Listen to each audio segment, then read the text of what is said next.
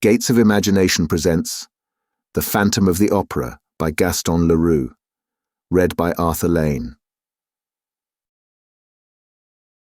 Prologue, in which the author of this singular work informs the reader how he acquired the certainty that the opera ghost really existed. The opera ghost really existed. He was not, as was long believed, a creature of the imagination of the artists, the superstition of the managers, or a product of the absurd and impressionable brains of the young ladies of the ballet, their mothers, the box-keepers, the cloakroom attendants, or the concierge. Yes, he existed in flesh and blood, although he assumed the complete appearance of a real phantom, that is to say, of a spectral shade. When I began to ransack the archives of the National Academy of Music, I was at once struck by the surprising coincidences between the phenomena ascribed to the ghost and the most extraordinary and fantastic tragedy that ever excited the Paris upper classes, and I soon conceived the idea that this tragedy might reasonably be explained by the phenomena in question. The events do not date more than 30 years back, and it would not be difficult to find at the present day, in the foyer of the ballet, old men of the highest respectability, men upon whose word one could absolutely rely, who would remember as though they happened yesterday the mysterious and dramatic conditions that attended the kidnapping of Christine Daaé, the disappearance of the Vicomte de Chagny, and the death of his elder brother Comte Philippe, whose body was found on the bank of the lake that exists in the lower cellars of the opera on the Rue Scribe side. But none of those witnesses had until that day thought that there was any reason for connecting the more or less legendary figure of the opera ghost with that terrible story. The truth was slow to enter my mind, puzzled by an inquiry that at every moment was complicated by events which, at first sight, might be looked upon as superhuman. And more than once I was within an ace of abandoning a task in which I was exhausting myself in the hopeless pursuit of a vain image. At last, I received the proof that my presentiments had not deceived me, and I was rewarded for all my efforts on the day when I acquired the certainty that the opera ghost was more than a mere shade. On that day, I had spent long hours over the memoirs of a manager, the light and frivolous work of the too sceptical Moncharmin, who, during his term at the opera, understood nothing of the mysterious behavior of the ghost, and who was making all the fun of it that he could at the very moment when he became the first victim of the curious financial operation that went on inside the magic envelope. I had just left the library in despair when I met the delightful acting manager of our National Academy, who stood chatting on a landing with a lively and well-groomed little old man, to whom he introduced me, gaily. The acting manager knew all about my investigations, and how eagerly and unsuccessfully I had been trying to discover the whereabouts of the examining magistrate in the famous Chagny case, Monsieur Feur. Nobody knew what had become of him, alive or dead, and here he was back from Canada, where he had spent 15 years, and the first thing he had done, on his return to Paris, was to come to the secretarial offices at the opera and ask for a free seat. The little old man was Monsieur Feur himself. We spent a good part of the evening together, and he told me the whole Chagny case as he had understood it at the time. He was bound to conclude in favour of the madness of the Viscount and the accidental death of the elder brother, for lack of evidence to the contrary. But he was nevertheless persuaded that a terrible tragedy had taken place between the two brothers in connection with Christine Daaé. He could not tell me what became of Christine or the Viscount. When I mentioned the ghost, he only laughed. He, too, had been told of the curious manifestations that seemed to point to the existence of an abnormal being residing in one of the most mysterious corners of the opera, and he knew the story of the envelope. But he had never seen anything in it worthy of his attention as magistrate in charge of the Chagny case, and it was as much as he had done to listen to the evidence of a witness who appeared of his own accord and declared that he had often met the ghost. This witness was none other than the man whom all Paris called the Persian, and who was well known to every subscriber to the opera. The magistrate took him for a visionary. I was immensely interested by this story of the Persian. I wanted, if there were still time, to find this valuable and eccentric witness.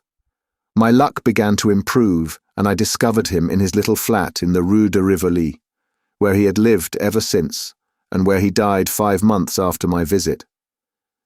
I was at first inclined to be suspicious, but when the Persian had told me, with childlike candor, all that he knew about the ghost and had handed me the proofs of the ghost's existence, including the strange correspondence of Christine Daaé, to do as I pleased with, I was no longer able to doubt. No, the ghost was not a myth. I know, been told that this correspondence may have been forged from first to last by a man whose imagination had certainly been fed on the most seductive tales. But fortunately, I discovered some of Christine's writing outside the famous bundle of letters, and on a comparison between the two, all my doubts were removed. I also went into the past history of the Persian and found that he was an upright man, incapable of inventing a story that might have defeated the ends of justice.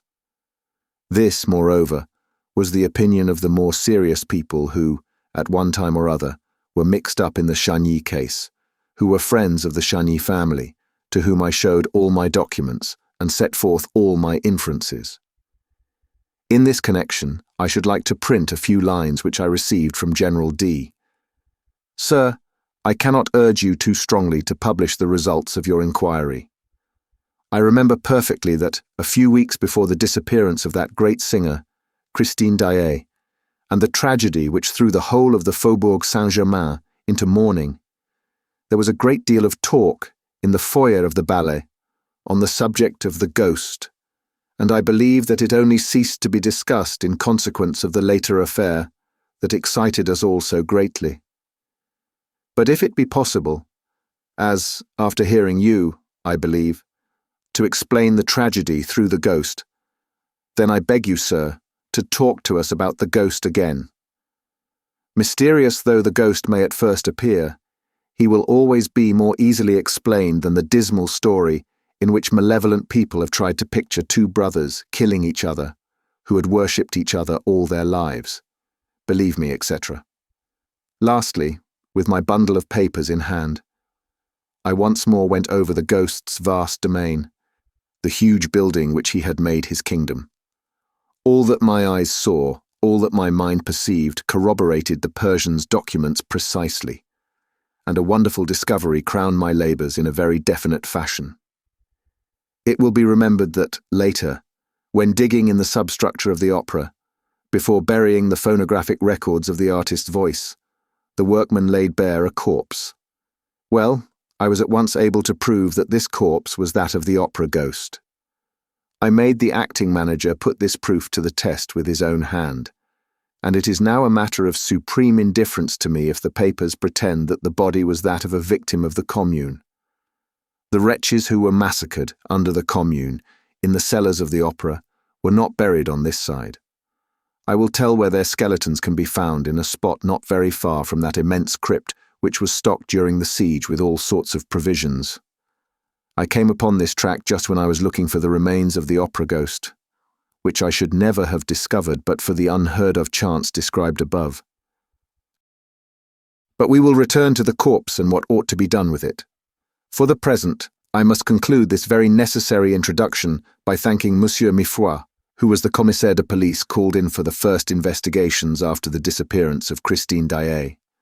Monsieur Remy, the late secretary, Monsieur Mercier, the late acting manager, Monsieur Gabriel, the late chorus master, and more particularly Madame la Baronne de Castelot-Barbezac, who was once the little Meg of the story and who is not ashamed of it, the most charming star of our admirable corps de ballet, the eldest daughter of the worthy Madame Giry, now deceased, who had charge of the ghost's private box.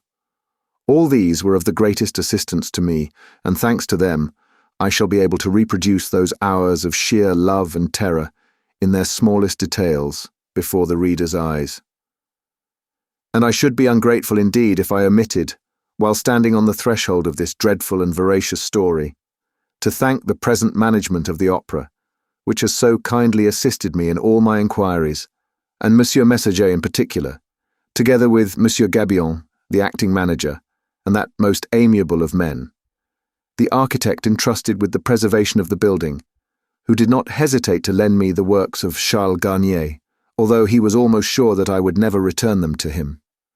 Lastly, I must pay a public tribute to the generosity of my friend and former collaborator, Monsieur J. Lecroze, who allowed me to dip into his splendid theatrical library and to borrow the rarest editions of books by which he set great store. Gaston Leroux. Chapter 1. Is it the Ghost? It was the evening on which Messieurs Debienne and Poligny, the managers of the opera, were giving a last gala performance to mark their retirement. Suddenly the dressing room of La Sorelli, one of the principal dancers, was invaded by half a dozen young ladies of the ballet, who had come up from the stage after dancing Polyeucte. They rushed in amid great confusion, some giving vent to forced and unnatural laughter, others to cries of terror. Sorelli, who wished to be alone for a moment to run through the speech which she was to make to the resigning managers, looked around angrily at the mad and tumultuous crowd. It was little Jeanne, the girl with the tip-tilted nose, the forget-me-not eyes, the rose-red cheeks, and the lily-white neck and shoulders, who gave the explanation in a trembling voice, "It's the ghost!" And she locked the door. Sorelli's dressing room was fitted up with official, commonplace elegance. A pier glass, a sofa, a dressing table, and a cupboard or two provided the necessary furniture. On the walls hung a few engravings, relics of the mother, who had known the glories of the old opera in the Rue Le Pelletier, portraits of Vestri, Gardel, Dupont, Bigottini. But the room seemed a palace to the brats of the corps de ballet, who were lodged in common dressing rooms where they spent their time singing, quarrelling, smacking the dressers and hairdressers, and buying one another glasses of cassis, beer, or even rheum, until the call boy's bell rang. Sorelli was very superstitious. She shuddered when she heard little Jeanne speak of the ghost, called her a silly little fool.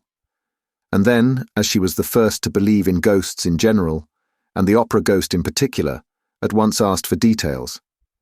"Have you seen him?" "As plainly as I see you now," said little Jeanne, whose legs were giving way beneath her, and she dropped with a moan into a chair. Thereupon little Giry, the girl with eyes black as sloes, hair black as ink, a swarthy complexion, and a poor little skin stretched over poor little bones. Little Giry added, "If that's the ghost, he's very ugly." "Oh, yes," cried the chorus of ballet girls. And they all began to talk together. The ghost had appeared to them in the shape of a gentleman in dress clothes, who had suddenly stood before them in the passage without their knowing where he came from. He seemed to have come straight through the wall. "Pooh," said one of them, who had more or less kept her head. "You see the ghost everywhere." And it was true. For several months there had been nothing discussed at the opera but this ghost in dress clothes, who stalked about the building from top to bottom, like a shadow, who spoke to nobody, to whom nobody dared speak, and who vanished as soon as he was seen, no one knowing how or where. As became a real ghost, he made no noise in walking. People began by laughing and making fun of this spectre dressed like a man of fashion or an undertaker. But the ghost legend soon swelled to enormous proportions among the corps de ballet. All the girls pretended to have met this supernatural being more or less often, and those who laughed the loudest were not the most at ease. When he did not show himself, he betrayed his presence or his passing by accident, comic or serious, for which the general superstition held him responsible. Had anyone met with a fall, or suffered a practical joke at the hands of one of the other girls, or lost a powder puff, it was at once the fault of the ghost, of the opera ghost. After all, who had seen him? You meet so many men in dress clothes at the opera who are not ghosts. But this dress suit had a peculiarity of its own. It covered a skeleton. At least so the ballet girls said. And of course it had a death's head. Was all this serious? The truth is that the idea of the skeleton came from the description of the ghost given by Joseph Bouquet, the chief scene shifter, who had really seen the ghost. He had run up against the ghost on the little staircase, by the footlights, which leads to the cellars. He had seen him for a second, for the ghost had fled, and to anyone who cared to listen to him he said, "He is extraordinarily thin, and his dress coat hangs on a skeleton frame. His eyes are so deep that you can hardly see the fixed pupils. You just see two big black holes, as in a dead man's skull. His skin, which is stretched across his bones like a drumhead, is not white but a nasty yellow. His nose is so little worth talking about that you can't see its side face, and the absence of that nose is a horrible thing to look at. All the hair he has is 3 or 4 long dark locks on his forehead and behind his ears." This chief scene shifter was a serious, sober, steady man, very slow at imagining things. His words were received with interest and amazement, and soon there were other people to say that they too had met a man in dress clothes with a death's head on his shoulders. Sensible men who had wind of the story began by saying that Joseph Bouquet had been the victim of a joke played by one of his assistants, and then, one after the other, there came a series of incidents so curious and so inexplicable that the very shrewdest people began to feel uneasy. For instance, a fireman is a brave fellow. He fears nothing, least of all fire. Well, the fireman in question, who had gone to make a round of inspection in the cellars, and who, it seems, had ventured a little farther than usual, suddenly reappeared on the stage, pale, scared, trembling, with his eyes starting out of his head, and practically fainted in the arms of the proud mother of little Jeanne. And why? Because he had seen coming toward him, at the level of his head, but without a body attached to it, a head of fire. And as I said, a fireman is not afraid of fire. The fireman's name was Pampin. The corps de ballet was flung into consternation.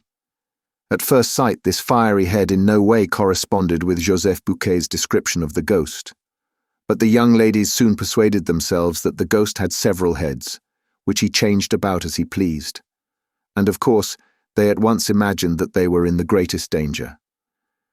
Once a fireman did not hesitate to faint, leaders and front row and back row girls alike had plenty of excuses for the fright that made them quicken their pace when passing some dark corner or ill-lighted corridor. Sorelli herself, on the day after the adventure of the fireman, placed a horseshoe on the table in front of the stage doorkeeper's box, which everyone who entered the opera otherwise than as a spectator must touch before setting foot on the first tread of the staircase. This horseshoe was not invented by me, any more than any other part of this story, alas, and may still be seen on the table in the passage outside the stage doorkeeper's box when you enter the opera through the court known as the Cour de l'Administration. To return to the evening in question. "It's the ghost," little Jeanne had cried. An agonizing silence now reigned in the dressing room.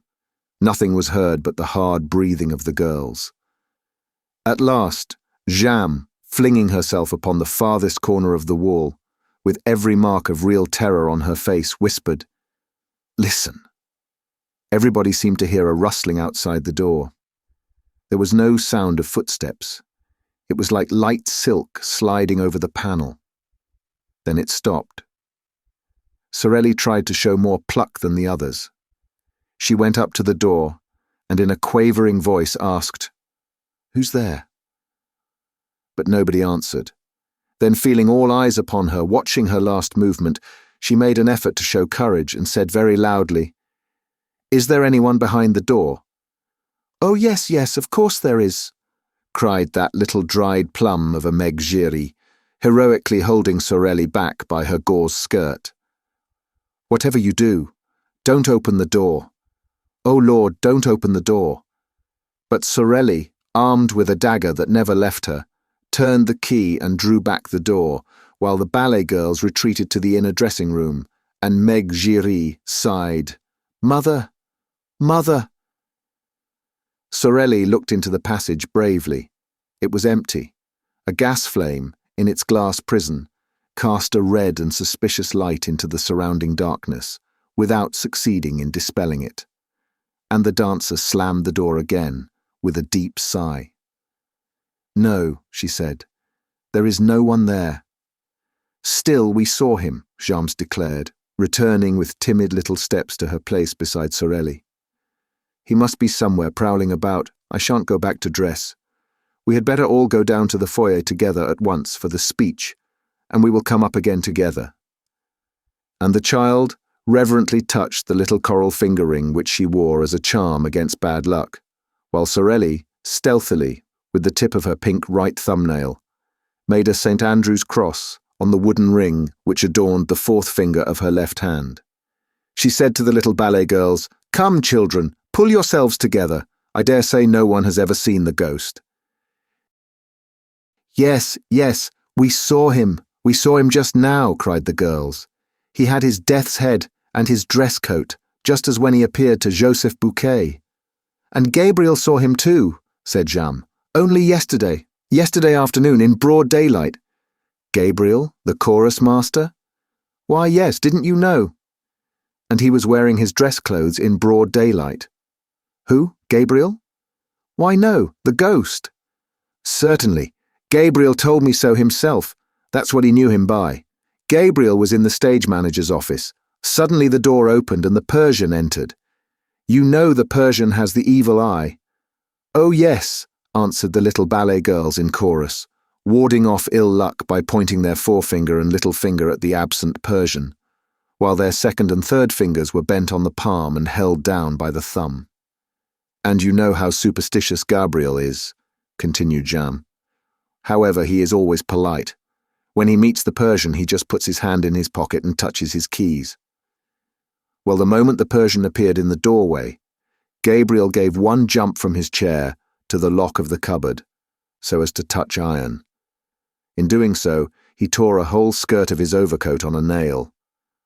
Hurrying to get out of the room, he banged his forehead against a hat peg and gave himself a huge bump. Then, suddenly stepping back, he skinned his arm on the screen near the piano. He tried to lean on the piano, but the lid fell on his hands and crushed his fingers. He rushed out of the office like a madman, slipped on the staircase and came down the whole of the first flight on his back.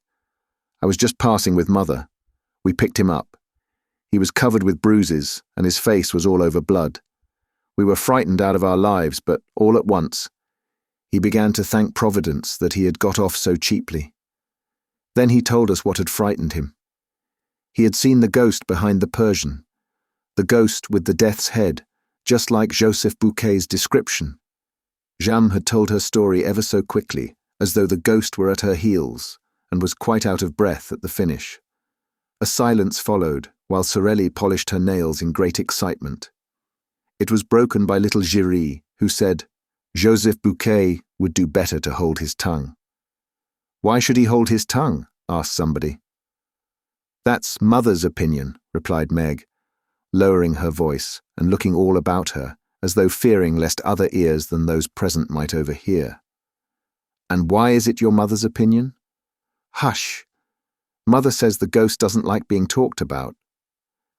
"And why does your mother say so?" Because nothing."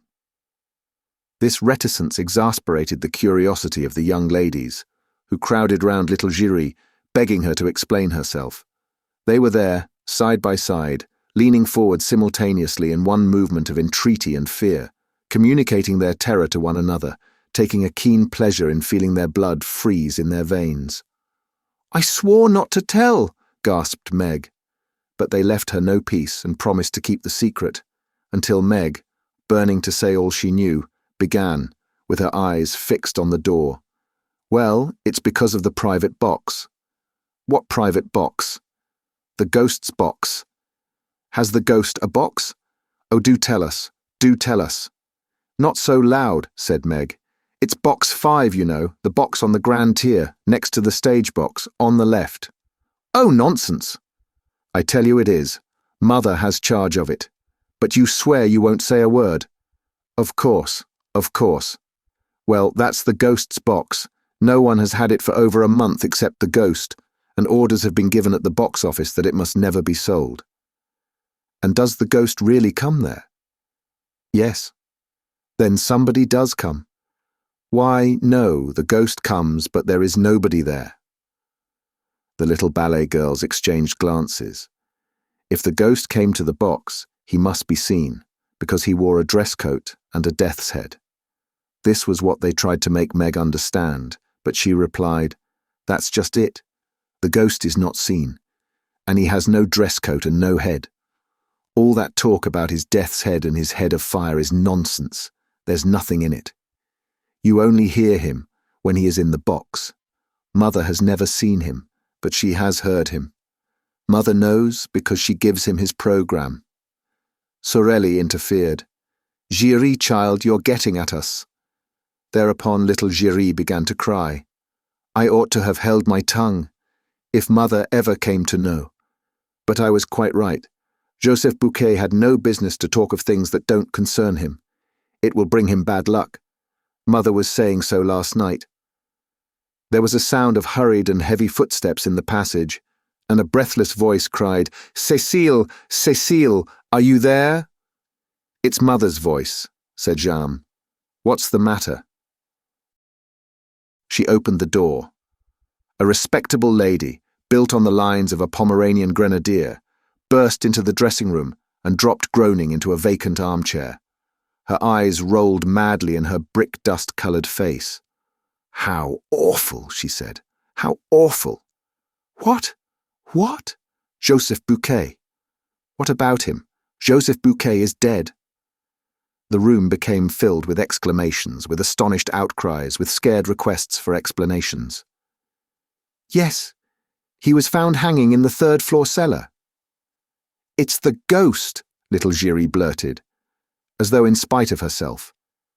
But she at once corrected herself, with her hands pressed to her mouth. "No, no, I didn't say it. I didn't say it."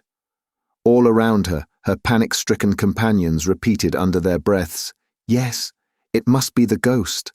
Sorelli was very pale. "I shall never be able to recite my speech," she said. Marjam gave her opinion, while she emptied a glass of liqueur that happened to be standing on a table. The ghost must have something to do with it. The truth is that no one ever knew how Joseph Bouquet met his death. The verdict at the inquest was natural suicide. In his memoirs of manager Monsieur Moncharmin, one of the joint managers who succeeded Monsieur Debienne and Poligny, describes the incident as follows. "A grievous accident spoiled the little party which Messieurs Debienne and Poligny gave to celebrate their retirement. I was in the manager's office when Mercier, the acting manager, suddenly came darting in.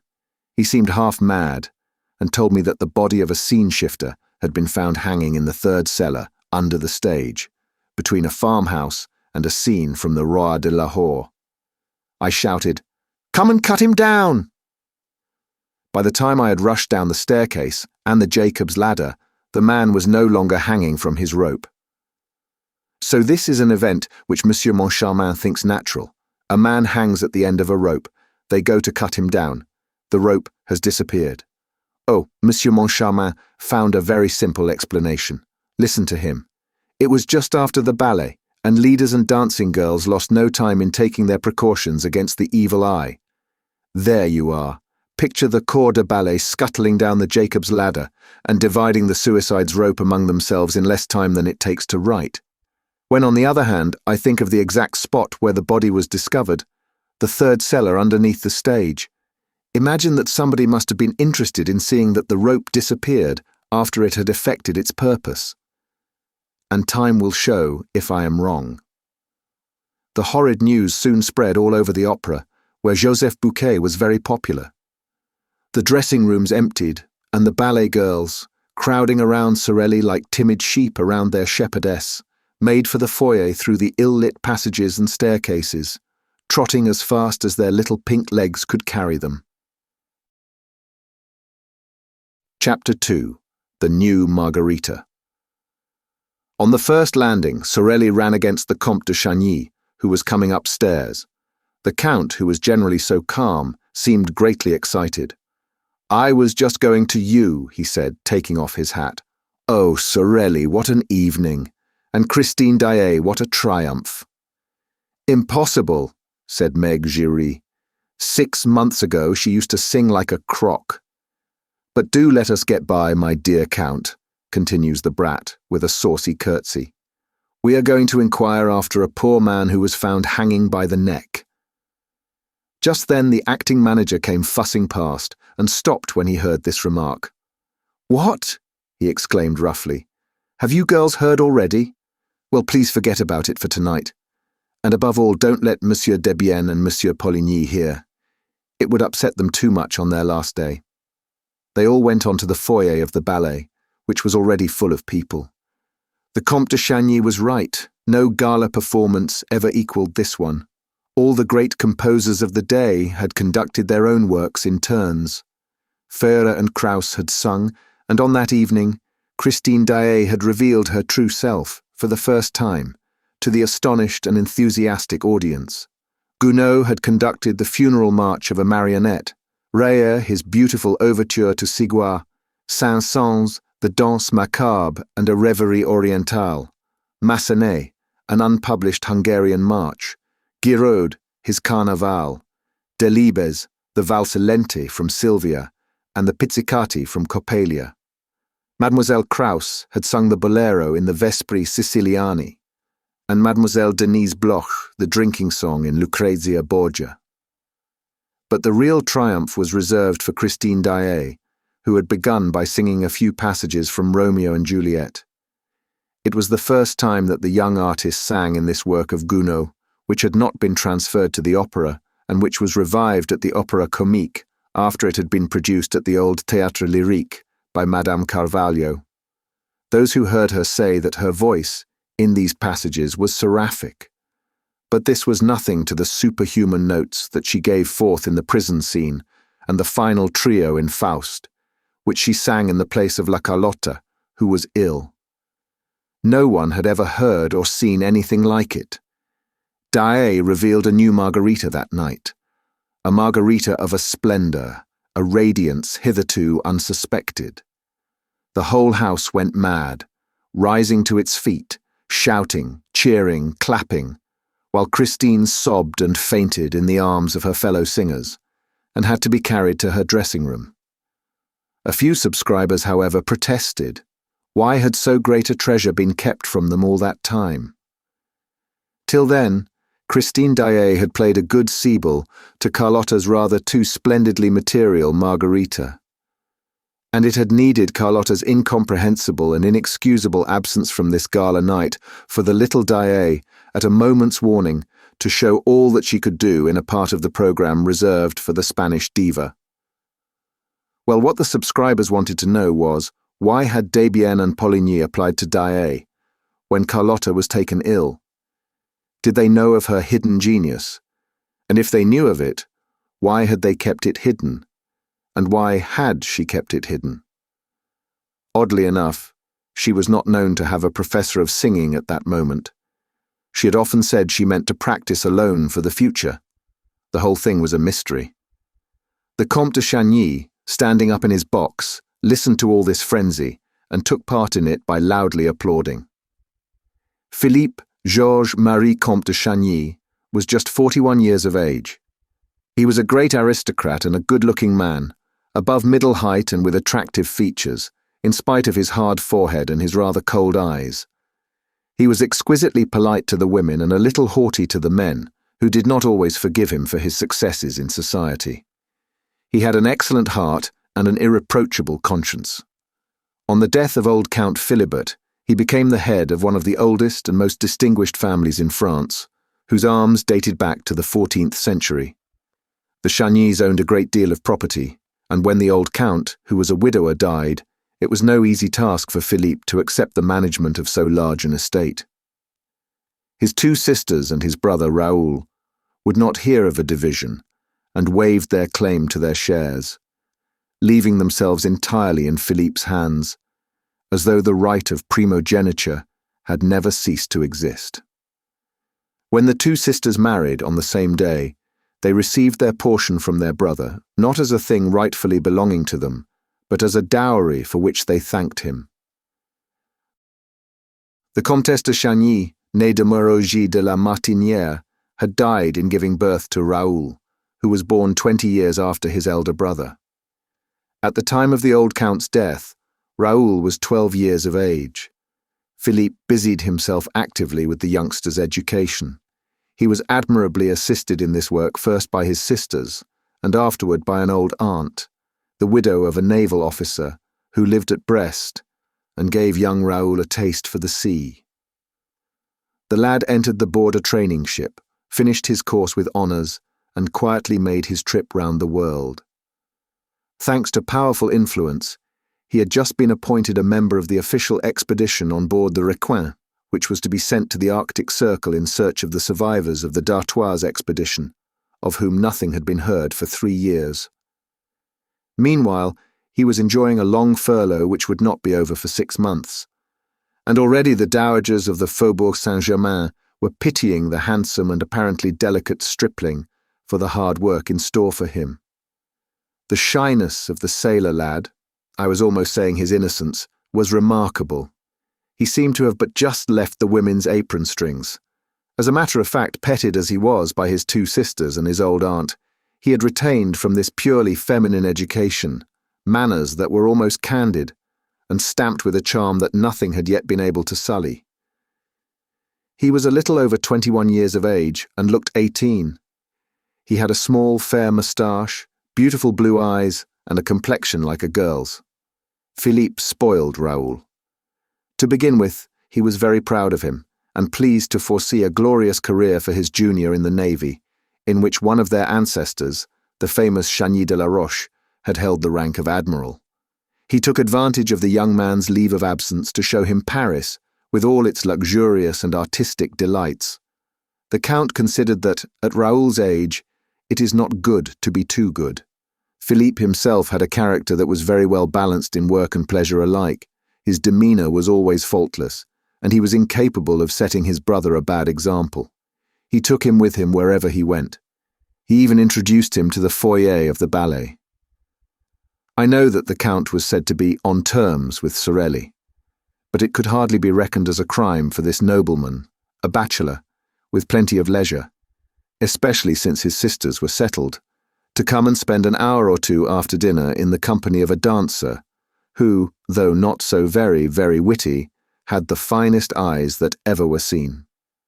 And besides, there are places where a true Parisian, when he has the rank of the Comte de Chagny, is bound to show himself, and at that time the foyer of the ballet at the opera was one of those places. Lastly, Philippe would perhaps not have taken his brother behind the scenes of the opera if Raoul had not been the first to ask him, repeatedly renewing his request with a gentle obstinacy which the Count remembered at a later date. On that evening, Philippe, after applauding the Daaé, turned to Raoul and saw that he was quite pale. "Don't you see," said Raoul, "that the woman's fainting?" "You look like fainting yourself," said the Count. "What's the matter?" But Raoul had recovered himself and was standing up. "Let's go and see," he said. "She never sang like that before." The Count gave his brother a curious, smiling glance and seemed quite pleased. They were soon at the door, leading from the house to the stage. Numbers of subscribers were slowly making their way through. Raoul tore his gloves without knowing what he was doing, and Philippe had much too kind a heart to laugh at him for his impatience. But he now understood why Raoul was absent-minded when spoken to, and why he always tried to turn every conversation to the subject of the opera. They reached the stage and pushed through the crowd of gentlemen, scene-shifters, supers and chorus girls, Raoul leading the way, feeling that his heart no longer belonged to him, his face set with passion, while Count Philippe followed him with difficulty and continued to smile. At the back of the stage, Raoul had to stop before the inrush of the little troop of ballet girls who blocked the passage, which he was trying to enter. More than one chaffing phrase darted from little made-up lips, to which he did not reply, and at last he was able to pass, and dived into the semi-darkness of a corridor, ringing with the name of Daaé, Daaé. The Count was surprised to find that Raoul knew the way. He had never taken him to Christine's himself, and came to the conclusion that Raoul must have gone there alone, while the Count stayed talking in the foyer with Sorelli, who often asked him to wait until it was her time to go on, and sometimes handed him the little gaiters in which she ran down from her dressing room to preserve the spotlessness of her satin dancing shoes and her flesh-coloured tights. Sorelli had an excuse. She had lost her mother. Postponing his usual visit to Sorelli for a few minutes, the Count followed his brother down the passage that led to Daaé's dressing room, and saw that it had never been so crammed as on that evening, when the whole house seemed excited by her success and also by her fainting fit, for the girl had not yet come to, and the doctor of the theatre had just arrived at the moment when Raoul entered at his heels. Christine therefore received the first aid of the one, while opening her eyes in the arms of the other. The Count and many more remained crowding in the doorway. "Don't you think, Doctor, that those gentlemen had better clear the room?" asked Raoul coolly. "There's no breathing here."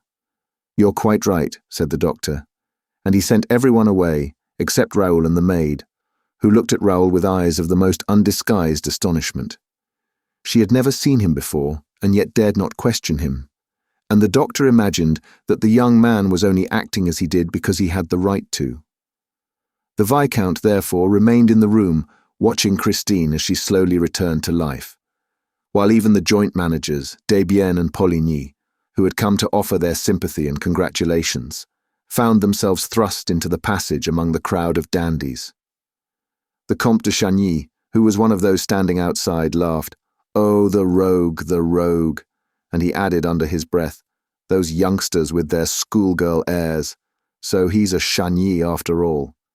He turned to go to Sorelli's dressing room, but met her on the way, with her little troop of trembling ballet girls, as we have seen. Meanwhile, Christine Daaé uttered a deep sigh, which was answered by a groan. She turned her head, saw Raoul and started. She looked at the doctor, on whom she bestowed a smile, then at her maid, then at Raoul again. "Monsieur," she said, in a voice not much above a whisper, "who are you?" "Mademoiselle," replied the young man, kneeling on one knee and pressing a fervent kiss on the diva's hand, "I am the little boy who went into the sea to rescue your scarf." Christine again looked at the doctor and the maid, and all three began to laugh. Raoul turned very red and stood up.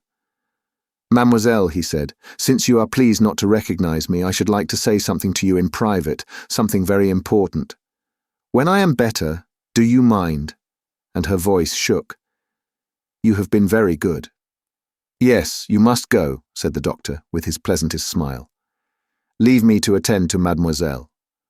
"I am not ill now," said Christine suddenly, with strange and unexpected energy. She rose and passed her hand over her eyelids. "Thank you, doctor. I should like to be alone. Please go away, all of you. Leave me. I feel very restless this evening." The doctor tried to make a short protest, but perceiving the girl's evident agitation, he thought the best remedy was not to thwart her, and he went away, saying to Raoul outside, "She is not herself tonight. She is usually so gentle." Then he said good night, and Raoul was left alone. The whole of this part of the theatre was now deserted. The farewell ceremony was no doubt taking place in the foyer of the ballet. Raoul thought that Daaé might go to it, and he waited in the silent solitude, even hiding in the favouring shadow of a doorway. He felt a terrible pain at his heart, and it was of this that he wanted to speak to Daaé without delay. Suddenly the dressing-room door opened, and the maid came out by herself, carrying bundles. He stopped her and asked how her mistress was. The woman laughed and said that she was quite well, but that he must not disturb her, for she wished to be left alone. And she passed on. One idea alone filled Raoul's burning brain. Of course Daaé wished to be left alone for him. Had he not told her that he wanted to speak to her privately? Hardly breathing, he went up to the dressing-room, and with his ear to the door to catch her reply, prepared to knock. But his hand dropped. He had heard a man's voice in the dressing-room, saying, in a curiously masterful tone, "Christine, you must love me." And Christine's voice, infinitely sad and trembling, as though accompanied by tears, replied, "How can you talk like that, when I sing only for you?" Raoul leaned against the panel to ease his pain. His heart, which had seemed gone forever, returned to his breast and was throbbing loudly. The whole passage echoed with its beating, and Raoul's ears were deafened. Surely, if his heart continued to make such a noise, they would hear it inside. They would open the door, and the young man would be turned away in disgrace. What a position for a Chagny, to be caught listening behind a door. He took his heart in his 2 hands to make it stop. The man's voice spoke again. "Are you very tired?" "Oh, tonight I gave you my soul and I am dead," Christine replied. "Your soul is a beautiful thing, child," replied the grave man's voice, "and I thank you. No emperor ever received so fair a gift. The angels wept tonight." Raoul heard nothing after that. Nevertheless, he did not go away, but as though he feared lest he should be caught, he returned to his dark corner, determined to wait for the man to leave the room. At one and the same time, he had learned what love meant, and hatred. He knew that he loved. He wanted to know whom he hated. To his great astonishment, the door opened, and Christine Daaé appeared, wrapped in furs, with her face hidden in a lace veil, alone. She closed the door behind her, but Raoul observed that she did not lock it. She passed him. He did not even follow her with his eyes, for his eyes were fixed on the door, which did not open again. When the passage was once more deserted, he crossed it, opened the door of the dressing room, went in and shut the door. He found himself in absolute darkness. The gas had been turned out. "There is someone here," said Raoul, with his back against the closed door in a quivering voice. "What are you hiding for?" All was darkness and silence. Raoul heard only the sound of his own breathing. He quite failed to see that the indiscretion of his conduct was exceeding all bounds. "You shan't leave this until I let you," he exclaimed. "If you don't answer, you are a coward, but I'll expose you." And he struck a match. The blaze lit up the room. There was no one in the room. Raoul, first turning the key in the door, lit the gas jets. He went into the dressing closet, opened the cupboards, hunted about, felt the walls with his moist hands. Nothing. "Look here," he said aloud. "Am I going mad?" He stood for 10 minutes listening to the gas flaring in the silence of the empty room. Lover though he was, he did not even think of stealing a ribbon that would have given him the perfume of the woman he loved. He went out, not knowing what he was doing nor where he was going. At a given moment in his wayward progress, an icy draught struck him in the face. He found himself at the bottom of a staircase, down which, behind him, a procession of workmen were carrying a sort of stretcher, covered with a white sheet. "Which is the way out, please?" he asked of one of the men. "Straight in front of you, the door is open, but let us pass." Pointing to the stretcher, he asked mechanically, "What's that?" The workman answered, "That is Joseph Bouquet, who was found in the 3rd cellar, hanging between a farmhouse and a scene from the Roi de Lahore." He took off his hat, fell back to make room for the procession, and went out. Chapter 3. The Mysterious Reason. During this time, the farewell ceremony was taking place. I have already said that this magnificent function was being given on the occasion of the retirement of Monsieur Debienne and Monsieur Poligny, who had determined to die game, as we say nowadays. They had been assisted in the realization of their ideal, though melancholy, programme by all that counted in the social and artistic world of Paris. All these people met, after the performance, in the foyer of the ballet, where Sorelli waited for the arrival of the retiring managers with a glass of champagne in her hand and a little prepared speech at the tip of her tongue.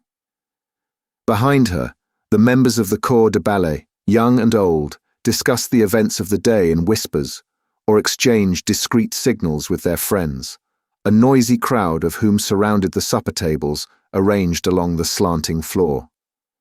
A few of the dancers had already changed into ordinary dress, but most of them wore their skirts of gossamer gauze, and all had thought it the right thing to put on a special face for the occasion. All, that is, except little Jeanne, whose 15 summers, happy age, seemed already to have forgotten the ghost and the death of Joseph Bouquet. She never ceased to laugh and chatter, to hop about and play practical jokes, until Messieurs Debienne and Poligny appeared on the steps of the foyer, when she was severely called to order by the impatient Sorelli. Everybody remarked that the retiring managers looked cheerful, as is the Paris way. None will ever be a true Parisian who has not learned to wear a mask of gaiety over his sorrows, and one of sadness, boredom, or indifference over his inward joy. You know that one of your friends is in trouble. Do not try to console him. He will tell you that he is already comforted. But should he have met with good fortune, be careful how you congratulate him. He thinks it so natural that he is surprised that you should speak of it.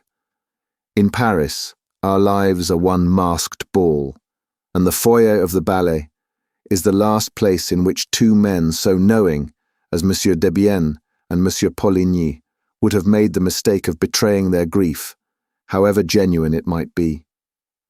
And they were already smiling rather too broadly upon Sorelli, who had begun to recite her speech, when an exclamation from that little madcap of a Jeanne broke the smile of the managers so brutally that the expression of distress and dismay that lay beneath it became apparent to all eyes.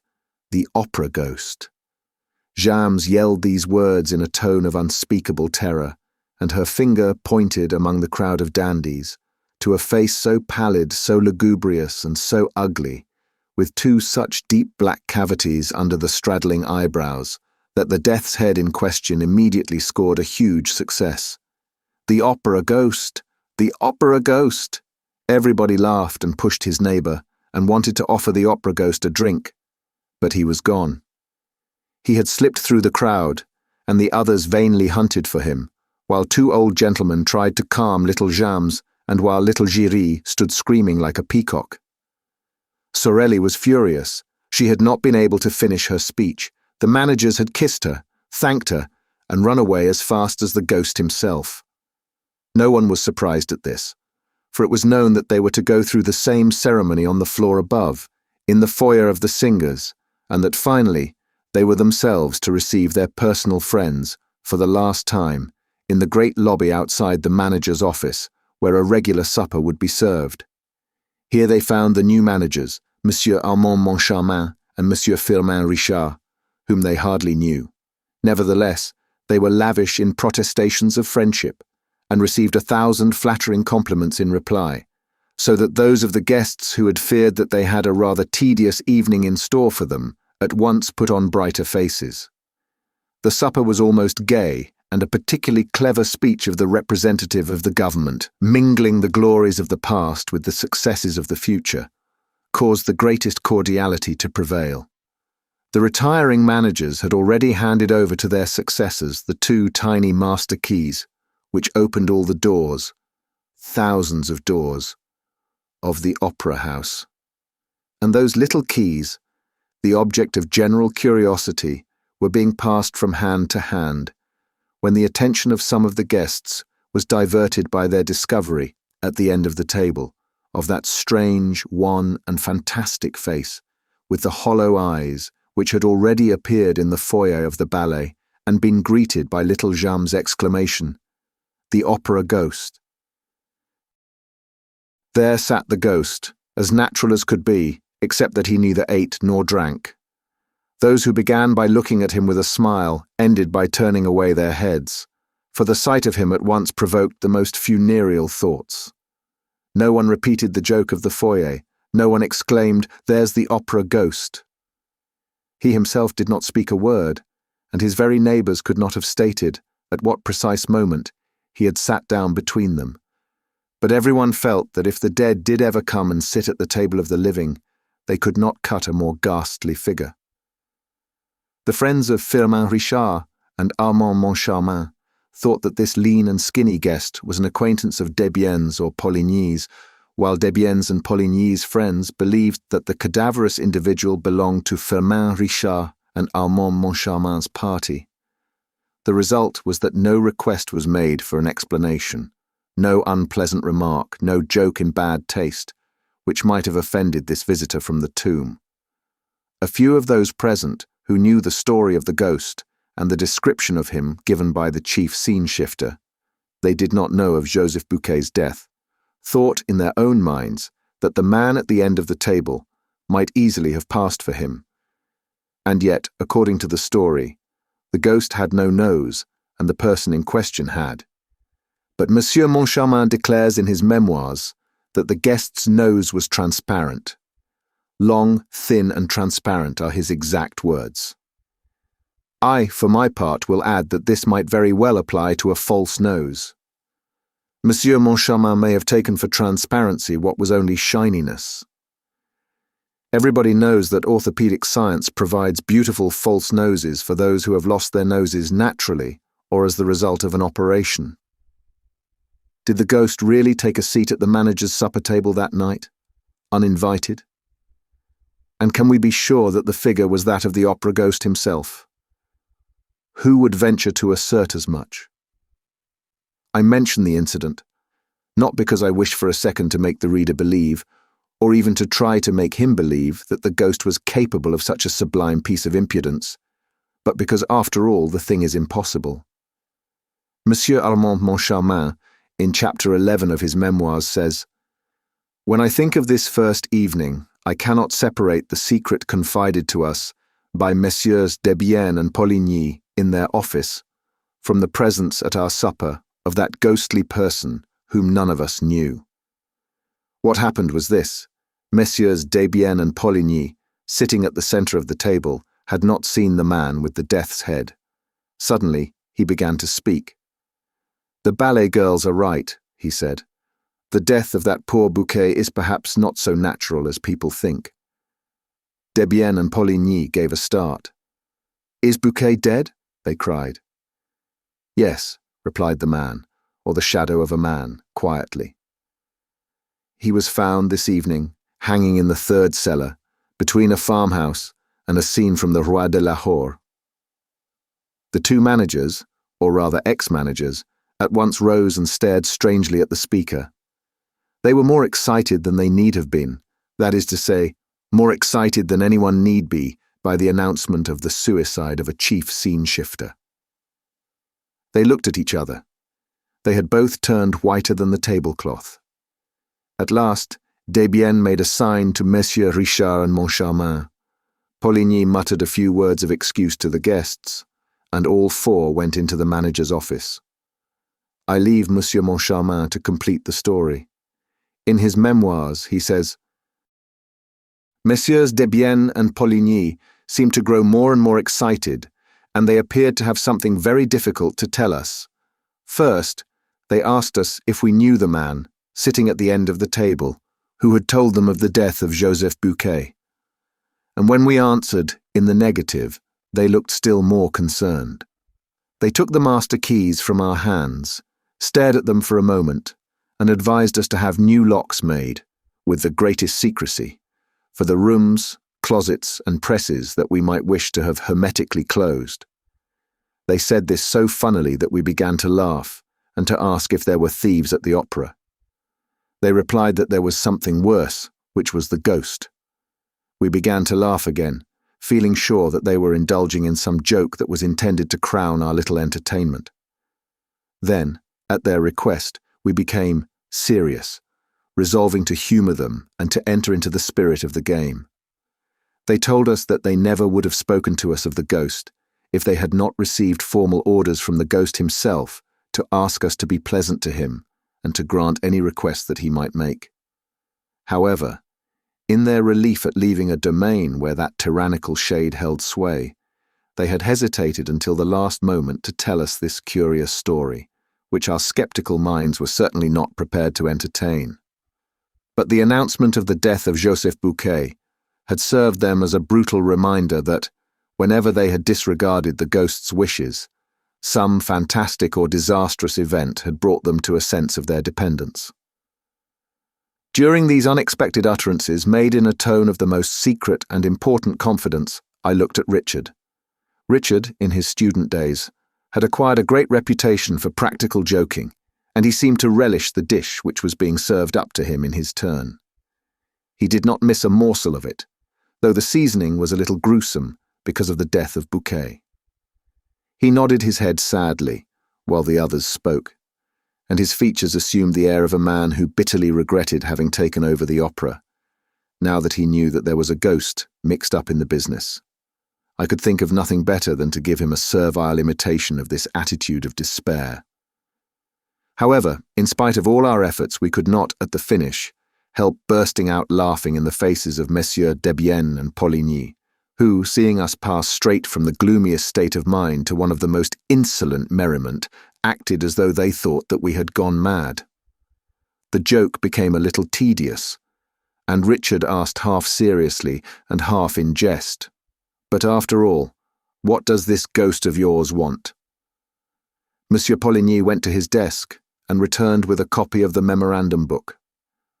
The memorandum book begins with the well-known words saying that the management of the opera shall give to the performance of the National Academy of Music the splendor that becomes the first lyric stage in France, and ends with clause 98, which says that the privilege can be withdrawn if the manager infringes the conditions stipulated in the memorandum book.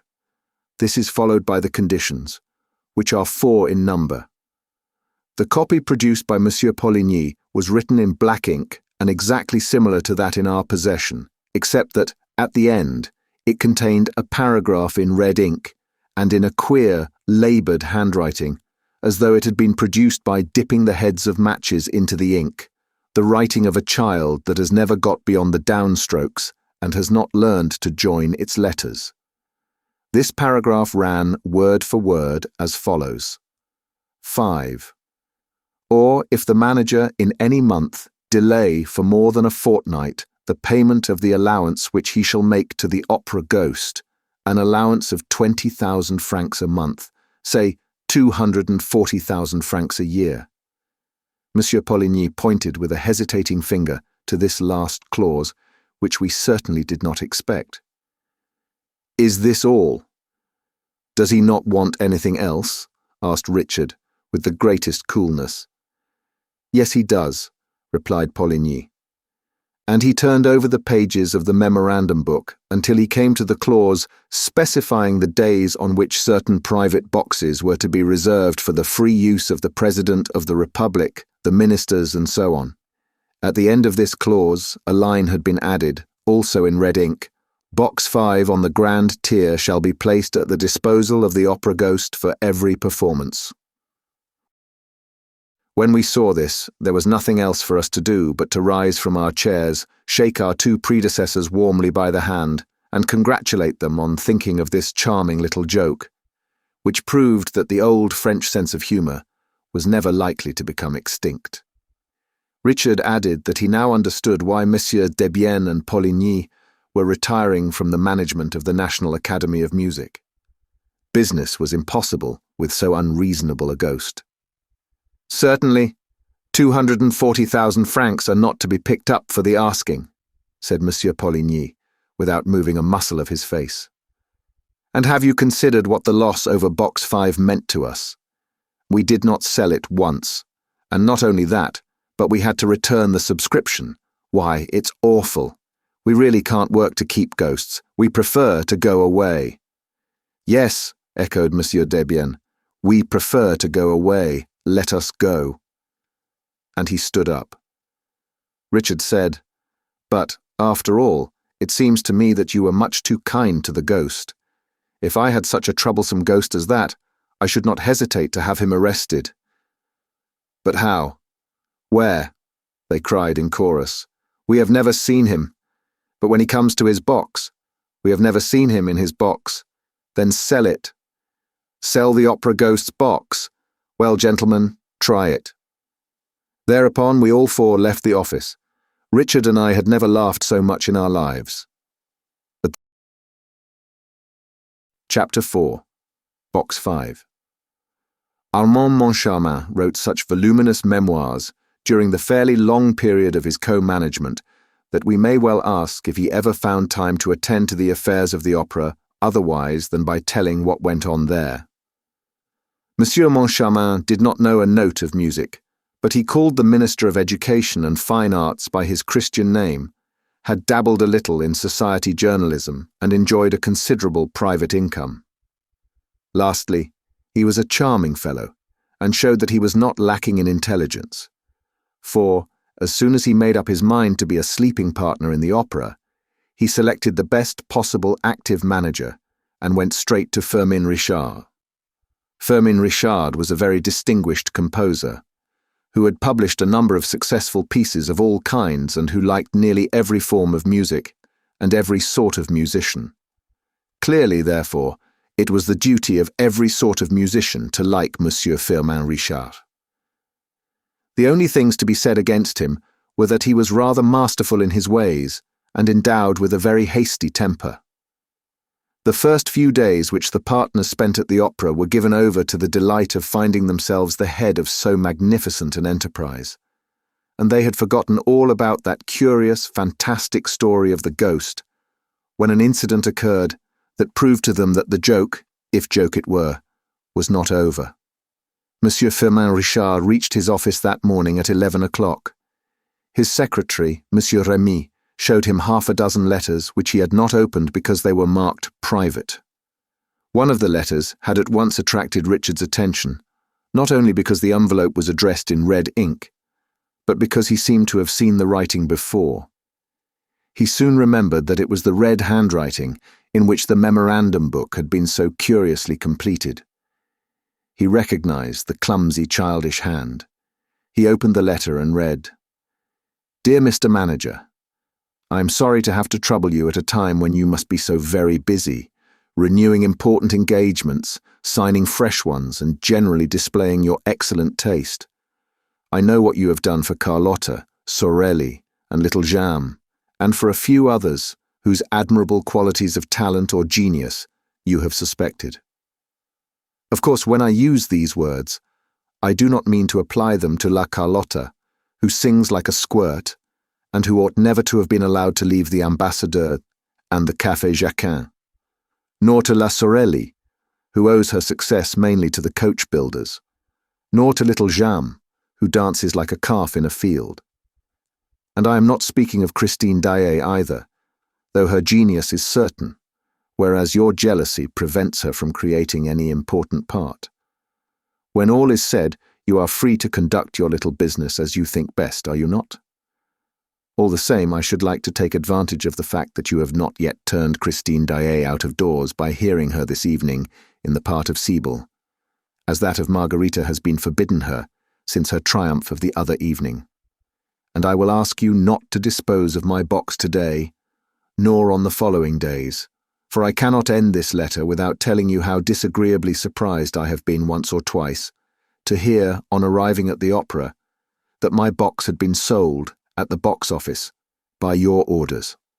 I did not protest, first because I dislike scandal, and second because I thought that your predecessors, Messieurs Debienne and Poligny, who were always charming to me, had neglected, before leaving, to mention my little fads to you. I have now received a reply from those gentlemen to my letter asking for an explanation, and this reply proves that you know all about my memoirs, and consequently that you are treating me with outrageous contempt. If you wish to live in peace, you must not begin by taking away my private box. Believe me to be, dear Mr. Manager, without prejudice to these little observations, your most humble and obedient servant, Opera Ghost."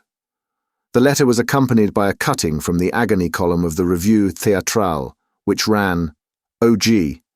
There is no excuse for R&M. We told them and left your memorandum book in their hands. Kind regards."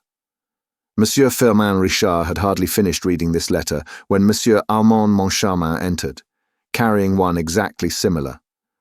They looked at each other and burst out laughing. "They are keeping up the joke," said Monsieur Richard, "but I don't call it funny." "What does it all mean?" asked Monsieur Moncharmin. "Do they imagine that, because they have been managers of the opera, we are going to let them have a box for an indefinite period?" "I am not in the mood to let myself be laughed at long," said Firmin Richard. "It's harmless enough," observed Armand Moncharmin. "What is it they really want? A box for tonight? Monsieur Firmin Richard told his secretary to send Box 5 on the Grand Tier to Monsieur Debienne and Poligny if it was not sold. It was not. It was sent off to them. Debienne lived at the corner of the Rue Scribe and the Boulevard des Capucines, Poligny in the Rue Aubert. Opera Ghost's 2 letters had been posted at the Boulevard des Capucines post office, as Moncharmin remarked after examining the envelopes. "You see," said Richard. They shrugged their shoulders and regretted that 2 men of that age should amuse themselves with such childish tricks. "They might have been civil for all that," said Moncharmin. "Did you notice how they treat us with regard to Carlotta, Sorelli, and little Jeanne? Why, my dear fellow, these 2 are mad with jealousy. To think that they went to the expense of an advertisement in the Revue Théâtrale. Have they nothing better to do? By the way," said Moncharmin, "they seem to be greatly interested in that little Christine Daaé."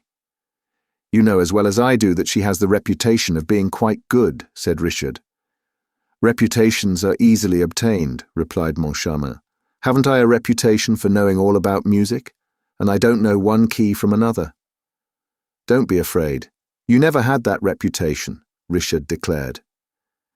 Thereupon he ordered the artist to be shown in, who, for the last 2 hours, had been walking up and down outside the door, behind which fame and fortune, or dismissal, awaited them. The whole day was spent in discussing, negotiating, signing or cancelling contracts, and the 2 overworked managers went to bed early, without so much as casting a glance at Box 5 to see whether Monsieur Debienne and Monsieur Poligny were enjoying the performance. Next morning, the managers received a card of thanks from the ghost. "Dear Mr. Manager, thanks, charming evening. Daaé exquisite, choruses want waking up. Carlotta, a splendid commonplace instrument. Will write you soon for the 240,000 francs, or 233,424 francs and 70 centimes. To be correct.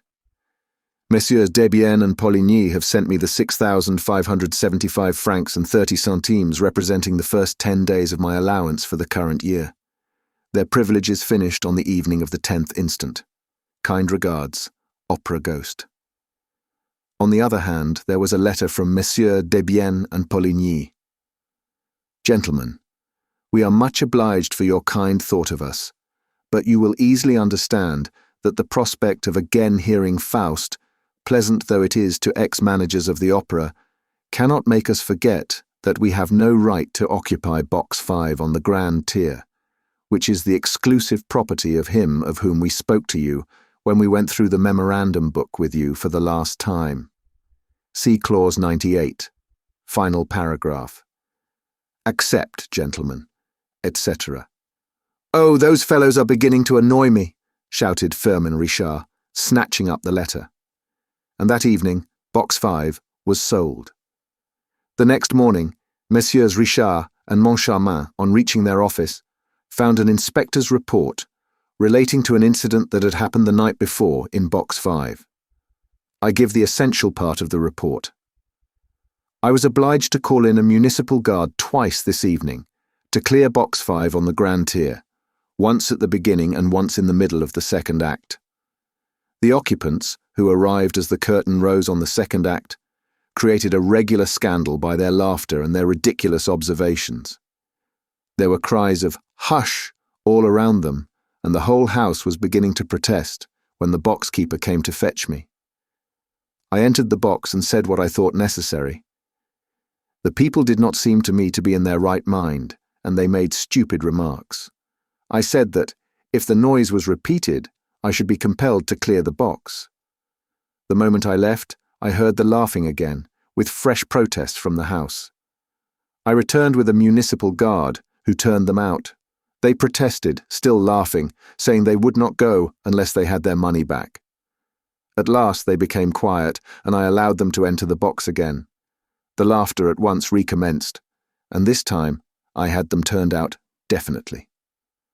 "Send for the inspector," said Richard to his secretary, who had already read the report and marked it with blue pencil. Monsieur Remy, the secretary, had foreseen the order and called the inspector at once. "Tell us what happened," said Richard bluntly. The inspector began to splutter and referred to the report. Well, but what were those people laughing at? Asked Moncharmin. They must have been dining, sir, and seemed more inclined to lark about than to listen to good music. The moment they entered the box, they came out again and called the box-keeper, who asked them what they wanted. They said, "Look in the box. There's no one there, is there?" "No," said the woman. "Well," said they, "when we went in, we heard a voice saying that the box was taken." Monsieur Moncharmin could not help smiling as he looked at Monsieur Richard. But Monsieur Richard did not smile. He himself had done too much in that way in his time not to recognize, in the inspector's story, all the marks of one of those practical jokes which begin by amusing and end by enraging the victims. The inspector, to curry favour with Monsieur Moncharmin, who was smiling, thought it best to give a smile too. A most unfortunate smile. Monsieur Richard glared at his subordinate, who thenceforth made it his business to display a face of utter consternation. However, when the people arrived, roared Richard, there was no one in the box, was there? Not a soul, sir, not a soul, nor in the box on the right, nor in the box on the left, not a soul, sir, I swear. The box-keeper told me often enough, which proves that it was all a joke. Oh, you agree, do you? Said Richard. You agree, it's a joke, and you think it funny, no doubt. I think it in very bad taste, sir. And what did the box-keeper say? Oh, she just said that it was the opera ghost, that's all she said. And the inspector grinned. But he soon found that he had made a mistake in grinning. For the words had no sooner left his mouth than Monsieur Richard, from gloomy, became furious. "Send for the box-keeper," he shouted. "Send for her! This minute, and bring her in to me here, and turn all those people out." The inspector tried to protest, but Richard closed his mouth with an angry order to hold his tongue. Then, when the wretched man's lips seemed shut forever, the manager commanded him to open them once more. "Who is this opera ghost?" he snarled. But the inspector was by this time incapable of speaking a word. He managed to convey, by a despairing gesture, that he knew nothing about it, or rather that he did not wish to know. "Have you ever seen him? Have you seen the opera ghost?" The inspector, by means of a vigorous shake of the head, denied ever having seen the ghost in question. "Very well," said Monsieur Richard coldly. The inspector's eyes started out of his head, as though to ask why the manager had uttered that ominous, "Very well." "Because I'm going to settle the account of anyone who has not seen him," explained the manager. "As he seems to be everywhere, I can't have people telling me that they see him nowhere. I like people to work for me when I employ them." Having said this, Monsieur Richard paid no attention to the inspector and discussed various matters of business with his acting manager, who had entered the room meanwhile. The inspector thought he could go, and was gently, oh, so gently, sidling toward the door, when Monsieur Richard nailed the man to the floor with a thundering, "Stay where you are." Monsieur Remy had sent for the box-keeper to the Rue de Provence, close to the opera, where she was engaged as a porteress. She soon made her appearance. "What's your name?" "Madame Giry." "You know me well enough, sir. I'm the mother of little Giry, little Meg. What?" This was said in so rough and solemn a tone that, for a moment, Monsieur Richard was impressed. He looked at Madame Giry in her faded shawl, her worn shoes, her old taffeta dress and dingy bonnet. It was quite evident from the manager's attitude that he either did not know or could not remember having met Madame Giry, nor even little Giry, nor even little Meg. But Madame Giry's pride was so great that the celebrated box-keeper imagined that everybody knew her. "Never heard of her," the manager declared. "But that's no reason, Madame Giry, why I shouldn't ask you what happened last night to make you and the inspector call in a municipal guard." "I was just wanting to see you, sir, and talk to you about it, so that you mightn't have the same unpleasantness as Monsieur Debienne and Monsieur Poligny. They wouldn't listen to me either at first." "I'm not asking you about all that. I'm asking what happened last night." Madame Giry turned purple with indignation. Never had she been spoken to like that. She rose as though to go, gathering up the folds of her skirt and waving the feathers of her dingy bonnet with dignity. But changing her mind, she sat down again and said in a haughty voice, "I'll tell you what happened. The ghost was annoyed again." Thereupon, as Monsieur Richard was on the point of bursting out, Monsieur Moncharmin interfered and conducted the interrogatory, whence it appeared that Madame Giry thought it quite natural that a voice should be heard to say that a box was taken, when there was nobody in the box. She was unable to explain this phenomenon, which was not new to her, except by the intervention of the ghost. Nobody could see the ghost in his box, but everybody could hear him. She had often heard him, and they could believe her, for she always spoke the truth. They could ask Monsieur Debienne and Monsieur Poligny, and anybody who knew her, and also Monsieur Isidore Sac, who had had a leg broken by the ghost. "Indeed," said Moncharmin, interrupting her. "Did the ghost break poor Isidore Sac's leg?" Madame Giry opened her eyes with astonishment at such ignorance. However, she consented to enlighten those two poor innocents. The thing had happened in Monsieur Debienne and Monsieur Poligny's time, also in Box 5, and also during a performance of Faust. Madame Giry coughed, cleared her throat. It sounded as though she were preparing to sing the whole of Gounod's score, and began, "It was like this, sir. That night, Monsieur Manière and his lady, the jewellers in the Rue Mogador, were sitting in the front of the box with their great friend Monsieur Isidore Sac sitting behind Madame Manière. Mephistopheles was singing. Madame Giry here burst into song herself, 'Caterina, while you play at sleeping.'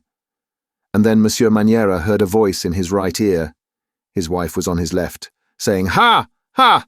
Julie's not playing at sleeping!' His wife happened to be called Julie, so Monsieur Manière turns to the right to see who was talking to him like that. Nobody there. He rubs his ear and asks himself if he's dreaming. Then Mephistopheles went on with his serenade. 'But perhaps I'm boring you, gentlemen.' 'No, go on. You are too good, gentlemen,' with a smirk. Well then, Mephistopheles went on with his serenade. Madame Giry burst into song again. 'Saint, unclose thy portals holy and accord the bliss to a mortal bending lowly of a pardon kiss.' And then Monsieur Manière again hears the voice in his right ear, saying, this time, 'Ha ha! Julie wouldn't mind according a kiss to Isidore.' Then he turns round again, but this time to the left. And what do you think he sees?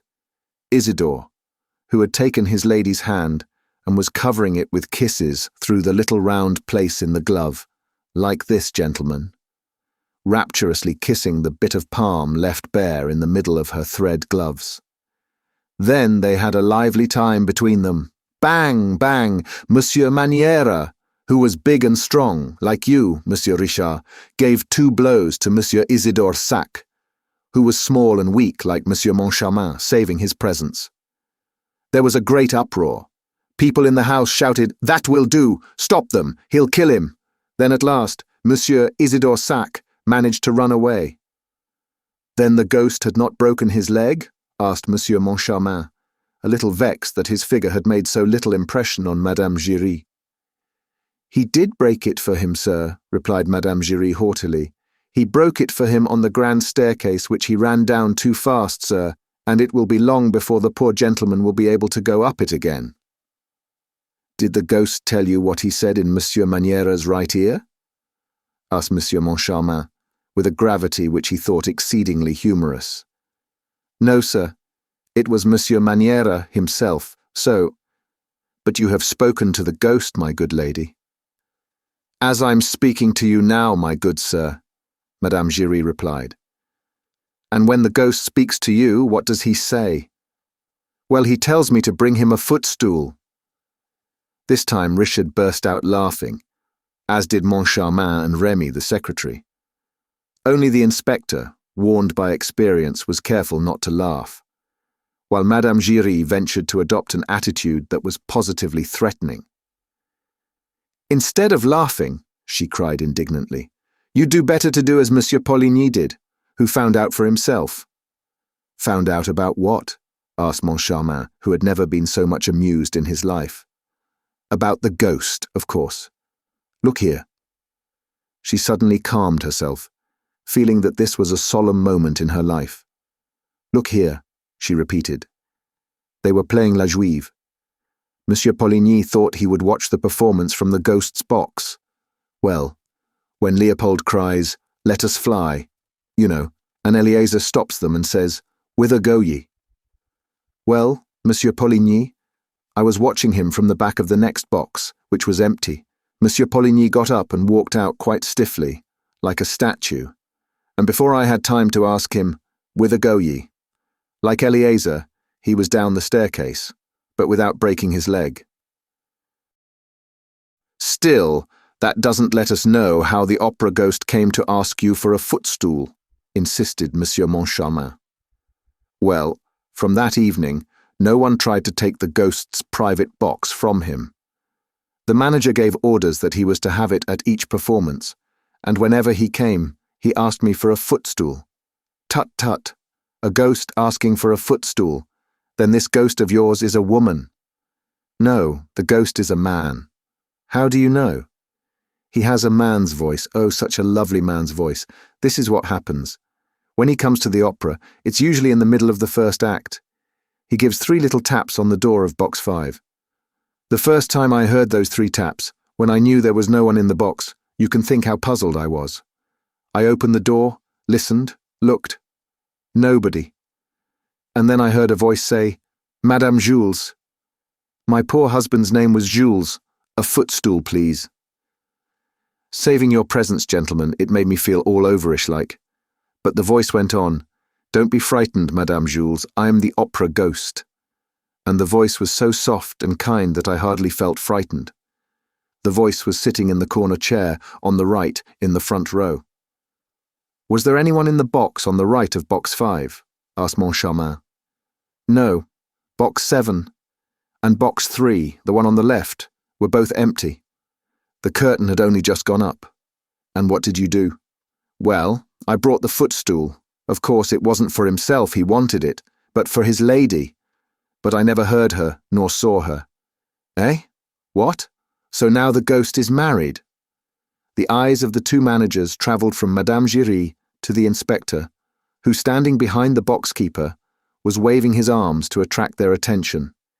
He tapped his forehead with a distressful forefinger, to convey his opinion that the widow Jules Giry was most certainly mad, a piece of pantomime which confirmed Monsieur Richard in his determination to get rid of an inspector who kept a lunatic in his service. Meanwhile, the worthy lady went on about her ghost, now painting his generosity.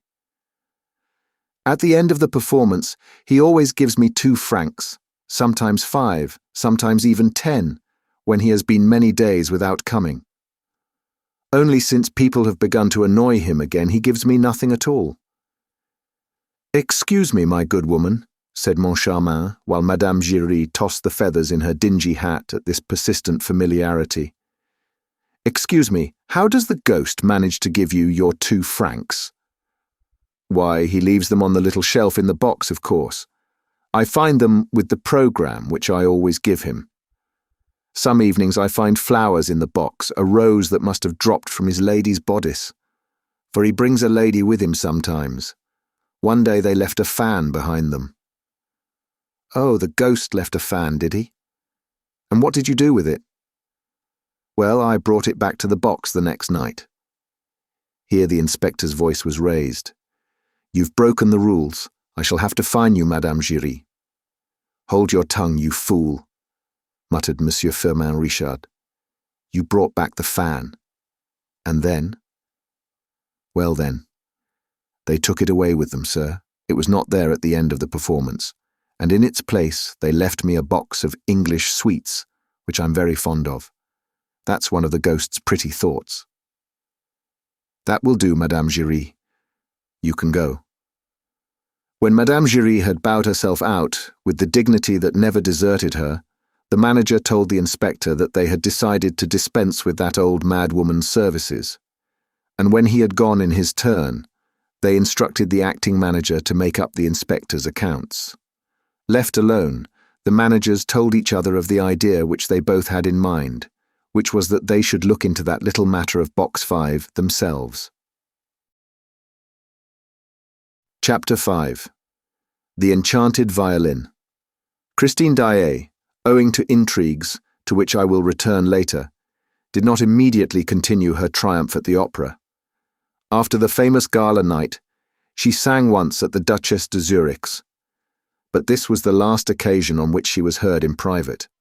She refused, without plausible excuse, to appear at a charity concert to which she had promised her assistance. She acted throughout as though she were no longer the mistress of her own destiny, and as though she feared a fresh triumph. She knew that the Comte de Chagny, to please his brother, had done his best on her behalf with Monsieur Richard, and she wrote to thank him and also to ask him to cease speaking in her favour. Her reason for this curious attitude was never known.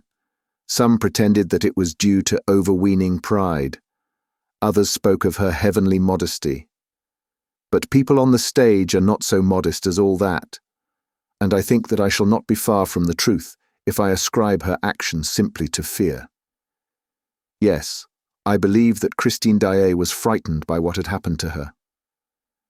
I have a letter of Christine's. It forms part of the Persian's collection, relating to this period, which suggests a feeling of absolute dismay. "I don't know myself when I sing," writes the poor child. She showed herself nowhere, and the Vicomte de Chagny tried in vain to meet her. He wrote to her, asking to call upon her, but despaired of receiving a reply when one morning she sent him the following note. "Monsieur, I have not forgotten the little boy who went into the sea to rescue my scarf. I feel that I must write to you today, when I am going to Perrault, in fulfillment of a sacred duty. Tomorrow is the anniversary of the death of my poor father, whom you knew, and who was very fond of you. He is buried there, with his violin, in the graveyard of the little church, at the bottom of the slope where we used to play as children, beside the road where, when we were a little bigger, we said goodbye for the last time." The Vicomte de Chagny hurriedly consulted a railway guide, dressed as quickly as he could, wrote a few lines for his valet to take to his brother, and jumped into a cab, which brought him to the Gare Montparnasse, just in time to miss the morning train. He spent a dismal day in town, and did not recover his spirits until the evening, when he was seated in his compartment in the Brittany Express. He read Christine's note over and over again, smelling its perfume, recalling the sweet pictures of his childhood, and spent the rest of that tedious night journey in feverish dreams that began and ended with Christine Daaé. Day was breaking when he alighted at Lannion. He hurried to the diligence for Perrault-Guirec. He was the only passenger. He questioned the driver and learned that, on the evening of the previous day, a young lady who looked like a Parisian had gone to Perrault and put up at the inn known as the Setting Sun. The nearer he drew to her, the more fondly he remembered the story of the little Swedish singer. Most of the details are still unknown to the public. There was once, in a little market town not far from Uppsala, a peasant who lived there with his family, digging the earth during the week and singing in the choir on Sundays. This peasant had a little daughter to whom he taught the musical alphabet before she knew how to read. Daaé's father was a great musician, perhaps without knowing it. Not a fiddler throughout the length and breadth of Scandinavia played as he did. His reputation was widespread, and he was always invited to set the couples dancing at weddings and other festivals. His wife died when Christine was entering upon her 6th year. Then the father, who cared only for his daughter and his music, sold his patch of ground and went to Uppsala in search of fame and fortune. He found nothing but poverty. He returned to the country, wandering from fair to fair, strumming his Scandinavian melodies, while his child, who never left his side, listened to him in ecstasy or sang to his playing. One day, at Ljungby Fair, Professor Valerius heard them and took them to Gothenburg. he maintained that the father was the first violinist in the world and that the daughter had the making of a great artist. Her education and instruction were provided for. She made rapid progress and charmed everybody with her prettiness, her grace of manner, and her genuine eagerness to please. When Valerius and his wife went to settle in France, they took Daaé and Christine with them. Mamma Valerius treated Christine as her daughter. As for Daaé, he began to pine away with homesickness. He never went out of doors in Paris, but lived in a sort of dream which he kept up with his violin. For hours at a time, he remained locked up in his bedroom with his daughter, fiddling and singing, very, very softly. Sometimes Mamma Valerius would come and listen behind the door, wipe away a tear, and go downstairs again on tiptoe, sighing for her Scandinavian skies. Daaé seemed not to recover his strength until the summer, when the whole family went to stay at Perroguirec in a faraway corner of Brittany, where the sea was of the same colour as in his own country. Often he would play his saddest tunes on the beach and pretend that the sea stopped its roaring to listen to them. And then he induced Mamma Valerius to indulge a queer whim of his. At the time of the pardons, or Breton pilgrimages, the village festival and dances, he went off with his fiddle, as in the old days, and was allowed to take his daughter with him for a week.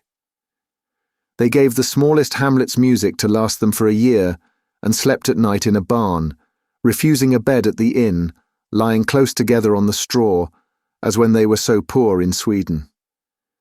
At the same time, they were very neatly dressed, made no collection, refused the halfpence offered them, and the people around could not understand the conduct of this rustic fiddler, who tramped the roads with that pretty child who sang like an angel from heaven. They followed them from village to village. One day, a little boy, who was out with his governess, made her take a longer walk than he intended, for he could not tear himself from the little girl whose pure, sweet voice seemed to bind him to her. They came to the shore of an inlet which is still called Trestrau, but which now, I believe, harbours a casino or something of the sort. At that time, there was nothing but sky and sea and a stretch of golden beach. Only, there was also a high wind, which blew Christine's scarf out to sea. Christine gave a cry and put out her arms, but the scarf was already far on the waves. Then she heard a voice say, "It's all right. I'll go and fetch your scarf out of the sea." And she saw a little boy running fast, in spite of the outcries and the indignant protests of a worthy lady in black. The little boy ran into the sea, dressed as he was, and brought her back her scarf. Boy and scarf were both soaked through. The lady in black made a great fuss, but Christine laughed merrily and kissed the little boy, who was none other than the Vicomte Raoul de Chagny, staying at Lannion with his aunt. During the season they saw each other and played together almost every day. At the aunt's request, seconded by Professor Valerius, Daaé consented to give the young Viscount some violin lessons. In this way, Raoul learned to love the same airs that had charmed Christine's childhood. They also both had the same calm and dreamy little cast of mind. They delighted in stories, in old Breton legends, and their favourite sport was to go and ask for them at the cottage doors, like beggars. "Ma'am," or "Kind gentleman, have you a little story to tell us, please?" And it seldom happened that they did not have one given them, for nearly every old Breton grandame has, at least once in her life, seen the Corrigans dance by moonlight on the heather. But their great treat was, in the twilight, in the great silence of the evening, after the sun had set in the sea, when Daaé came and sat down by them on the roadside, and, in a low voice, as though fearing lest he should frighten the ghosts whom he evoked, told them the legends of the land of the north. And the moment he stopped, the children would ask for more. There was one story that began, "A king sat in a little boat on one of those deep, still lakes that open like a bright eye in the midst of the Norwegian mountains." And another, "Little Lotte thought of everything and nothing. Her hair was golden as the sun's rays, and her soul as clear and blue as her eyes.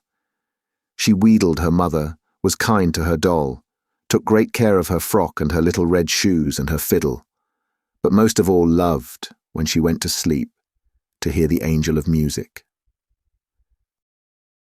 While the old man told this story, Raoul looked at Christine's blue eyes and golden hair, and Christine thought that Lotte was very lucky to hear the angel of music when she went to sleep. The angel of music played a part in all Daddy Daaé's tales, and he maintained that every great musician, every great artist, received a visit from the angel at least once in his life. Sometimes the angel leans over their cradle, as happened to Lotte, and that is how there are little prodigies who play the fiddle at 6 better than men at 50, which, you must admit, is very wonderful. Sometimes the angel comes much later, because the children are naughty and won't learn their lessons or practice their scales. And sometimes he does not come at all, because the children have a bad heart or a bad conscience. No one ever sees the angel, but he is heard by those who are meant to hear him. He often comes when they least expect him, when they are sad and disheartened. Then their ears suddenly perceive celestial harmonies, a divine voice, which they remember all their lives. Persons who are visited by the angel quiver with a thrill unknown to the rest of mankind, and they cannot touch an instrument or open their mouths to sing without producing sounds that put all other human sounds to shame. Then people who do not know that the angel has visited those persons say that they have genius. Little Christine asked her father if he had heard the angel of music, but Daddy Daaé shook his head sadly, and then his eyes lit up, as he said, "You will hear him one day, my child. When I am in heaven, I will send him to you." Daddy was beginning to cough at that time. 3 years later, Raoul and Christine met again at Perrault. Professor Valerius was dead, but his widow remained in France with Daddy Daaé and his daughter, who continued to play the violin and sing, wrapping in their dream of harmony their kind patroness, who seemed henceforth to live on music alone. The young man, as he now was, had come to Perrault on the chance of finding them, and went straight to the house in which they used to stay. He first saw the old man, and then Christine entered, carrying the tea tray. She flushed at the sight of Raoul, who went up to her and kissed her. She asked him a few questions, performed her duties as hostess prettily, took up the tray again and left the room. Then she ran into the garden and took refuge on a bench, a prey to feelings that stirred her young heart for the first time. Raoul followed her and they talked till the evening, very shyly. They were quite changed, cautious as two diplomatists, and told each other things that had nothing to do with their budding sentiments. When they took leave of each other by the roadside, Raoul, pressing a kiss on Christine's trembling hand, said, "Mademoiselle, I shall never forget you." And he went away regretting his words, for he knew that Christine could not be the wife of the Vicomte de Chagny. As for Christine, she tried not to think of him, and devoted herself wholly to her art. She made wonderful progress, and those who heard her prophesied that she would be the greatest singer in the world.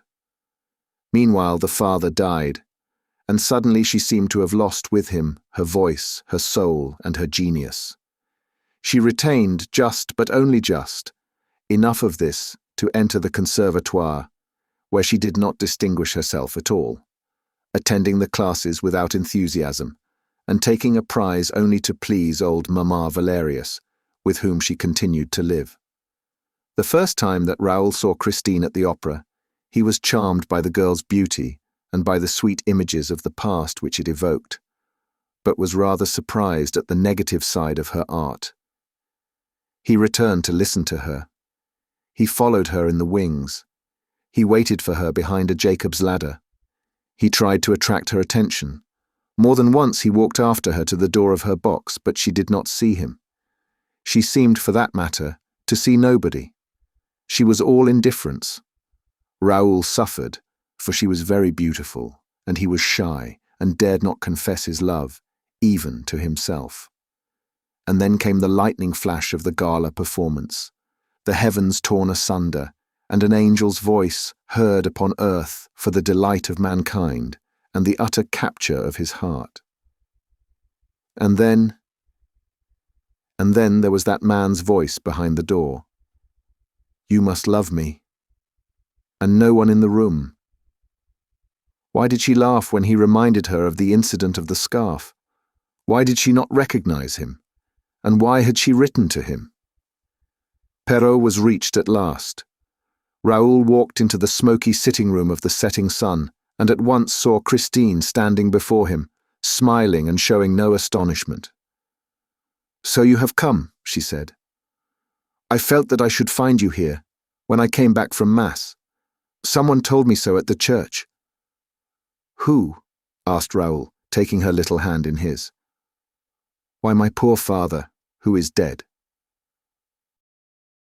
There was a silence, and then Raoul asked, "Did your father tell you that I love you, Christine, and that I cannot live without you?" Christine blushed to the eyes and turned away her head. In a trembling voice she said, "Me? You are dreaming, my friend." And she burst out laughing, to put herself in countenance.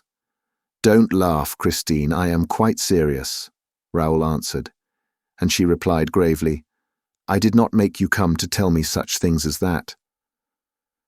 "You made me come, Christine. You knew that your letter would not leave me indignant and that I should hasten to Perrault. How can you have thought that if you did not think I loved you? I thought you would remember our games here as children, in which my father so often joined. I really don't know what I thought. Perhaps I was wrong to write to you.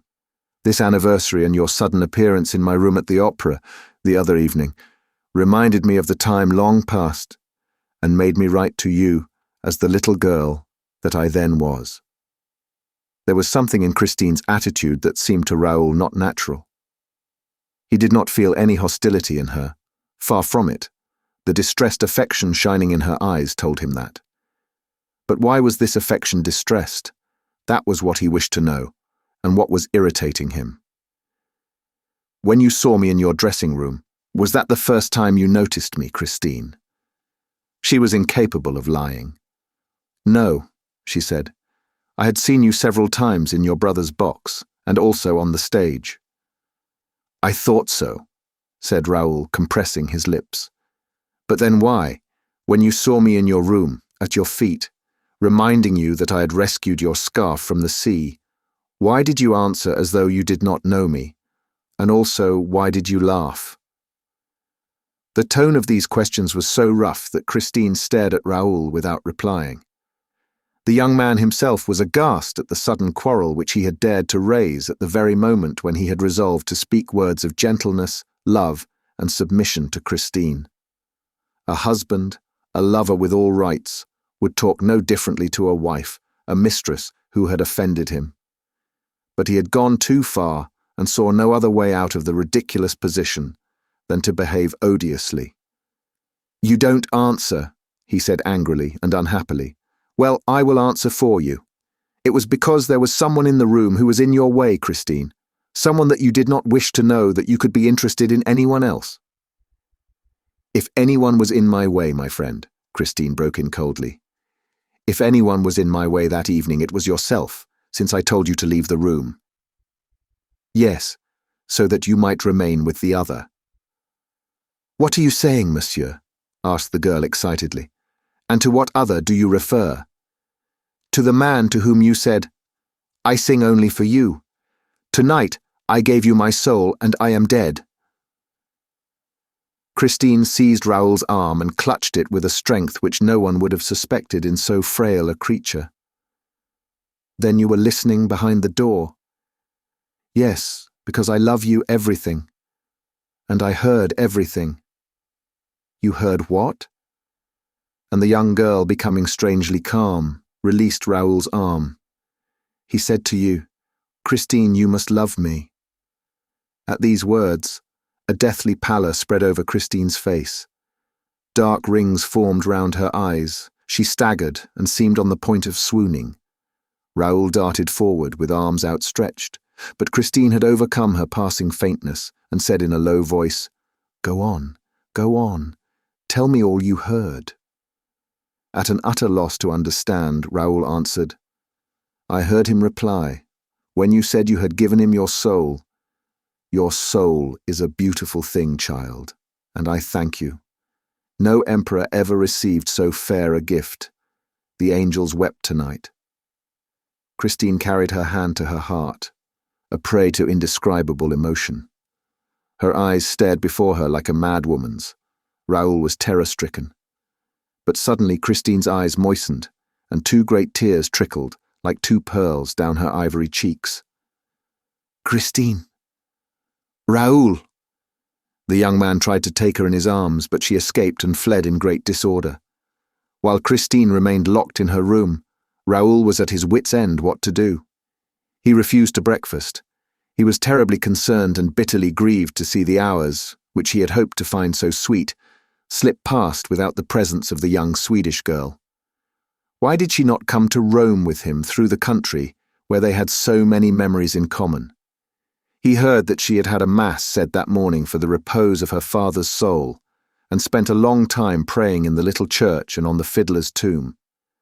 Then, as she seemed to have nothing more to do at Perrault, and, in fact, was doing nothing there, why did she not go back to Paris at once? Raoul walked away dejectedly to the graveyard in which the church stood, and was indeed alone among the tombs, reading the inscriptions. But when he turned behind the apse, he was suddenly struck by the dazzling note of the flowers that straggled over the white ground. They were marvellous red roses that had blossomed in the morning, in the snow, giving a glimpse of life among the dead, for death was all around him. It also, like the flowers, issued from the ground, which had flung back a number of its corpses. Skeletons and skulls by the hundred were heaped against the wall of the church, held in position by a wire that left the whole gruesome stack visible. Dead men's bones arranged in rows, like bricks, to form the first course upon which the walls of the sacristy had been built. The door of the sacristy opened in the middle of that bony structure, as is often seen in old Breton churches. Raoul said a prayer for Daaé and then, painfully impressed by all those eternal smiles on the mouths of skulls, he climbed the slope and sat down on the edge of the heath overlooking the sea. The wind fell with the evening. Raoul was surrounded by icy darkness, but he did not feel the cold.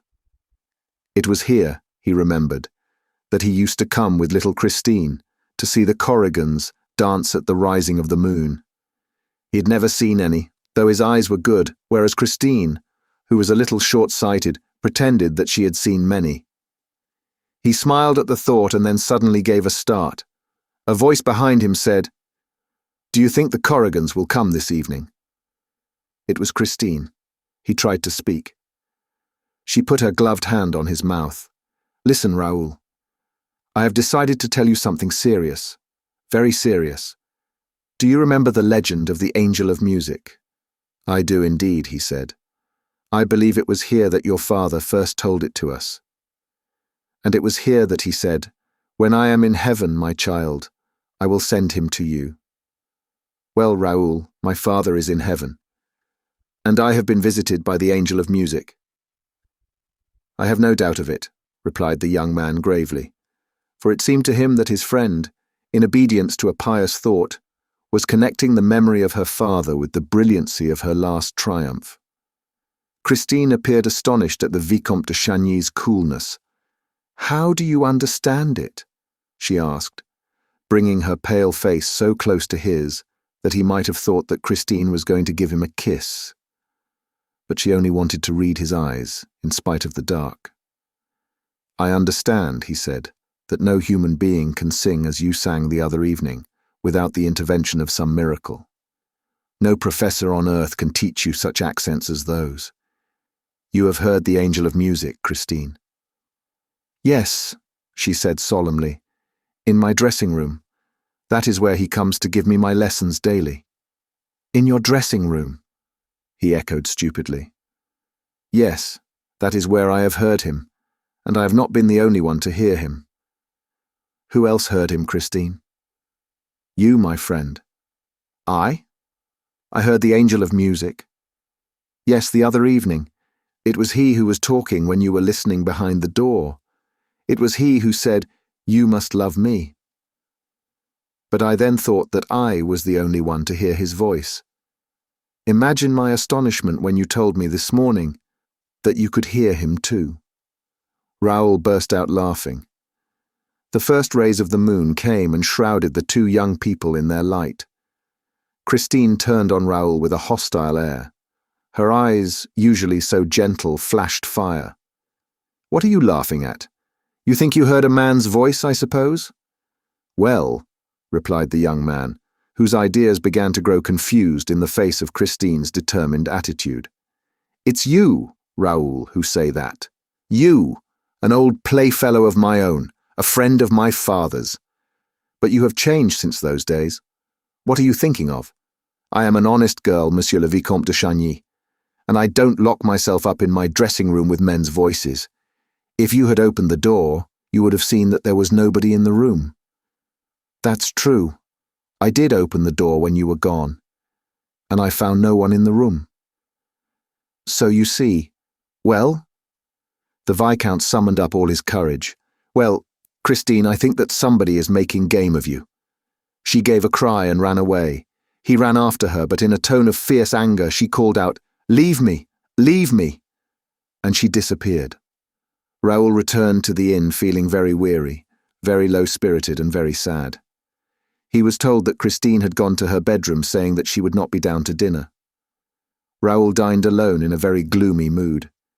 Then he went to his room and tried to read, went to bed and tried to sleep. There was no sound in the next room. The hours passed slowly. It was about 11:30 when he distinctly heard someone moving, with a light, stealthy step, in the room next to his. Then Christine had not gone to bed. Without troubling for a reason, Raoul dressed, taking care not to make a sound, and waited. Waited for what? How could he tell? But his heart thumped in his chest when he heard Christine's door turn slowly on its hinges. Where could she be going, at this hour, when everyone was fast asleep at Perrault? Softly opening the door, he saw Christine's white form, in the moonlight, slipping along the passage. She went down the stairs, and he leaned over the baluster above her. Suddenly he heard two voices in rapid conversation. He caught one sentence, "Don't lose the key." It was the landlady's voice. The door facing the sea was opened and locked again. Then all was still. Raoul ran back to his room and threw back the window. Christine's white form stood on the deserted quay. The first floor of the setting sun was at no great height, and a tree growing against the wall held out its branches to Raoul's impatient arms and enabled him to climb down unknown to the landlady. Her amazement, therefore, was all the greater when, the next morning, the young man was brought back to her half frozen, more dead than alive, and when she learned that he had been found stretched at full length on the steps of the high altar of the little church. She ran at once to tell Christine, who hurried down and, with the help of the landlady, did her best to revive him. He soon opened his eyes and was not long in recovering when he saw his friend's charming face leaning over him. A few weeks later, when the tragedy at the opera compelled the intervention of the public prosecutor, Monsieur Mifroid, the Commissary of Police, examined the Vicomte de Chagny touching the events of the night at Perrault. I quote the questions and answers as given in the official report pages 150 and following. Question: Did Mademoiselle Daaé not see you come down from your room by the curious road which you selected? Response: No, monsieur, no. Although when walking behind her, I took no pains to deaden the sound of my footsteps. In fact, I was anxious that she should turn round and see me. I realized that I had no excuse for following her and that this way of spying on her was unworthy of me. But she seemed not to hear me and acted exactly as though I were not there. She quietly left the quay and then suddenly walked quickly up the road. The church clock had struck 11:45, and I thought that this must have made her hurry, for she began almost to run and continued hastening until she came to the church. Question. Was the gate open? Response. Yes, monsieur, and this surprised me but did not seem to surprise Mademoiselle Daaé. Question. Was there no one in the churchyard?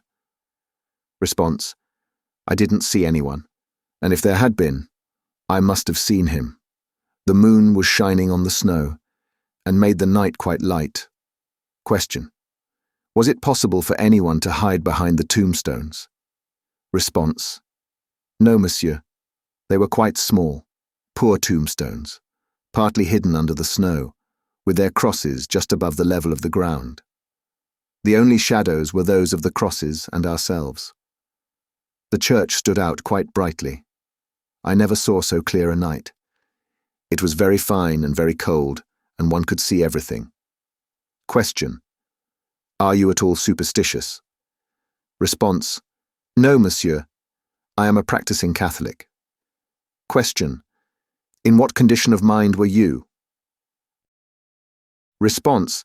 Very healthy and peaceful, I assure you. Mademoiselle Daaé's curious action in going out at that hour had worried me at first, but as soon as I saw her go to the churchyard, I thought that she meant to fulfill some pious duty on her father's grave, and I considered this so natural that I recovered all my calmness. I was only surprised that she had not heard me walking behind her, for my footsteps were quite audible on the hard snow. But she must have been taken up with her intentions, and I resolved not to disturb her. She knelt down by her father's grave, made the sign of the cross, and began to pray. At that moment, it struck midnight. At the last stroke, I saw Mademoiselle Daaé lift her eyes to the sky and stretch out her arms as though in ecstasy. I was wondering what the reason could be, when I myself raised my head, and everything within me seemed drawn toward the invisible, which was playing the most perfect music. Christine and I knew that music. We had heard it as children. But it had never been executed with such divine art, even by Monsieur Daaé. I remembered all that Christine had told me of the angel of music. The air was The Resurrection of Lazarus, which old Monsieur Daaé used to play to us in his hours of melancholy and of faith. If Christine's angel had existed, he could not have played better that night on the late musician's violin. When the music stopped, I seemed to hear a noise from the skulls in the heap of bones. It was as though they were chuckling, and I could not help shuddering. Question. Did it not occur to you that the musician might be hiding behind that very heap of bones? Response. It was the one thought that did occur to me, monsieur, so much so that I omitted to follow Mademoiselle Daaé when she stood up and walked slowly to the gate. She was so much absorbed just then that I am not surprised that she did not see me. Question. Then what happened that you were found in the morning lying half dead on the steps of the high altar? Response. First, a skull rolled to my feet. Then another. Then another. It was as if I were the mark of that ghastly game of bowls, and I had an idea that a false step must have destroyed the balance of the structure behind which our musician was concealed. This surmise seemed to be confirmed when I saw a shadow suddenly glide along the sacristy wall. I ran up. The shadow had already pushed open the door and entered the church, but I was quicker than the shadow and caught hold of a corner of its cloak. At that moment, we were just in front of the high altar, and the moonbeams fell straight upon us through the stained glass windows of the apse. As I did not let go of the cloak, the shadow turned round, and I saw a terrible death's head, which darted a look at me from a pair of scorching eyes. I felt as if I were face to face with Satan, and in the presence of this unearthly apparition, my heart gave way, my courage failed me, and I remember nothing more until I recovered consciousness at the setting sun. Chapter 6. A Visit to Box 5. We left Monsieur Firmin Richard and Monsieur Armand Moncharmin at the moment when they were deciding to look into that little matter of Box 5. leaving behind them the broad staircase which leads from the lobby outside the manager's offices to the stage and its dependencies. They crossed the stage, went out by the subscriber's door, and entered the house through the first little passage on the left. Then they made their way through the front rows of stalls and looked at box 5 on the grand tier. They could not see it well because it was half in darkness, and because great covers were flung over the red velvet of the ledges of all the boxes. They were almost alone in the huge, gloomy house, and a great silence surrounded them. It was the time when most of the stagehands go out for a drink. The staff had left the boards for the moment, leaving a scene half set. A few rays of light, a wan, sinister light that seemed to have been stolen from an expiring luminary, fell through some opening or other upon an old tower that raised its pasteboard battlements on the stage. Everything, in this deceptive light, adopted a fantastic shape. In the orchestra stalls, the drugget covering them looked like an angry sea, whose glaucous waves had been suddenly rendered stationary by a secret order from the storm phantom, who, as everybody knows, is called Adamastor. Messieurs Moncharmin and Richard were the shipwrecked mariners amid this motionless turmoil of a calico sea. They made for the left boxes, ploughing their way like sailors who leave their ship and try to struggle to the shore.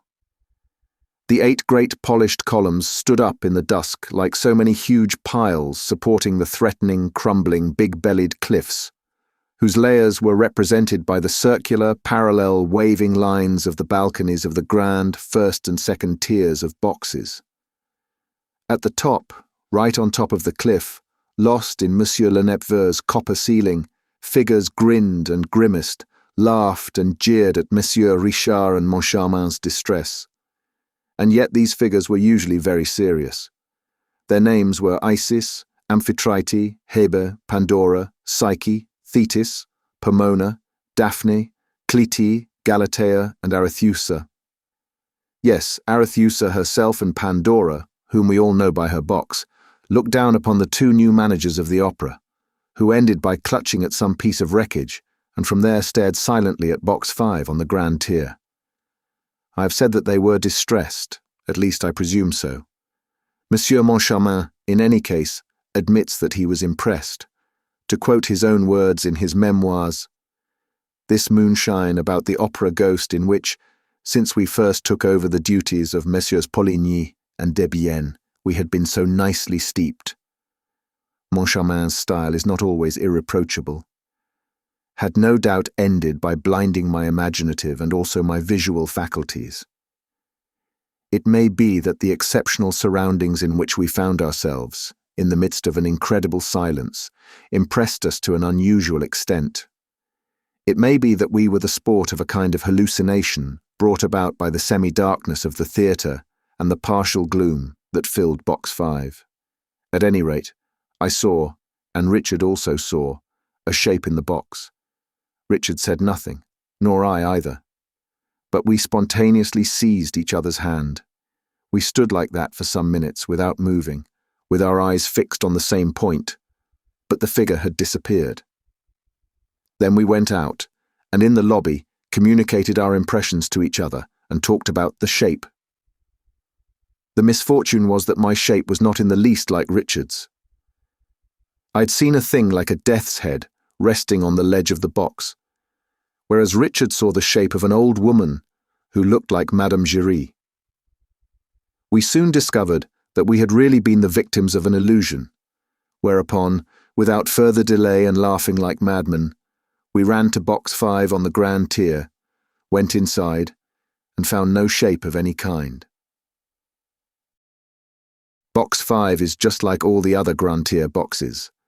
There is nothing to distinguish it from any of the others.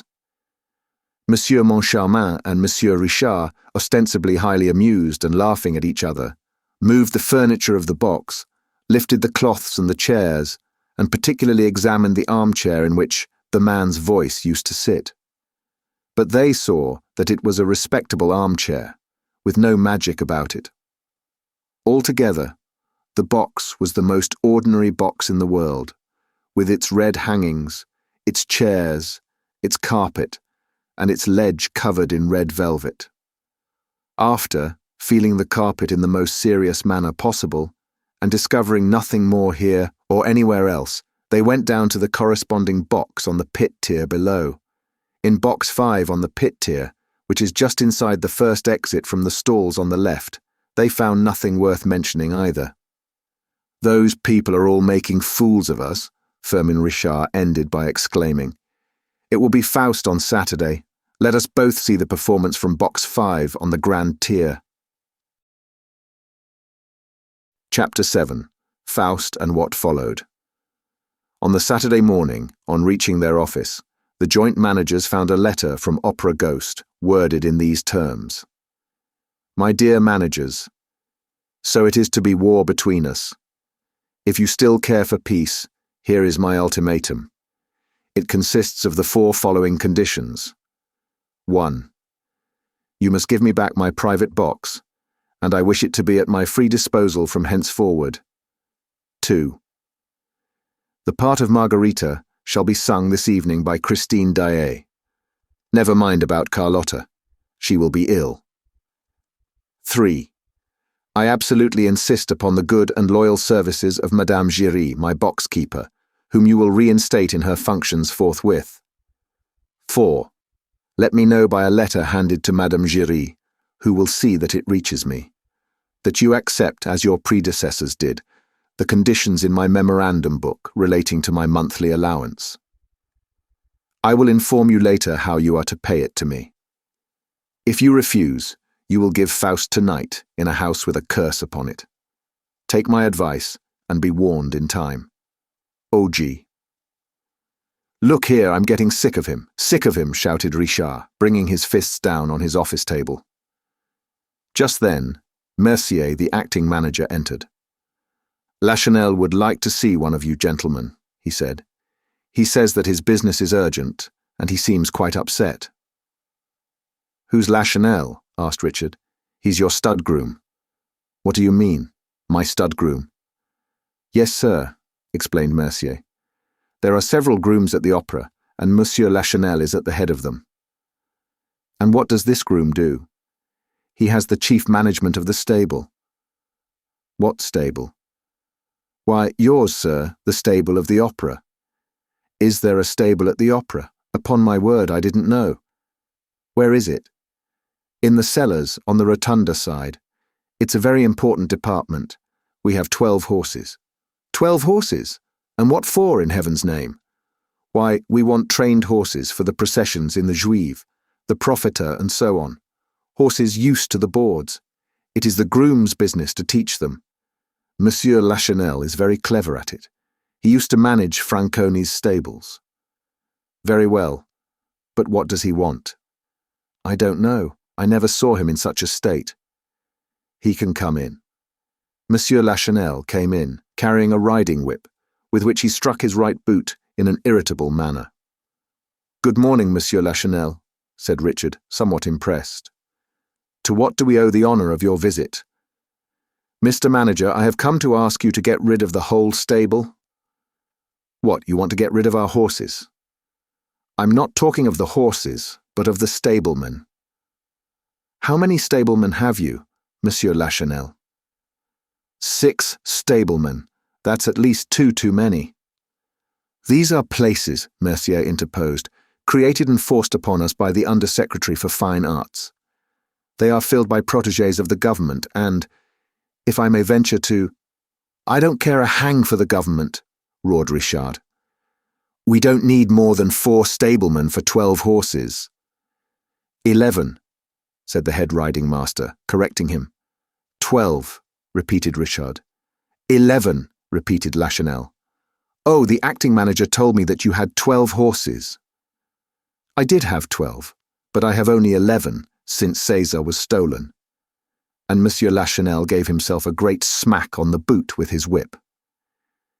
Has César been stolen? Cried the acting manager. César, the white horse in the Profeta. There are not 2 Césars, said the stud groom dryly.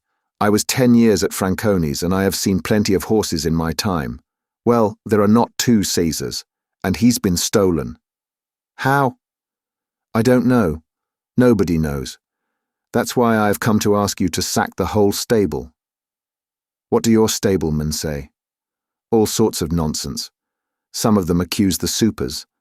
Others pretend that it's the acting manager's doorkeeper. My doorkeeper? I'll answer for him as I would for myself, protested Mercier. But after all, Monsieur Lachenel, cried Richard, you must have some idea. Yes, I have, Monsieur Lachenel declared. I have an idea, and I'll tell you what it is. There's no doubt about it in my mind. He walked up to the two managers and whispered, It's the ghost who did the trick. Richard gave a jump. What? You too? You too? How do you mean, I too? Isn't it natural after what I saw? What did you see? I saw, as clearly as I now see you, a black shadow riding a white horse that was as like Caesar as two peas. And did you run after them? I did, and I shouted, but they were too fast for me, and disappeared in the darkness of the underground gallery. Monsieur Richard rose. That will do, Monsieur Lachenel. You can go. We will lodge a complaint against the ghost. And sack my stable. Oh, of course. Good morning. Monsieur Lachenel bowed and withdrew. Richard foamed at the mouth. Settle that idiot's account at once, please. He is a friend of the government representatives, Mercier ventured to say. And he takes his vermouth at Tortoni's, with Lagraine, Scholl, and Pertuise, the lion hunter, added Moncharmin. We shall have the whole press against us. He'll tell the story of the ghost, and everybody will be laughing at our expense. We may as well be dead as ridiculous. All right, say no more about it. At that moment the door opened. It must have been deserted by its usual Cerberus, for Madame Giry entered without ceremony, holding a letter in her hand, and said hurriedly, I beg your pardon. Excuse me, gentlemen, but I had a letter this morning from the opera ghost. He told me to come to you, that you had something to... She did not complete the sentence. She saw Firmin Richard's face, and it was a terrible sight. He seemed ready to burst. He said nothing. He could not speak. But suddenly he acted. First, his left arm seized upon the quaint person of Madame Giry, and made her describe so unexpected a semicircle that she uttered a despairing cry. Next, his right foot imprinted its sole on the black taffeta of a skirt, which certainly had never before undergone a similar outrage in a similar place. The thing happened so quickly that Madame Giry, when in the passage, was still quite bewildered and seemed not to understand. But suddenly she understood, and the opera rang with her indignant yells, her violent protests and threats.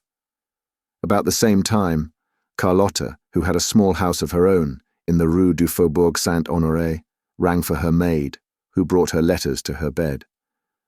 Among them was an anonymous missive, written in red ink, in a hesitating, clumsy hand, which ran, If you appear tonight, you must be prepared for a great misfortune at the moment when you open your mouth to sing, a misfortune worse than death.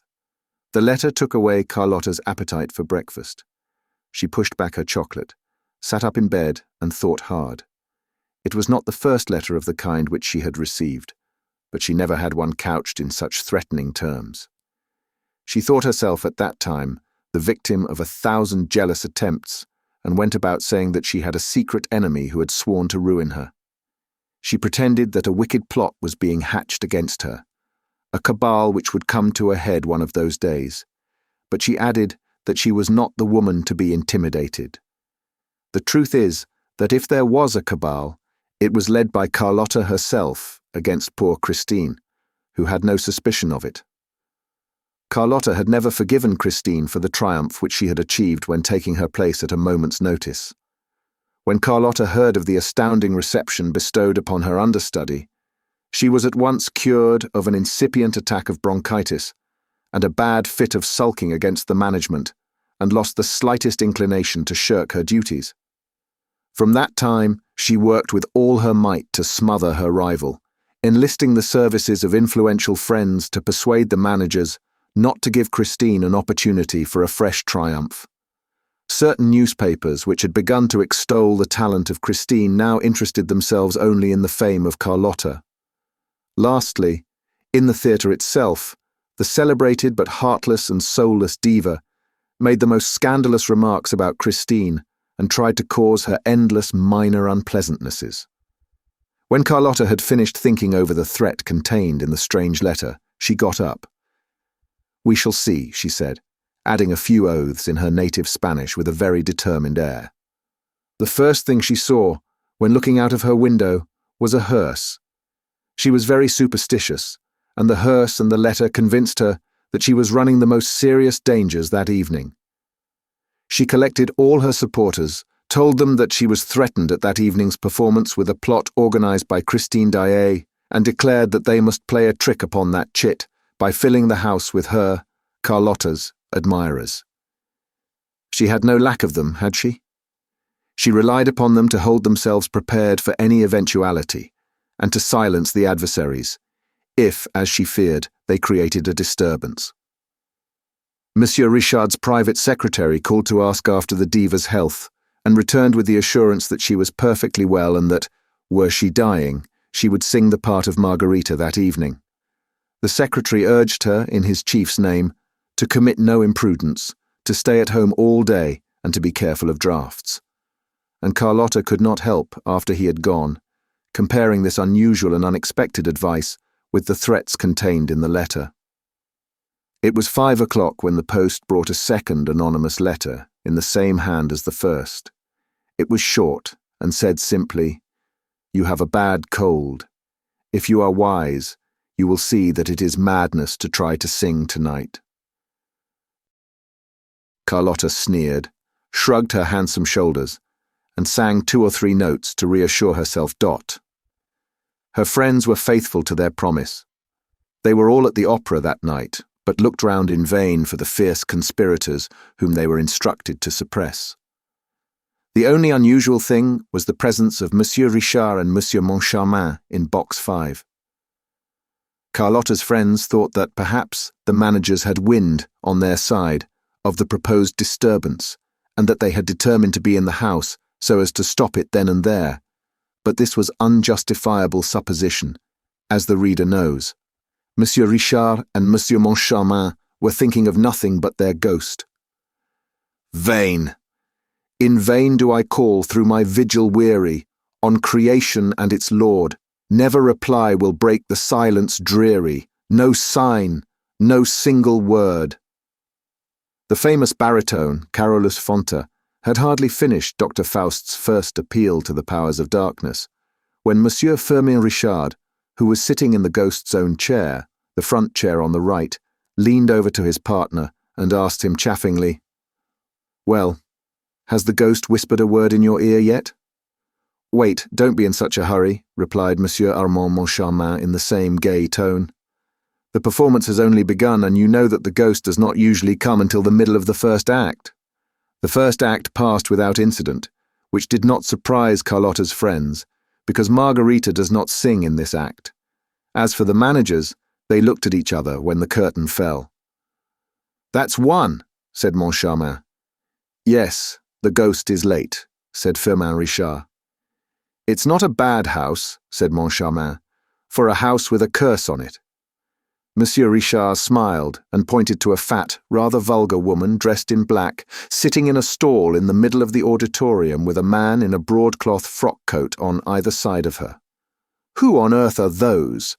asked Moncharmin. "Those, my dear fellow, are my concierge, her husband and her brother." "Did you give them their tickets?" "I did. My concierge had never been to the opera. This is the first time. And as she is now going to come every night, I wanted her to have a good seat before spending her time showing other people to theirs." Moncharmin asked what he meant, and Richard answered that he had persuaded his concierge, in whom he had the greatest confidence, to come and take Madame Giry's place. Yes, he would like to see if, with that woman instead of the old lunatic, box 5 would continue to astonish the natives. "By the way," said Moncharmin, "you know that Mother Giry is going to lodge a complaint against you." With whom? The ghost? The ghost! Moncharmin had almost forgotten him. However, that mysterious person did nothing to bring himself to the memory of the managers, and they were just saying so to each other for the second time, when the door of the box suddenly opened to admit the startled stage manager. "What's the matter?" they both asked, amazed at seeing him there at such a time. "It seems there's a plot got up by Christine Daaé's friends against Carlotta. Carlotta's furious." "What on earth?" said Richard, knitting his brows. But the curtain rose on the kermesse scene, and Richard made a sign to the stage manager to go away. When the two were alone again, Moncharmin leaned over to Richard. "Then Daaé has friends?" he asked. "Yes, she has." "Whom?" Richard glanced across at a box on the grand tier, containing no one but two men. "The Comte de Chagny?" "Yes, he spoke to me in her favour with such warmth that, if I had not known him to be Sorelli's friend—" "Really? Really?" said Moncharmin. "And who is that pale young man beside him?" "That's his brother, the Viscount. He ought to be in his bed. He looks ill." The stage rang with gay song. Red or white liquor, coarse or fine. What can it matter? So we have wine. Students, citizens, soldiers, girls, and matrons whirled light-heartedly before the inn, with the figure of Bacchus for a sign. Sibyl made her entrance. Christine Daaé looked charming in her boy's clothes, and Carlotta's partisans expected to hear her greeted with an ovation which would have enlightened them as to the intentions of her friends. But nothing happened. On the other hand, when Margarita crossed the stage and sang the only two lines allotted her in this second act, "No, my lord, not a lady am I, nor yet a beauty, and do not need an arm to help me on my way," Carlotta was received with enthusiastic applause. It was so unexpected and so uncalled for that those who knew nothing about the rumours looked at one another and asked what was happening. And this act also was finished without incident. Then everybody said, "Of course it will be during the next act." Some, who seemed to be better informed than the rest, declared that the row would begin with the ballad of the King of Toul and rushed to the subscriber's entrance to warn Carlotta. The managers left the box during the entr'acte to find out more about the cabal of which the stage manager had spoken, but they soon returned to their seats, shrugging their shoulders and treating the whole affair as silly dot. The first thing they saw, on entering the box, was a box of English sweets on the little shelf of the ledge. Who had put it there? They asked the box keepers, but none of them knew. Then they went back to the shelf, and next to the box of sweets, found an opera glass. They looked at each other. They had no inclination to laugh. All that Madame Giry had told them returned to their memory. And then, they seemed to feel a curious sort of draught around them. They sat down in silence. The scene represented Margarita's garden. Gentle flowers in the dew, be message from me. As she sang these first two lines with her bunch of roses and lilacs in her hand, Christine, raising her head, saw the Vicomte de Chagny in his box, and from that moment her voice seemed less sure, less crystal clear than usual. Something seemed to deaden and dull her singing. "What a queer girl she is," said one of Carlotta's friends in the stalls, almost aloud. "The other day she was divine, and tonight she's simply bleating. She has no experience, no training. Gentle flowers, lie ye there and tell her from me." The Viscount put his head under his hands and wept. The Count, behind him, viciously gnawed his moustache, shrugged his shoulders and frowned. For him, usually so cold and correct, to betray his inner feelings like that, by outward signs, the Count must be very angry. He was. He had seen his brother return from a rapid and mysterious journey in an alarming state of health. The explanation that followed was unsatisfactory, and the Count asked Christine Daaé for an appointment. She had the audacity to reply that she could not see either him or his brother. Would she but deign to hear me, and with one smile to cheer me? "The little baggage," growled the Count. And he wondered what she wanted, what she was hoping for. She was a virtuous girl. She was said to have no friend, no protector of any sort. That angel from the north must be very artful.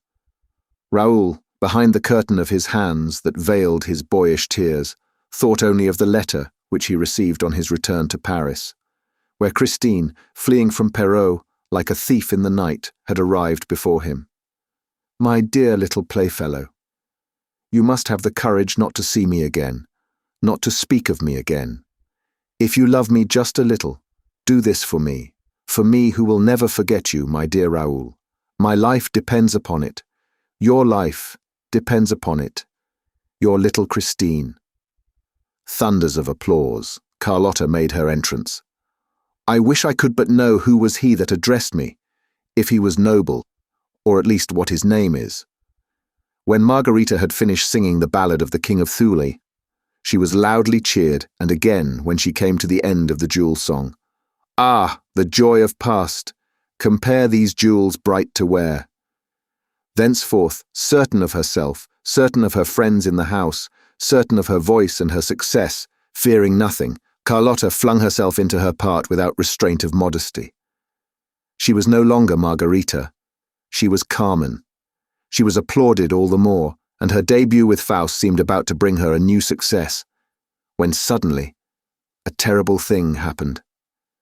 Faust had knelt on one knee. "Let me gaze on the form below me, while from yonder ether blue, look how the star of eve, bright and tender, lingers o'er me, to love thy beauty too." And Margarita replied, "Oh, how strange! Like a spell does the evening bind me, and a deep, languid charm I feel without alarm with its melody enwind me, and all my heart subdue." At that moment, at that identical moment, the terrible thing happened.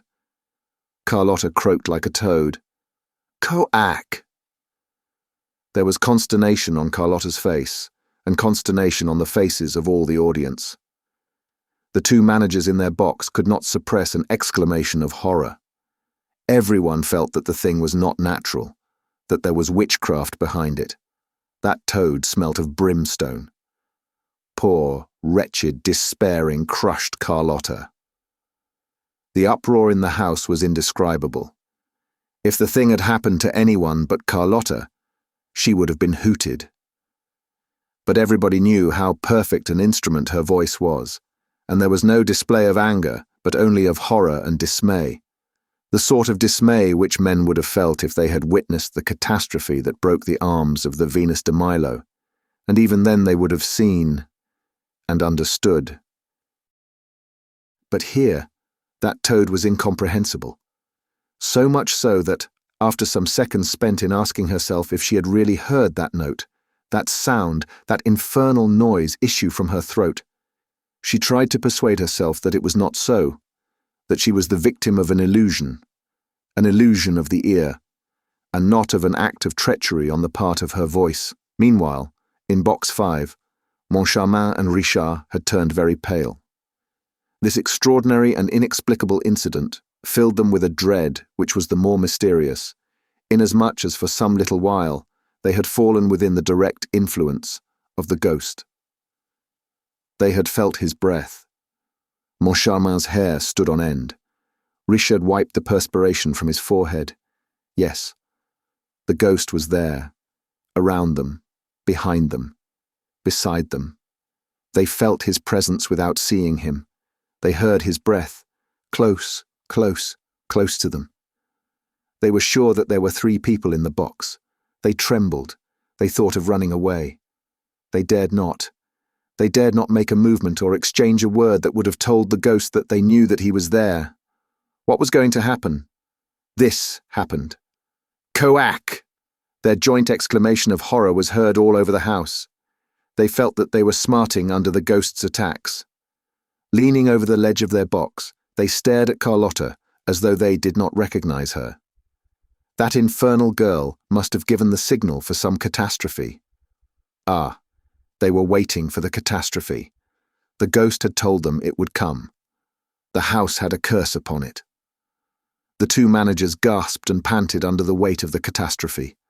Richard's stifled voice was heard calling to Carlotta, "Well, go on." No, Carlotta did not go on. Bravely, heroically, she started afresh on the fatal line, at the end of which the toad had appeared.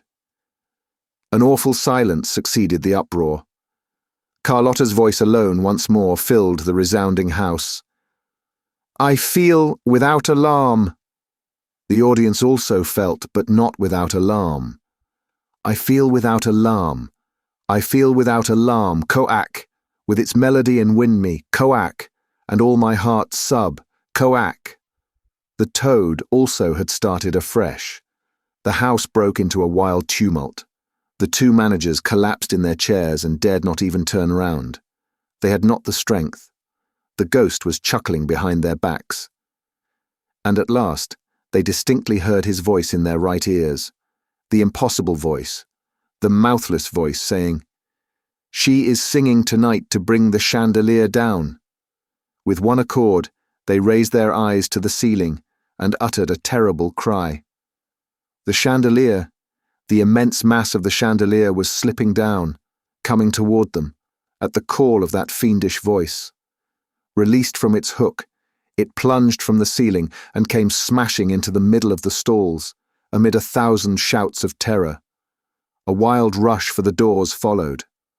The papers of the day state that there were numbers wounded and one killed. The chandelier had crashed down upon the head of the wretched woman who had come to the opera for the first time in her life. The one whom Monsieur Richard had appointed to succeed Madame Giry, the ghost's boxkeeper, in her functions. She died on the spot, and the next morning a newspaper appeared with this heading: 200 kilos on the head of a concierge, that was her sole epitaph. Chapter 8. The Mysterious Brougham. That tragic evening was bad for everybody. Carlotta fell ill. As for Christine Daaé, she disappeared after the performance. A fortnight elapsed, during which she was seen neither at the opera nor outside. Raoul, of course, was the first to be astonished at the prima donna's absence. He wrote to her at Madame Valerius's flat, and received no reply. His grief increased, and he ended by being seriously alarmed at never seeing her name on the programme. Faust was played without her. One afternoon he went to the manager's office to ask the reason for Christine's disappearance. He found them both looking extremely worried. Their own friends did not recognize them. They had lost all their gaiety and spirits. They were seen crossing the stage with hanging heads, careworn brows, pale cheeks, as though pursued by some abominable thought or a prey to some persistent sport of fate.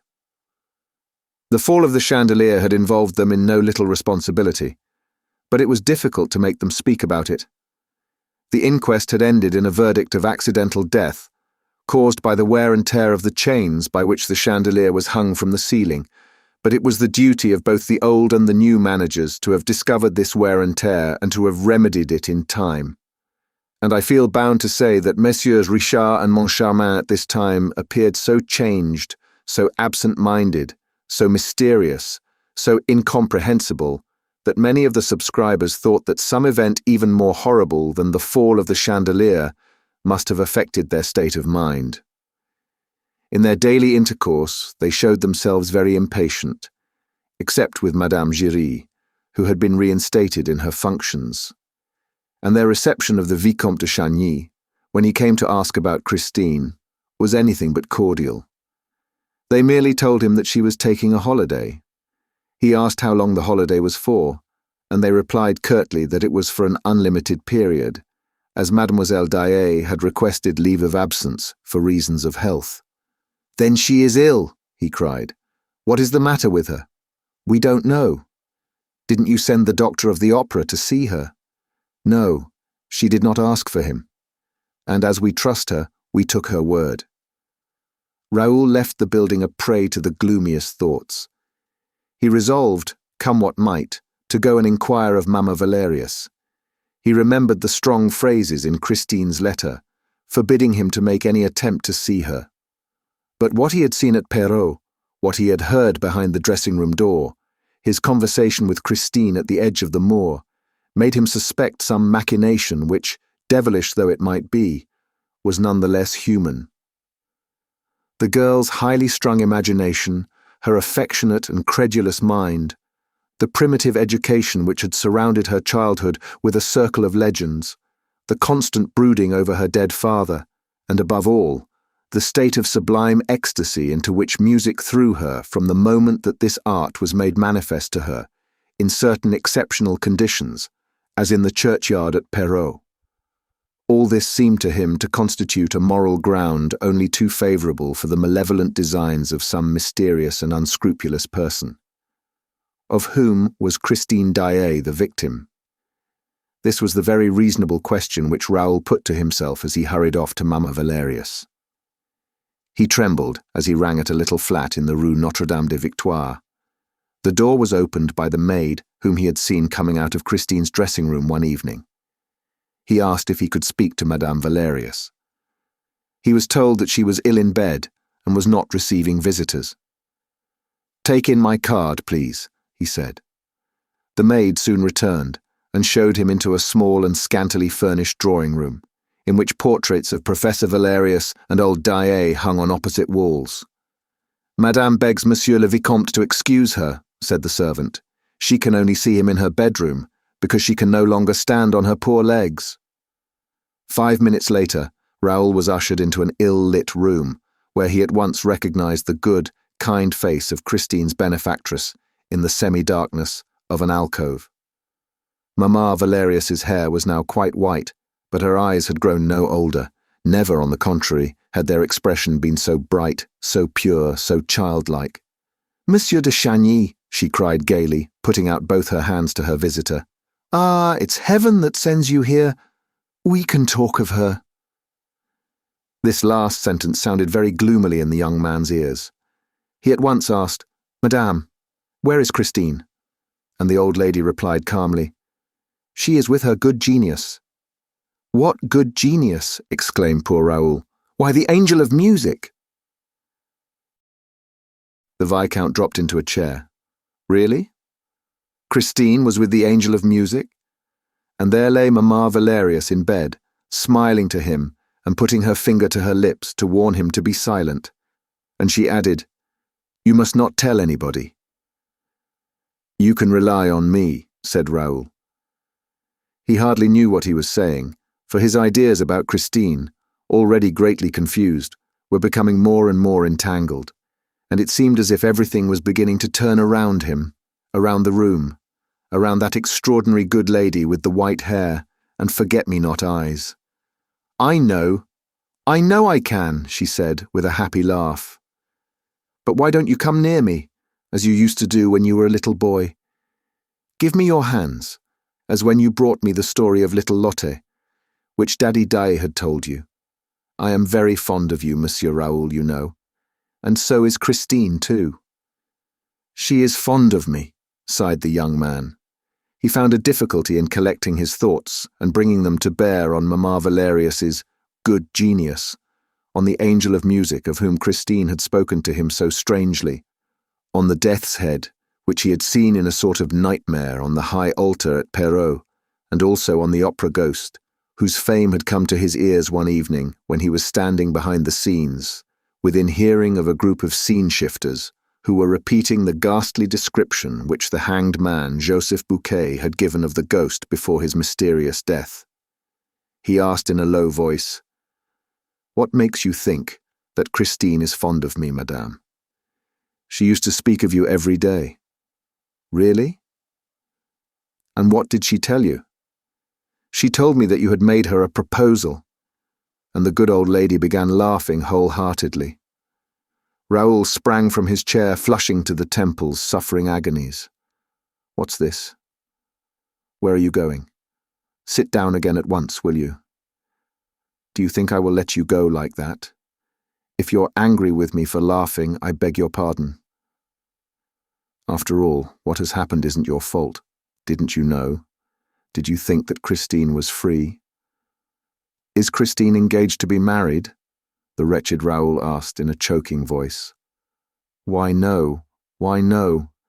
You know as well as I do that Christine couldn't marry, even if she wanted to. But I don't know anything about it. And why can't Christine marry? Because of the angel of music, of course. I don't follow. Yes, he forbids her to. He forbids her. The angel of music forbids her to marry. Oh, he forbids her, without forbidding her. It's like this. He tells her that if she got married, she would never hear him again, that's all, and that he would go away forever. So you understand, she can't let the angel of music go. It's quite natural. Yes, yes, echoed Raoul submissively. It's quite natural. Besides, I thought Christine had told you all that when she met you at Perrault, where she went with her good genius. Oh, she went to Perrault with her good genius, did she? That is to say, he arranged to meet her down there in Perrault churchyard, at Daaé's grave. He promised to play her The Resurrection of Lazarus on her father's violin. Raoul de Chagny rose and, with a very authoritative air, pronounced these peremptory words. Madame, you will have the goodness to tell me where that genius lives. The old lady did not seem surprised at this indiscreet command. She raised her eyes and said, In heaven. Such simplicity baffled him.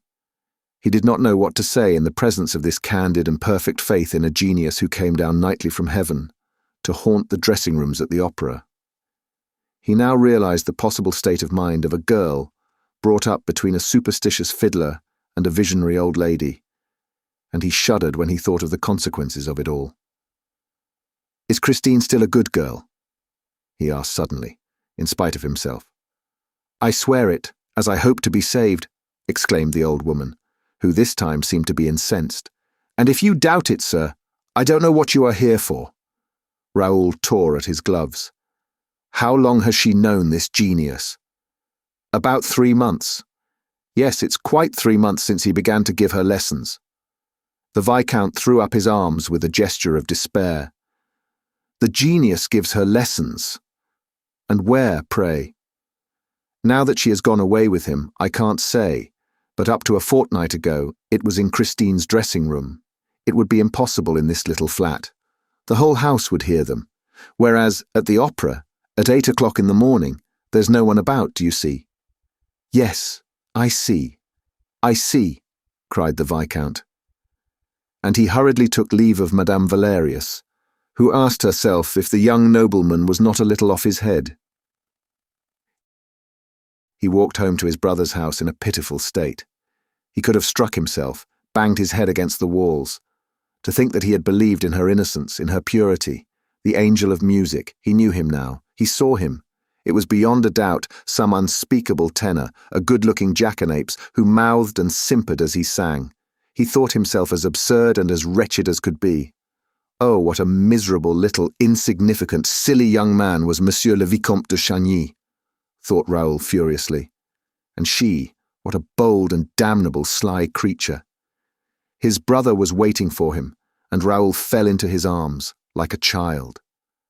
The Count consoled him without asking for explanations, and Raoul would certainly have long hesitated before telling him the story of the angel of music. His brother suggested taking him out to dinner. Overcome as he was with despair, Raoul would probably have refused any invitation that evening, if the Count had not, as an inducement, told him that the lady of his thoughts had been seen, the night before, in company of the other sex in the Bois. At first, the Viscount refused to believe, but he received such exact details that he ceased protesting. She had been seen, it appeared, driving in a brougham, with the window down. She seemed to be slowly taking in the icy night air. There was a glorious moon shining. She was recognized beyond a doubt. As for her companion, only his shadowy outline was distinguished, leaning back in the dark. The carriage was going at a walking pace in a lonely drive behind the grand stand at Longchamp. Raoul dressed in frantic haste, prepared to forget his distress by flinging himself, as people say, into the vortex of pleasure. Alas, he was a very sorry guest, and, leaving his brother early, found himself by 10 o'clock in the evening in a cab behind the Longchamp racecourse. It was bitterly cold. The road seemed deserted and very bright under the moonlight. He told the driver to wait for him patiently at the corner of a near turning and, hiding himself as well as he could, stood stamping his feet to keep warm. He had been indulging in this healthy exercise for half an hour or so when a carriage turned the corner of the road and came quietly in his direction, at a walking pace. As it approached, he saw that a woman was leaning her head from the window, and suddenly the moon shed a pale gleam over her features. Christine! The sacred name of his love had sprung from his heart and his lips. He could not keep it back. He would have given anything to withdraw it, for that name, proclaimed in the stillness of the night, had acted as though it were the preconcerted signal for a furious rush on the part of the whole turnout, which dashed past him before he could put into execution his plan of leaping at the horses' heads. The carriage window had been closed, and the girl's face had disappeared. And the brougham, behind which he was now running, was no more than a black spot on the white road. He called out again, "Christine!" No reply, and he stopped in the midst of the silence. With a lackluster eye, he stared down that cold, desolate road and into the pale, dead night. Nothing was colder than his heart, nothing half so dead. He had loved an angel, and now he despised a woman. Raoul, how that little fairy of the north has trifled with you. Was it really necessary to have so fresh and young a face, a forehead so shy, and always ready to cover itself with the pink blush of modesty in order to pass in the lonely night, in a carriage and pair, accompanied by a mysterious lover? Surely there should be some limit to hypocrisy and lying. She had passed without answering his cry, and he was thinking of dying, and he was 20 years old. His valet found him in the morning sitting on his bed. He had not undressed, and the servant feared at the sight of his face that some disaster had occurred. Raoul snatched his letters from the man's hands. He had recognized Christine's paper and handwriting. She said, "Dear, go to the masked ball at the opera on the night after tomorrow, at 12 o'clock. Be in the little room behind the chimney place of the big crush room. Stand near the door that leads to the rotunda. Don't mention this appointment to anyone on earth. Wear a white domino and be carefully masked.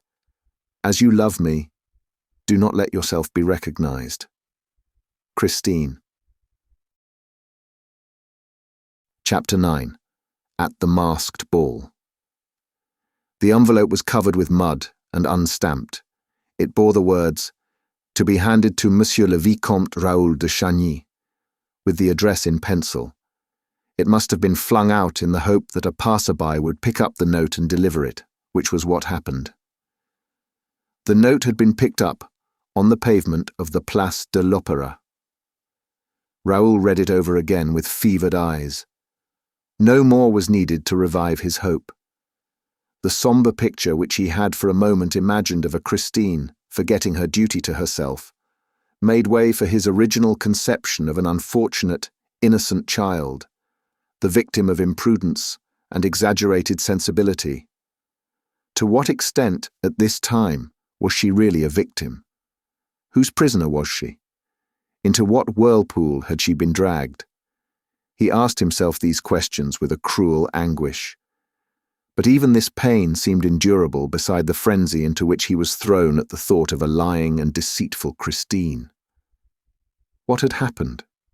What influence had she undergone? What monster had carried her off, and by what means? By what means indeed but that of music?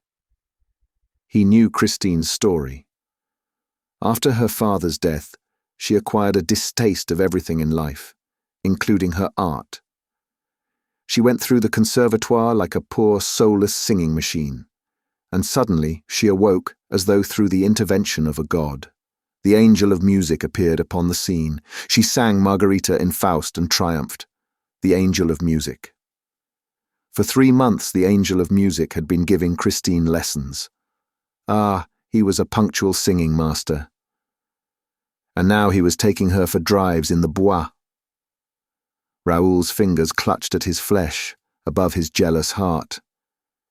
In his inexperience, he now asked himself with terror what game the girl was playing. Up to what point could an opera singer make a fool of a good-natured young man quite new to love? Oh, misery! Thus did Raoul's thoughts fly from one extreme to the other. He no longer knew whether to pity Christine or to curse her, and he pitied and cursed her turn and turn about. At all events, he bought a white domino. The hour of the appointment came at last. With his face in a mask trimmed with long, thick lace, looking like a Pierrot in his white wrap, the Viscount thought himself very ridiculous. Men of the world do not go to the opera ball in fancy dress. It was absurd. One thought, however, consoled the Viscount. He would certainly never be recognized. This ball was an exceptional affair, given some time before Shrovetide, in honor of the anniversary of the birth of a famous draftsman, and it was expected to be much gayer, noisier, more bohemian than the ordinary masked ball. Numbers of artists had arranged to go, accompanied by a whole cohort of models and pupils who, by midnight, began to create a tremendous din. Raoul climbed the grand staircase at 5 minutes to 12, did not linger to look at the motley dresses displayed all the way up the marble steps, one of the richest settings in the world, allowed no facetious mask to draw him into a war of wits, replied to no jests, and shook off the bold familiarity of a number of couples who had already become a trifle too gay. Crossing the big crush room, and escaping from a mad whirl of dancers in which he was caught for a moment, he at last entered the room mentioned in Christine's letter.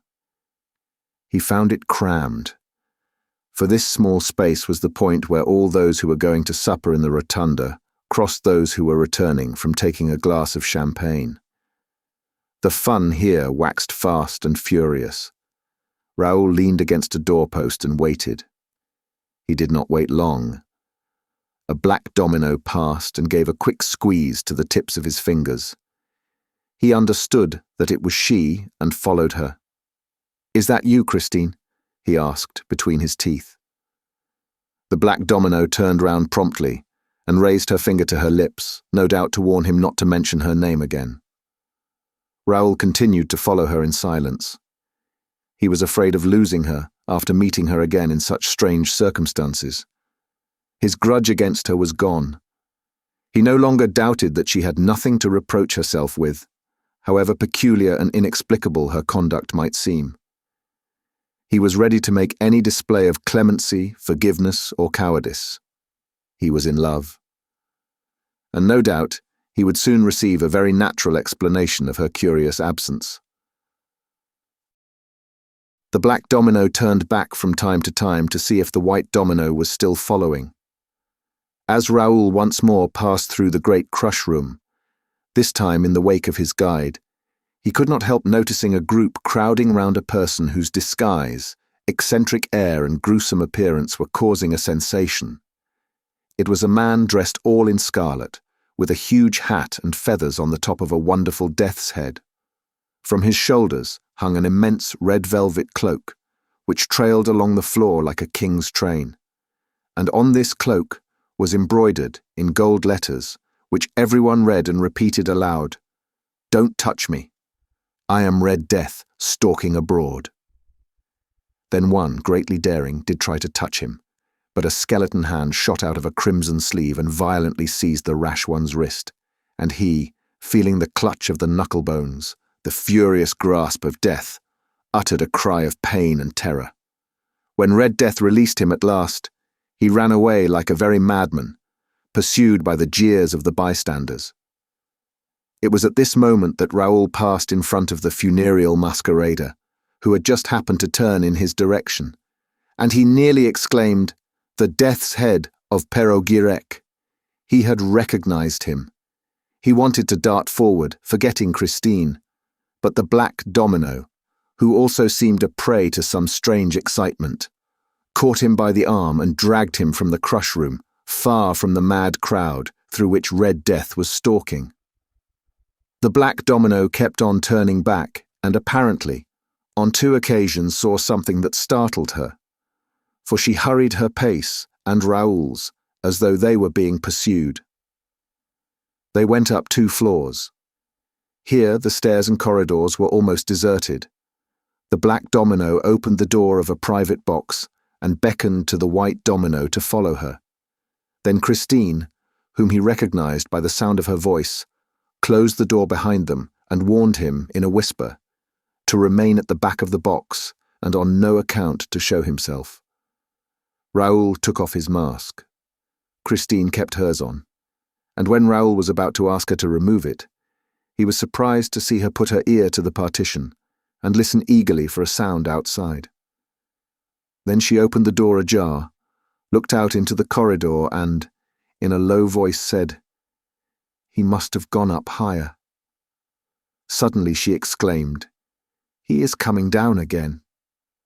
She tried to close the door, but Raoul prevented her, for he had seen, on the top step of the staircase that led to the floor above, a red foot, followed by another, and slowly, majestically, the whole scarlet dress of Red Death met his eyes, and he once more saw the death's head of Perrault Guirec. "It's he!" he exclaimed. "This time he shall not escape me." But Christine had slammed the door at the moment when Raoul was on the point of rushing out. He tried to push her aside. "Whom do you mean by he?" she asked, in a changed voice. "Who shall not escape you?" Raoul tried to overcome the girl's resistance by force, but she repelled him with a strength which he would not have suspected in her. He understood, or thought he understood, and at once lost his temper. "Who?" he repeated angrily. "Why, he, the man who hides behind that hideous mask of death. The evil genius of the churchyard at Perrault. Red Death. In a word, madam, your friend, your angel of music. But I shall snatch off his mask as I shall snatch off my own, and this time we shall look each other in the face, he and I, with no veil and no lies between us, and I shall know whom you love and who loves you." He burst into a mad laugh, while Christine gave a disconsolate moan behind her velvet mask. With a tragic gesture she flung out her 2 arms, which fixed a barrier of white flesh against the door. "In the name of our love, Raoul, you shall not pass." He stopped. What had she said? In the name of their love? Never before had she confessed that she loved him, and yet she had had opportunities enough. Pooh, her only object was to gain a few seconds. She wished to give the Red Death time to escape, and in accents of childish hatred he said, "You lie, madam, for you do not love me, and you have never loved me. What a poor fellow I must be to let you mock and flout me as you have done. Why did you give me every reason for hope at Perrault? For honest hope, madam. For I am an honest man, and I believed you to be an honest woman, when your only intention was to deceive me. Alas, you have deceived us all. You have taken a shameful advantage of the candid affection of your benefactress herself, who continues to believe in your sincerity while you go about the opera ball with Red Death. I despise you." And he burst into tears. She allowed him to insult her. She thought of but one thing, to keep him from leaving the box. "You will beg my pardon one day for all those ugly words, Raoul, and when you do, I shall forgive you." He shook his head. "No, no, you have driven me mad. When I think that I had only one object in life, to give my name to an opera wench." "Raoul, how can you—" "I shall die of shame." "No, dear, live," said Christine's grave and changed voice, "and goodbye. Goodbye, Raoul."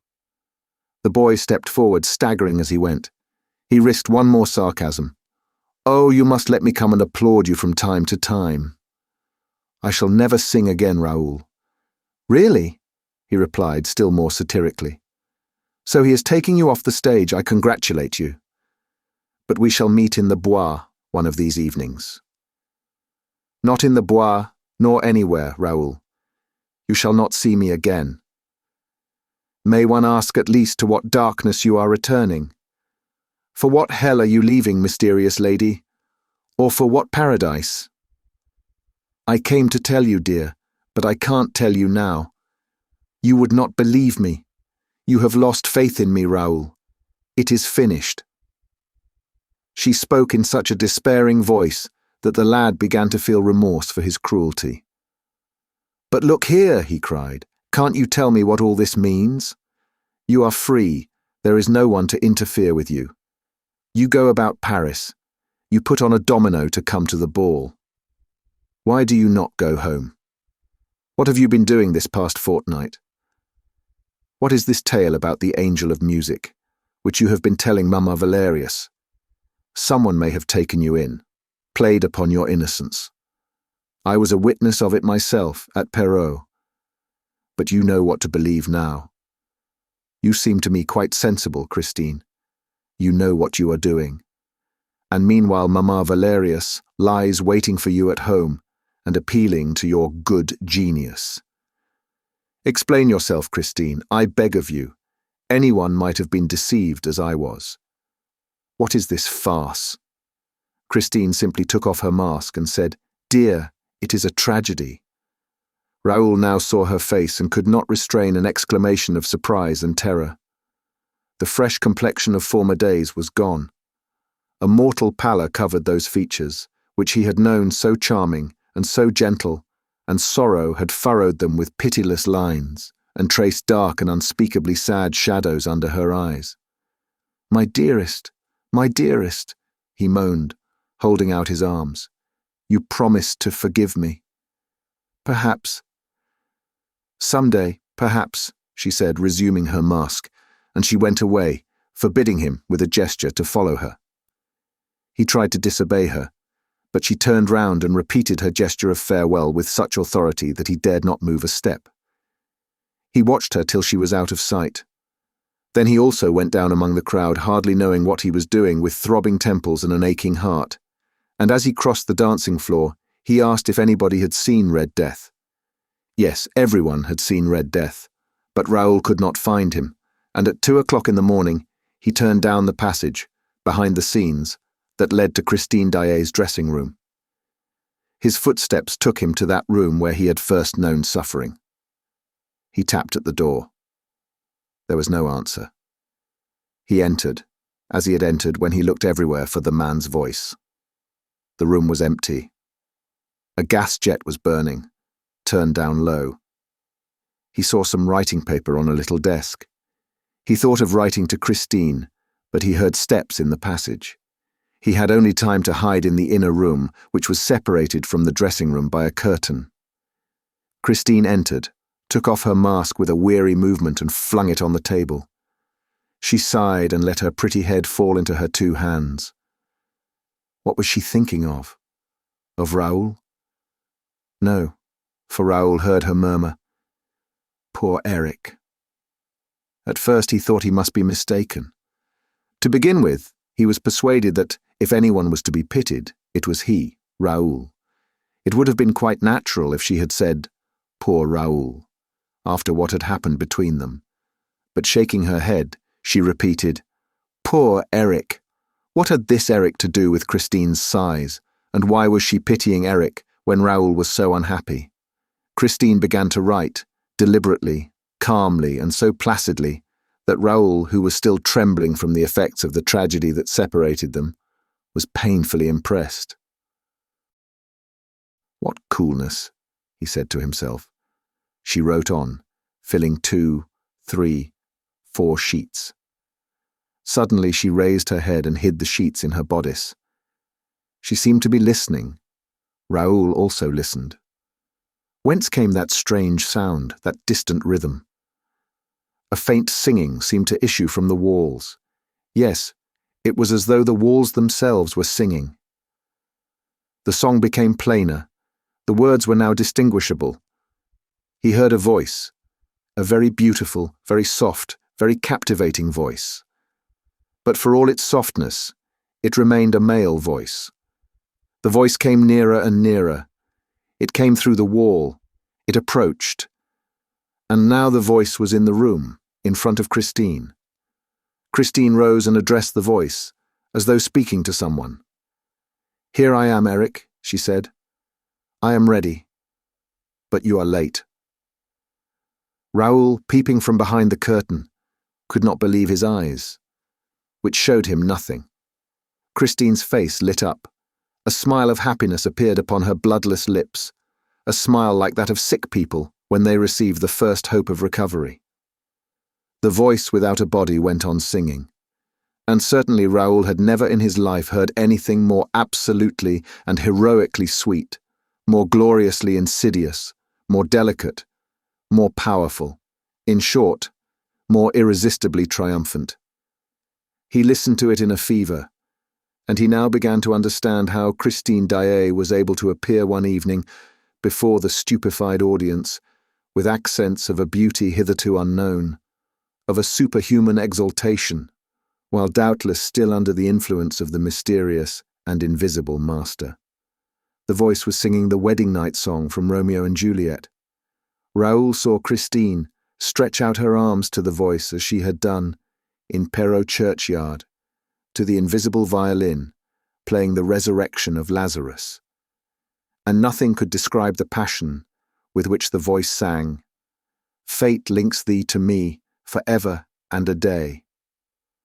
The strains went through Raoul's heart, struggling against the charm that seemed to deprive him of all his will and all his energy, and of almost all his lucidity at the moment when he needed them most. He succeeded in drawing back the curtain that hid him, and he walked to where Christine stood. She herself was moving to the back of the room, the whole wall of which was occupied by a great mirror that reflected her image, but not his, for he was just behind her and entirely covered by her. "Fate links thee to me for ever and a day." Christine walked toward her image in the glass, and the image came toward her. The two Christines, the real one and the reflection, ended by touching, and Raoul put out his arms to clasp the two in one embrace. But by a sort of dazzling miracle that sent him staggering, Raoul was suddenly flung back, while an icy blast swept over his face. He saw not 2 but 4, 8, 20 Christines spinning round him, laughing at him and fleeing so swiftly that he could not touch one of them. At last, everything stood still again, and he saw himself in the glass. But Christine had disappeared. He rushed up to the glass. He struck at the walls. Nobody. And meanwhile, the room still echoed with a distant, passionate singing. "Fate links thee to me for ever and a day." Which way? Which way had Christine gone? Which way would she return? Would she return? Alas, had she not declared to him that everything was finished? And was the voice not repeating, "Fate links thee to me for ever and a day"? To me? To whom? Then, worn out, beaten, empty-brained, he sat down on the chair which Christine had just left. Like her, he let his head fall into his hands. When he raised it, the tears were streaming down his young cheeks, real, heavy tears, like those which jealous children shed, tears that wept for a sorrow which was in no way fanciful, but which is common to all the lovers on earth, and which he expressed aloud. "Who is this Eric?" he said. Chapter 10. Forget the name of the man's voice. The day after Christine had vanished before his eyes in a sort of dazzlement that still made him doubt the evidence of his senses, Monsieur le Vicomte de Chagny called to inquire at Mamma Valerius's. He came upon a charming picture. Christine herself was seated by the bedside of the old lady, who was sitting up against the pillows, knitting. The pink and white had returned to the young girl's cheeks. The dark rings round her eyes had disappeared. Raoul no longer recognized the tragic face of the day before. If the veil of melancholy over those adorable features had not still appeared to the young man as the last trace of the weird drama in whose toils that mysterious child was struggling, he could have believed that Christine was not its heroine at all. She rose, without showing any emotion, and offered him her hand. but Raoul's stupefaction was so great that he stood there dumbfounded, without a gesture, without a word. "Well, Monsieur de Chagny," exclaimed Mamma Valerius, "don't you know our Christine? Her good genius has sent her back to us." "Mamma," the girl broke in promptly, while a deep blush mantled to her eyes. "I thought, Mamma, that there was to be no more question of that. You know there is no such thing as the angel of music. But, child, he gave you lessons for 3 months. Mamma, I have promised to explain everything to you one of these days, and I hope to do so, but you have promised me until that day to be silent and to ask me no more questions whatever. Provided that you promise never to leave me again, but have you promised that, Christine? Mamma, all this cannot interest Monsieur de Chagny." "On the contrary, mademoiselle," said the young man, in a voice which he tried to make firm and brave, but which still trembled. "Anything that concerns you interests me to an extent which perhaps you will one day understand. I do not deny that my surprise equals my pleasure at finding you with your adopted mother, and that, after what happened between us yesterday, after what you said and what I was able to guess, I hardly expected to see you here so soon. I should be the first to delight at your return, if you were not so bent on preserving a secrecy that may be fatal to you. And I have been your friend too long not to be alarmed, with Madame Valerius, at a disastrous adventure which will remain dangerous, so long as we have not unravelled its threads, and of which you will certainly end by being the victim. Christine." At these words, Mamma Valerius tossed about in her bed. "What does this mean?" she cried. "Is Christine in danger?" "Yes, madame," said Raoul courageously, notwithstanding the signs which Christine made to him. "My God!" exclaimed the good, simple old woman, gasping for breath. "You must tell me everything, Christine. Why did you try to reassure me? And what danger is it, Monsieur de Chagny? An impostor is abusing her good faith. Is the angel of music an impostor? She told you herself that there is no angel of music. But then what is it, in heaven's name? You will be the death of me. There is a terrible mystery around us, madame, around you, around Christine, a mystery much more to be feared than any number of ghosts or genii." Mamma Valerius turned a terrified face to Christine, who had already run to her adopted mother and was holding her in her arms. "Don't believe him, Mummy, don't believe him," she repeated. "Then tell me that you will never leave me again," implored the widow. Christine was silent, and Raoul resumed. "That is what you must promise, Christine. It is the only thing that can reassure your mother and me. We will undertake not to ask you a single question about the past, if you promise us to remain under our protection in future. That is an undertaking which I have not asked of you, and a promise which I refuse to make you," said the young girl haughtily. "I am mistress of my own actions, Monsieur de Chagny. You have no right to control them, and I will beg you to desist henceforth. As to what I have done during the last fortnight, there is only one man in the world who has the right to demand an account of me, my husband. Well, I have no husband, and I never mean to marry." She threw out her hands to emphasize her words, and Raoul turned pale, not only because of the words which he had heard, but because he had caught sight of a plain gold ring on Christine's finger. "You have no husband, and yet you wear a wedding ring." He tried to seize her hand, but she swiftly drew it back. "That's a present," she said, blushing once more and vainly striving to hide her embarrassment. "Christine, as you have no husband, that ring can only have been given by one who hopes to make you his wife. Why deceive us further? Why torture me still more? That ring is a promise, and that promise has been accepted." "That's what I said," exclaimed the old lady. "And what did she answer, madame?"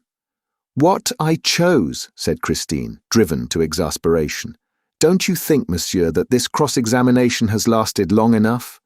As far as I'm concerned—" Raoul was afraid to let her finish her speech. He interrupted her. "I beg your pardon for speaking as I did, mademoiselle.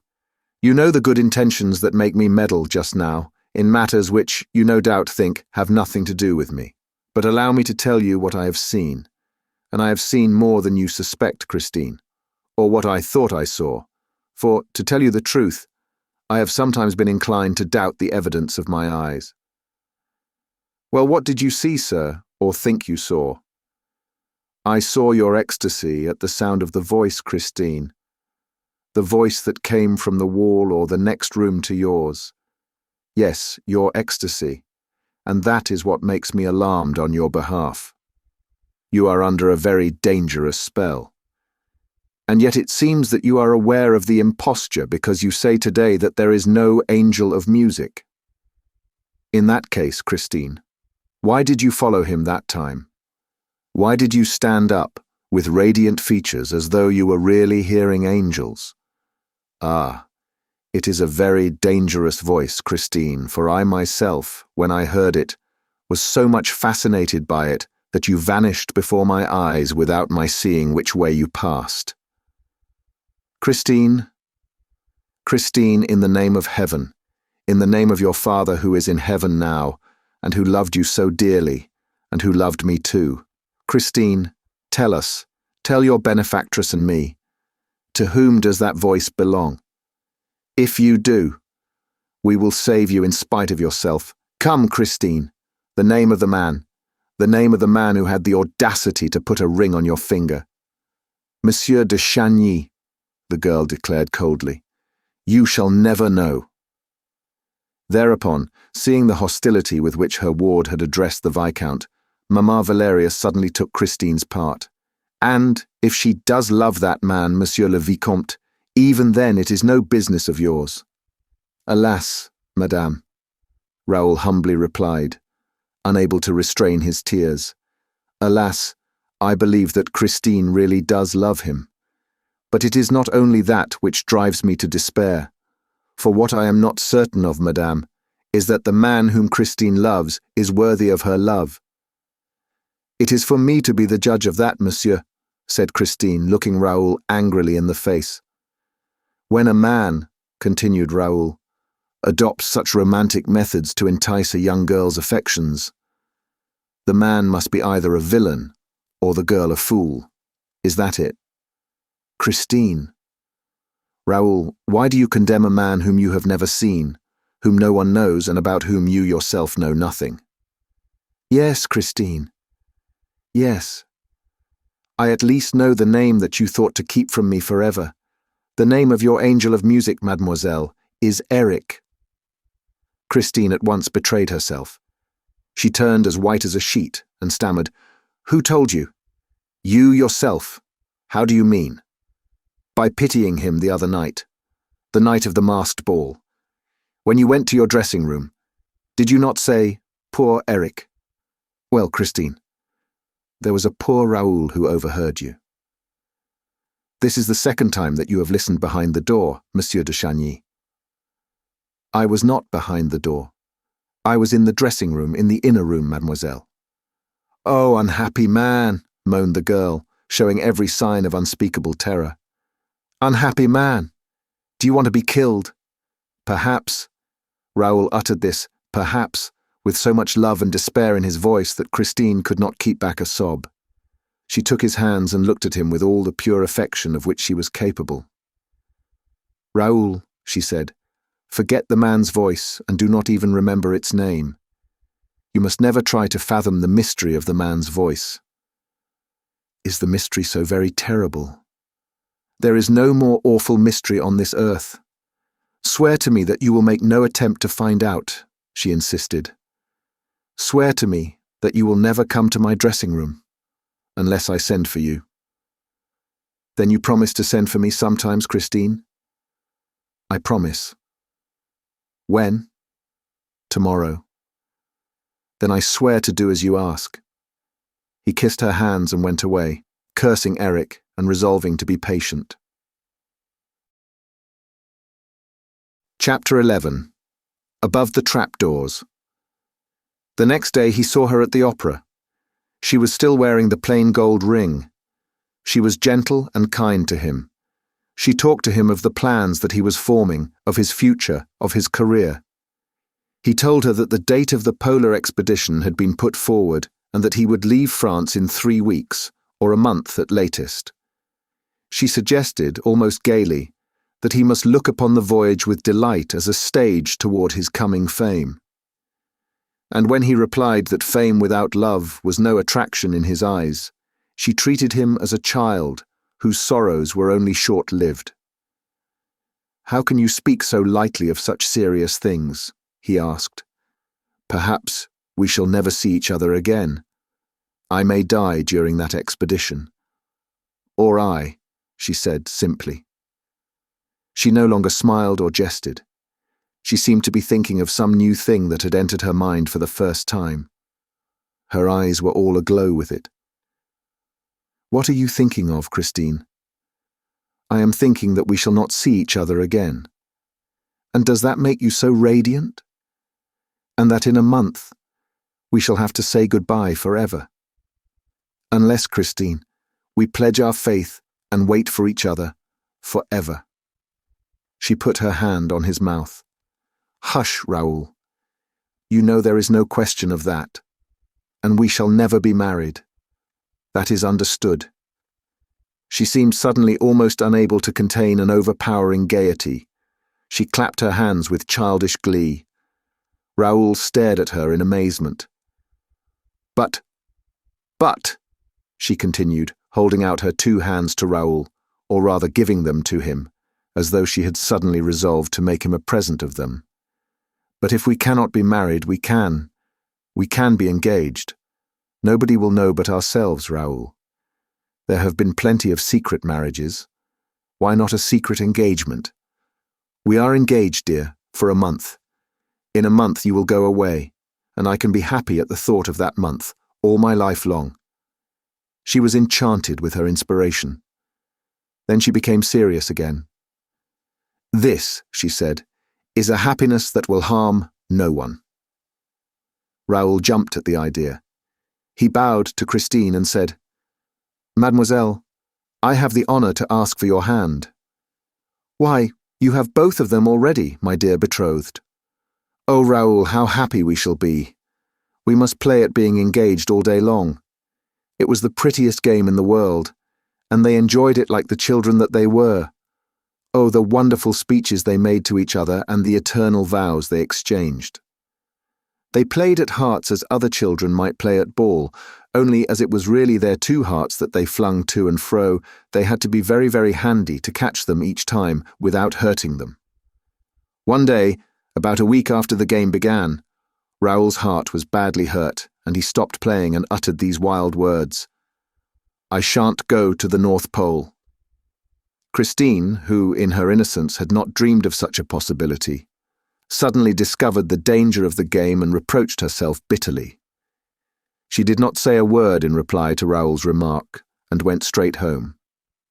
This happened in the afternoon, in the singers' dressing room, where they met every day and where they amused themselves by dining on 3 biscuits, 2 glasses of port, and a bunch of violets. In the evening she did not sing, and he did not receive his usual letter, though they had arranged to write to each other daily during that month.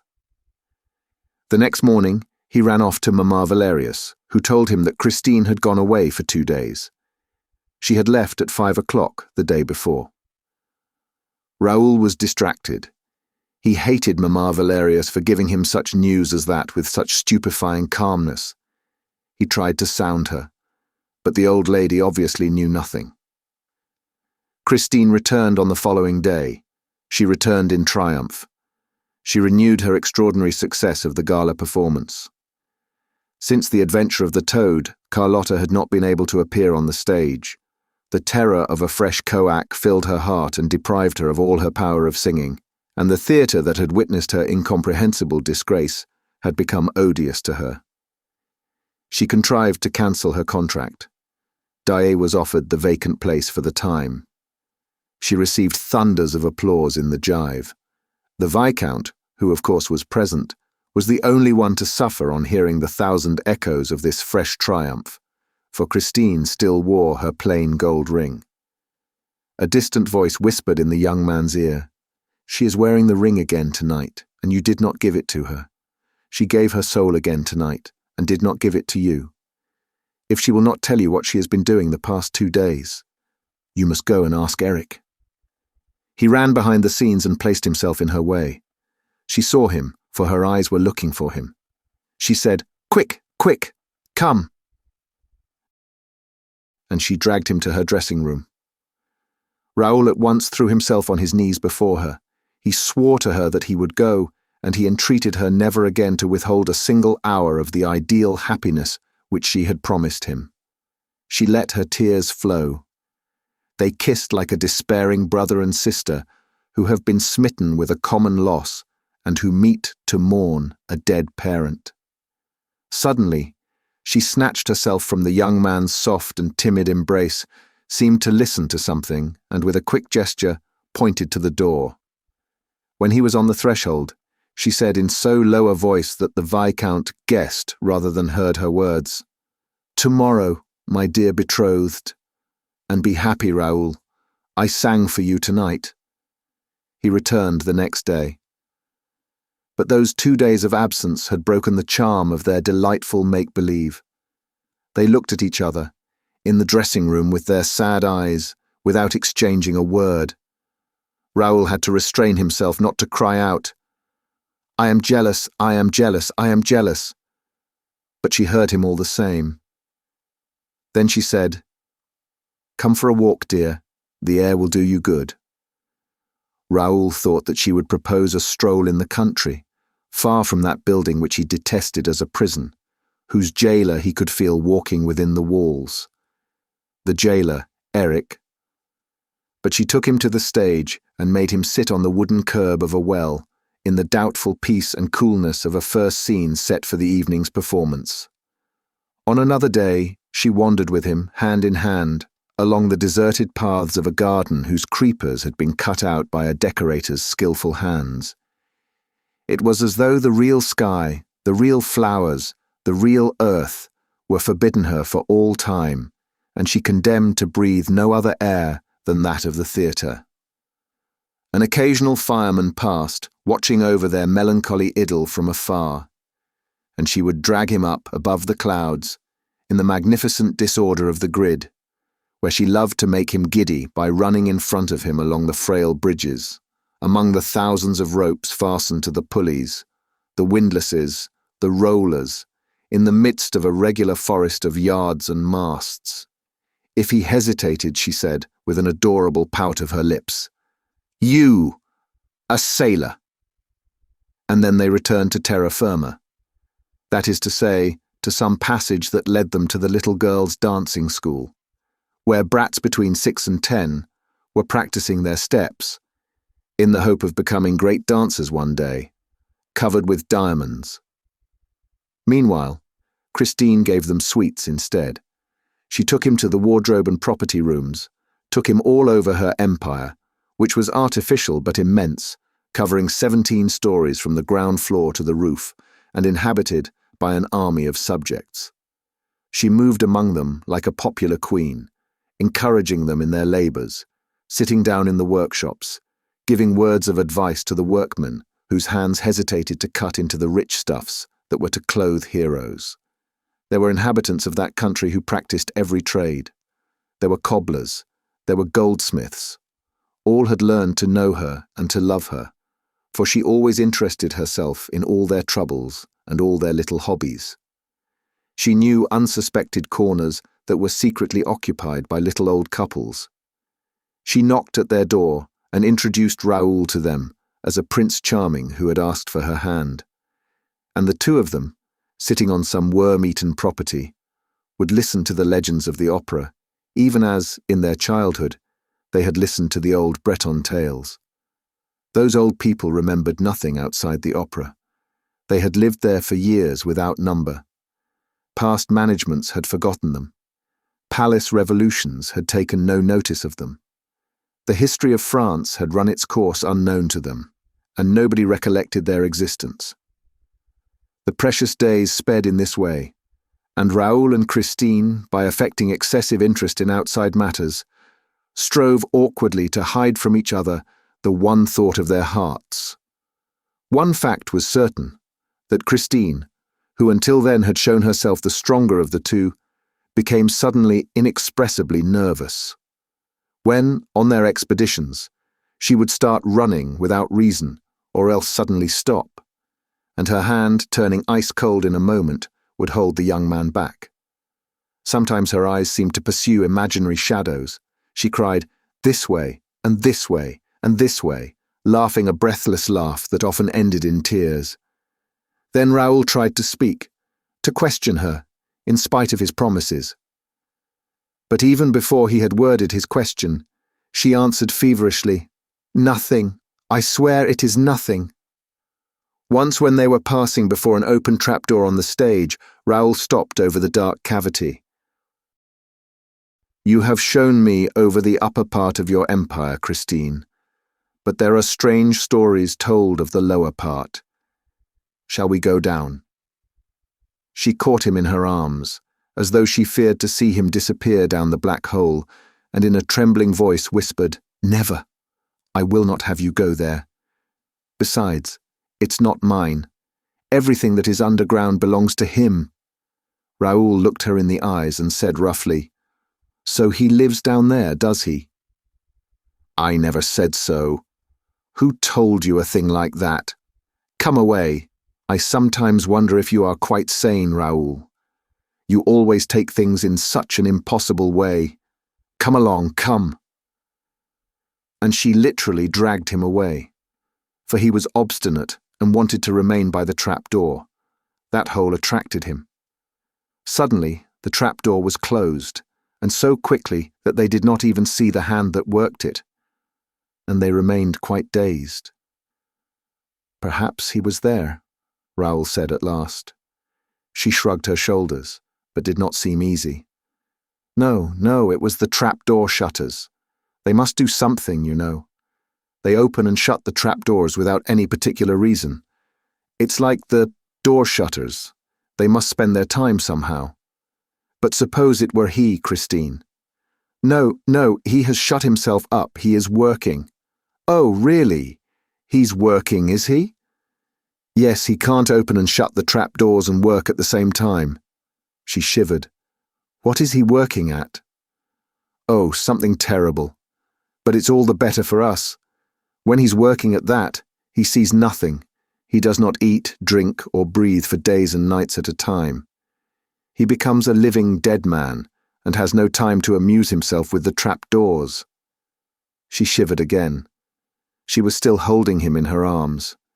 Then she sighed and said in her turn, "Suppose it were he. Are you afraid of him?" No, of course not," she said. For all that, on the next day and the following days, Christine was careful to avoid the trapdoors. Her agitation only increased as the hours passed.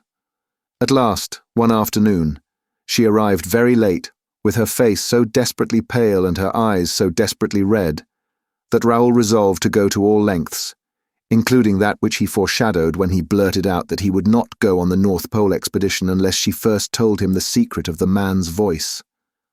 "Hush! Hush, in heaven's name! Suppose he heard you, you unfortunate Raoul!" And Christine's eyes stared wildly at everything around her. "I will remove you from his power, Christine, I swear it. And you shall not think of him any more. Is it possible?" She allowed herself this doubt, which was an encouragement, while dragging the young man up to the topmost floor of the theatre, far, very far from the trapdoors. "I shall hide you in some unknown corner of the world, where he cannot come to look for you. You will be safe, and then I shall go away, as you have sworn never to marry." Christine seized Raoul's hands and squeezed them with incredible rapture, but suddenly becoming alarmed again, she turned away her head. "Higher," was all she said. "Higher still," and she dragged him up toward the summit. He had difficulty following her. They were soon under the very roof, in the maze of timber work. They slipped through the buttresses, the rafters, the joists, They ran from beam to beam as they might have run from tree to tree in a forest, and despite the care that she took to look behind her at every moment, she failed to see a shadow which followed her like her own shadow, which stopped when she stopped, which started again when she did, and which made no more noise than a well-conducted shadow should. As for Raoul, he saw nothing either, for when he had Christine in front of him, nothing interested him that happened behind. Chapter 12. Apollo's Lyre. On this way they reached the roof. Christine tripped over it as lightly as a swallow. Their eyes swept the empty space between the three domes and the triangular pediment. She breathed freely over Paris, the whole valley of which was seen at work below. She called Raoul to come quite close to her, and they walked side by side along the zinc streets in the leaden avenues. They looked at their twin shapes in the huge tanks, full of stagnant water, where, in the hot weather, the little boys of the ballet, a score or so, learned to swim and dive. The shadow had followed behind them, clinging to their steps, and the two children little suspected its presence when they at last sat down, trustingly, under the mighty protection of Apollo, who, with a great bronze gesture, lifted his huge lyre to the heart of a crimson sky. It was a gorgeous spring evening. Clouds, which had just received their gossamer robe of gold and purple from the setting sun, drifted slowly by, and Christine said to Raoul, "Soon we shall go farther and faster than the clouds, to the end of the world, and then you will leave me, Raoul. But if, when the moment comes for you to take me away, I refuse to go with you, well, you must carry me off by force. Are you afraid that you will change your mind, Christine?" "I don't know," she said, shaking her head in an odd fashion. "He is a demon." And she shivered and nestled in his arms with a moan. "I'm afraid now of going back to live with him. In the ground." "What compels you to go back, Christine?" "If I do not go back to him, terrible misfortunes may happen. But I can't do it. I can't do it. I know one ought to be sorry for people who live underground. But he is too horrible, and yet the time is at hand. I have only a day left, and if I do not go, he will come and fetch me with his voice. And he will drag me with him underground, and go on his knees before me with his death's head. And he will tell me that he loves me. And he will cry. Oh, those tears, Raoul, those tears in the two black eye sockets of the death's head. I cannot see those tears flow again." She wrung her hands in anguish, while Raoul pressed her to his heart. "No, no! You shall never again hear him tell you that he loves you. You shall not see his tears. Let us fly, Christine. Let us fly at once." And he tried to drag her away, then and there, but she stopped him. "No, no," she said, shaking her head sadly.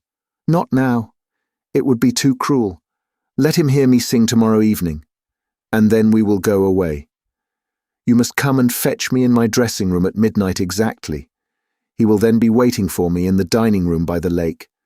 We shall be free, and you shall take me away.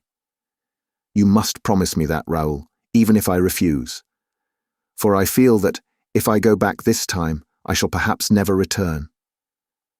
And she gave a sigh, to which it seemed to her that another sigh behind her replied. "Didn't you hear?" Her teeth chattered. "No," said Raoul. "I heard nothing."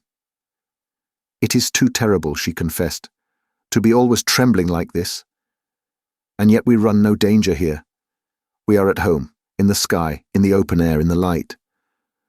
The sun is flaming, and night birds cannot bear to look at the sun. I've never seen him by daylight. It must be awful. Oh, the first time I saw him, I thought that he was going to die." "Why?" asked Raoul, really frightened at the aspect which this strange confidence was taking. "Parce que je l'avais vu."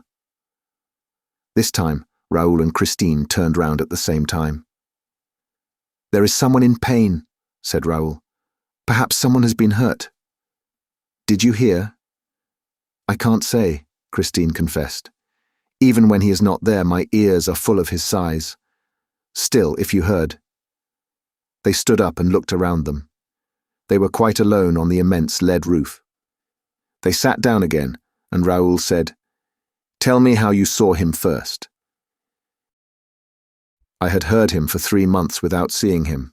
The first time I heard it, I thought, as you did, that adorable voice was singing in another room.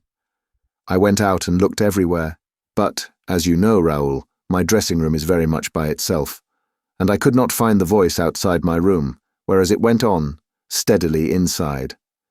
And it not only sang, but it spoke to me and answered my questions like a real man's voice, with this difference, that it was as beautiful as the voice of an angel. I had never got the angel of music, whom my poor father had promised to send me as soon as he was dead. I really think that Mamma Valerius was a little bit to blame. I told her about it, and she at once said, "It must be the angel. At any rate, you can do no harm by asking him." I did so, and the man's voice replied that yes, it was the angel's voice, the voice which I was expecting and which my father had promised me.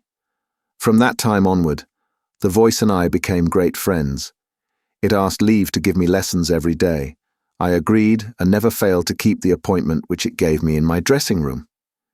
You have no idea, though you have heard the voice, of what those lessons were like. "No, I have no idea," said Raoul. "What was your accompaniment?" "We were accompanied by a music which I do not know. It was behind the wall and wonderfully accurate. The voice seemed to understand mine exactly, to know precisely where my father had left off teaching me. In a few weeks' time, I hardly knew myself when I sang. I was even frightened. I seemed to dread a sort of witchcraft behind it, but Mamma Valerius reassured me. She said that she knew I was much too simple a girl to give the devil a hold on me. My progress by the voice's own order was kept a secret between the voice, Mamma Valerius, and myself. It was a curious thing, but outside the dressing room, I sang with my ordinary, everyday voice, and nobody noticed anything. I did all that the voice asked. It said, "Wait and see, we shall astonish Paris." And I waited and lived on in a sort of ecstatic dream. It was then that I saw you for the first time one evening, in the house. I was so glad that I never thought of concealing my delight when I reached my dressing room. Unfortunately, the voice was there before me, and soon noticed, by my air, that something had happened. It asked what was the matter, and I saw no reason for keeping our story secret or concealing the place which you filled in my heart. Then the voice was silent. I called to it, but it did not reply. I begged and entreated, but in vain. I was terrified lest it had gone for good. I wish to heaven it had, dear. That night, I went home in a desperate condition. I told Mamma Valerius, who said, "Why, of course the voice is jealous," and that, dear, first revealed to me that I loved you. Christine stopped and laid her head on Raoul's shoulder.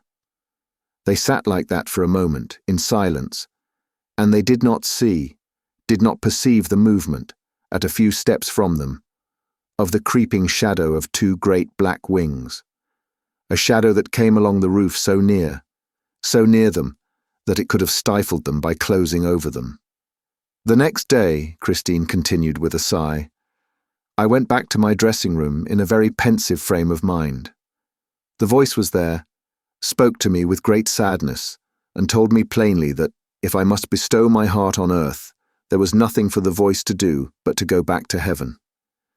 And it said this with such an accent of human sorrow, that I ought then and there to have suspected and begun to believe that I was the victim of my deluded senses. But my faith in the voice, with which the memory of my father was so closely intermingled, remained undisturbed. I feared nothing so much as that I might never hear it again. I had thought about my love for you, and realized all the useless danger of it. And I did not even know if you remembered me. Whatever happened, your position in society forbade me to contemplate the possibility of ever marrying you. and I swore to the voice that you were no more than a brother to me, nor ever would be, and that my heart was incapable of any earthly love. And that, dear, was why I refused to recognize or see you when I met you on the stage or in the passages. Meanwhile, the hours during which the voice taught me were spent in a divine frenzy, until at last the voice said to me, "You can now, Christine Daaé, give to men a little of the music of heaven." I don't know how it was that Carlotta did not come to the theatre that night, nor why I was called upon to sing in her stead, but I sang with a rapture I had never known before, and I felt for a moment as if my soul were leaving my body. "Oh, Christine," said Raoul, "my heart quivered that night at every accent of your voice. I saw the tears stream down your cheeks, and I wept with you. How could you sing like that while crying?" "I felt myself fainting," said Christine. "I closed my eyes. When I opened them, you were by my side.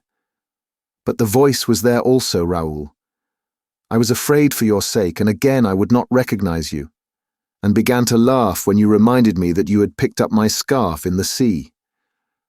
Alas, there is no deceiving the voice. The voice recognized you, and the voice was jealous. It said that if I did not love you, I would not avoid you, but treat you like any other old friend. It made me scene upon scene. At last I said to the voice, 'That will do. I am going to Perros tomorrow to pray on my father's grave, and I shall ask Monsieur Raoul de Chagny to go with me.' 'Do as you please,' replied the voice.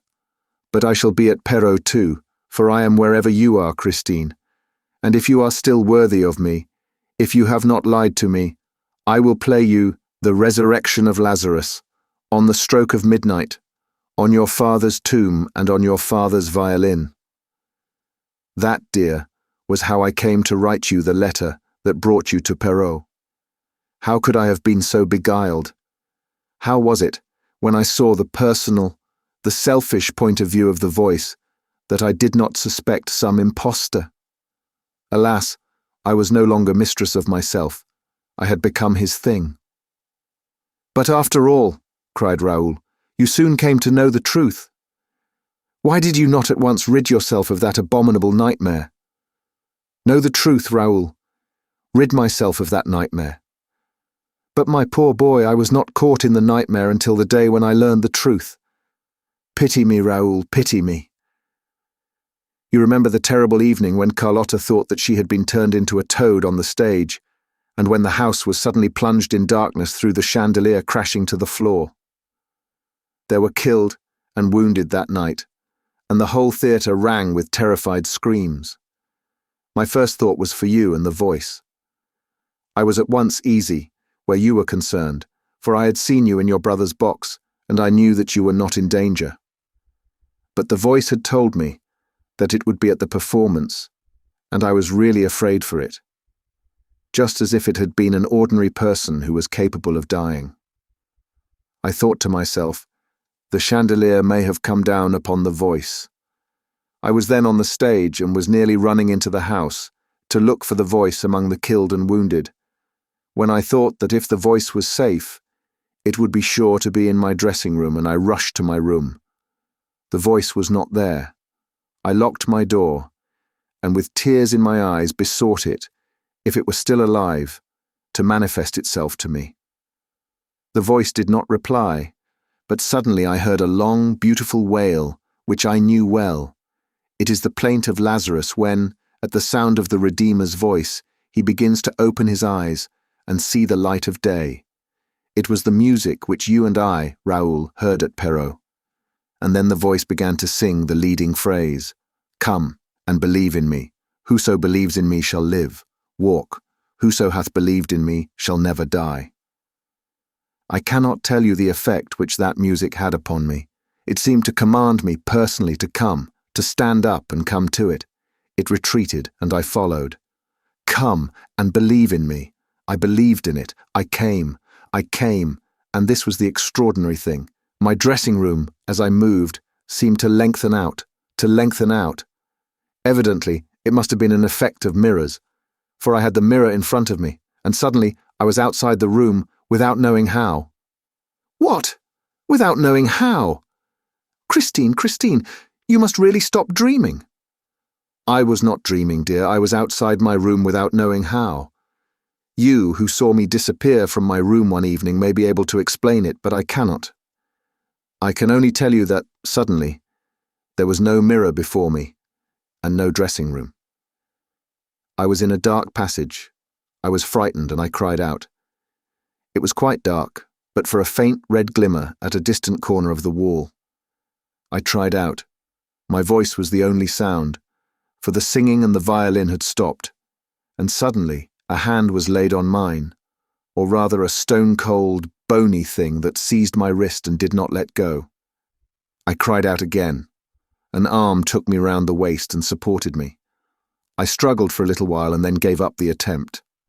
I was dragged toward the little red light, and then I saw that I was in the hands of a man wrapped in a large cloak and wearing a mask that hid his whole face. I made one last effort. My limbs stiffened, my mouth opened to scream, but a hand closed it, a hand which I felt on my lips, on my skin, a hand that smelt of death. Then I fainted away. When I opened my eyes, we were still surrounded by darkness. A lantern, standing on the ground, showed a bubbling well. The water splashing from the well disappeared, almost at once, under the floor on which I was lying, with my head on the knee of the man in the black cloak and the black mask. He was bathing my temples and his hands smelt of death. I tried to push them away and asked, "Who are you? Where is the voice?" His only answer was a sigh. Suddenly a hot breath passed over my face and I perceived a white shape beside the man's black shape in the darkness. The black shape lifted me onto the white shape. A glad neighing greeted my astounded ears and I murmured, "Caesar!" The animal quivered. Raoul, I was lying half back on a saddle, and I had recognized the white horse out of the Profeta, which I had so often fed with sugar and sweets. I remembered that, one evening, there was a rumor in the theatre that the horse had disappeared and that it had been stolen by the opera ghost. I believed in the voice, but had never believed in the ghost. Now, however, I began to wonder, with a shiver, whether I was the ghost's prisoner. I called upon the voice to help me, for I should never have imagined that the voice and the ghost were one. "You have heard about the opera ghost, have you not, Raoul?" "Yes, but tell me what happened when you were on the white horse of the Profeta." I made no movement and let myself go. The black shape held me up, and I made no effort to escape. A curious feeling of peacefulness came over me, and I thought that I must be under the influence of some cordial. I had the full command of my senses, and my eyes became used to the darkness, which was lit here and there by fitful gleams. I calculated that we were in a narrow circular gallery, probably running all round the opera, which is immense, underground. I had once been down into those cellars, but had stopped at the third floor, though there were two lower still, large enough to hold a town. But the figures of which I caught sight had made me run away. There are demons down there, quite black, standing in front of boilers, and they wield shovels and pitchforks and poke up fires and stir up flames, and if you come too near them, they frighten you by suddenly opening the red mouths of their furnaces. Well, while Caesar was quietly carrying me on his back, I saw those black demons in the distance, looking quite small in front of the red fires of their furnaces. They came into sight, disappeared, and came into sight again, as we went on our winding way. At last, they disappeared altogether. The shape was still holding me up, and César walked on, unled and sure-footed. I could not tell you, even approximately, how long this ride lasted.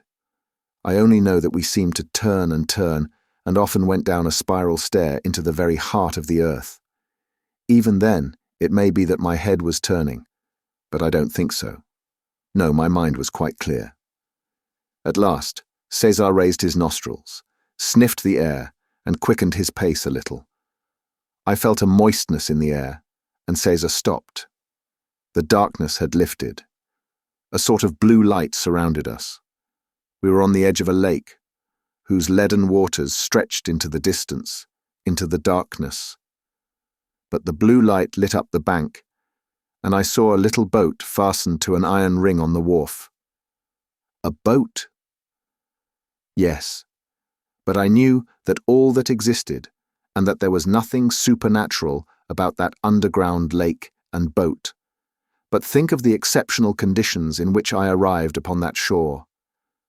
I don't know whether the effects of the cordial had worn off when the man's shape lifted me into the boat, but my terror began all over again. My gruesome escort must have noticed it, for he sent Caesar back and I heard his hooves trampling up a staircase, while the man jumped into the boat, untied the rope that held it and seized the oars. He rowed with a quick, powerful stroke, and his eyes, under the mask, never left me. We slipped across the noiseless water in the blue light, which I told you of. Then we were in the dark again, and we touched shore, and I was once more taken up in the man's arms. I cried aloud, and then, suddenly, I was silent, dazed by the light. Yes, a dazzling light in the midst of which I had been put down. I sprang to my feet. I was in the middle of a drawing room that seemed to me to be decorated, adorned, and furnished with nothing but flowers, flowers both magnificent and stupid, because of the silk ribbons that tied them to baskets, like those which they sell in the shops on the boulevards. They were much too civilized flowers, like those which I used to find in my dressing room after a first night. And in the midst of all these flowers stood the black shape of the man in the mask, with arms crossed, and he said, "Don't be afraid, Christine. You are in no danger." It was the voice. My anger equaled my amazement. I rushed at the mask and tried to snatch it away so as to see the face of the voice. The man said, "You are in no danger, so long as you do not touch the mask." And taking me gently by the wrists, he forced me into a chair and then went down on his knees before me and said nothing more. His humility gave me back some of my courage, and the light restored me to the realities of life. However extraordinary the adventure might be, I was now surrounded by mortal, visible, tangible things. The furniture, the hangings, the candles, the vases, and the very flowers in their baskets, of which I could almost have told whence they came and what they cost, were bound to confine my imagination to the limits of a drawing-room quite as commonplace as any that, at least, had the excuse of not being in the cellars of the opera. I had no doubt to do with a terrible, eccentric person who in some mysterious fashion had succeeded in taking up his abode there, under the opera house, 5 stories below the level of the ground. And the voice which I had recognized under the mask, was on its knees before me, was a man, and I began to cry.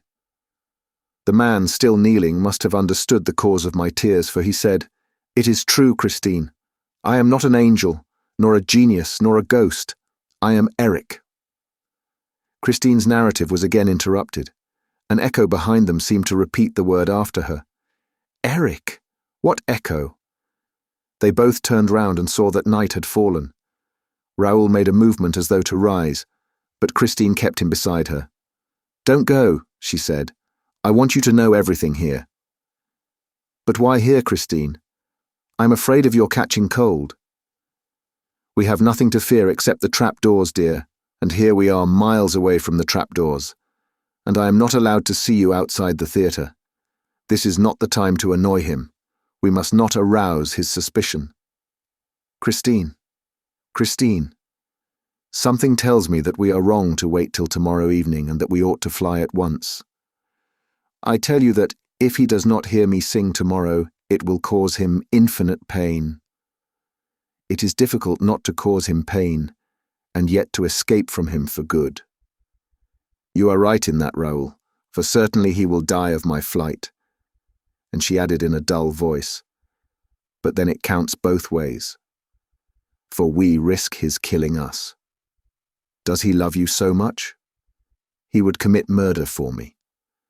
But one can find out where he lives. One can go in search of him. Now that we know that Eric is not a ghost, one can speak to him and force him to answer. Christine shook her head. No, there is nothing to be done with Eric except to run away. Then why, when you were able to run away, did you go back to him?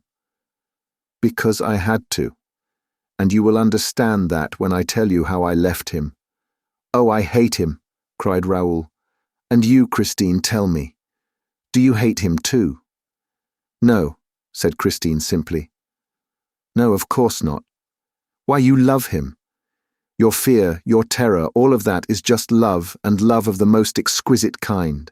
The kind which people do not admit even to themselves, said Raoul bitterly. The kind that gives you a thrill when you think of it. Picture it. A man who lives in a palace underground. And he gave a leer. Then you want me to go back there, said the young girl cruelly. Take care, Raoul. I have told you, I should never return. There was an appalling silence between the three of them, the two who spoke and the shadow that listened behind them.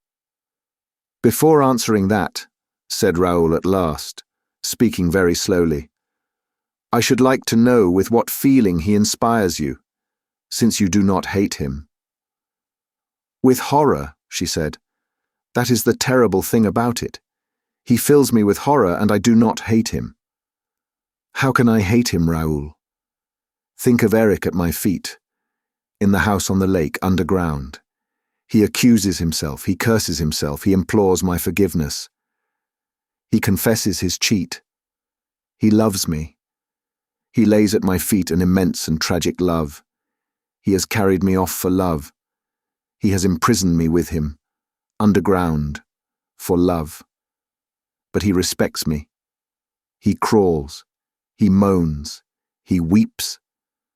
And when I stood up, Raoul, and told him that I could only despise him if he did not then and there give me my liberty, he offered it.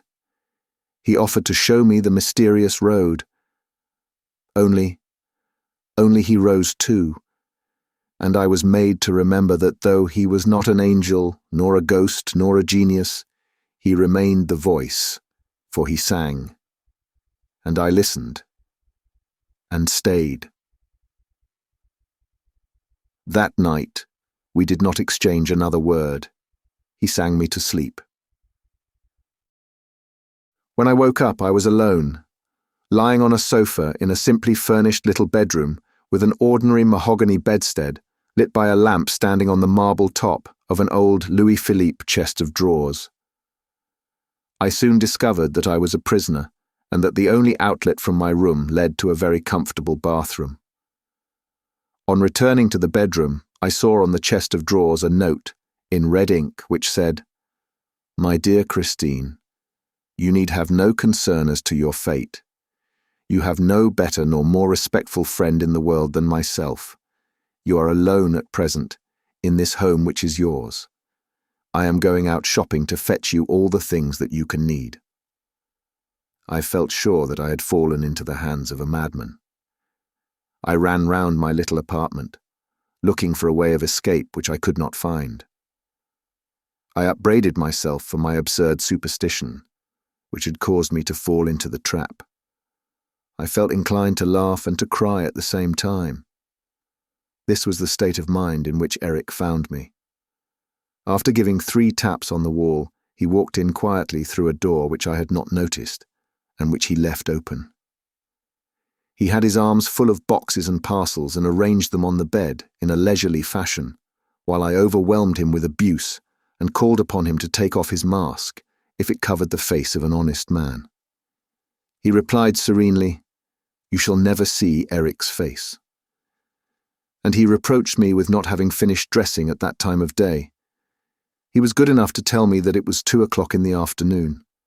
He said he would give me half an hour, and, while he spoke, wound up my watch and set it for me.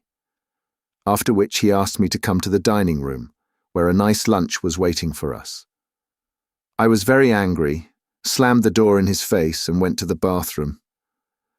When I came out again feeling greatly refreshed, Eric said that he loved me, but that he would never tell me so, except when I allowed him, and that the rest of the time would be devoted to music.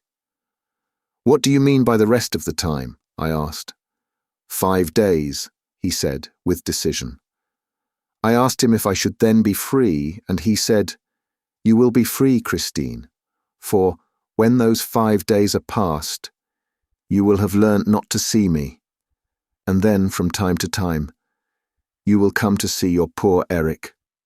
He pointed to a chair opposite him, at a small table, and I sat down, feeling greatly perturbed. However, I ate a few prawns and the wing of a chicken, and drank half a glass of Tokay, which he had himself, he told me, brought from the Königsberg cellars. Eric did not eat or drink. I asked him what his nationality was and if that name of Eric did not point to his Scandinavian origin. He said that he had no name and no country, and that he had taken the name of Eric by accident. After lunch, he rose and gave me the tips of his fingers, saying he would like to show me over his flat. But I snatched away my hand and gave a cry. What I had touched was cold and at the same time bony, and I remembered that his hand smelt of death. "Oh, forgive me," he moaned, and he opened a door before me. "This is my bedroom, if you care to see it. It is rather curious." His manners, his words, his attitude gave me confidence, and I went in without hesitation. I felt as if I were entering the room of a dead person. The walls were all hung with black, but instead of the white trimmings that usually set off that funereal upholstery, there was an enormous stave of music with the notes of the dies irae, many times repeated. In the middle of the room was a canopy, from which hung curtains of red brocaded stuff, and under the canopy, an open coffin. "That is where I sleep," said Eric. "One has to get used to everything in life, even to eternity." The sight upset me so much that I turned away my head. Then I saw the keyboard of an organ, which filled one whole side of the walls. On the desk was a music book covered with red notes. I asked leave to look at it and read Don Juan Triumphant. "Yes," he said, "I compose sometimes. I began that work 20 years ago. When I have finished, I shall take it away with me in that coffin and never wake up again." "You must work at it as seldom as you can," I said. He replied, "I sometimes work at it for 14 days and nights together, during which I live on music only, and then I rest for years at a time." "Will you play me something out of your Don Juan Triumphant?" I asked, thinking to please him. "You must never ask me that," he said in a gloomy voice. "I will play you Mozart, if you like, which will only make you weep. But my Don Juan, Christine, burns, and yet he is not struck by fire from heaven." Thereupon, we returned to the drawing room. I noticed that there was no mirror in the whole apartment. I was going to remark upon this, but Eric had already sat down to the piano. He said, "You see, Christine, there is some music that is so terrible that it consumes all those who approach it. Fortunately, you have not come to that music yet, for you would lose all your pretty colouring and nobody would know you when you return to Paris. Let us sing something from the opera, Christine Daaé." He spoke these last words as though he were flinging an insult at me. "What did you do?"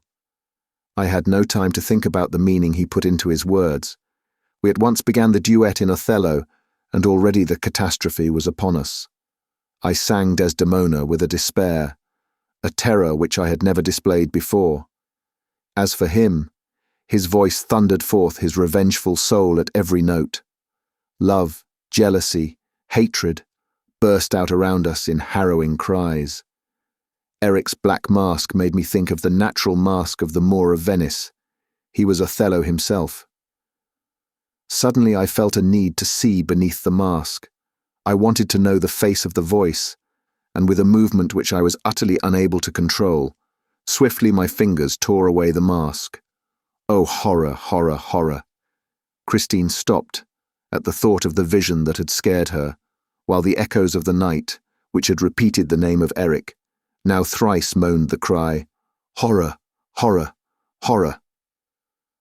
Raoul and Christine, clasping each other closely, raised their eyes to the stars that shone in a clear and peaceful sky. Raoul said, "Strange, Christine, that this calm, soft night should be so full of plaintive sounds. One would think that it was sorrowing with us. When you know the secret, Raoul, your ears, like mine, will be full of lamentations." She took Raoul's protecting hands in hers, and with a long shiver continued, "Yes, if I lived to be 100, I should always hear the superhuman cry of grief and rage which he uttered when the terrible sight appeared before my eyes. Raoul, you have seen death's heads when they have been dried and withered by the centuries, and perhaps, if you were not the victim of a nightmare, you saw his death's head at Perrault. And then you saw Red Death stalking about at the last masked ball, but all those death's heads were motionless, and their dumb horror was not alive. But imagine, if you can, Red Death's mask suddenly coming to life in order to express, with the 4 black holes of its eyes, its nose and its mouth, the extreme anger, the mighty fury of a demon. And not a ray of light from the sockets, for as I learned later, you cannot see his blazing eyes except in the dark. I fell back against the wall, and he came up to me grinding his teeth, and as I fell upon my knees he hissed mad, incoherent words and curses at me.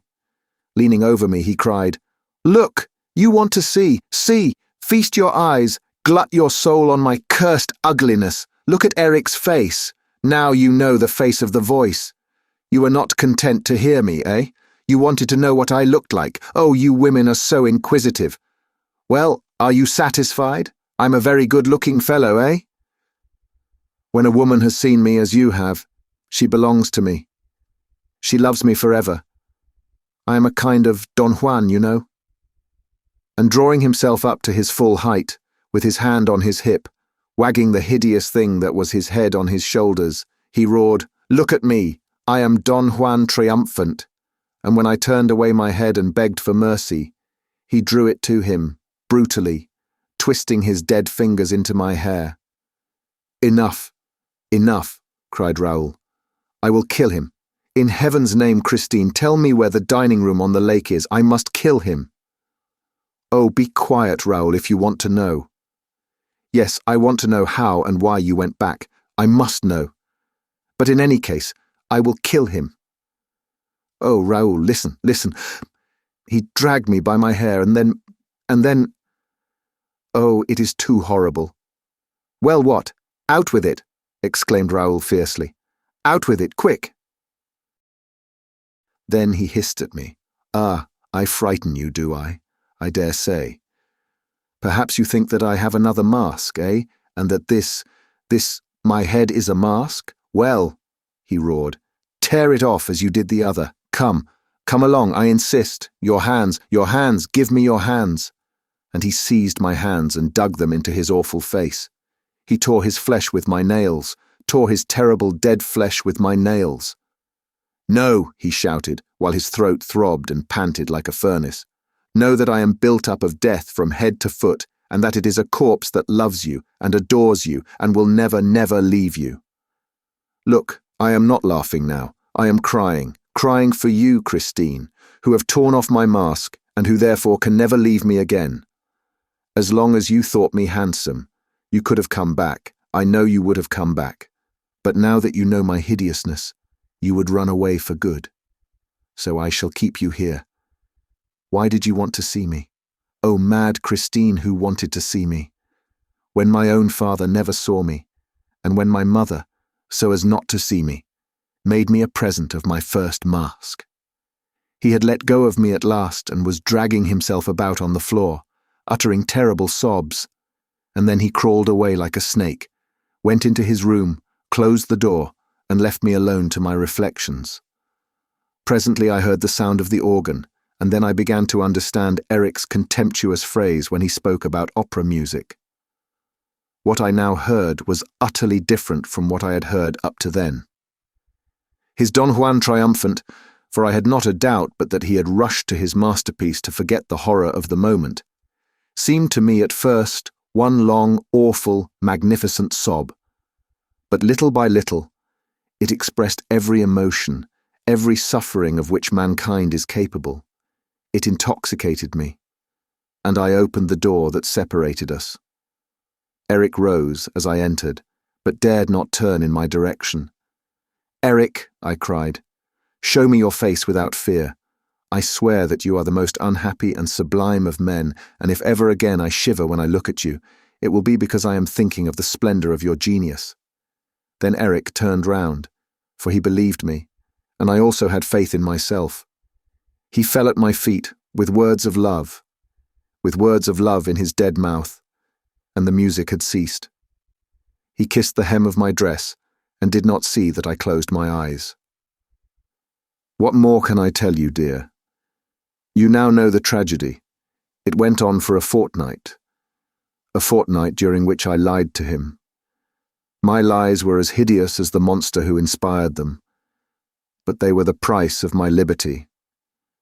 I burned his mask, and I managed so well that, even when he was not singing, he tried to catch my eye, like a dog sitting by its master. He was my faithful slave, and paid me endless little attentions. Gradually, I gave him such confidence that he ventured to take me walking on the banks of the lake and to row me in the boat on its leaden waters. Toward the end of my captivity, he let me out through the gates that closed the underground passages in the Rue Scribe. Here, a carriage awaited us and took us to the Bois.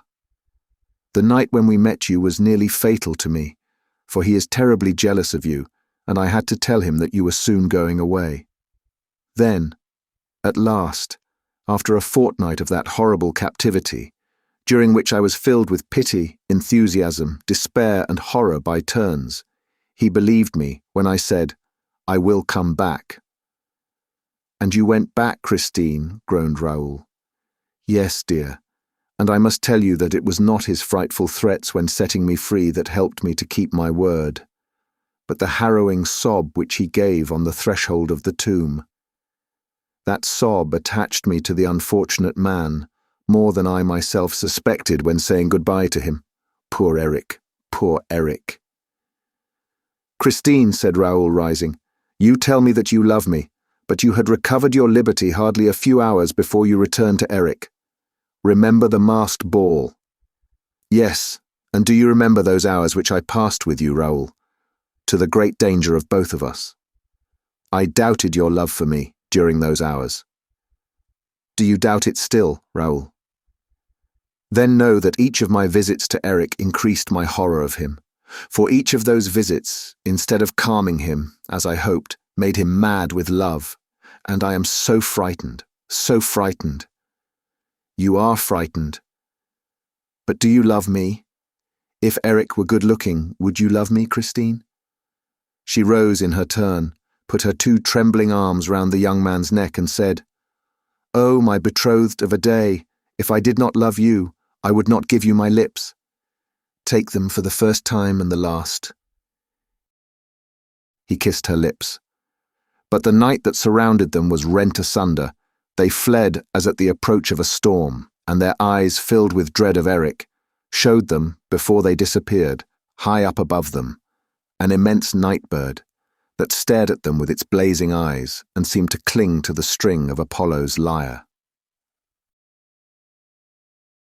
Chapter 13. A master stroke of the trapdoor lover. Raoul and Christine ran, eager to escape from the roof and the blazing eyes that showed only in the dark. And they did not stop before they came to the 8th floor on the way down. There was no performance at the opera that night, and the passages were empty. Suddenly, a queer-looking form stood before them and blocked the road. "No, not this way." And the form pointed to another passage by which they were to reach the wings. Raoul wanted to stop and ask for an explanation, but the form, which wore a sort of long frock coat and a pointed cap, said, "Quick, go away quickly." Christine was already dragging Raoul, compelling him to start running again. "But who is he? Who is that man?" he asked. Christine replied, "It's the Persian. What's he doing here? Nobody knows. He is always in the opera. You are making me run away, for the first time in my life. If we really saw Eric, what I ought to have done was to nail him to Apollo's lyre, just as we nail the owls to the walls of our Breton farms, and there would have been no more question of him. My dear Raoul, you would first have had to climb up to Apollo's lyre. That is no easy matter. The blazing eyes were there. Oh, you are getting like me now, seeing him everywhere. What I took for blazing eyes was probably a couple of stars shining through the strings of the lyre, and Christine went down another floor, with Raoul following her. As you have quite made up your mind to go, Christine, I assure you it would be better to go at once. Why wait for demain? He may have heard us tonight. No, he's working, I tell you, at his Don Juan triumphant, and not thinking of us. You're so sure of that, you keep on looking behind you. Come to my dressing room. Hadn't we better meet outside the opera? Never, till we go away for good. It would bring us bad luck if I did not keep my word. I promised him to see you only here. It's a good thing for me that he allowed you even that. Do you know, said Raoul bitterly, that it was very plucky of you to let us play at being engaged? Why, my dear, he knows all about it. He said, I trust you, Christine. Monsieur de Chagny is in love with you and is going abroad. Before he goes, I want him to be as happy as I am. Are people so unhappy when they love? Yes, Christine, when they love and are not sure of being loved. They came to Christine's dressing room. Why do you think that you are safer in this room than on the stage? Asked Raoul. You heard him through the walls here. Therefore he can certainly hear us. No, he gave me his word not to be behind the walls of my dressing room again, and I believe Eric's word. This room and my bedroom on the lake are for me exclusively, and not to be approached by him. How can you have gone from this room into that dark passage, Christine? Suppose we try to repeat your movements, shall we? It is dangerous, dear, for the glass might carry me off again, and instead of running away, I should be obliged to go to the end of the secret passage to the lake, and there call Eric. Would he hear you? Eric will hear me wherever I call him. He told me so. He is a very curious genius. You must not think, Raoul, that he is simply a man who amuses himself by living underground. He does things that no other man could do. He knows things which nobody in the world knows. Take care, Christine. You are making a ghost of him again. No, he's not a ghost. He's a man of heaven and earth, that is all. A man of heaven and earth, that is all. A nice way to speak of him. And are you still resolved to run away from him? Yes, demain. Demain, you will have no resolve left. Then, Raoul, you must run away with me in spite of myself. Is that understood? I shall be here at 12 demain night. I shall keep my promise, whatever happens. You say that, after listening to the performance, he is to wait for you in the dining room on the lake. Yes. And how are you to reach him, if you don't know how to go out by the glass? Why, by going straight to the edge of the lake. Christine opened a box, took out an enormous key and showed it to Raoul. What's that? He asked. The key of the gate to the underground passage in the Rue Scribe. I understand, Christine. It leads straight to the lake. Give it to me, Christine, will you? Never, she said. That would be treacherous. Suddenly Christine changed colour. A mortal pallor overspread her features. Oh, heavens, she cried. Eric, Eric, have pity on me. Hold your tongue, said Raoul. You told me he could hear you. But the singer's attitude became more and more inexplicable. She wrung her fingers, repeating with a distraught air, Oh heaven, oh heaven! But what is it? What is it? Raoul implored. The ring, the gold ring he gave me. Oh, so Eric gave you that ring. You know he did, Raoul. But what you don't know is that when he gave it to me, he said, I give you back your liberty, Christine, on condition that this ring is always on your finger. As long as you keep it, You will be protected against all danger, and Eric will remain your friend. But woe to you if you ever part with it, for Eric will have his revenge. My dear, the ring is gone. Woe to us both. They both looked for the ring, but could not find it. Christine refused to be pacified. It was while I gave you that kiss, up above, under Apollo's lyre, she said. The ring must have slipped from my finger and dropped into the street. We can never find it. And what misfortunes are in store for us now? Oh, to run away. Let us run away at once, Raoul insisted once more. She hesitated. He thought that she was going to say yes. Then her bright pupils became dimmed and she said, No, demain. And she left him hurriedly, still ringing and rubbing her fingers, as though she hoped to bring the ring back like that. Raoul went home, greatly perturbed at all that he had heard. If I don't save her from the hands of that humbug, he said aloud as he went to bed, she is lost, but I shall save her. He put out his lamp and felt a need to insult Eric in the dark. Thrice over he shouted, Humbug, humbug, humbug. But suddenly he raised himself on his elbow. A cold sweat poured from his temples. Two eyes, like blazing coals, had appeared at the foot of his bed. They stared at him fixedly, terribly, in the darkness of the night. Raoul was no coward, and yet he trembled. He put out a groping, hesitating hand toward the table by his bedside. He found the matches and lit his candle. The eyes disappeared. Still uneasy in his mind, he thought to himself, She told me that his eyes only showed in the dark. His eyes have disappeared in the light, but he may be there still. And he rose, hunted about, went round the room. He looked under his bed, like a child. Then he thought himself absurd, got into bed again and blew out the candle. The eyes reappeared. He sat up and stared back at them with all the courage he possessed. Then he cried, Is that you, Eric? Man, genius or ghost, is it you? He reflected. If it's he, he's on the balcony. Then he ran to the chest of drawers and groped for his revolver. He opened the balcony window, looked out, saw nothing and closed the window again. He went back to bed, shivering, for the night was cold, and put the revolver on the table within his reach. The eyes were still there, at the foot of the bed. Were they between the bed and the window pane, or behind the pane? That is to say, on the balcony. That was what Raoul wanted to know. He also wanted to know if those eyes belonged to a human being. He wanted to know everything. Then, patiently, calmly, he seized his revolver and took aim. He aimed a little above the two eyes. Surely if they were eyes, and if above those two eyes there was a forehead, and if Raoul was not too clumsy. The shot made a terrible din amid the silence of the slumbering house, and while footsteps came hurrying along the passages, Raoul sat up with outstretched arm, ready to fire again if need be. This time the two eyes had disappeared. Servants appeared, carrying lights.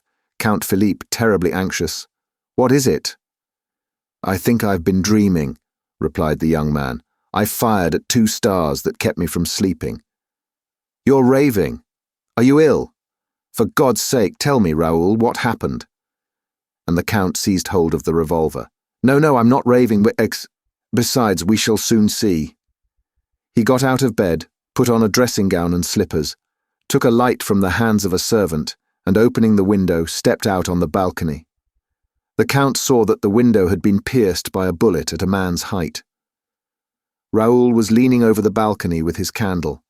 Aha, he said. Blood. Blood. Here. There. More blood. That's a good thing. A ghost who bleeds is less dangerous. He grinned. Raoul. Raoul. Raoul. The Count was shaking him as though he were trying to waken a sleepwalker. But my dear brother, I'm not asleep, Raoul protested impatiently. You can see the blood for yourself. I thought I had been dreaming and firing at 2 stars. It was Eric's eyes. And here is his blood, After all, perhaps I was wrong to shoot, and Christine is quite capable of never forgiving me. All this would not have happened if I had drawn the curtains before going to bed. Raoul, have you suddenly gone mad? Wake up. What, still?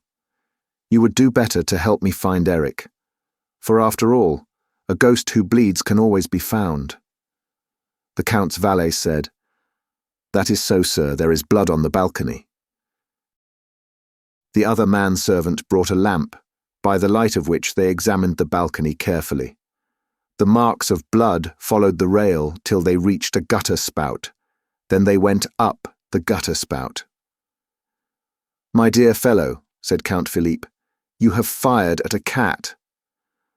"The misfortune is," said Raoul with a grin, "that it's quite possible. With Eric, you never know. Is it Eric? Is it the cat? Is it the ghost? No, with Eric you can't tell." Raoul went on making this strange sort of remarks, which corresponded so intimately and logically with the preoccupation of his brain, and which, at the same time, tended to persuade many people that his mind was unhinged. The Count himself was seized with this idea, and later, the examining magistrate, on receiving the report of the Commissary of Police, came to the same conclusion. "Who is Eric?" asked the Count, pressing his brother's hand. "He is my rival, and if he's not dead, it's a pity." He dismissed the servants with a wave of the hand, and the two Chagnys were left alone.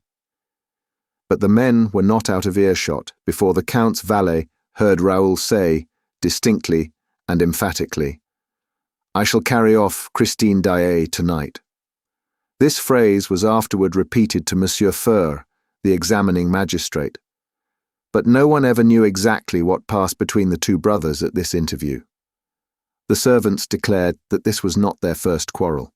Their voices penetrated the wall, and it was always an actress called Christine Daaé that was in question. At breakfast, the early morning breakfast, which the Count took in his study, Philippe sent for his brother. Raoul arrived silent and gloomy. The scene was a very short one. Philippe handed his brother a copy of the Epoque and said, "Read that." The Viscount read, "The latest news in the Faubourg is that there is a promise of marriage between Mademoiselle Christine Daaé, the opera singer, and Monsieur le Vicomte Raoul de Chagny. If the gossips are to be credited, Count Philippe has sworn that for the first time on record, the Chagnys shall not keep their promise. But as love is all-powerful, at the opera and even more than elsewhere, we wonder how Count Philippe intends to prevent the Viscount, his brother, from leading the new Margarita to the altar. The two brothers are said to adore each other, but the Count is curiously mistaken if he imagines that brotherly love will triumph over love pure and simple." "You see, Raoul," said the Count, "you are making us ridiculous. That little girl has turned your head with her ghost stories." The Viscount had evidently repeated Christine's narrative to his brother during the night. All that he now said was, "Goodbye, Philippe. Have you quite made up your mind? You are going tonight? With her?" No reply. "Surely you will not do anything so foolish. I shall know how to prevent you." "Goodbye, Philippe," said the Viscount again, and left the room. This scene was described to the examining magistrate by the Count himself, who did not see Raoul again until that evening at the opera, a few minutes before Christine's disappearance. Raoul, in fact, devoted the whole day to his preparations for the flight. The horses, the carriage, the coachman, the provisions, the luggage, the money required for the journey, the road to be taken. He had resolved not to go by train, so as to throw the ghost off the scent. All this had to be settled and provided for, and it occupied him until 9 o'clock at night. At 9 o'clock, a sort of travelling barouche with the curtains of its windows closed down took its place in the rank on the rotunda side. It was drawn by two powerful horses driven by a coachman whose face was almost concealed in the long folds of a muffler. In front of this travelling carriage were 3 broughams, belonging respectively to Carlotta, who had suddenly returned to Paris, to Sorelli, and at the head of the rank, to Comte Philippe de Chagny. No one left the barouche, The coachman remained on his box, and the 3 other coachmen remained on theirs. A shadow in a long black cloak and a soft black felt hat passed along the pavement between the rotunda and the carriages, examined the barouche carefully, went up to the horses and the coachman, and then moved away without saying a word. The magistrate afterward believed that this shadow was that of the Vicomte Raoul de Chagny. But I do not agree, seeing that that evening, as every evening, the Vicomte de Chagny was wearing a tall hat, which hat, besides, was subsequently found. I am more inclined to think that the shadow was that of the ghost, who knew all about the whole affair, as the reader will soon perceive. They were giving Faust, as it happened, before a splendid house. The faubourg was magnificently represented, and the paragraph in that morning's Epoque had already produced its effect, for all eyes were turned to the box in which Count Philippe sat alone, apparently in a very indifferent and careless frame of mind. The feminine element in the brilliant audience seemed curiously puzzled, and the Viscount's absence gave rise to any amount of whispering behind the fans. Christine Daaé met with a rather cold reception. That special audience could not forgive her for aiming so high. The singer noticed this unfavourable attitude of a portion of the house, and was confused by it. The regular frequenters of the opera, who pretended to know the truth about the Viscount's love story, exchanged significant smiles at certain passages in Margarita's part, and they made a show of turning and looking at Philippe de Chagny's box, when Christine sang, "I wish I could but know who was he that addressed me, if he was noble, or at least what his name is." The Count sat with his chin on his hand, and seemed to pay no attention to these manifestations. He kept his eyes fixed on the stage, but his thoughts appeared to be far away. Christine lost her self-assurance more and more. She trembled. She felt on the verge of a breakdown. Carolus Fonta wondered if she was ill, if she could keep the stage until the end of the garden act. In the front of the house, people remembered the catastrophe that had befallen Carlotta at the end of that act, and the historic coac which had momentarily interrupted her career in Paris. Just then, Carlotta made her entrance in a box facing the stage, a sensational entrance. Poor Christine raised her eyes upon this fresh subject of excitement. She recognized her rival. She thought she saw a sneer on her lips. That saved her. She forgot everything, in order to triumph once more. From that moment the prima donna sang with all her heart and soul. She tried to surpass all that she had done till then, and she succeeded. In the last act, when she began the invocation to the angels, she made all the members of the audience feel as though they too had wings. In the center of the amphitheater a man stood up and remained standing, facing the singer. It was Raoul. "Holy angel, in heaven blessed." And Christine, her arms outstretched, her throat filled with music, the glory of her hair falling over her bare shoulders, uttered the divine cry, "My spirit longs with thee to rest." It was at that moment that the stage was suddenly plunged in darkness. It happened so quickly that the spectators hardly had time to utter a sound of stupefaction, for the gas at once lit up the stage again. But Christine Daaé was no longer there.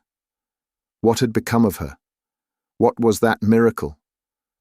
All exchanged glances without understanding, and the excitement at once reached its height. Nor was the tension any less great on the stage itself. Men rushed from the wings to the spot where Christine had been singing that very instant. The performance was interrupted amid the greatest disorder. Where had Christine gone? What witchcraft had snatched her away before the eyes of thousands of enthusiastic onlookers, and from the arms of Carolus Fonta himself? It was as though the angels had really carried her up to rest. Raoul, still standing up in the amphitheatre, had uttered a cry. Count Philippe had sprung to his feet in his box. People looked at the stage, at the Count, at Raoul, and wondered if this curious event was connected in any way with the paragraph in that morning's paper. But Raoul hurriedly left his seat. The Count disappeared from his box, and while the curtain was lowered, the subscribers rushed to the door that led behind the scenes. The rest of the audience waited amid an indescribable hubbub. Everyone spoke at once. Everyone tried to suggest an explanation of the extraordinary incident. At last, the curtain rose slowly, and Carolus Fonta stepped to the conductor's desk and in a sad and serious voice said, "Ladies and gentlemen, an unprecedented event has taken place and thrown us into a state of the greatest alarm. Our sister artist Christine Daaé has disappeared before our eyes and nobody can tell us how." Chapter 14. The singular attitude of a safety pin. Behind the curtain, there was an indescribable crowd. Artists, scene shifters, dancers, supers, choristers, subscribers were all asking questions, shouting and hustling one another. What became of her? She's run away. With the Vicomte de Chagny, of course. No, with the Count. Ah, here's Carlotta. Carlotta did the trick. No, it was the ghost. And a few laughed, especially as a careful examination of the trapdoors and boards had put the idea of an accident out of the question. Amid this noisy throng, 3 men stood talking in a low voice and with despairing gestures. They were Gabriel, the chorus master, Mercier, the acting manager, and Remy, the secretary. They retired to a corner of the lobby by which the stage communicates with the wide passage leading to the foyer of the ballet. Here they stood and argued behind some enormous properties. "I knocked at the door," said Remy. "They did not answer. Perhaps they are not in the office. In any case, it's impossible to find out, for they took the keys with them." They were obviously the managers who had given orders during the last entr'acte that they were not to be disturbed on any pretext whatever. They were not in to anybody. "All the same," exclaimed Gabriel, "a singer isn't run away with from the middle of the stage every day." "Did you shout that to them?" asked Mercier impatiently. "I'll go back again," said Remy, and disappeared at a run. Thereupon the stage manager arrived. "Well, Monsieur Mercier, are you coming? What are you 2 doing here? You're wanted, Mr. Acting Manager." "I refuse to know or to do anything before the commissary arrives," declared Mercier. "I have sent for Mifoi. We shall see when he comes. And I tell you that you ought to go down to the organ at once. Not before the commissary comes. I've been down to the organ myself already." "Ah, and what did you see?" "Well, I saw nobody. Do you hear? Nobody. What do you want me to do down there for?" "You're right," said the stage manager, frantically pushing his hands through his rebellious hair. "You're right, but there might be someone at the organ who could tell us how the stage came to be suddenly darkened. Now Mauclair is nowhere to be found. Do you understand that? Mauclair was the gas man who dispensed day and night at will on the stage of the opera. Mauclair is not to be found," repeated Mercier, taken aback. "Well, what about his assistants?" "There's no Mauclair and no assistants. No one at the lights, I tell you. You can imagine," roared the stage manager, that little girl must have been carried off by somebody else. She didn't run away by herself. It was a calculated stroke, and we have to find out about it. And what are the managers doing all this time? I gave orders that no one was to go down to the lights, and I posted a fireman in front of the gasman's box beside the organ. Wasn't that right?" Yes, quite right. Quite right. And now let's wait for the commissary." The stage manager walked away, shrugging his shoulders, fuming, muttering insults at those milksops who remained quietly squatting in a corner while the whole theatre was topsy-turvy. Gabriel and Mercier were not so quiet as all that. Only they had received an order that paralysed them. The managers were not to be disturbed on any account. Remy had violated that order and met with no success. At that moment he returned from his new expedition wearing a curiously startled air. "Well, have you seen them?" asked Mercier. Moncharmin opened the door at last. His eyes were starting out of his head. I thought he meant to strike me. I could not get a word in, and what do you think he shouted at me? "Have you a safety pin?" "No." "Well then, clear out. I tried to tell him that an unheard-of thing had happened on the stage, but he roared, "A safety pin! Give me a safety pin at once!" A boy heard him. He was bellowing like a bull, ran up with a safety pin and gave it to him, whereupon Moncharmin slammed the door in my face, and there you are. And couldn't you have said, Christine Daaé? I should like to have seen you in my place. He was foaming at the mouth. He thought of nothing but his safety pin. I believe if they hadn't brought him one on the spot, he would have fallen down in a fit. Oh, all this isn't natural, and our managers are going mad. Besides, it can't go on like this. I'm not used to being treated in that fashion. Suddenly Gabriel whispered, "It's another trick of opera ghosts'." Remy gave a grin, Mercier a sigh, and seemed about to speak, but, meeting Gabriel's eye, said nothing. However, Mercier felt his responsibility increased as the minutes passed without the managers appearing, and at last he could stand it no longer. "Look here, I'll go and hunt them out myself." Gabriel, turning very gloomy and serious, stopped him. "Be careful what you're doing, Mercier. If they're staying in their office, it's probably because they have to. Opera Ghost has more than one trick in his bag." But Mercier shook his head. "That's their lookout. I'm going. If people had listened to me, the police would have known everything long ago."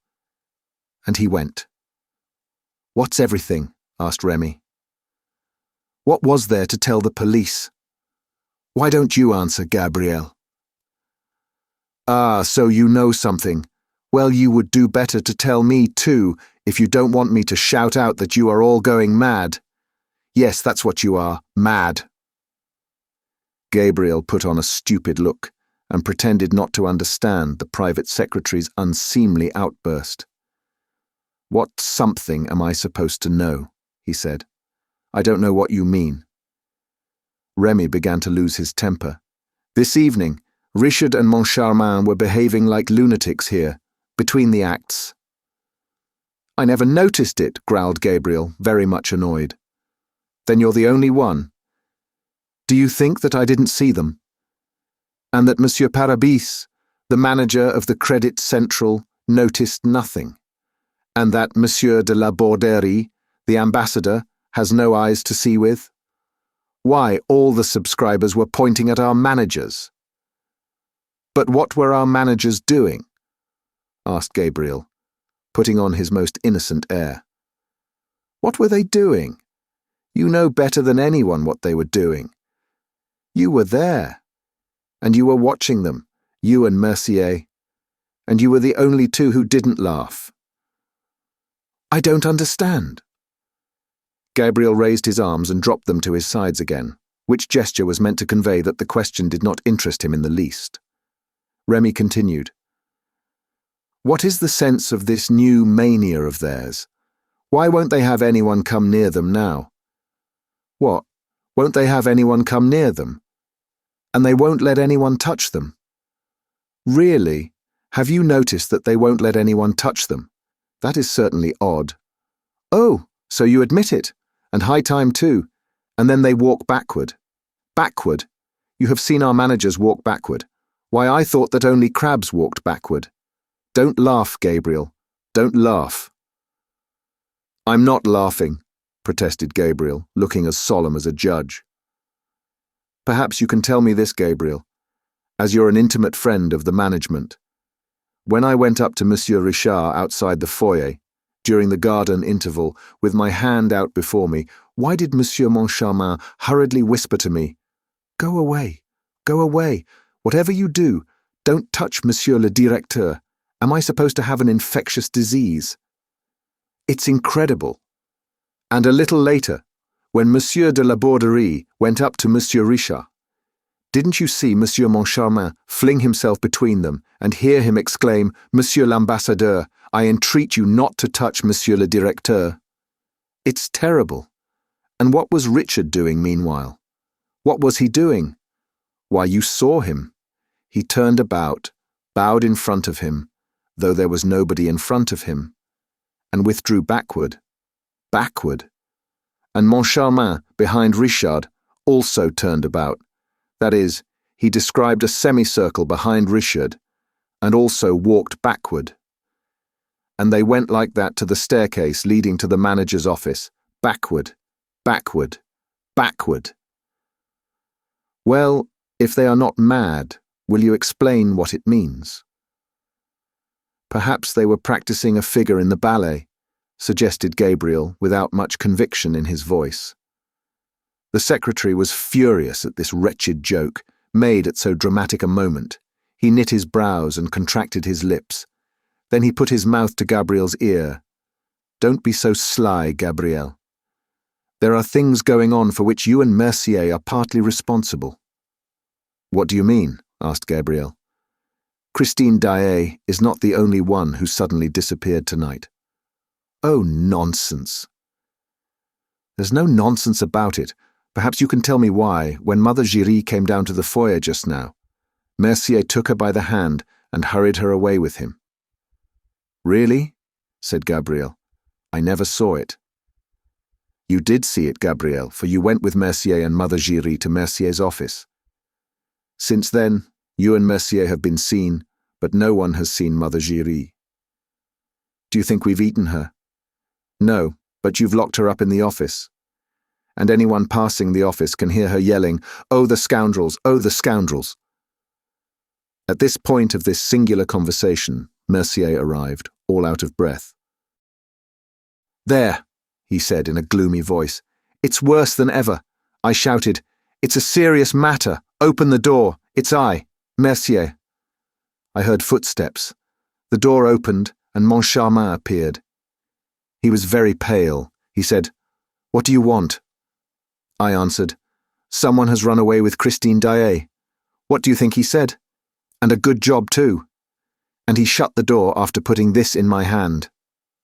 Mercier opened his hand. Remy and Gabriel looked. "The safety pin," cried Remy. "Strange, strange," muttered Gabriel, who could not help shivering. Suddenly a voice made them all three turn round. "I beg your pardon, gentlemen, could you tell me where Christine Daaé is?" In spite of the seriousness of the circumstances, the absurdity of the question would have made them roar with laughter, if they had not caught sight of a face so sorrow-stricken that they were at once seized with pity. It was the Vicomte Raoul de Chagny. Chapter 15. Christine. Christine. Raoul's first thought, after Christine Daaé's fantastic disappearance, was to accuse Eric. He no longer doubted the almost supernatural powers of the angel of music in this domain of the opera in which he had set up his empire.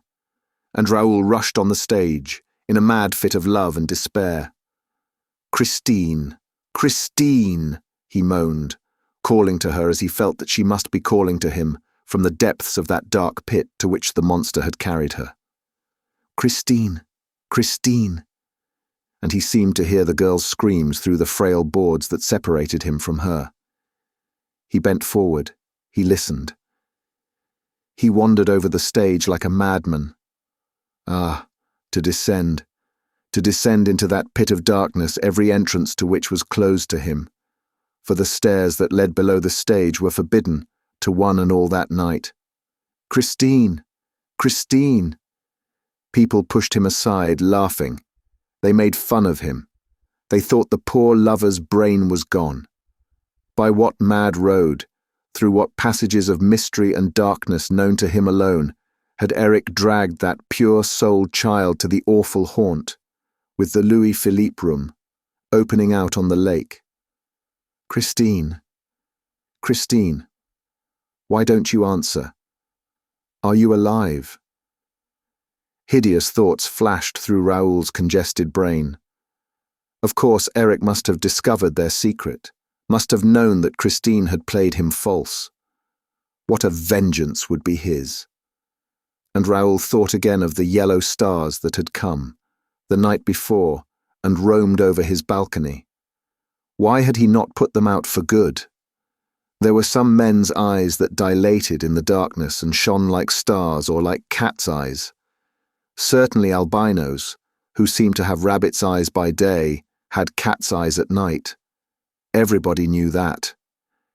Yes, he had undoubtedly fired at Eric. Why had he not killed him? The monster had fled up the gutter spout like a cat or a convict who, everybody knew that also, would scale the very skies with the help of a gutter spout.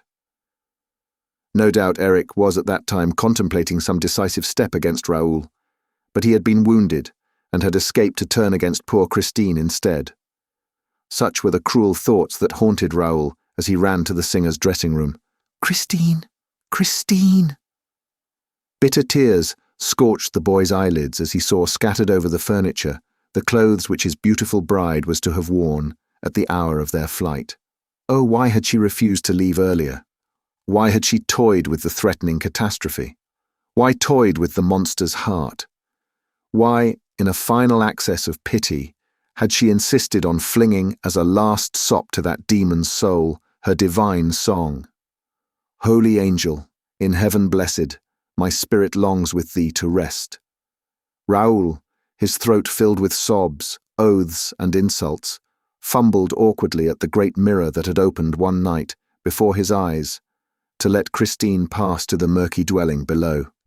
He pushed, pressed, groped about, but the glass apparently obeyed no one but Eric. Perhaps actions were not enough with a glass of the kind. Perhaps he was expected to utter certain words. When he was a little boy, he had heard that there were things that obeyed the spoken word. Suddenly Raoul remembered something about a gate opening into the Rue Scribe, an underground passage running straight to the Rue Scribe from the lake. Yes, Christine had told him about that. And when he found that the key was no longer in the box, he nevertheless ran to the Rue Scribe. Outside, in the street, he passed his trembling hands over the huge stones, felt for outlets, met with iron bars. Were those they? Or these? Or could it be that air hole? He plunged his useless eyes through the bars. How dark it was in there. He listened. All was silence. He went round the building and came to bigger bars, immense gates. It was the entrance to the Cour de l'Administration. Raoul rushed into the doorkeeper's lodge. "I beg your pardon, madame.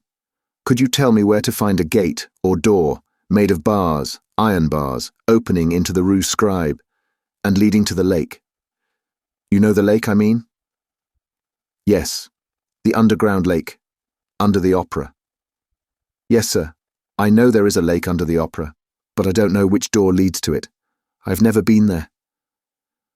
"And the Rue Scribe, madame, the Rue Scribe? Have you never been to the Rue Scribe?" The woman laughed, screamed with laughter. Raoul darted away, roaring with anger, ran upstairs, 4 stairs at a time, downstairs, rushed through the whole of the business side of the opera house, found himself once more in the light of the stage. He stopped, with his heart thumping in his chest. Suppose Christine Daaé had been found. He saw a group of men and asked, "I beg your pardon, gentlemen, could you tell me where Christine Daaé is?" And somebody laughed. At the same moment, the stage buzzed with a new sound, and, amid a crowd of men in evening dress, all talking and gesticulating together, appeared a man who seemed very calm and displayed a pleasant face, all pink and chubby-cheeked, crowned with curly hair and lit up by a pair of wonderfully serene blue eyes. Mercier, the acting manager, called the Vicomte de Chagny's attention to him and said, "This is the gentleman to whom you should put your question, monsieur. Let me introduce Mifroid, the Commissary of Police." "Ah, Monsieur le Vicomte de Chagny. Delighted to meet you, monsieur," said the Commissary. "Would you mind coming with me?" "And now where are the managers? Where are the managers?" Mercier did not answer, and Remy, the secretary, volunteered the information that the managers were locked up in their office, and that they knew nothing as yet of what had happened. "You don't mean to say so? Let us go up to the office." And Monsieur Mifroid, followed by an ever-increasing crowd, turned toward the business side of the building. Mercier took advantage of the confusion to slip a key into Gabriel's hand. "This is all going very badly," he whispered. "You had better let Mother Giry out." And Gabriel moved away. They soon came to the manager's door. Mercier stormed in vain. The door remained closed. "Open in the name of the law," commanded Monsieur Mifroid in a loud and rather anxious voice. At last the door was opened. All rushed into the office on the commissary's heels. Raoul was the last to enter. As he was about to follow the rest into the room, a hand was laid on his shoulder, and he heard these words spoken in his ear. "Eric's secrets concern no one but himself." He turned around, with a stifled exclamation. The hand that was laid on his shoulder was now placed on the lips of a person with an ebony skin, with eyes of jade and with an astrakhan cap on his head. The Persian. The stranger kept up the gesture that recommended discretion, and then, at the moment when the astonished Viscount was about to ask the reason of his mysterious intervention, bowed and disappeared. Chapter 16.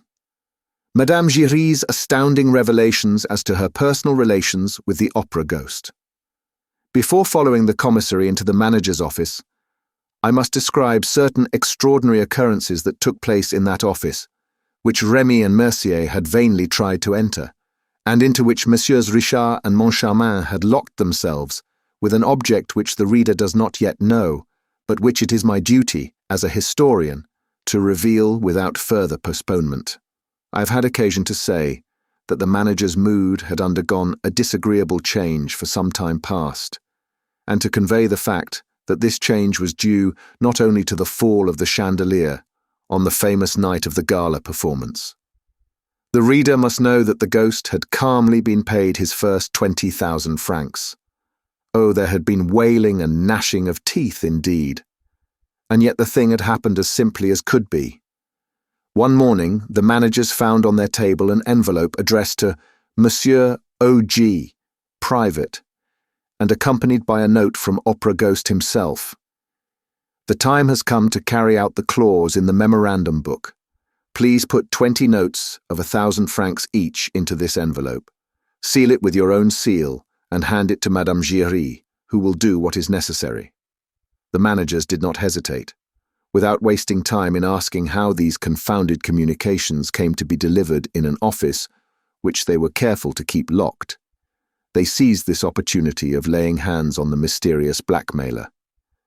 And, after telling the whole story, under the promise of secrecy, to Gabriel and Mercier, they put the 20,000 francs into the envelope, and without asking for explanations, handed it to Madame Giry, who had been reinstated in her functions. The box-keeper displayed no astonishment. I need hardly say that she was well watched. She went straight to the ghost's box and placed the precious envelope on the little shelf attached to the ledge. The two managers, as well as Gabriel and Mercier, were hidden in such a way that they did not lose sight of the envelope for a second during the performance, and even afterward, for as the envelope had not moved, those who watched it did not move either, and Madame Giry went away while the managers, Gabriel and Mercier, were still there. At last they became tired of waiting and opened the envelope after ascertaining that the seals had not been broken. At first sight, Richard and Moncharmin thought that the notes were still there, but soon they perceived that they were not the same. The 20 real notes were gone and had been replaced by 20 notes from the Bank of Saint-Farce. The manager's rage and fright were unmistakable. Moncharmin wanted to send for the Commissary of Police, but Richard objected. He no doubt had a plan, for he said, "Don't let us make ourselves ridiculous. All Paris would laugh at us. Opera Ghost has won the first game. We will win the second." He was thinking of the next month's allowance. Nevertheless, they had been so absolutely tricked that they were bound to suffer a certain dejection. And upon my word, it was not difficult to understand. We must not forget that the managers had an idea at the back of their minds, all the time, that this strange incident might be an unpleasant practical joke on the part of their predecessors, and that it would not do to divulge it prematurely. On the other hand, Moncharmin was sometimes troubled with a suspicion of Richard himself, who occasionally took fanciful whims into his head, and so they were content to await events while keeping an eye on Mother Giry. Richard would not have her spoken to. "If she is a Confederate," he said, "the notes are gone long ago, but in my opinion, she is merely an idiot." "She's not the only idiot in this business," said Moncharmin pensively. "Well, who could have thought it?" moaned Richard. "But don't be afraid. Next time, I shall have taken my precautions." The next time fell on the same day that beheld the disappearance of Christine Daaé. In the morning, a note from the ghost reminded them that the money was due. It read, "Do just as you did last time. It went very well. Put the 20,000 in the envelope and hand it to our excellent Madame Giry." And the note was accompanied by the usual envelope. They had only to insert the notes. This was done about half an hour before the curtain rose on the first act of Faust. Richard showed the envelope to Moncharmin. Then he counted the 20,000-franc notes in front of him and put the notes into the envelope, but without closing it. "And now," he said, "let's have Mother Giry in." The old woman was sent for. She entered with a sweeping courtesy. She still wore her black taffeta dress, the colour of which was rapidly turning to rust and lilac, to say nothing of the dingy bonnet. She seemed in a good temper. She at once said, "Good evening, gentlemen. It's for the envelope, I suppose?" "Yes, Madame Giry," said Richard most amiably. "For the envelope, and something else besides." "At your service, Monsieur Richard, at your service. And what is the something else, please?" "First of all, Madame Giry, I have a little question to put to you." "By all means, Monsieur Richard. Madame Giry is here to answer you. Are you still on good terms with the ghost?" "Couldn't be better, sir. Couldn't be better." "Ah, we are delighted.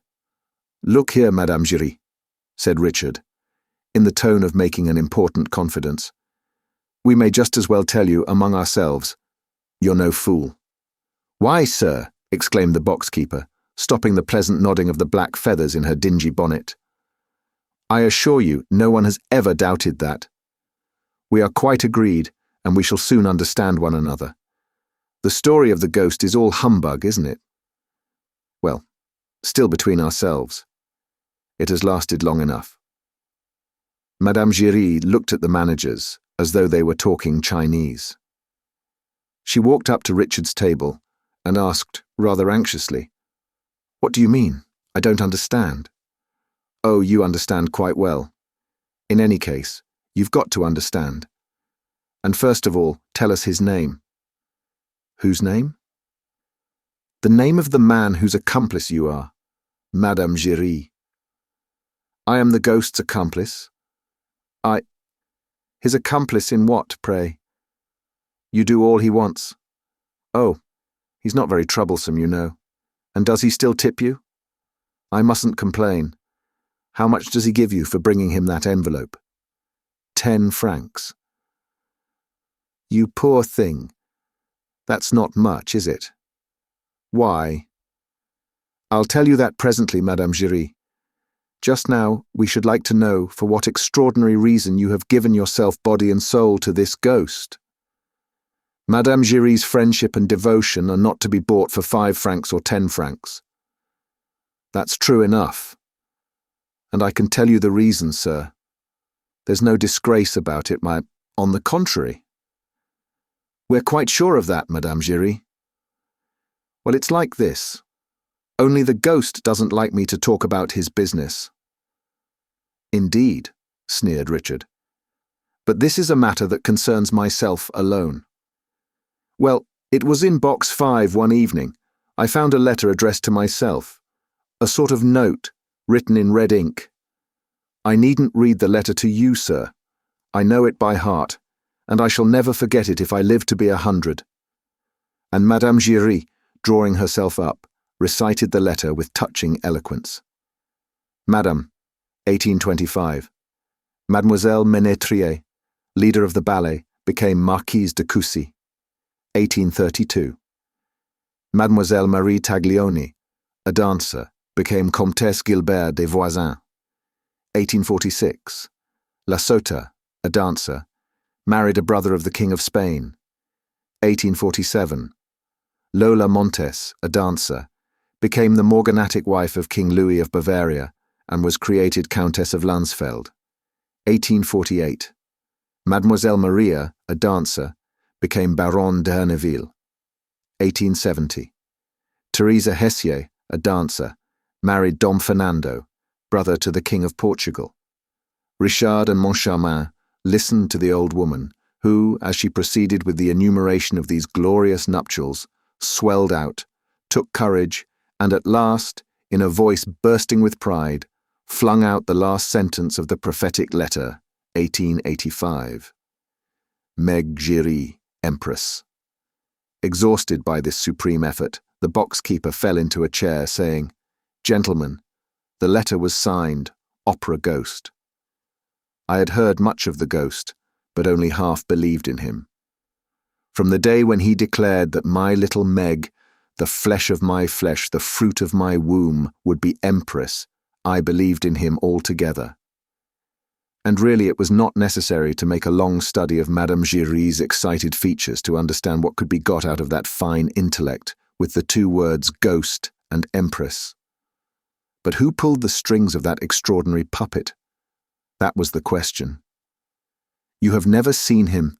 He speaks to you and you believe all he says? Asked Moncharmin. Yes. To begin with, I owe it to him that my little Meg was promoted to be the leader of a row. I said to the ghost, if she is to be Empress in 1885, there is no time to lose. She must become a leader at once. He said, look upon it as done. And he had only a word to say to Monsieur Poligny, and the thing was done. So you see that Monsieur Poligny saw him. No, not any more than I did, but he heard him. The ghost said a word in his ear, you know, on the evening when he left box 5, looking so dreadfully pale. Moncharmin heaved a sigh. What a business, he groaned. Ah, said Madame Giry, I always thought there were secrets between the ghost and Monsieur Poligny. Anything that the ghost asked Monsieur Poligny to do, Monsieur Poligny did. Monsieur Poligny could refuse the ghost nothing. You hear, Richard? Poligny could refuse the ghost nothing. Yes, yes, I hear, said Richard. Monsieur Poligny is a friend of the ghost, and as Madame Giry is a friend of Monsieur Poligny, there we are. But I don't care a hang about Monsieur Poligny, he added roughly. The only person whose fate really interests me is Madame Giry. Madame Giry, do you know what is in this envelope? Why, of course not, she said. Well, look. Madame Giry looked into the envelope with a lacklustre eye, which soon recovered its brilliancy. 1,000-franc notes, she cried.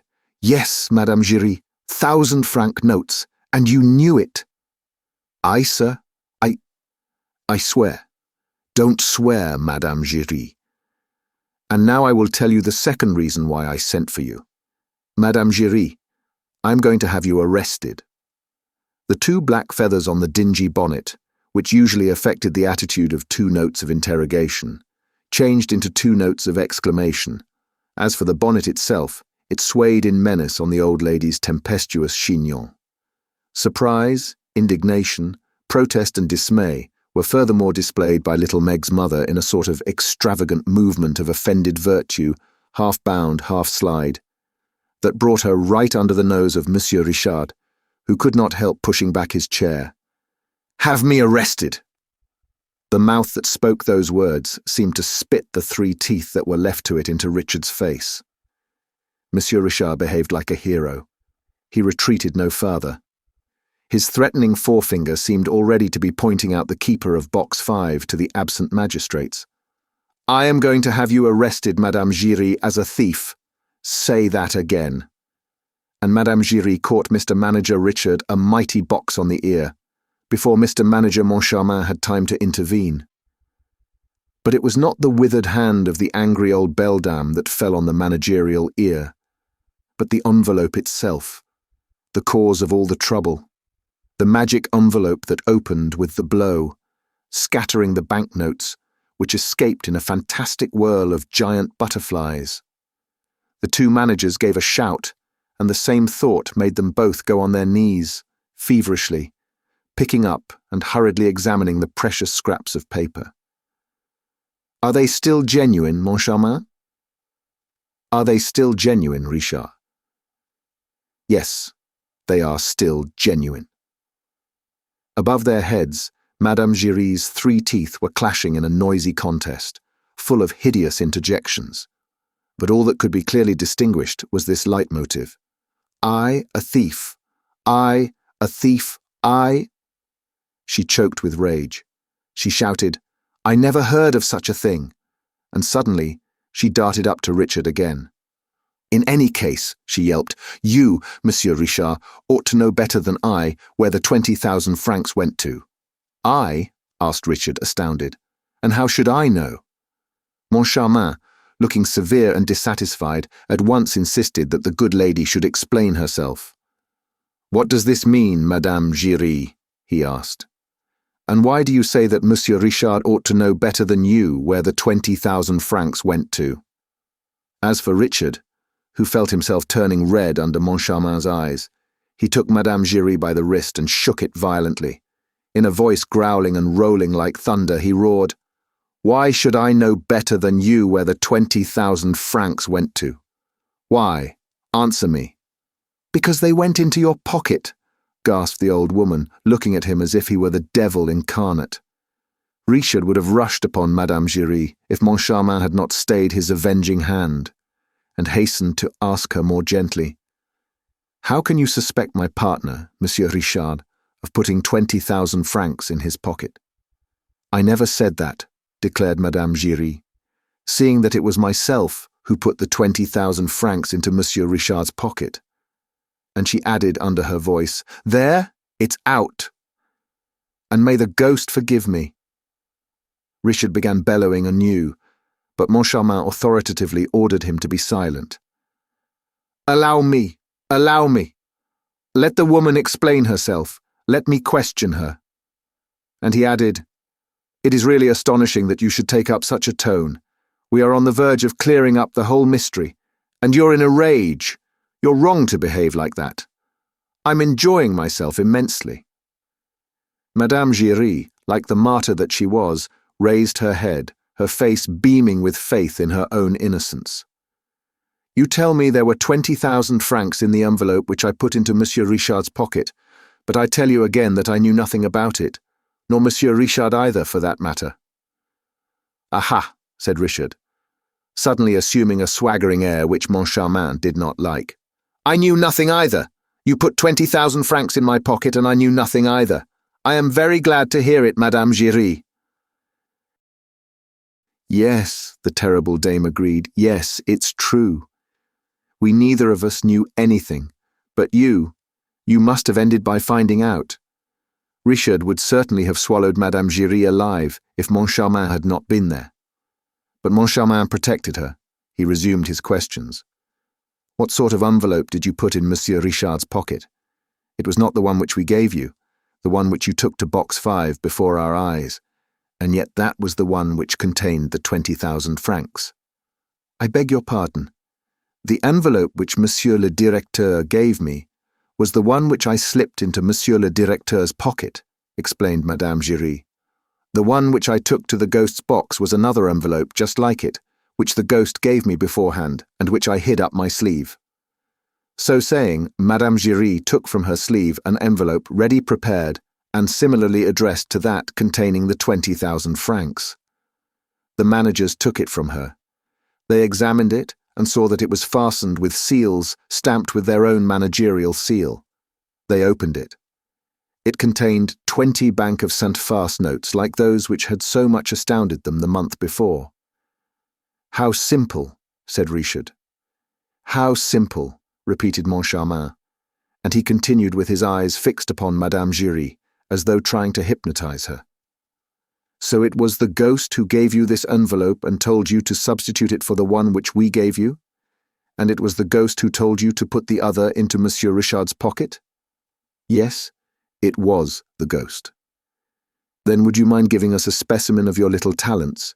Here is the envelope. Act as though we knew nothing. As you please, gentlemen." Madame Giry took the envelope with the 20 notes inside it and made for the door. She was on the point of going out when the two managers rushed at her. "Oh no! Oh no! We're not going to be done a second time. Once bitten, twice shy." "I beg your pardon, gentlemen," said the old woman in self-excuse. "You told me to act as though you knew nothing. Well, if you knew nothing, I should go away with your envelope." "And then how would you slip it into my pocket?" argued Richard, whom Moncharmin fixed with his left eye, while keeping his right on Madame Giry. A proceeding likely to strain his sight. But Moncharmin was prepared to go to any length to discover the truth. "I am to slip it into your pocket when you least expect it, sir.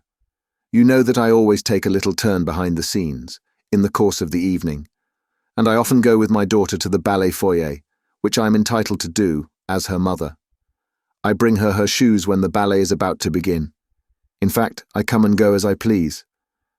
The subscribers come and go too. So do you, sir. There are lots of people about.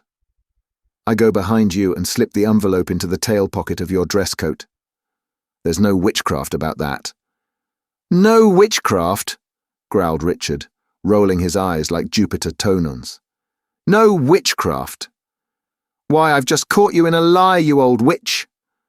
Madame Giry bristled, with her 3 teeth sticking out of her mouth.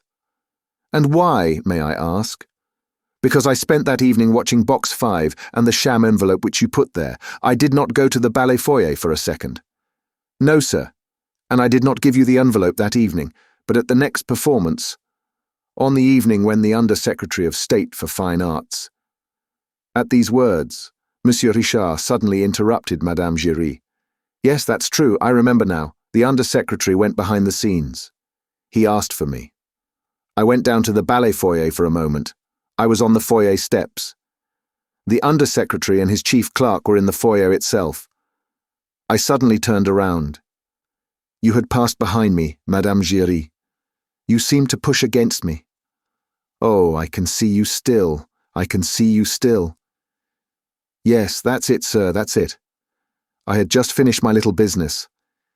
That pocket of yours, sir, is very handy." And Madame Giry once more suited the action to the word. She passed behind Monsieur Richard and, so nimbly that Moncharmin himself was impressed by it, slipped the envelope into the pocket of one of the tails of Monsieur Richard's dress coat. "Of course!" exclaimed Richard, looking a little pale. "It's very clever of Opera Ghost. The problem which he had to solve was this: how to do away with any dangerous intermediary between the man who gives the 20,000 francs and the man who receives it.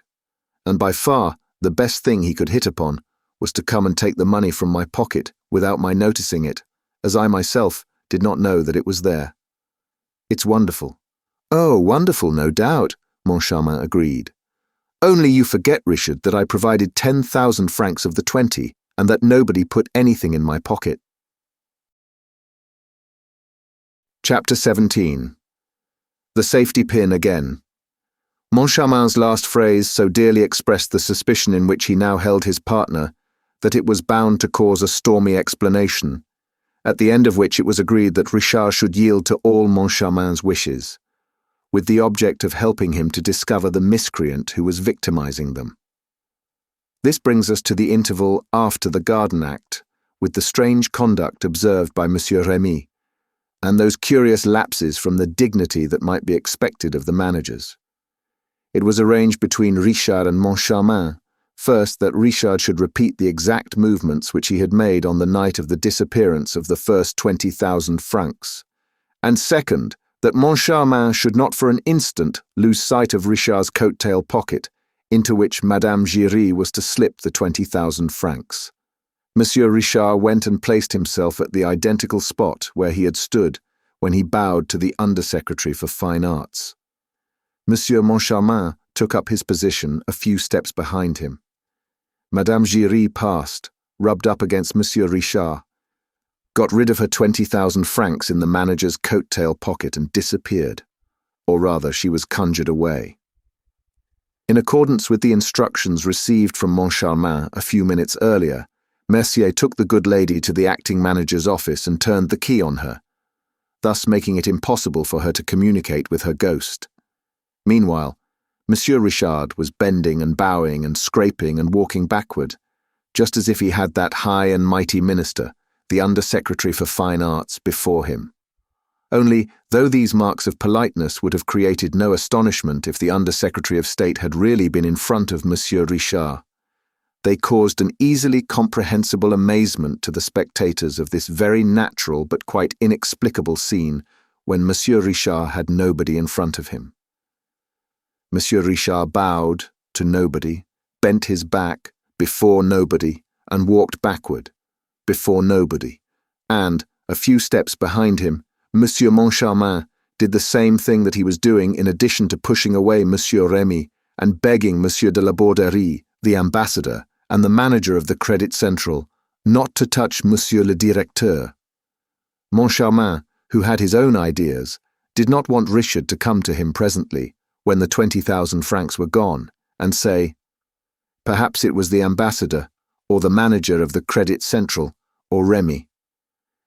The more so as, at the time of the first scene, as Richard himself admitted, Richard had met nobody in that part of the theatre after Madame Giry had brushed up against him. Having begun by walking backward in order to bow, Richard continued to do so from prudence, until he reached the passage leading to the offices of the management. In this way he was constantly watched by Moncharmin from behind, and himself kept an eye on anyone approaching from the front. Once more, this novel method of walking behind the scenes, adopted by the managers of our National Academy of Music, attracted attention. But the managers themselves thought of nothing but their 20,000 francs. On reaching the half-dark passage, Richard said to Moncharmin in a low voice, "I am sure that nobody has touched me. You had now better keep at some distance from me and watch me till I come to the door of the office. It is better not to arouse suspicion, and we can see anything that happens." But Moncharmin replied, "No, Richard, no. You walk ahead, and I'll walk immediately behind you. I won't leave you by a step." "But in that case," exclaimed Richard, "they will never steal our 20,000 francs." "I should hope not indeed," declared Moncharmin. "Then what we are doing is absurd. We are doing exactly what we did last time. Last time I joined you as you were leaving the stage and followed close behind you down this passage." "That's true," sighed Richard, shaking his head and passively obeying Moncharmin. 2 minutes later, the joint managers locked themselves into their office. Moncharmin himself put the key in his pocket. "We remained locked up like this last time," he said, "until you left the opera to go home." "That's so? No one came and disturbed us, I suppose?" "No one." "Then," said Richard, who was trying to collect his memory, "then I must certainly have been robbed on my way home from the opera." "No," said Moncharmin in a drier tone than ever. "No, that's impossible, for I dropped you in my cab. The 20,000 francs disappeared at your place. There's not a shadow of a doubt about that." "It's incredible," protested Richard. "I'm sure of my servants, and if one of them had done it, he would have disappeared since." Moncharmin shrugged his shoulders, as though to say that he did not wish to enter into details, and Richard began to think that Moncharmin was treating him in a very insupportable fashion. "Moncharmin, I've had enough of this." "Richard, I've had too much of it. Do you dare to suspect me?" "Yes, of a silly joke. One doesn't joke with 20,000 francs. "That's what I think," declared Moncharmin, unfolding a newspaper and ostentatiously studying its contents. "What are you doing?" asked Richard. "Are you going to read the paper next?" "Yes, Richard, until I take you home." "Like last time?" "Yes, like last time." Richard snatched the paper from Moncharmin's hands. Moncharmin stood up, more irritated than ever, and found himself faced by an exasperated Richard who, crossing his arms on his chest, said, "Look here, I'm thinking of this. I'm thinking of what I might think if, like last time, after my spending the evening alone with you, you brought me home, and if, at the moment of parting, I perceived that 20,000 francs had disappeared from my coat pocket. Like last time." "And what might you think?" asked Moncharmin, crimson with rage. "I might think that, as you hadn't left me by a foot's breadth, and as, by your own wish, you were the only one to approach me, like last time, I might think that, if that 20,000 francs was no longer in my pocket, it stood a very good chance of being in yours." Moncharmin leaped up at the suggestion. "Oh," he shouted, "a safety pin! What do you want a safety pin for? To fasten you up with? A safety pin, a safety pin. You want to fasten me with a safety pin?" "Yes, to fasten you to the 20,000 francs. Then, whether it's here or on the drive from here to your place, or at your place, you will feel the hand that pulls at your pocket, and you will see if it's mine. Oh, so you're suspecting me now, are you? A safety pin." And that was the moment when Moncharmin opened the door on the passage and shouted, "A safety pin! Somebody give me a safety pin!"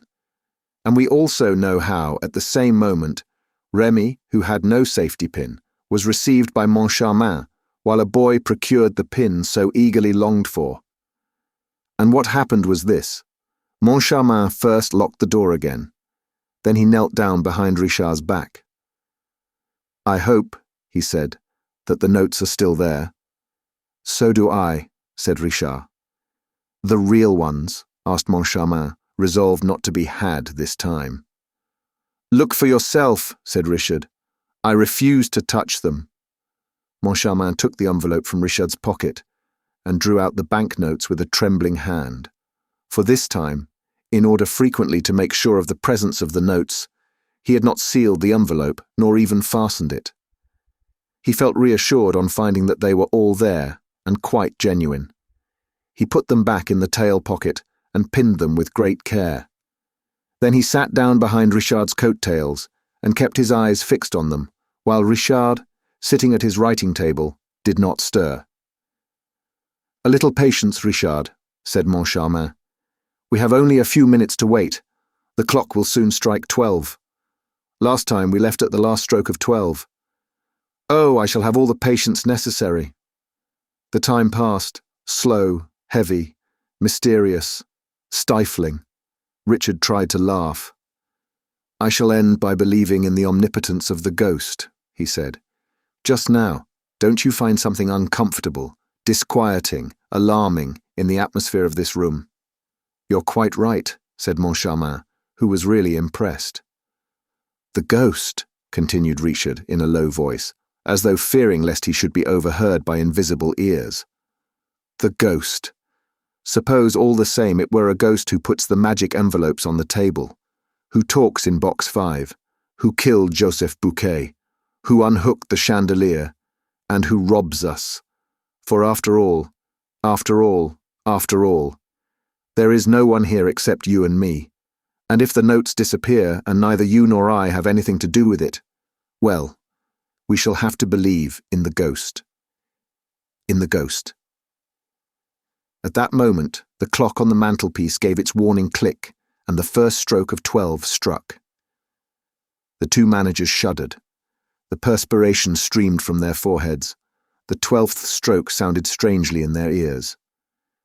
When the clock stopped, they gave a sigh and rose from their chairs. "I think we can go now," said Moncharmin. "I think so," Richard agreed. "Before we go, do you mind if I look in your pocket?" "But of course, Moncharmin, you must." "Well?" he asked, as Moncharmin was feeling at the pocket. "Well, I can feel the pin. Of course, as you said, we can't be robbed without noticing it." But Moncharmin, whose hands were still fumbling, bellowed, "I can feel the pin, but I can't feel the notes." "Come, no joking, Moncharmin. This isn't the time for it." "Well, feel for yourself." Richard tore off his coat. The two managers turned the pocket inside out. The pocket was empty, and the curious thing was that the pin remained, stuck in the same place. Richard and Moncharmin turned pale. There was no longer any doubt about the witchcraft. "The ghost," muttered Moncharmin. But Richard suddenly sprang upon his partner. "No one but you has touched my pocket. Give me back my 20,000 francs. Give me back my 20,000 francs." "On my soul," sighed Moncharmin, who was ready to swoon. "On my soul, I swear that I haven't got it." Then somebody knocked at the door. Moncharmin opened it automatically, seemed hardly to recognize Mercier, his business manager, exchanged a few words with him, without knowing what he was saying, and with an unconscious movement, put the safety pin, for which he had no further use, into the hands of his bewildered subordinate. Chapter 18. The Commissary, the Viscount, and the Persian. The first words of the Commissary of Police on entering the manager's office were to ask after the missing prima donna. "Is Christine Daaé here?" "Christine Daaé here," echoed Richard. "No. Why?" As for Moncharmin, he had not the strength left to utter a word. Richard repeated, for the commissary and the compact crowd which had followed him into the office observed an impressive silence. "Why do you ask if Christine Daaé is here, Monsieur le Commissaire?" "Because she has to be found," declared the Commissary of Police solemnly. "What do you mean she has to be found? Has she disappeared?" "In the middle of the performance." "In the middle of the performance? This is extraordinary, isn't it? And what is quite as extraordinary is that you should first learn it from me." "Yes," said Richard, taking his head in his hands and muttering. "What is this new business? Oh, it's enough to make a man send in his resignation." And he pulled a few hairs out of his moustache without even knowing what he was doing. So she disappeared in the middle of the performance," he repeated. "Yes, she was carried off in the prison act, at the moment when she was invoking the aid of the angels. But I doubt if she was carried off by an angel. And I am sure that she was." Everybody looked round. A young man, pale and trembling with excitement, repeated, "I am sure of it." "Sure of what?" asked Mifroid. "That Christine Daaé was carried off by an angel, Monsieur le Commissaire, and I can tell you his name." "Aha, Monsieur le Vicomte de Chagny. So you maintain that Christine Daaé was carried off by an angel of the opera, no doubt." "Yes, monsieur, by an angel of the opera, and I will tell you where he lives, when we are alone." "You are right, monsieur." And the Commissary of Police, inviting Raoul to take a chair, cleared the room of all the rest, excepting the managers. Then Raoul spoke. "Monsieur le Commissaire, the angel is called Eric. He lives in the opera, and he is the angel of music." "The angel of music? Really, that is very curious. The angel of music." And, turning to the managers, Monsieur Mifroid asked, "Have you an angel of music on the premises, gentlemen?" Richard and Moncharmin shook their heads, without even speaking. "Oh," said the Viscount, "those gentlemen have heard of the opera ghost. Well, I am in a position to state that the opera ghost and the angel of music are one and the same person, and his real name is Eric."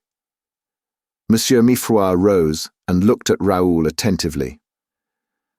"I beg your pardon, monsieur, but is it your intention to make fun of the law? And if not, what is all this about the opera ghost?" "I say that these gentlemen have heard of him." "Gentlemen, it appears that you know the opera ghost." Richard rose, with the remaining hairs of his moustache in his hand. "No, Monsieur Commissaire, no, we do not know him, but we wish that we did, for this very evening he has robbed us of 20,000 francs. And Richard turned a terrible look on Moncharmin, which seemed to say, "Give me back the 20,000 francs, or I'll tell the whole story." Moncharmin understood what he meant, for with a distracted gesture he said, "Oh, tell everything, and have done with it." As for Mifroid, he looked at the managers and at Raoul by turns, and wondered whether he had strayed into a lunatic asylum. He passed his hand through his hair. "A ghost," he said, "who, on the same evening, carries off an opera singer and steals 20,000 francs is a ghost who must have his hands very full. If you don't mind, we will take the questions in order. The singer first, the 20,000 francs after. Come, Monsieur de Chagny, let us try to talk seriously."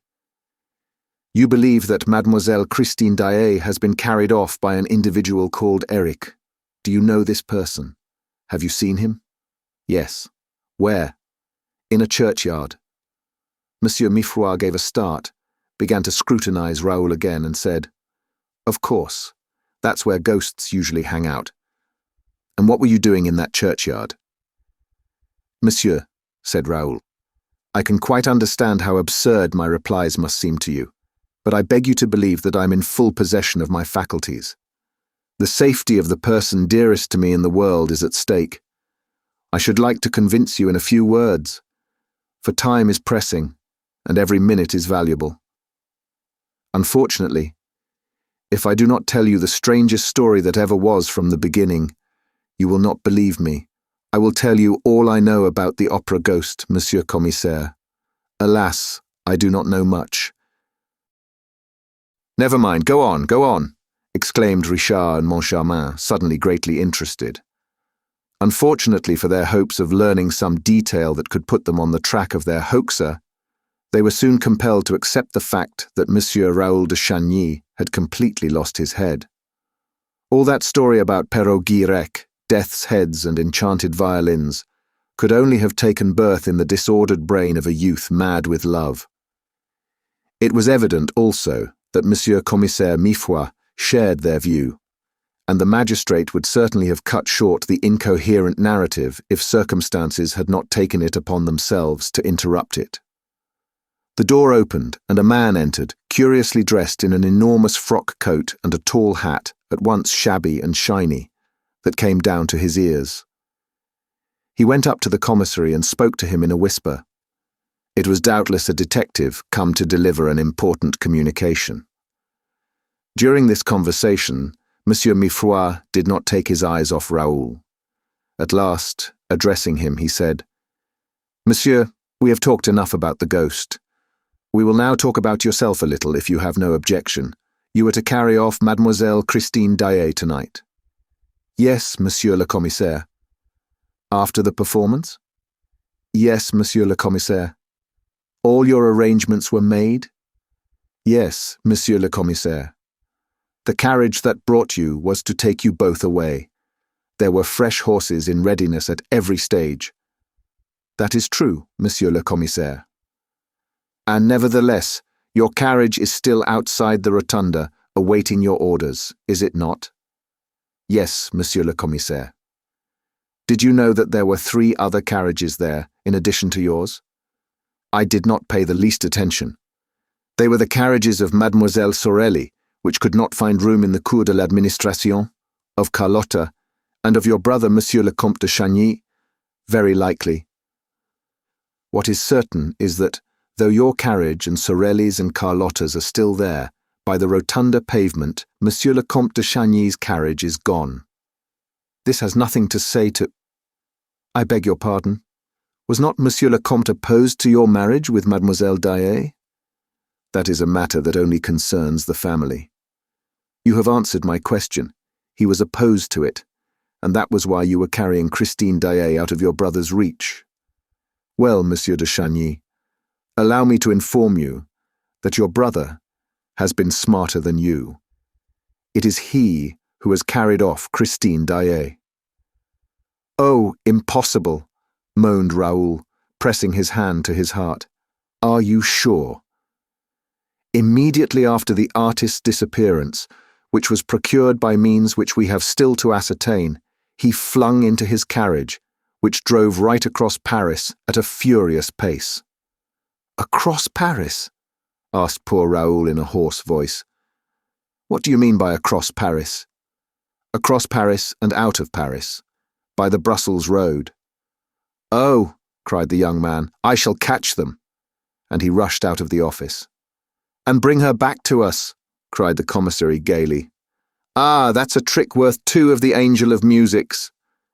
And turning to his audience, Monsieur Mifroid delivered a little lecture on police methods. I don't know for a moment whether Monsieur le Comte de Chagny has really carried Christine Daaé off or not. But I want to know, and I believe that at this moment no one is more anxious to inform us than his brother. And now he is flying in pursuit of him, He is my chief auxiliary. This, gentlemen, is the art of the police, which is believed to be so complicated, and which nevertheless appears so simple as soon as you see that it consists in getting your work done by people who have nothing to do with the police. But Monsieur le Commissaire de Police Miffroy would not have been quite so satisfied with himself if he had known that the rush of his rapid emissary was stopped at the entrance to the very first corridor. A tall figure blocked Raoul's way. "Where are you going so fast, Monsieur de Chagny?" asked a voice. Raoul impatiently raised his eyes and recognized the Astrakhan cap of an hour ago. He stopped. "It's you!" he cried in a feverish voice. "You, who know Eric's secrets and don't want me to speak of them. Who are you? You know who I am. I am the Persian." Chapter 19. The Viscount and the Persian. Raoul now remembered that his brother had once shown him that mysterious person, of whom nothing was known except that he was a Persian and that he lived in a little old-fashioned flat in the Rue de Rivoli. The man with the ebony skin, the eyes of jade and the Astrakhan cap bent over Raoul. "I hope, Monsieur de Chagny," he said, "that you have not betrayed Eric's secret." "And why should I hesitate to betray that monster, sir?" Raoul rejoined haughtily, trying to shake off the intruder. "Is he your friend, by any chance? I hope that you said nothing about Eric, sir, because Eric's secret is also Christine Daaé's, and to talk about one is to talk about the other." "Oh, sir," said Raoul, becoming more and more impatient, "you seem to know about many things that interest me, and yet I have no time to listen to you. Once more, Monsieur de Chagny, where are you going so fast? Can you not guess? To Christine Daaé's assistance." "Then, sir, stay here, for Christine Daaé is here." "With Eric." "With Eric." "How do you know?" "I was at the performance, and no one in the world but Eric could contrive an abduction like that." "Oh," he said with a deep sigh. "I recognized the monster's touch." "You know him then?" The Persian did not reply, but heaved a fresh sigh. "Sir," said Raoul, "I do not know what your intentions are, but can you do anything to help me? I mean, to help Christine Daaé?" "I think so, Monsieur de Chagny, and that is why I spoke to you." "What can you do?"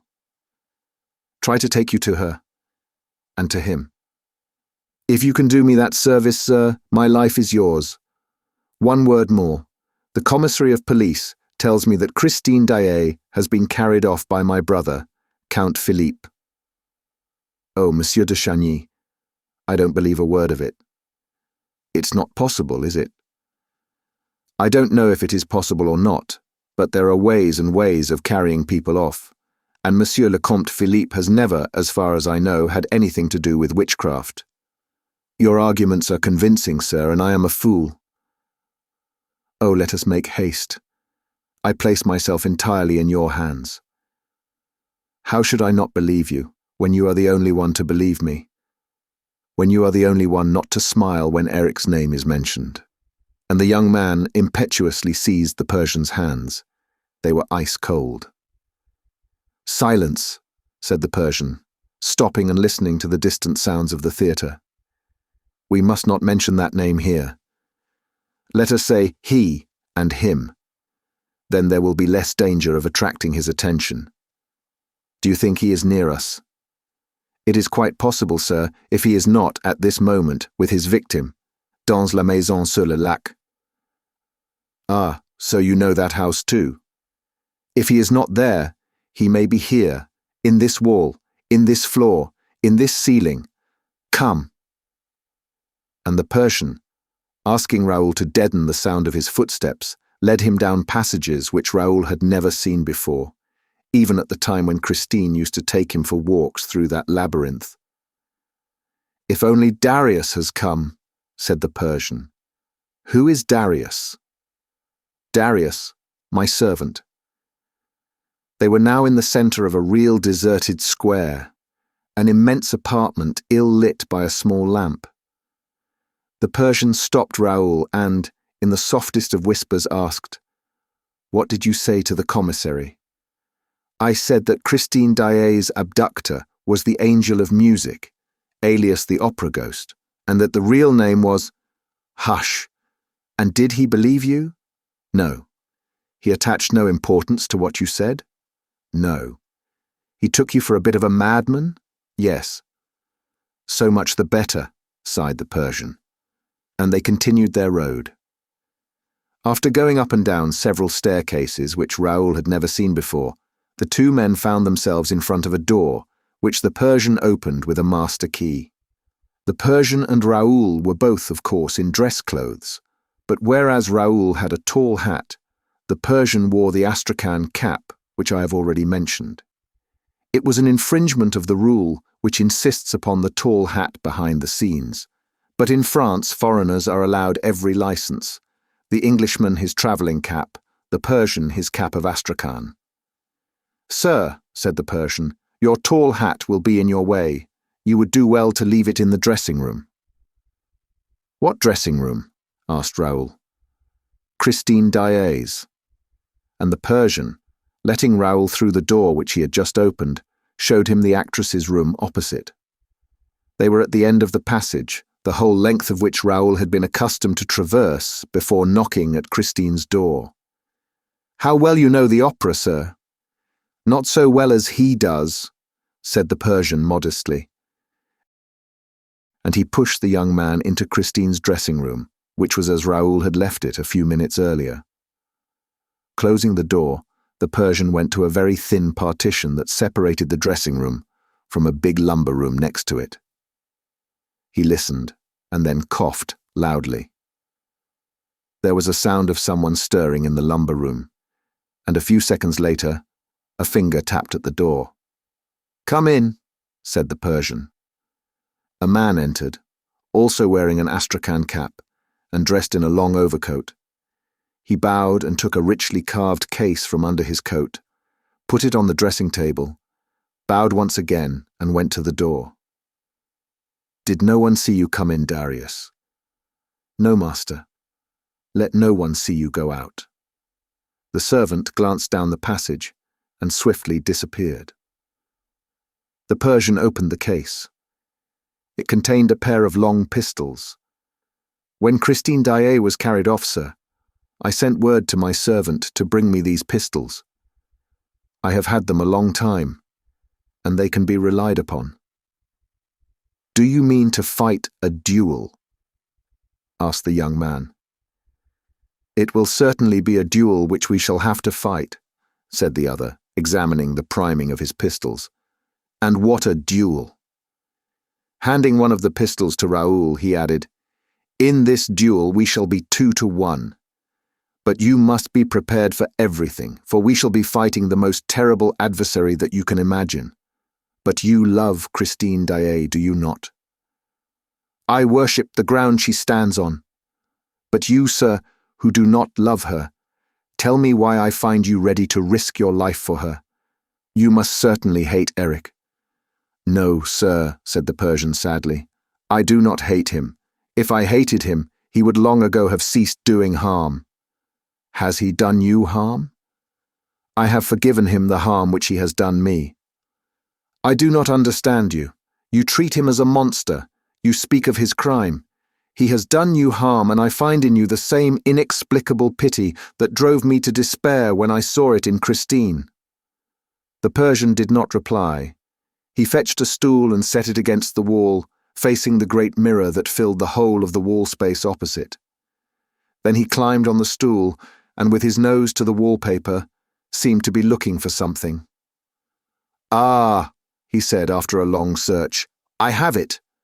And raising his finger above his head, he pressed against a corner in the pattern of the paper.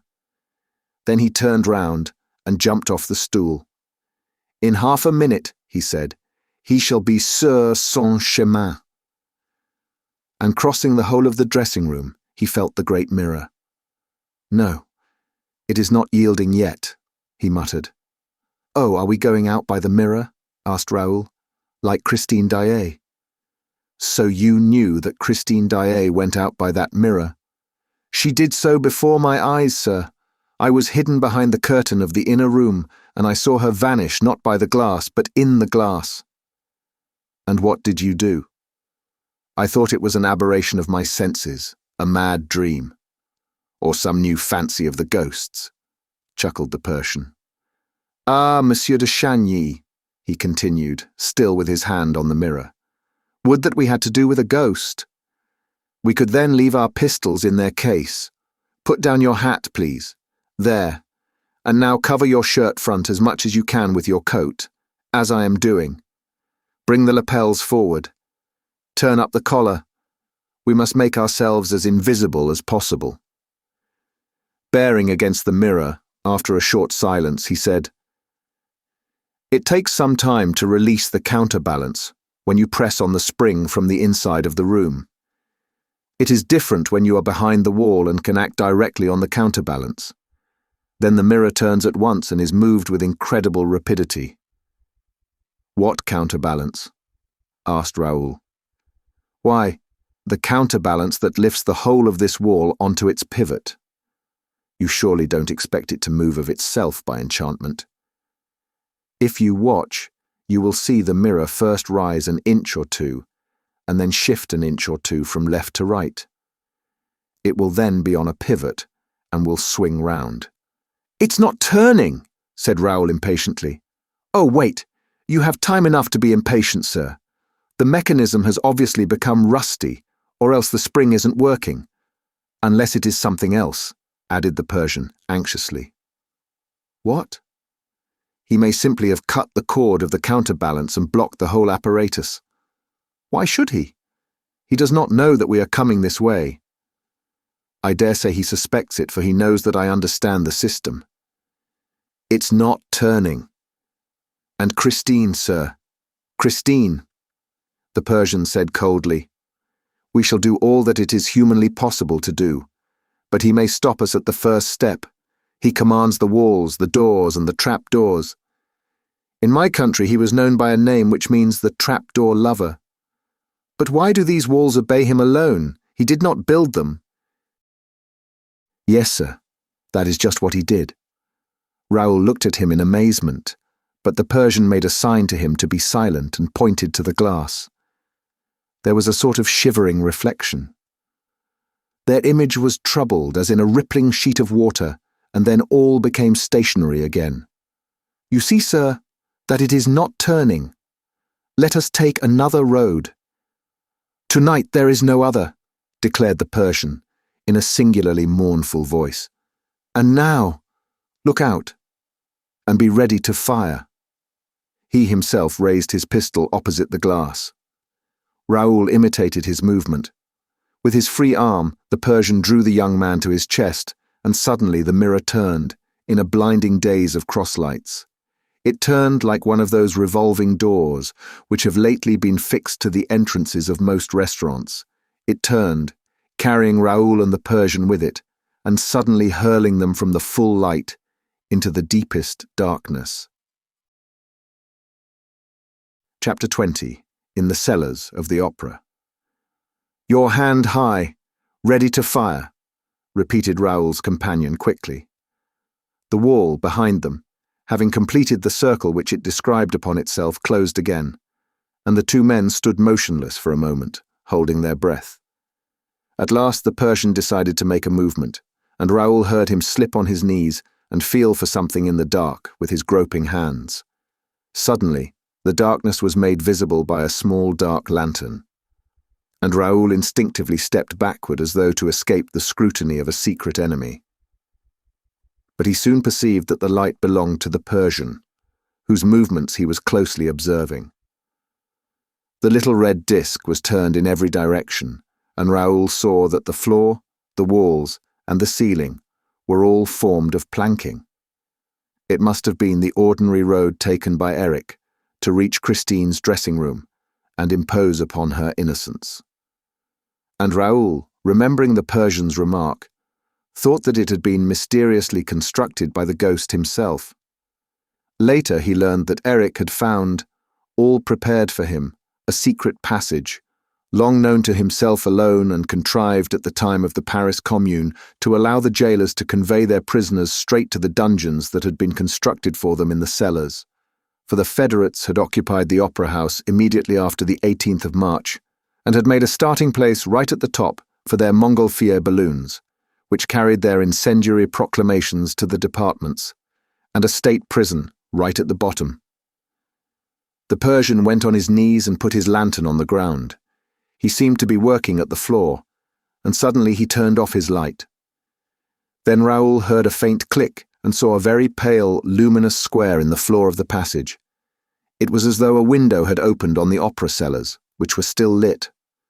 Raoul no longer saw the Persian, but he suddenly felt him by his side and heard him whisper, "Follow me, and do all that I do."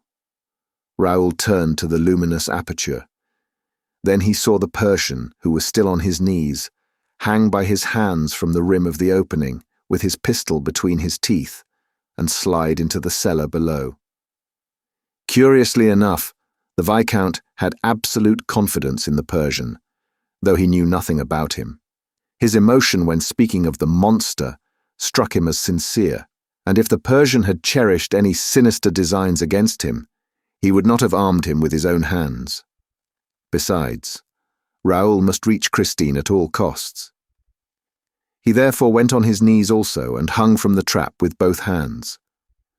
"Let go," said a voice, and he dropped into the arms of the Persian, who told him to lie down flat, closed the trapdoor above him, and crouched down beside him.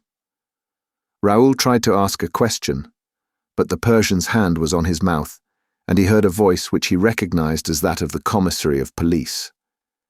Raoul and the Persian were completely hidden behind a wooden partition. Near them, a small staircase led to a little room in which the Commissary appeared to be walking up and down, asking questions.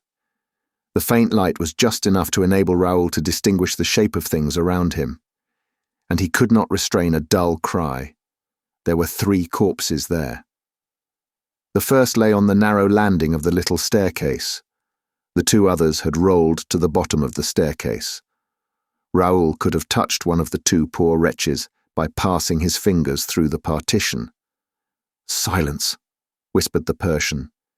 He too had seen the bodies, and he gave one word in explanation. "Ill." The commissary's voice was now heard more distinctly. He was asking for information about the system of lighting, which the stage manager supplied. The commissary therefore must be in the orgue, or its immediate neighbourhood. Contrary to what one might think, especially in connection with an opera house, the orgue is not a musical instrument. At that time, electricity was employed only for a very few scenic effects, and for the bells.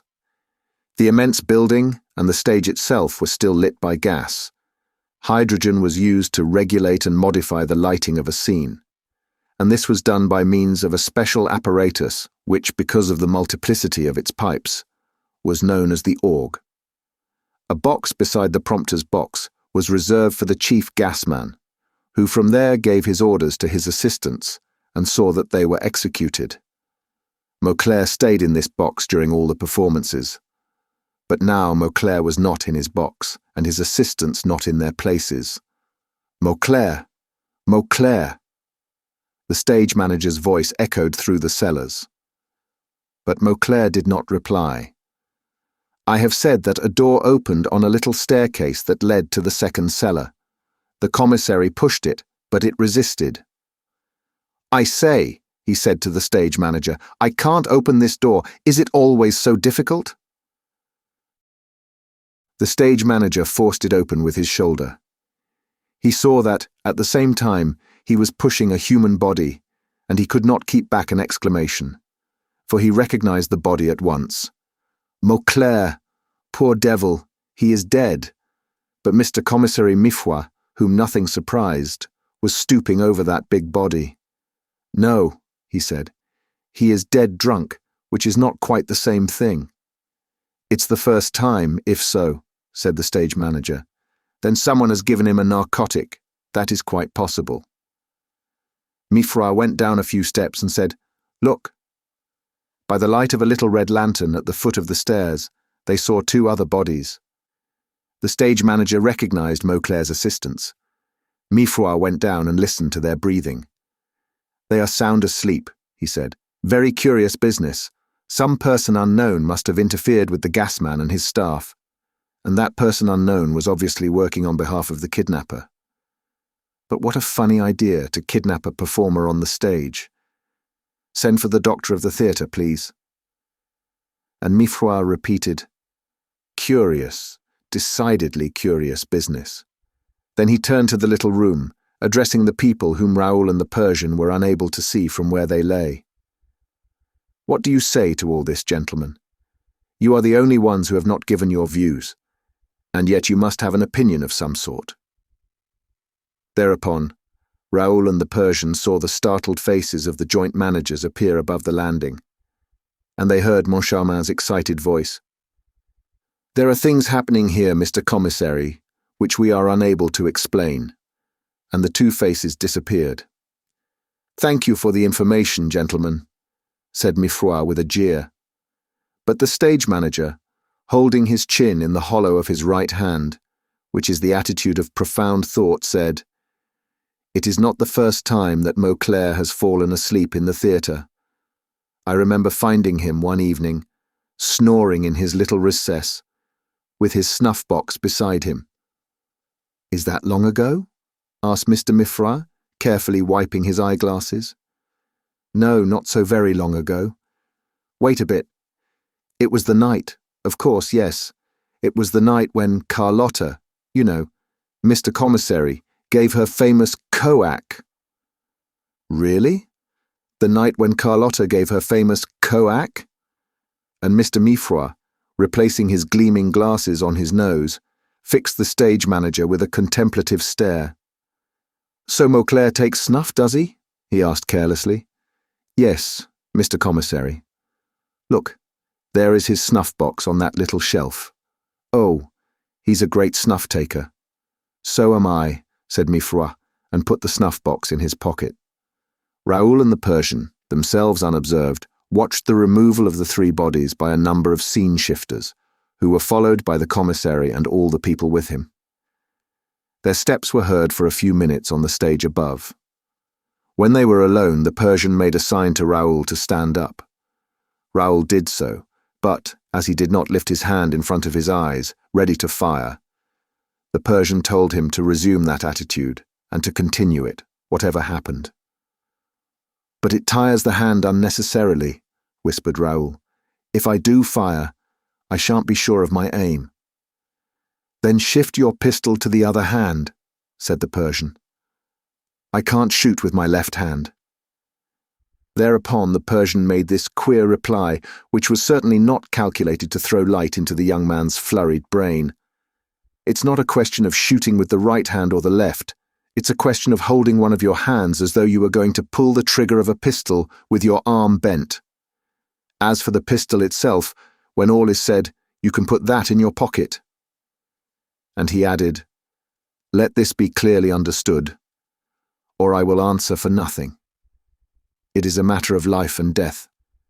And now, silence and follow me." The cellars of the opera are enormous, and they are 5 in number. Raoul followed the Persian and wondered what he would have done without his companion in that extraordinary labyrinth. They went down to the 3rd cellar, and their progress was still lit by some distant lamp. The lower they went, the more precautions the Persian seemed to take. He kept on turning to Raoul to see if he was holding his arm properly, showing him how he himself carried his hand, as if always ready to fire, though the pistol was in his pocket. Suddenly, a loud voice made them stop. Someone above them shouted, "All the door shutters on the stage! The Commissary of Police wants them!" Steps were heard, and shadows glided through the darkness. The Persian drew Raoul behind a set piece. They saw passing before and above them old men bent by age and the past burden of opera scenery.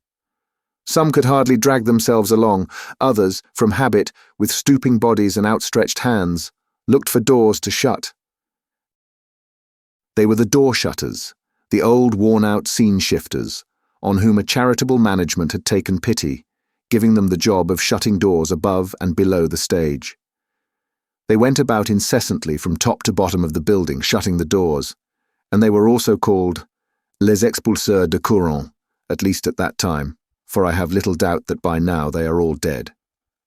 Drafts are very bad for the voice, wherever they may come from. The two men might have stumbled over them, waking them up and provoking a request for explanations.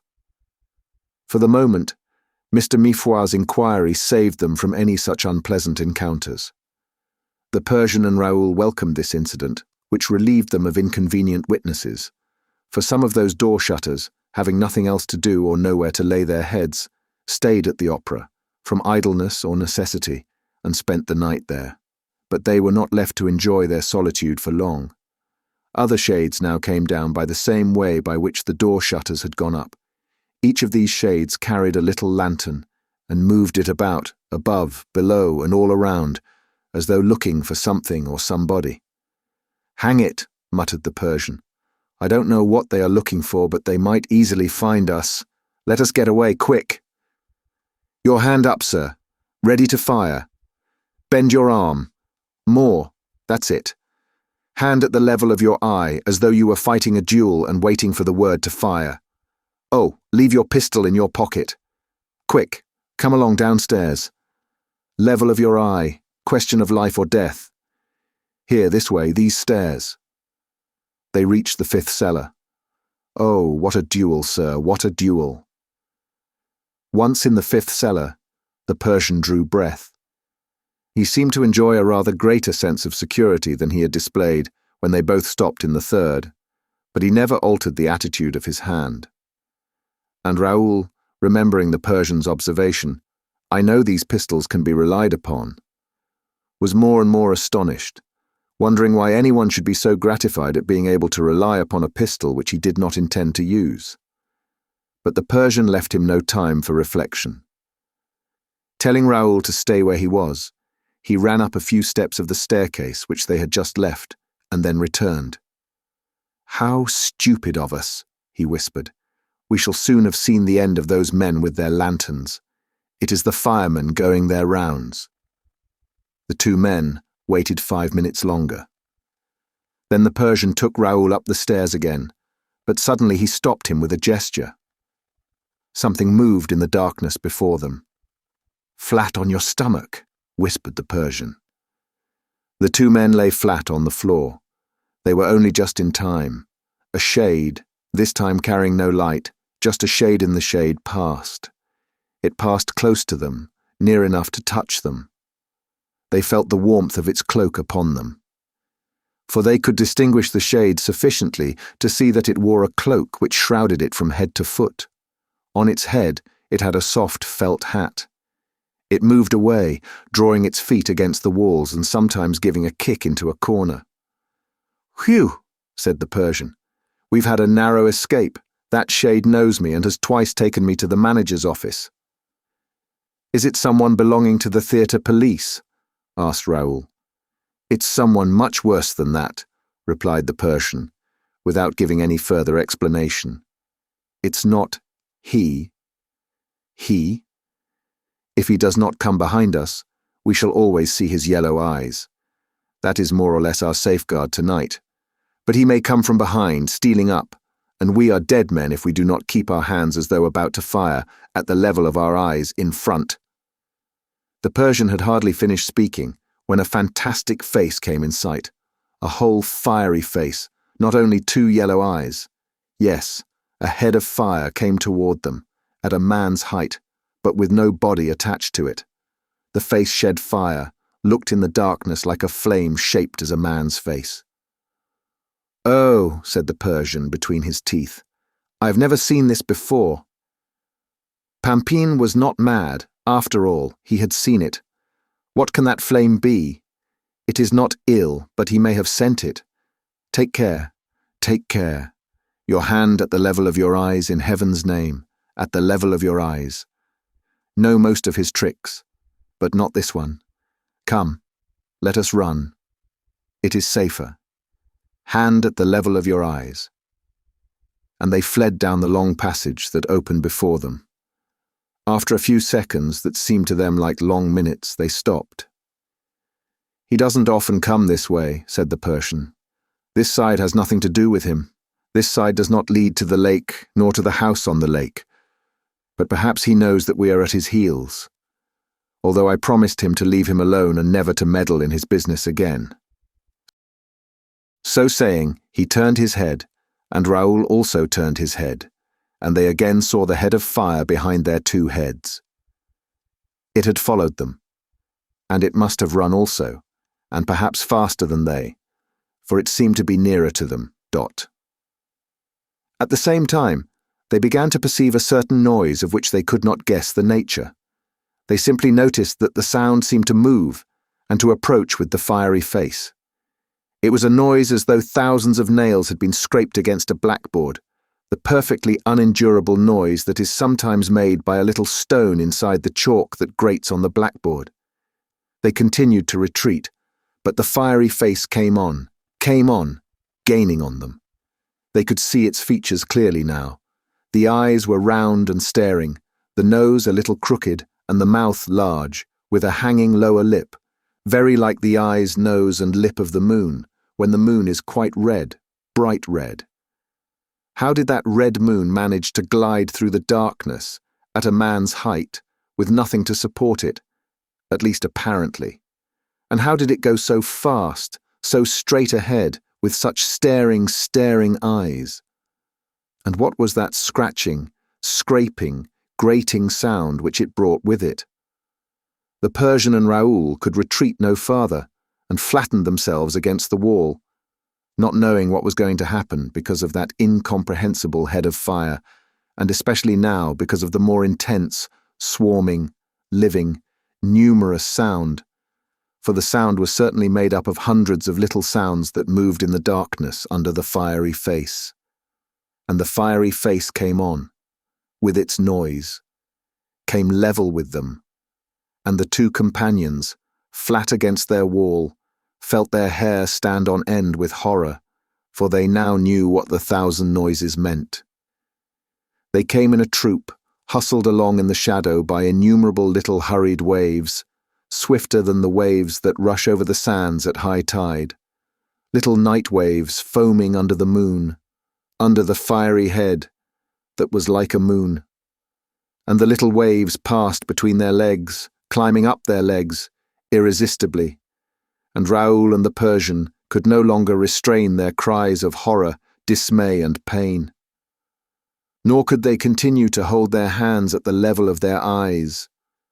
Their hands went down to their legs to push back the waves, which were full of little legs, and nails, and claws, and teeth.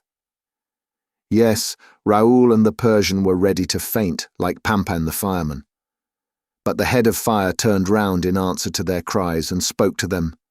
"Don't move, don't move. Whatever you do, don't come after me. I am the rat catcher. Let me pass with my rats." And the head of fire disappeared, vanished in the darkness, while the passage in front of it lit up, as the result of the change which the rat catcher had made in his dark lantern. Before, so as not to scare the rats in front of him, he had turned his dark lantern on himself, lighting up his own head. Now, to hasten their flight, he lit the dark space in front of him. And he jumped along, dragging with him the waves of scratching rats, all the thousand sounds. Raoul and the Persian breathed again, though still trembling. "I ought to have remembered that Eric talked to me about the rat catcher," said the Persian, "but he never told me that he looked like that. And it's funny that I should never have met him before. Of course, Eric never comes to this part." "Are we very far from the lake, sir?" asked Raoul. "When shall we get there?" "Take me to the lake. Oh, take me to the lake." "When we are at the lake, we will call out. Christine will hear us, and Il will hear us too. And as you know him, we shall talk to him." "Baby," said the Persian, "we shall never enter the house on the lake, by the lake. I myself have never landed on the other bank, the bank on which the house stands. You have to cross the lake first, and it is well guarded. I fear that more than one of those men, old scene shifters, old door shutters, who have never been seen again, were simply tempted to cross the lake. It is terrible.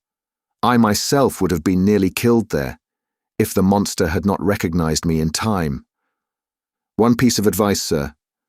Never go near the lake. And above all, shut your ears if you hear the voice singing under the water, the siren's voice. But then, what are we here for? Asked Raoul, in a transport of fever, impatience, and rage. If you can do nothing for Christine, at least let me die for her. The Persian tried to calm the young man. We have only one means of saving Christine Daaé, believe me, which is to enter the house unperceived by the monster. And is there any hope of that, sir? Ah, if I had not that hope, I would not have come to fetch you. And how can one enter the house on the lake without crossing the lake? From the third cellar, from which we were so unluckily driven away. We will go back there now. I will tell you, said the Persian, with a sudden change in his voice. I will tell you the exact place, sir. It is between a set piece and a discarded scene from Roi de Lahore, exactly at the spot where Joseph Bouquet died. Come, sir, take courage and follow me. And hold your hand at the level of your eyes. But where are we? The Persian lit his lamp again and flung its rays down two enormous corridors that crossed each other at right angles. We must be, he said, in the part used more particularly for the waterworks. I see no fire coming from the furnaces. He went in front of Raoul, seeking his road, stopping abruptly when he was afraid of meeting some waterman. Then they had to protect themselves against the glow of a sort of underground forge, which the men were extinguishing, and at which Raoul recognized the demons whom Christine had seen at the time of her first captivity. In this way, they gradually arrived beneath the huge cellars below the stage. They must at this time have been at the very bottom of the tub, and at an extremely great depth, when we remember that the earth was dug out at 50 feet below the water that lay under the whole of that part of Paris. The Persian touched a partition wall and said, "If I am not mistaken, this is a wall that might easily belong to the house on the lake." He was striking a partition wall of the tub, and perhaps it would be as well for the reader to know how the bottom and the partition walls of the tub were built. In order to prevent the water surrounding the building operations from remaining in immediate contact with the walls supporting the whole of the theatrical machinery, the architect was obliged to build a double case in every direction. The work of constructing this double case took a whole year. It was the wall of the first inner case that the Persian struck when speaking to Raoul of the house on the lake. To anyone understanding the architecture of the edifice, the Persian's action would seem to indicate that Eric's mysterious house had been built in the double case, formed of a thick wall constructed as an embankment or dam, then of a brick wall, a tremendous layer of cement, and another wall several yards in thickness. At the Persian's words, Raoul flung himself against the wall and listened eagerly. But he heard nothing. Nothing, except distant steps sounding on the floor of the upper portions of the theatre. The Persian darkened his lantern again. "Look out," he said. "Keep your hand up, and silence, for we shall try another way of getting in." And he led him to the little staircase by which they had come down lately. They went up, stopping at each step, peering into the darkness and the silence, till they came to the third cellar. Here the Persian motioned to Raoul to go on his knees, and in this way, crawling on both knees and one hand, for the other hand was held in the position indicated, they reached the end wall. Against this wall stood a large discarded scene from Roi de Lahore. Close to this scene was a set piece. Between the scene and the set piece there was just room for a body which one day was found hanging there. The body of Joseph Bouquet. The Persian, still kneeling, stopped and listened. For a moment he seemed to hesitate and looked at Raoul. Then he turned his eyes upward toward the second cellar, which sent down the faint glimmer of a lantern through a cranny between two boards. This glimmer seemed to trouble the Persian. At last, he tossed his head and made up his mind to act. He slipped between the set piece and the scene from Roi de Lahore, with Raoul close upon his heels. With his free hand, the Persian felt the wall. Raoul saw him bear heavily upon the wall, just as he had pressed against the wall in Christine's dressing room. Then a stone gave way, leaving a hole in the wall. This time, the Persian took his pistol from his pocket and made a sign to Raoul to do as he did. He cocked the pistol, and resolutely, still on his knees, he wiggled through the hole in the wall. Raoul, who had wished to pass first, had to be content to follow him. The hole was very narrow. The Persian stopped almost at once. Raoul heard him feeling the stones around him. Then the Persian took out his dark lantern again, stooped forward, examined something beneath him, and immediately extinguished his lantern. Raoul heard him say, in a whisper, "We shall have to drop a few yards without making a noise. Take off your boots." The Persian handed his own shoes to Raoul. "Put them outside the wall," he said. "We shall find them there when we leave." He crawled a little farther on his knees, then turned right round and said, "I am going to hang by my hands from the edge of the stone and let myself drop into his house. You must do exactly the same. Do not be afraid. I will catch you in my arms." Raoul soon heard a dull sound, evidently produced by the fall of the Persian, and then dropped down. He felt himself clasped in the Persian's arms. "Hush," said the Persian, and they stood motionless, listening. The darkness was thick around them, the silence heavy and terrible. Then the Persian began to make play with the dark lantern again, turning the rays over their heads, looking for the hole through which they had come, and failing to find it. "Oh," he said, "the stone has closed of itself," and the light of the lantern swept down the wall and over the floor. The Persian stooped and picked up something, a sort of cord, which he examined for a second and flung away with horror. "The Punjab lasso," he muttered. "What is it?" asked Raoul. The Persian shivered. "It might very well be the rope by which the man was hanged, and which was looked for so long." And suddenly seized with fresh anxiety, he moved the little red disc of his lantern over the walls. In this way, he lit up a curious thing, the trunk of a tree, which seemed still quite alive, with its leaves, and the branches of that tree ran right up the walls and disappeared in the ceiling. Because of the smallness of the luminous disc, it was difficult at first to make out the appearance of things.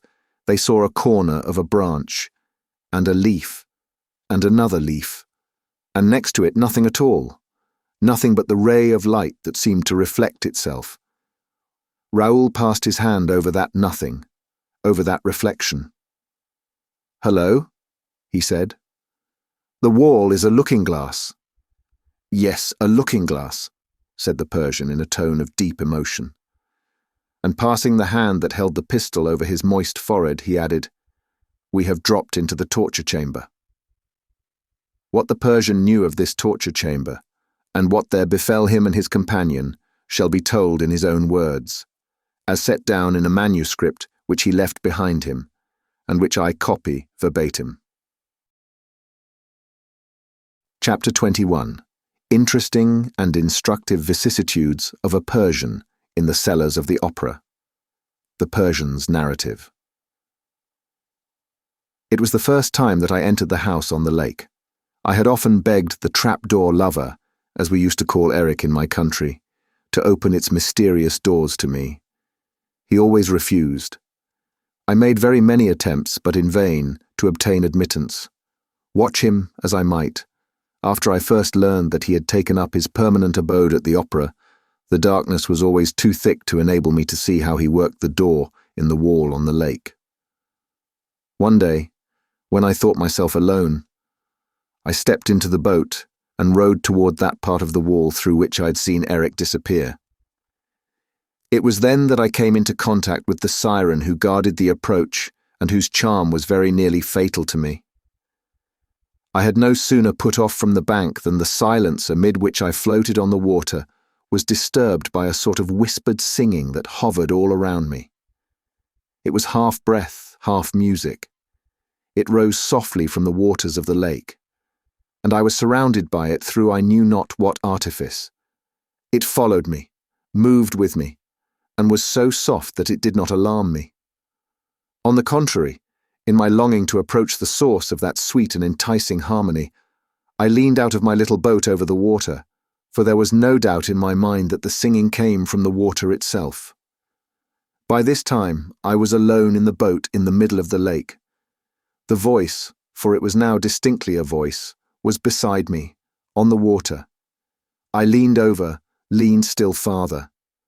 The lake was perfectly calm, and a moonbeam that passed through the air hole in the Rue Scribe showed me absolutely nothing on its surface, which was smooth and black as ink. I shook my ears to get rid of a possible humming, but I soon had to accept the fact that there was no humming in the ears so harmonious as the singing whisper that followed, and now attracted me. Had I been inclined to superstition, I should have certainly thought that I had to do with some siren whose business it was to confound the traveller who should venture on the waters of the house on the lake. Fortunately, I come from a country where we are too fond of fantastic things not to know them through and through, and I had no doubt but that I was face to face with some new invention of Eric's. But this invention was so perfect that as I leaned out of the boat, I was impelled less by a desire to discover its trick than to enjoy its charm, and I leaned out, until I almost overturned the boat. Suddenly, two monstrous arms issued from the bosom of the waters and seized me by the neck, dragging me down to the depths with irresistible force. I should certainly have been lost if I had not had time to give a cry by which Eric knew me. For it was he, and instead of drowning me, as was certainly his first intention, he swam with me and laid me gently on the bank. "How imprudent you are," he said, as he stood before me dripping with water. "Why try to enter my house? I never invited you. I don't want you there, nor anybody. Did you save my life only to make it unbearable to me? However great the service you rendered him, Eric may end by forgetting it, and you know that nothing can restrain Eric, not even Eric himself."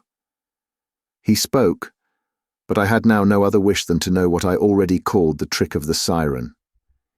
He satisfied my curiosity, for Eric, who is a real monster, I have seen him at work in Persia, alas, is also, in certain respects, a regular child, vain and self-conceited, and there is nothing he loves so much, after astonishing people, as to prove all the really miraculous ingenuity of his mind.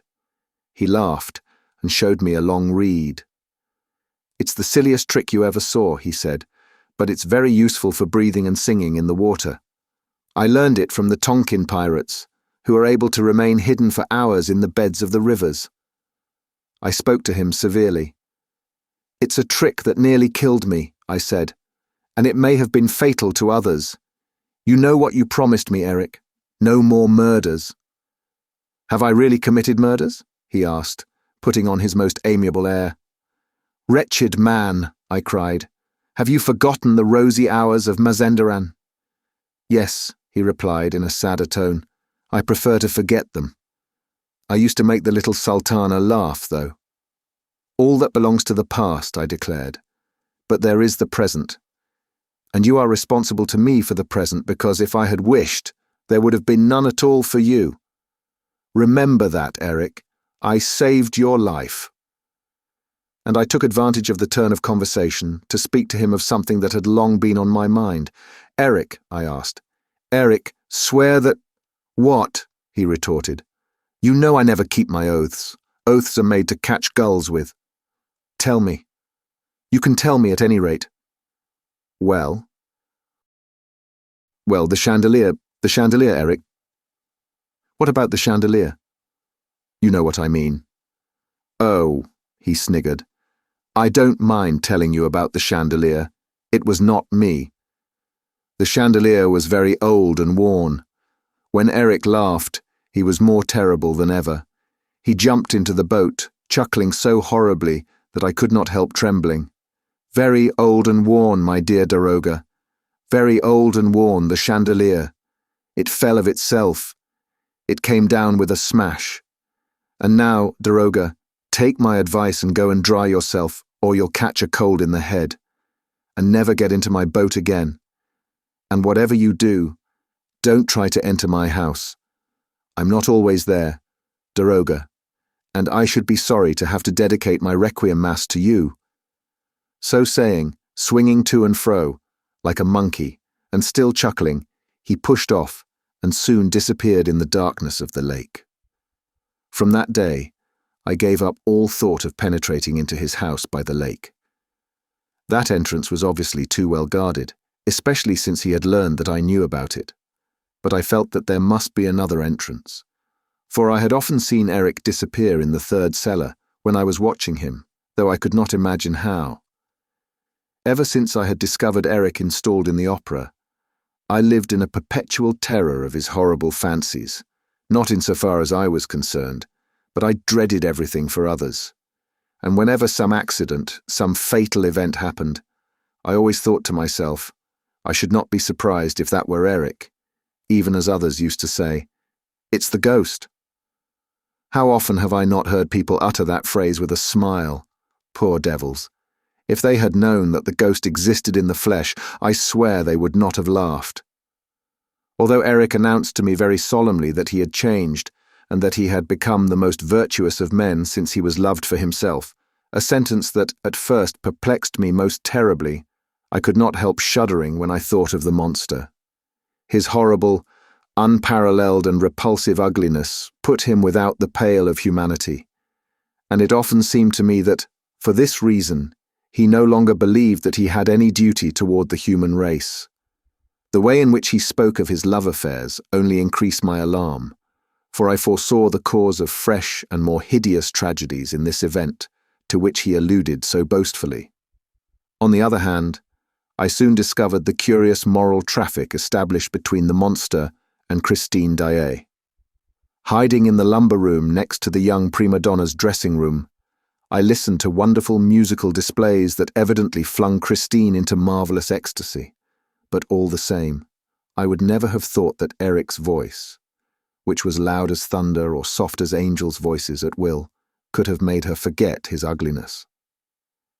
I understood all when I learned that Christine had not yet seen him. I had occasion to go to the dressing room, and, remembering the lessons he had once given me, I had no difficulty in discovering the trick that made the wall with the mirror swing round, and I ascertained the means of hollow bricks and so on, by which he made his voice carry to Christine as though she heard it close beside her. In this way also I discovered the road that led to the well and the dungeon, the communist's dungeon, and also the trap door that enabled Eric to go straight to the cellars below the stage. A few days later, what was not my amazement to learn by my own eyes and ears that Eric and Christine Daaé saw each other, and to catch the monster stooping over the little well in the communist's road and sprinkling the forehead of Christine Daaé, who had fainted. A white horse, the horse out of the Profeta, which had disappeared from the stables under the opera, was standing quietly beside them. I showed myself. It was terrible. I saw sparks fly from those yellow eyes, and before I had time to say a word, I received a blow on the head that stunned me. When I came to myself, Eric, Christine, and the white horse had disappeared. I felt sure that the poor girl was a prisoner in the house on the lake. Without hesitation, I resolved to return to the bank, notwithstanding the attendant danger. For 24 hours, I lay in wait for the monster to appear, for I felt that he must go out, driven by the need of obtaining provisions. And in this connection I may say that, when he went out in the streets or ventured to show himself in public, he wore a pasteboard nose, with a moustache attached to it, instead of his own horrible hole of a nose. This did not quite take away his corpse-like air, but it made him almost, I say almost, endurable to look at. I therefore watched on the bank of the lake and, weary of long waiting, was beginning to think that he had gone through the other door, the door in the third cellar, when I heard a slight splashing in the dark. I saw the two yellow eyes shining like candles, and soon the boat touched shore. Eric jumped out and walked up to me. "You've been here for 24 hours, he said, "and you're annoying me.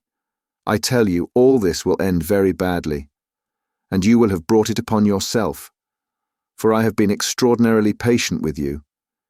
You think you are following me, you great booby, whereas it's I who am following you. And I know all that you know about me here.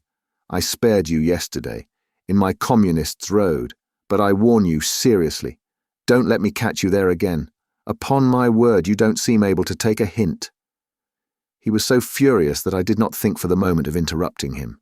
After puffing and blowing like a walrus, he put his horrible thought into words. "Yes, you must learn, once and for all, I say, to take a hint.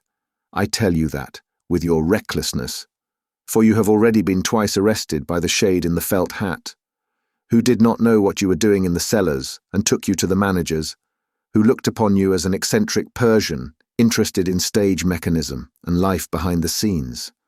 I know all about it. I was there in the office. You know I am everywhere.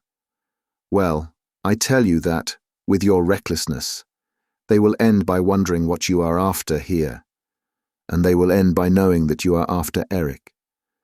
And then they will be after Eric themselves, and they will discover the house on the lake. If they do, it will be a bad lookout for you, old chap, a bad lookout." I won't answer for anything. Again he puffed and blew like a walrus. "I won't answer for anything. If Eric's secrets cease to be Eric's secrets, it will be a bad lookout for a goodly number of the human race. That's all I have to tell you. And unless you are a great booby, it ought to be enough for you. Except that you don't know how to take a hint."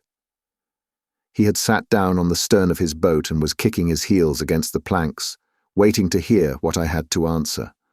I simply said, "It's not Eric that I'm after here." "Who then?" "You know as well as I do it's Christine Daaé," I answered. He retorted, "I have every right to see her in my own house. I am loved for my own sake." "That's not true," I said. "You have carried her off and are keeping her locked up." "Listen," he said. "Will you promise never to meddle with my affairs again, if I prove to you that I am loved for my own sake?" "Yes, I promise you," I replied, without hesitation, for I felt convinced that for such a monster the proof was impossible. "Well then, it's quite simple. Christine Daaé shall leave this as she pleases and come back again. Yes, come back again, because she wishes. Come back of herself, because she loves me for myself. Oh, I doubt if she will come back. But it is your duty to let her go." "My duty, you great booby. It is my wish to let her go, and she will come back again, for she loves me. All this will end in a marriage at the Madeleine, you great booby. Do you believe me now? When I tell you that my nuptial mass is written, wait till you hear the Giry." He beat time with his heels on the planks of the boat and sang, "Giry, Giry eleison. Wait till you hear that mass." "Look here," I said. "I shall believe you if I see Christine Daaé come out of the house on the lake and go back to it of her own accord." "And you won't meddle any more in my affairs?" "No." "Very well, you shall see that tonight. Come to the masked ball. Christine and I will go and have a look round. Then you can hide in the lumber room, and you shall see Christine, who will have gone to her dressing room, delighted to come back by the Communists' Road. And now, be off, for I must go and do some shopping." To my intense astonishment, things happened as he had announced. Christine Daaé left the house on the lake and returned to it several times, without apparently being forced to do so. It was very difficult for me to clear my mind of Eric. However, I resolved to be extremely prudent and did not make the mistake of returning to the shore of the lake or of going by the Communists' Road. But the idea of the secret entrance in the third cellar haunted me, and I repeatedly went and waited for hours behind a scene from the Roi de Lahore, which had been left there for some reason or other. At last my patience was rewarded. One day I saw the monster come toward me, on his knees. I was certain that he could not see me. He passed between the scene behind which I stood and a set piece, went to the wall and pressed on a spring that moved a stone and afforded him an ingress. He passed through this, and the stone closed behind him. I waited for at least 30 minutes and then pressed the spring in my turn. Everything happened as with Eric. But I was careful not to go through the hole myself, for I knew that Eric was inside. On the other hand, the idea that I might be caught by Eric suddenly made me think of the death of Joseph Bouquet. I did not wish to jeopardize the advantages of so great a discovery, which might be useful to many people, to a goodly number of the human race, in Eric's words, and I left the cellars of the opera after carefully replacing the stone. I continued to be greatly interested in the relations between Eric and Christine Daaé, not from any morbid curiosity, but because of the terrible thought which obsessed my mind that Eric was capable of anything if he once discovered that he was not loved for his own sake, as he imagined. I continued to wander, very cautiously, about the opera, and soon learned the truth about the monster's dreary love affair. He filled Christine's mind through the terror with which he inspired her, but the dear child's heart belonged wholly to the Vicomte Raoul de Chagny. While they played about, like an innocent engaged couple, on the upper floors of the opera, to avoid the monster, they little suspected that someone was watching over them. I was prepared to do anything, to kill the monster if necessary, and explain to the police afterward. But Eric did not show himself, and I felt none the more comfortable for that. I must explain my whole plan. I thought that the monster being driven from his house by jealousy would thus enable me to enter it, without danger, through the passage in the third cellar. It was important, for everybody's sake, that I should know exactly what was inside. One day, tired of waiting for an opportunity, I moved the stone and at once heard an astounding music. The monster was working at his Don Juan triumphant, with every door in his house wide open. I knew that this was the work of his life. I was careful not to stir and remained prudently in my dark hole. He stopped playing for a moment and began walking about his place, like a madman, and he said aloud at the top of his voice, "It must be finished first. Quite finished." This speech was not calculated to reassure me, and when the music recommenced, I closed the stone very softly. On the day of the abduction of Christine Daaé, I did not come to the theatre until rather late in the evening, trembling lest I should hear bad news. I had spent a horrible day, for, after reading in a morning paper the announcement of a forthcoming marriage between Christine and the Vicomte de Chagny, I wondered whether, after all, I should not do better to denounce the monster. But reason returned to me, and I was persuaded that this action could only precipitate a possible catastrophe. When my cab set me down before the opera, I was really almost astonished to see it still standing. But I am something of a fatalist, like all good Orientals, and I entered ready for anything. Christine Daaé's abduction in the prison act, which naturally surprised everybody, found me prepared. I was quite certain that she had been juggled away by Eric, that prince of conjurers. And I thought positively that this was the end of Christine and perhaps of everybody, so much so that I thought of advising all these people who were staying on at the theatre to make good their escape. I felt, however, that they would be sure to look upon me as mad, and I refrained. On the other hand, I resolved to act without further delay, as far as I was concerned. The chances were in my favour that Eric, at that moment, was thinking only of his captive. This was the moment to enter his house through the third cellar, and I resolved to take with me that poor little desperate Viscount, who at the first suggestion accepted with an amount of confidence in myself that touched me profoundly. I had sent my servant for my pistols. I gave one to the Viscount and advised him to hold himself ready to fire, for after all, Eric might be waiting for us behind the wall. We were to go by the Communist road and through the trapdoor. Seeing my pistols, the little Viscount asked me if we were going to fight a duel. I said, yes, and what a duel! But of course I had no time to explain anything to him. The little Viscount is a brave fellow, but he knew hardly anything about his adversary, and it was so much the better. My great fear was that he was already somewhere near us, preparing the Punjab lasso. No one knows better than he how to throw the Punjab lasso, for he is the king of stranglers, even as he is the prince of conjurers. When he had finished making the little Sultana laugh at the time of the rosy hours of Mazandaran, she herself used to ask him to amuse her by giving her a thrill. It was then that he introduced the sport of the Punjab lasso. He had lived in India and acquired an incredible skill in the art of strangulation.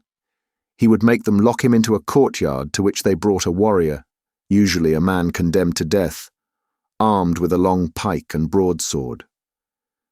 Eric had only his lasso, and it was always just when the warrior thought that he was going to fell Eric with a tremendous blow that we heard the lasso whistle through the air. With a turn of the wrist, Eric tightened the noose round his adversary's neck, and in this fashion dragged him before the little Sultana and her women, who sat looking from a window and applauding. The little Sultana herself learned to wield the Punjab lasso and killed several of her women and even of the friends who visited her. But I prefer to drop this terrible subject of the rosy hours of Mazandaran. I have mentioned it only to explain why. On arriving with the Vicomte de Chagny in the cellars of the opera, I was bound to protect my companion against the ever-threatening danger of death by strangling. My pistols could serve no purpose, for Eric was not likely to show himself. But Eric could always strangle us. I had no time to explain all this to the Viscount. Besides, there was nothing to be gained by complicating the position. I simply told Monsieur de Chagny to keep his hand at the level of his eyes, with the arm bent, as though waiting for the command to fire. With his victim in this attitude, it is impossible even for the most expert strangler to throw the lasso with advantage. It catches you not only round the neck, but also round the arm or hand. This enables you easily to unloose the lasso, which then becomes harmless. After avoiding the Commissary of Police, a number of door shutters and the fireman, after meeting the rat-catcher and passing the man in the felt hat unperceived, the Viscount and I arrived without obstacle in the third cellar, between the set-piece and the scene from the Roi de Lahore. I worked the stone, and we jumped into the house which Eric had built himself in the double case of the foundation walls of the opera. And this was the easiest thing in the world for him to do, because Eric was one of the chief contractors under Philippe Garnier, the architect of the opera, and continued to work by himself when the works were officially suspended during the war, the siege of Paris, and the Commune. I knew my Eric too well to feel at all comfortable on jumping into his house. I knew what he had made of a certain palace at Mazandaran. From being the most honest building conceivable, he soon turned it into a house of the very devil, where you could not utter a word, but it was overheard or repeated by an echo. With his trapdoors, the monster was responsible for endless tragedies of all kinds. He hit upon astonishing inventions. Of these, the most curious, horrible, and dangerous was the so-called torture chamber. Except in special cases, when the little Sultana amused herself by inflicting suffering upon some unoffending citizen, no one was let into it but wretches condemned to death. And even then, when these had enough, they were always at liberty to put an end to themselves with a Punjab lasso or bowstring, left for their use at the foot of an iron tree. My alarm, therefore, was great when I saw that the room into which Monsieur le Vicomte de Chagny and I had dropped was an exact copy of the torture chamber of the rosy hours of Mazandaran. At our feet, I found the Punjab lasso, which I had been dreading all the evening. I was convinced that this rope had already done duty for Joseph Bouquet, who, like myself, must have caught Eric one evening working the stone in the third cellar. He probably tried it in his turn, fell into the torture chamber, and only left it hanged. I can well imagine Eric dragging the body, in order to get rid of it, to the scene from the Roi de Lahore, and hanging it there as an example, or to increase the superstitious terror that was to help him in guarding the approaches to his lair. Then, upon reflection, Eric went back to fetch the Punjab lasso, which is very curiously made out of catgut, and which might have set an examining magistrate thinking. This explains the disappearance of the rope dot. And now I discovered the lasso at our feet in the torture chamber. I am no coward, but a cold sweat covered my forehead as I moved the little red disc of my lantern over the walls. Monsieur de Chagny noticed it and asked, "What is the matter, sir?" I made him a violent sign to be silent. Chapter 22. In the torture chamber. We were in the middle of a little six-cornered room, the sides of which were covered with mirrors from top to bottom. In the corners, we could clearly see the joins in the glasses, the segments intended to turn on their gear. Yes, I recognized them, and I recognized the iron tree in the corner, at the bottom of one of those segments, the iron tree with its iron branch for the hanged men. I seized my companion's arm. The Vicomte de Chagny was all aquiver, eager to shout to his betrothed that he was bringing her help. I feared that he would not be able to contain himself. Suddenly, we heard a noise on our left. It sounded at first like a door opening and shutting in the next room, and then there was a dull moan.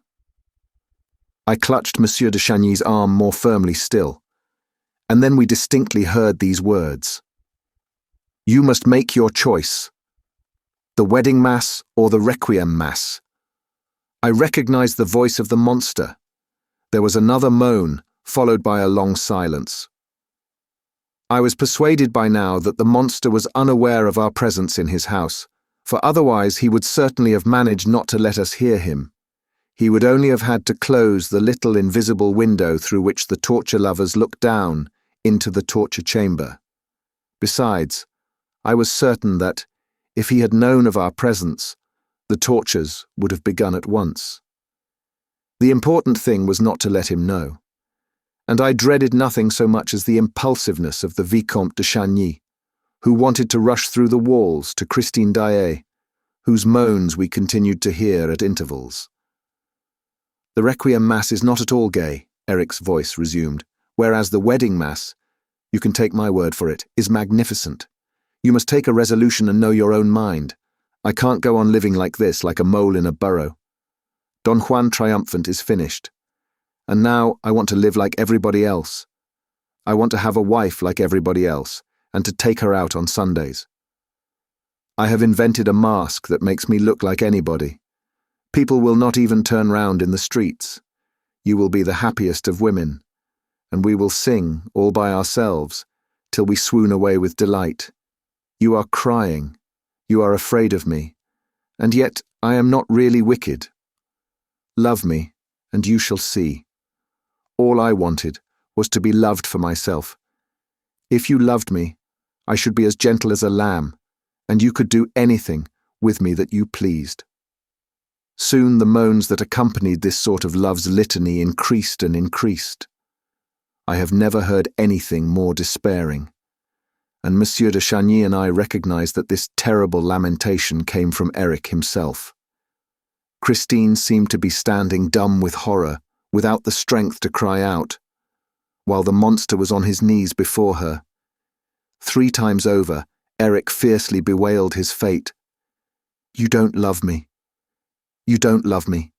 You don't love me."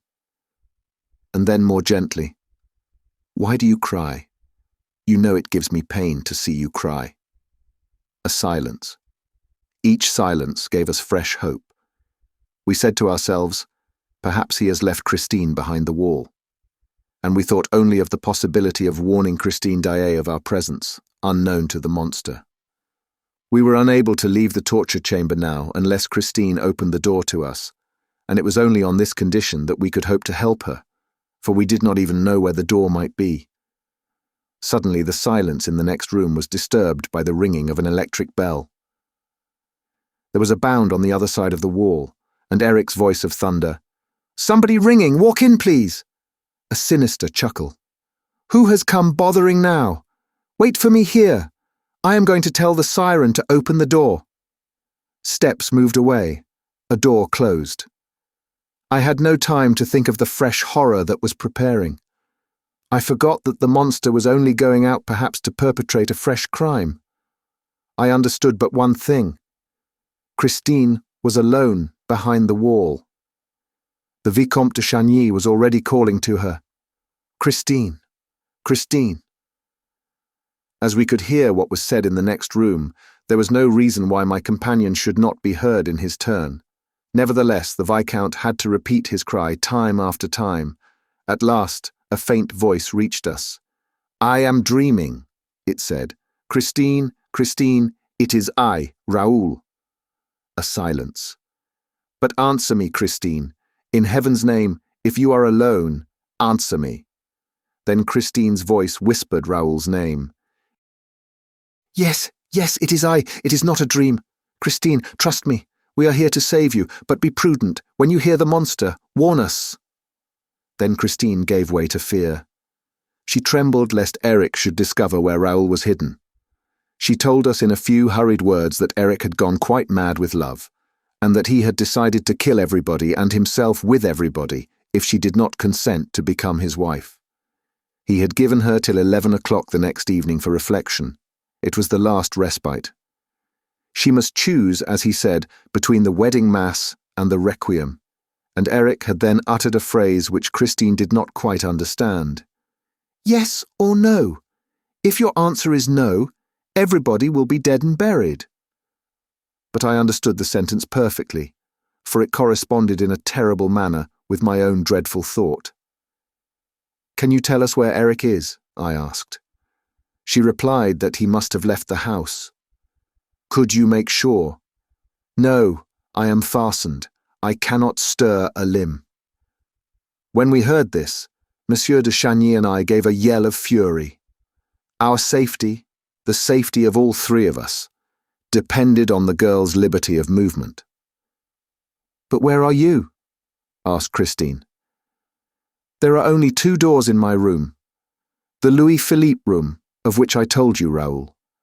A door through which Eric comes and goes, and another which he has never opened before me, and which he has forbidden me ever to go through, because he says it is the most dangerous of the doors, the door of the torture chamber.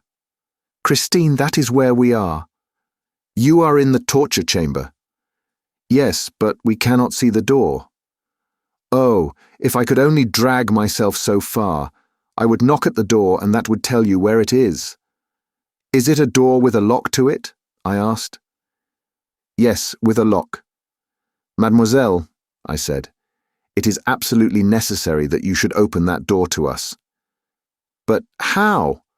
asked the poor girl tearfully. We heard her straining, trying to free herself from the bonds that held her. "I know where the key is," she said, in a voice that seemed exhausted by the effort she had made. "But I am fastened so tight. Oh, the wretch!" And she gave a sob. "Where is the key?" I asked, signing to Monsieur de Chagny not to speak and to leave the business to me, for we had not a moment to lose. "In the next room, near the organ, with another little bronze key, which he also forbade me to touch.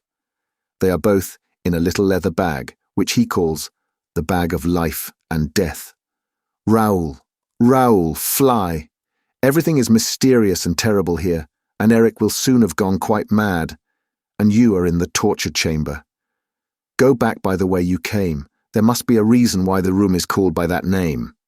"Christine," said the young man, "we will go from here together, or die together." "We must keep cool," I whispered. "Why has he fastened you, mademoiselle? You can't escape from his house, and he knows it."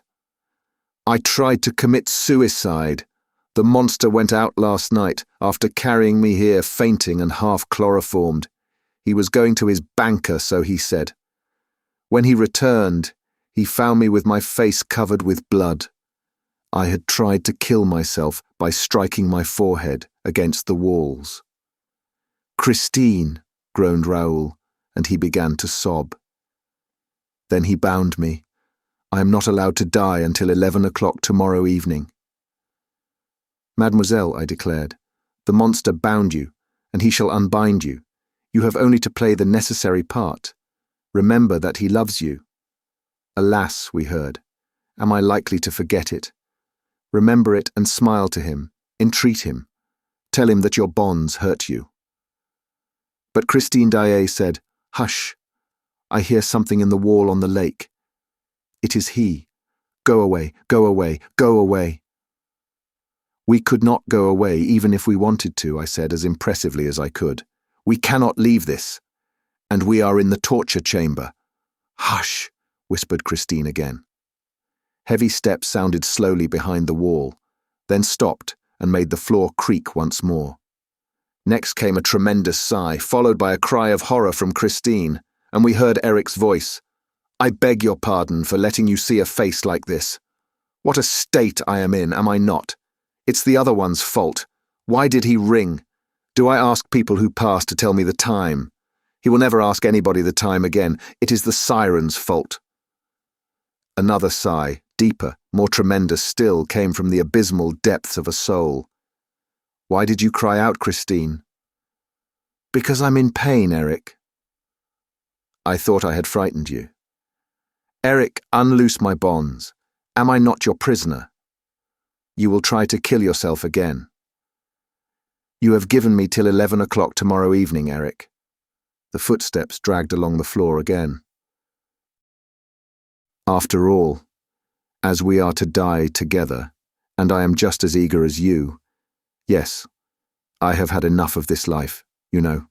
Wait, don't move. I will release you. You have only one word to say no, and it will at once be over with everybody. You are right, you are right. Why wait till 11 o'clock tomorrow evening? True, it would have been grander, finer, but that is childish nonsense. We should only think of ourselves in this life, of our own death. The rest doesn't matter. You're looking at me because I'm all wet. Oh, my dear, it's raining cats and dogs outside. Apart from that, Christine, I think I'm subject to hallucinations. You know the man who rang at the siren's door just now? Go and look if he's ringing at the bottom of the lake. Well, he was rather like... There. Turn round. Are you glad? You're free now. Oh, my poor Christine, look at your wrists. Tell me, have I hurt them? That alone deserves death. Talking of death, I must sing his requiem. Hearing these terrible remarks, I received an awful presentiment. I too had once rung at the monster's door, and without knowing it, must have set some warning current in motion. And I remembered the two arms that had emerged from the inky waters. What poor wretch had strayed to that shore this time? Who was the other one? The one whose requiem we now heard sung. Eric sang like the god of thunder, sang a dies irae that enveloped us as in a storm. The elements seemed to rage around us. Suddenly, the organ and the voice ceased so suddenly that Monsieur de Chagny sprang back on the other side of the wall with emotion, and the voice, changed and transformed, distinctly grated out these metallic syllables. What have you done with my bag? Chapter 23. The tortures begin. The voice repeated angrily, What have you done with my bag? So it was to take my bag that you asked me to release you. We heard hurried steps, Christine running back to the Louis-Philippe room, as though to seek shelter on the other side of our wall. What are you running away for? Asked the furious voice, which had followed her. Give me back my bag, will you? Don't you know that it is the bag of life and death? Listen to me, Eric, sighed the girl. As it is settled that we are to live together, what difference can it make to you? You know there are only 2 keys in it, said the monster. What do you want to do? I want to look at this room which I've never seen and which you have always kept from me. It's woman's curiosity, she said, in a tone which she tried to render playful. But the trick was too childish for Eric to be taken in by it.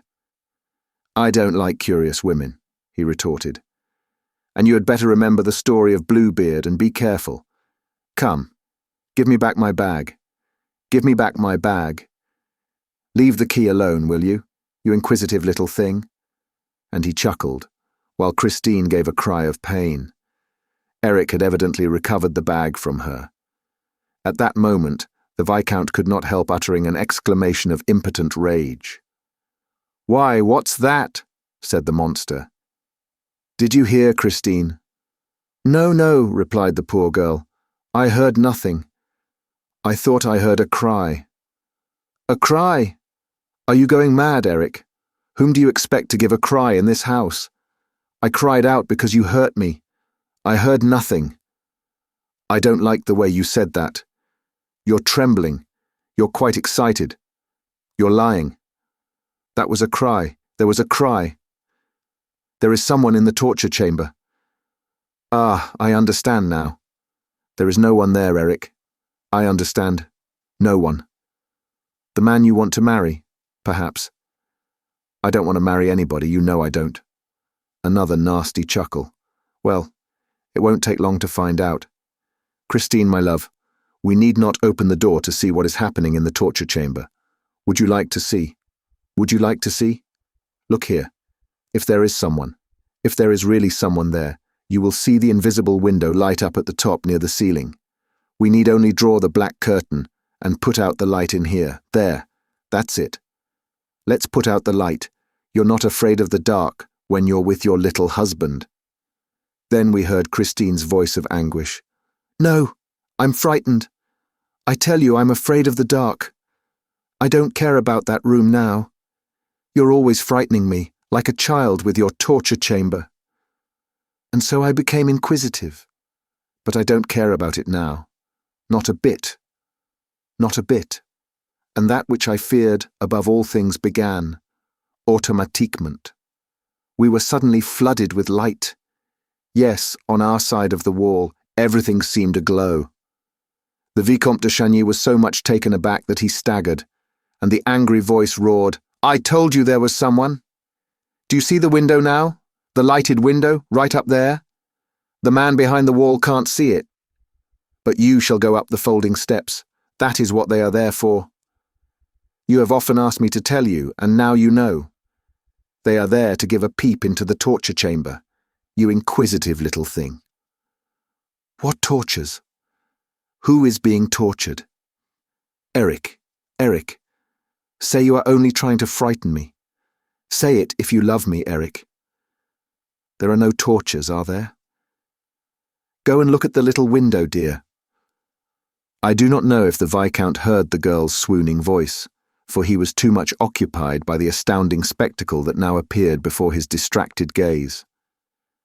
As for me, I had seen that sight too often through the little window at the time of the rosy hours of Mazenderan, and I cared only for what was being said next door, seeking for a hint how to act, what resolution to take. "Go and peep through the little window. Tell me what he looks like." We heard the steps being dragged against the wall. "Up with you." "No, no, I will go up myself, dear."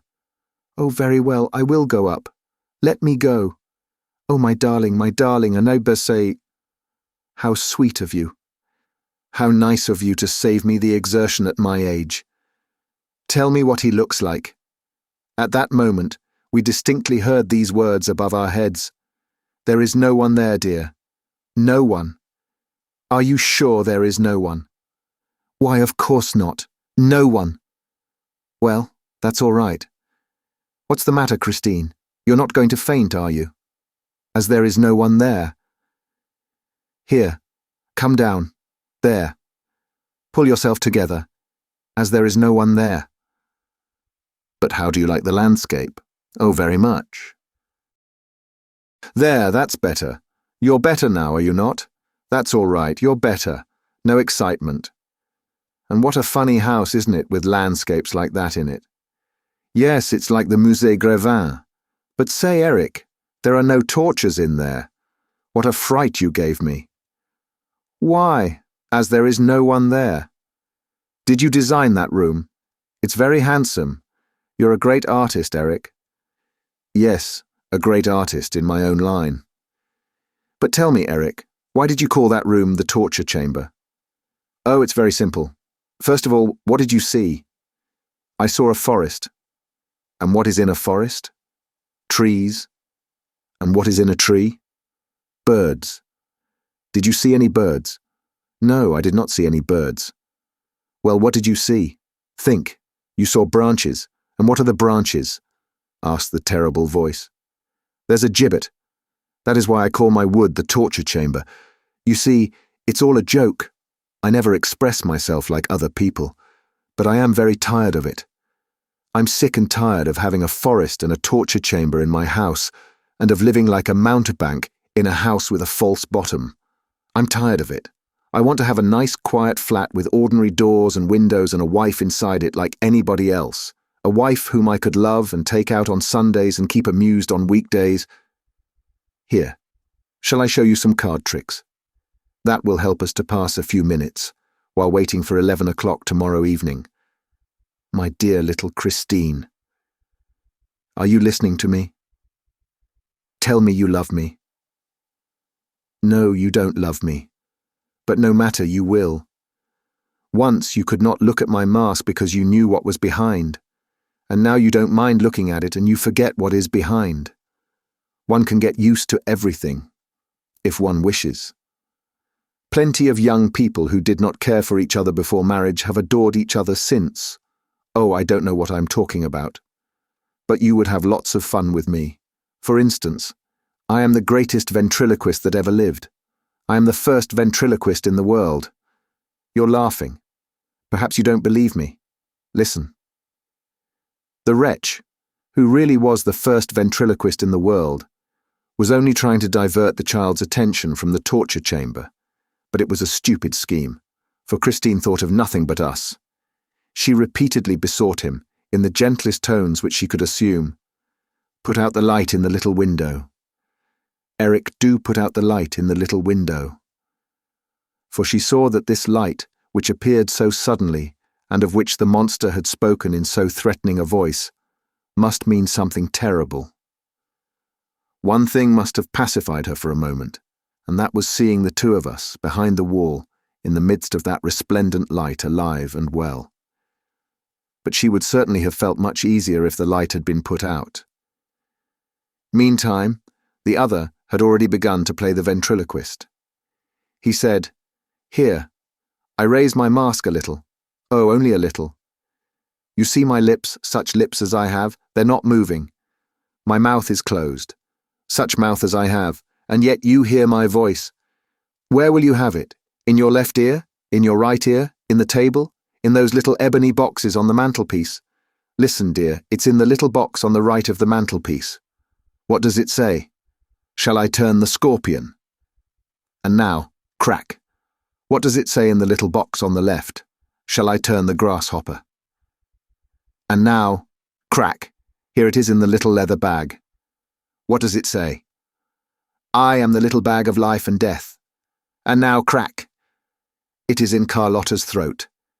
In Carlotta's golden throat. In Carlotta's crystal throat, as I live.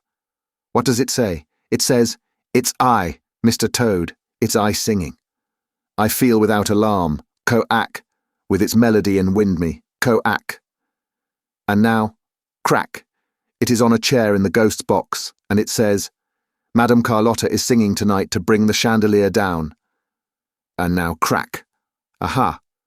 Where is Eric's voice now? Listen, Christine, darling, listen. It is behind the door of the torture chamber. Listen. It's myself in the torture chamber. And what do I say? I say, woe to them that have a nose, a real nose, and come to look round the torture chamber. Aha, aha, aha. Oh, the ventriloquist's terrible voice. It was everywhere, everywhere. It passed through the little invisible window, through the walls. It ran around us, between us. Eric was there, speaking to us. We made a movement as though to fling ourselves upon him. But already, swifter, more fleeting than the voice of the echo, Eric's voice had leaped back behind the wall. Soon we heard nothing more at all, for this is what happened. Eric! Eric! Said Christine's voice. You tire me with your voice. Don't go on, Eric. Isn't it very hot here? Oh, yes, replied Eric's voice. The heat is unendurable. But what does this mean? The wall is really getting quite hot. The wall is burning. I'll tell you, Christine dear, it is because of the forest next door. Well, what has that to do with it? The forest. Why, didn't you see that it was an African forest? And the monster laughed so loudly and hideously that we could no longer distinguish Christine's supplicating cries. The Vicomte de Chagny shouted and banged against the walls like a madman. I could not restrain him. But we heard nothing except the monster's laughter, and the monster himself can have heard nothing else. And then there was the sound of a body falling on the floor and being dragged along, and a door slammed, and then nothing more around us save the scorching silence of the south in the heart of a tropical forest. Chapter 24. Barrels. Barrels. Any barrels to sell? I have said that the room in which Monsieur le Vicomte de Chagny and I were imprisoned was a regular hexagon, lined entirely with mirrors. Plenty of these rooms have been seen since, mainly at exhibitions. They are called palaces of illusion, or some such name. But the invention belongs entirely to Eric, who built the first room of this kind under my eyes at the time of the rosy hours of Mazenderan. A decorative object, such as a column, for instance, was placed in one of the corners and immediately produced a hall of 1,000 columns. For thanks to the mirrors, the real room was multiplied by 6 hexagonal rooms, each of which, in its turn, was multiplied indefinitely. But the little sultana soon tired of this infantile illusion, whereupon Eric altered his invention into a torture chamber. For the architectural motive placed in one corner, he substituted an iron tree. This tree, with its painted leaves, was absolutely true to life and was made of iron so as to resist all the attacks of the patient who was locked into the torture chamber. We shall see how the scene thus obtained was twice altered instantaneously into 2 successive other scenes, by means of the automatic rotation of the drums or rollers in the corners. These were divided into 3 sections, fitting into the angles of the mirrors, and each supporting a decorative scheme that came into sight as the roller revolved upon its axis. The walls of this strange room gave the patient nothing to lay hold of, because, apart from the solid decorative object, they were simply furnished with mirrors, thick enough to withstand any onslaught of the victim, who was flung into the chamber empty-handed and barefoot. There was no furniture. The ceiling was capable of being lit up. An ingenious system of electric heating, which has since been imitated, allowed the temperature of the walls and room to be increased at will. I am giving all these details of a perfectly natural invention, producing, with a few painted branches, the supernatural illusion of an equatorial forest blazing under the tropical sun, so that no one may doubt the present balance of my brain, or feel entitled to say that I am mad or lying, or that I take him for a fool. I now return to the facts where I left them. When the ceiling lit up and the forest became visible around us, the Vicomte's stupefaction was immense. That impenetrable forest, with its innumerable trunks and branches, threw him into a terrible state of consternation. He passed his hands over his forehead, as though to drive away a dream. His eyes blinked, and for a moment he forgot to listen. I've already said that the sight of the forest did not surprise me at all, and therefore I listened for the 2 of us to what was happening next door. Lastly, my attention was especially attracted, not so much to the scene, as to the mirrors that produced it. These mirrors were broken in parts. Yes, they were marked and scratched. They had been starred in spite of their solidity, and this proved to me that the torture chamber in which we now were had already served a purpose. Yes, some wretch, whose feet were not bare like those of the victims of the rosy hours of Mazenderan, had certainly fallen into this mortal illusion, and, mad with rage, had kicked against those mirrors, which nevertheless continued to reflect his agony. And the branch of the tree on which he had put an end to his own sufferings was arranged in such a way that, before dying, he had seen for his last consolation 1,000 men writhing in his company. Yes, Joseph Bouquet had undoubtedly been through all this. Were we to die as he had done? I did not think so, for I knew that we had a few hours before us, and that I could employ them to better purpose than Joseph Bouquet was able to do. After all, I was thoroughly acquainted with most of Eric's tricks, and now or never was the time to turn my knowledge to account. To begin with, I gave up every idea of returning to the passage that had brought us to that accursed chamber. I did not trouble about the possibility of working the inside stone that closed the passage, and this for the simple reason that to do so was out of the question. We had dropped from too great a height into the torture chamber. There was no furniture to help us reach that passage, not even the branch of the iron tree. Not even each other's shoulders were of any avail. There was only one possible outlet, that opening into the Louis-Philippe room in which Eric and Christine Daaé were. But though this outlet looked like an ordinary door on Christine's side, it was absolutely invisible to us. We must therefore try to open it without even knowing where it was. When I was quite sure that there was no hope for us from Christine Daaé's side, when I had heard the monster dragging the poor girl from the Louis-Philippe room, lest she should interfere with our tortures, I resolved to set to work without delay. But I had first to calm Monsieur de Chagny, who was already walking about like a madman, uttering incoherent cries. The snatches of conversation which he had caught between Christine and the monster had contributed not a little to drive him beside himself. Add to that the shock of the magic forest and the scorching heat which was beginning to make the perspiration stream down his temples, and you will have no difficulty in understanding his state of mind. He shouted Christine's name, brandished his pistol, knocked his forehead against the glass in his endeavours to run down the glades of the elusive forest. In short, the torture was beginning to work its spell upon a brain unprepared for it. I did my best to induce the poor Vicomte to listen to reason. I made him touch the mirrors and the iron tree and the branches, and explained to him, by optical laws, all the luminous imagery by which we were surrounded, and of which we need not allow ourselves to be the victims, like ordinary, ignorant people. We are in a room, a little room, that is what you must keep saying to yourself. And we shall leave the room as soon as we have found the door. And I promised him that if he let me act, without disturbing me by shouting and walking up and down, I would discover the trick of the door in less than an hour's time. Then he lay flat on the floor, as one does in a wood, and declared that he would wait until I found the door of the forest, as there was nothing better to do. And he added that from where he was, the view was splendid. The torture was working, in spite of all that I had said. Myself, forgetting the forest, I tackled a glass panel and began to finger it in every direction, hunting for the weak point on which to press in order to turn the door in accordance with Eric's system of pivots. This weak point might be a mere speck on the glass, no larger than a pea, under which the spring lay hidden.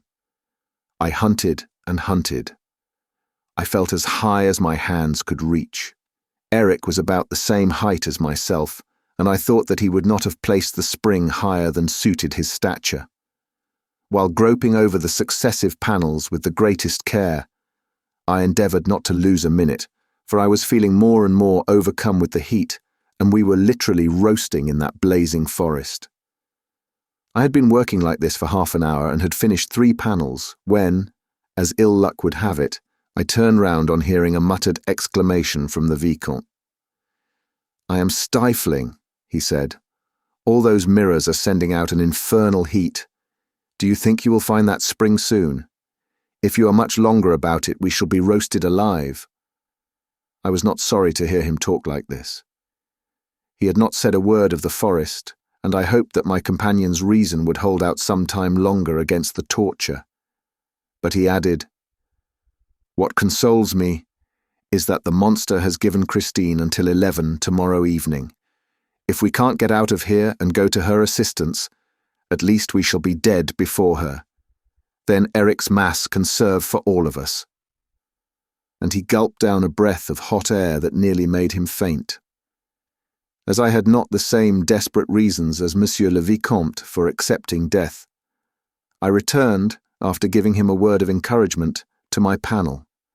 But I had made the mistake of taking a few steps while speaking, and, in the tangle of the elusive forest, I was no longer able to find my panel for certain. I had to begin all over again, at random, feeling, fumbling, groping. Now the fever laid hold of me in my turn, and so... For I found nothing, absolutely nothing. In the next room, all was silence. We were quite lost in the forest, without an outlet, a compass, a guide, or anything. Oh, I knew what awaited us if nobody came to our aid, or if I did not find the spring. But look as I might, I found nothing but branches, beautiful branches that stood straight up before me, or spread gracefully over my head. But they gave no shade. And this was natural enough, as we were in an equatorial forest, with the sun right above our heads, an African forest. Monsieur de Chagny and I had repeatedly taken off our coats and put them on again, finding at one time that they made us feel still hotter, and at another that they protected us against the heat. I was still making a moral resistance, but Monsieur de Chagny seemed to me quite gone. He pretended that he had been walking in that forest for 3 days and nights, without stopping, looking for Christine Daaé.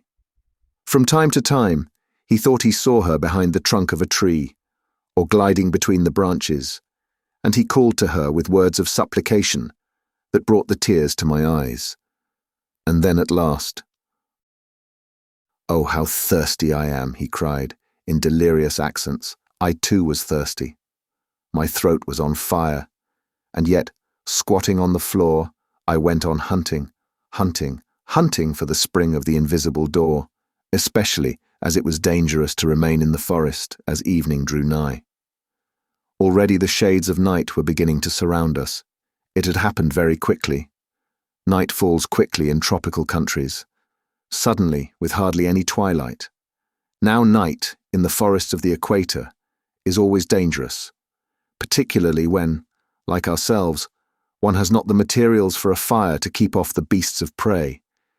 I did indeed try for a moment to break off the branches, which I would have lit with my dark lantern, but I knocked myself also against the mirrors, and remembered, in time, that we had only images of branches to do with. The heat did not go with the daylight. On the contrary, it was now still hotter under the blue rays of the moon.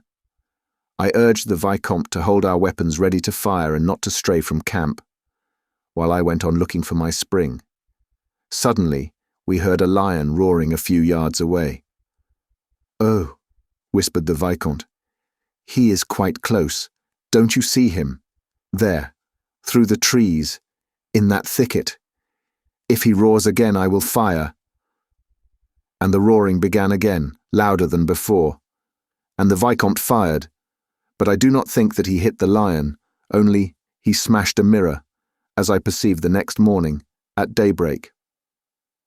We must have covered a good distance during the night, for we suddenly found ourselves on the edge of the desert, an immense desert of sand, stones, and rocks.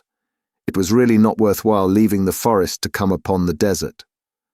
Tired out, I flung myself down beside the Vicomte, for I had had enough of looking for springs which I could not find.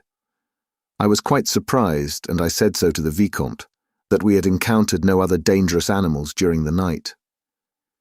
Usually after the lion came the leopard, and sometimes the buzz of the tsetse fly.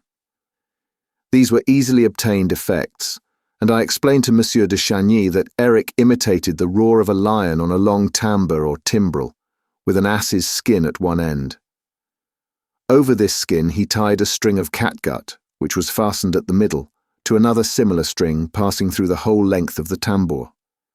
Eric had only to rub this string with a glove smeared with resin, and according to the manner in which he rubbed it, he imitated to perfection the voice of the lion or the leopard, or even the buzzing of the tsetse fly.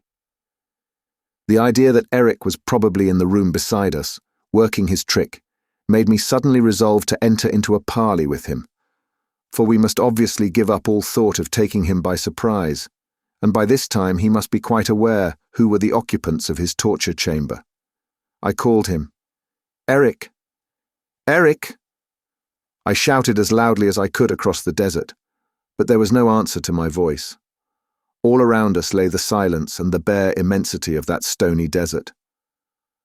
What was to become of us in the midst of that awful solitude? We were beginning literally to die of heat, hunger and thirst, of thirst especially. At last I saw Monsieur de Chagny raise himself on his elbow and point to a spot on the horizon. He had discovered an oasis. Yes, far in the distance was an oasis with limpid water which reflected the iron trees. Tush, it was the scene of the mirage. I recognized it at once. The worst of the three. No one had been able to fight against it. No one. I did my utmost to keep my head and not to hope for water, because I knew that if a man hoped for water, the water that reflected the iron tree, and if, after hoping for water, he struck against the mirror, then there was only one thing for him to do: to hang himself on the iron tree. So I cried to Monsieur de Chagny, "It's the mirage, it's the mirage. Don't believe in the water. It's another trick of the mirrors." Then he flatly told me to shut up with my tricks of the mirrors, my springs, my revolving doors, and my palaces of illusions. He angrily declared that I must be either blind or mad to imagine that all that water flowing over there, among those splendid, numberless trees, was not real water. And the desert was real. And so was the forest. And it was no use trying to take him in. He was an old, experienced traveller. He had been all over the place. And he dragged himself along, saying, "Water! Water!"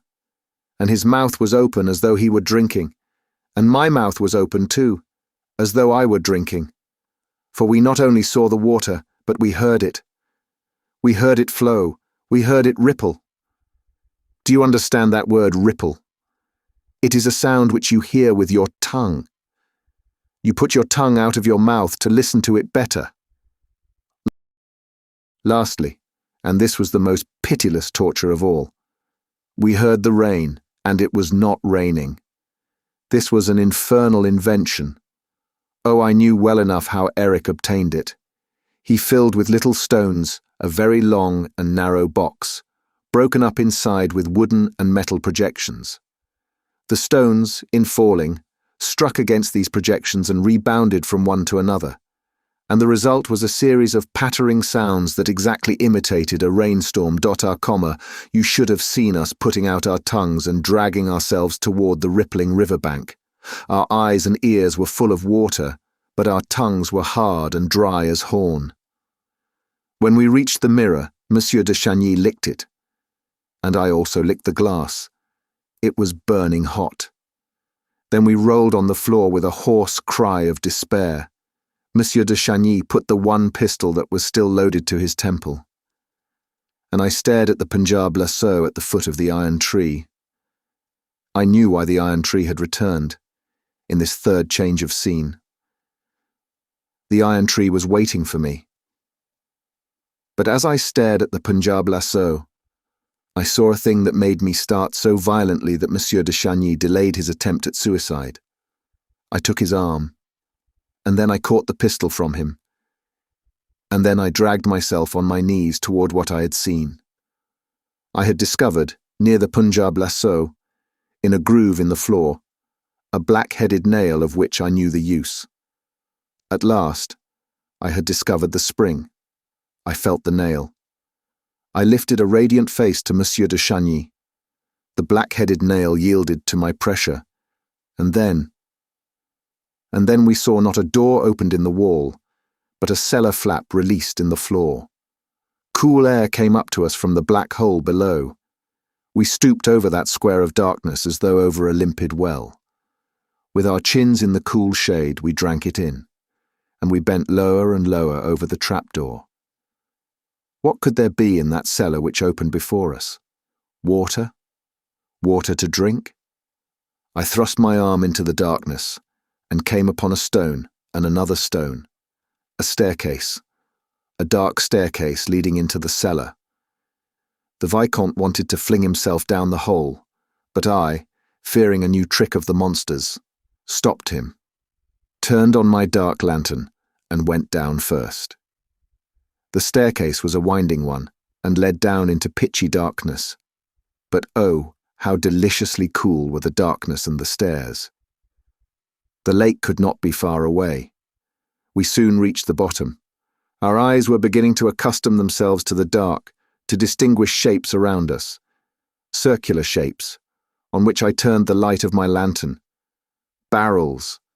We were in Eric's cellar. It was here that he must keep his wine and perhaps his drinking water.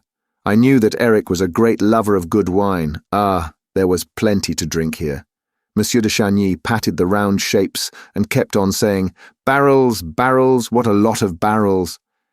Indeed, there was quite a number of them, symmetrically arranged in 2 rows, one on either side of us. They were small barrels, and I thought that Eric must have selected them of that size to facilitate their carriage to the house on the lake. We examined them successively, to see if one of them had not a funnel, showing that it had been tapped at some time or another. But all the barrels were hermetically closed. Then, after half lifting one to make sure it was full, we went on our knees, and with the blade of a small knife which I carried, I prepared to stave in the bunghole. At that moment, I seemed to hear, coming from very far, a sort of monotonous chant which I knew well from often hearing it in the streets of Paris. Barrels! Barrels! Any barrels to sell? My hand desisted from its work. Monsieur de Chagny had also heard. He said, "That's funny.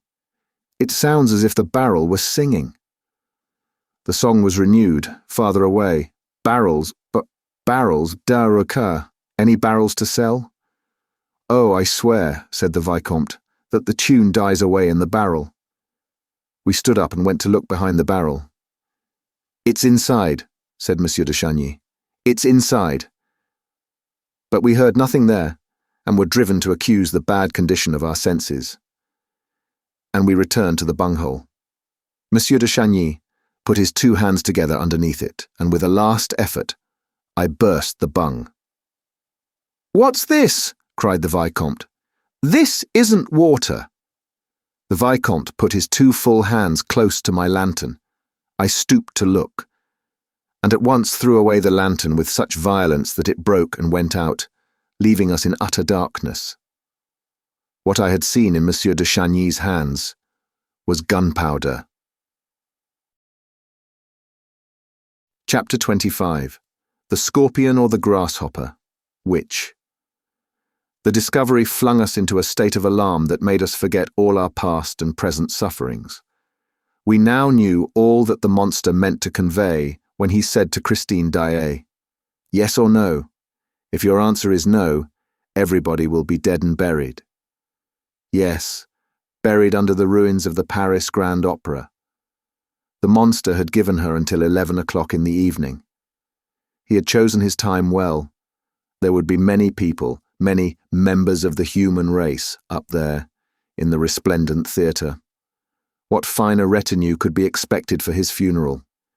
He would go down to the tomb escorted by the whitest shoulders in the world, decked with the richest jewels. 11 o'clock tomorrow evening. We were all to be blown up in the middle of the performance. If Christine Daaé said no, 11 o'clock tomorrow evening. And what else could Christine say but no? Would she not prefer to espouse death itself rather than that living corpse? She did not know that on her acceptance or refusal depended the awful fate of many members of the human race. 11 o'clock tomorrow evening. And we dragged ourselves through the darkness, feeling our way to the stone steps, for the light in the trapdoor overhead that led to the room of mirrors was now extinguished. And we repeated to ourselves, 11 o'clock tomorrow evening. At last, I found the staircase. But suddenly I drew myself up on the first step, for a terrible thought had come to my mind. What is the time? Ah, what was the time? For after all, 11 o'clock tomorrow evening might be now, might be this very moment. Who could tell us the time? We seemed to have been imprisoned in that hell for days and days, for years, since the beginning of the world. Perhaps we should be blown up then and there. Ah, a sound, a crack. Did you hear that? There, in the corner. Good heavens! Like a sound of machinery. Again. Oh, for a light. Perhaps it's the machinery that is to blow everything up. I tell you, a cracking sound. Are you deaf? Monsieur de Chagny and I began to yell like madmen. Fear spurred us on. We rushed up the treads of the staircase, stumbling as we went, anything to escape the dark, to return to the mortal light of the room of mirrors. We found the trap door still open, but it was now as dark in the room of mirrors as in the cellar which we had left.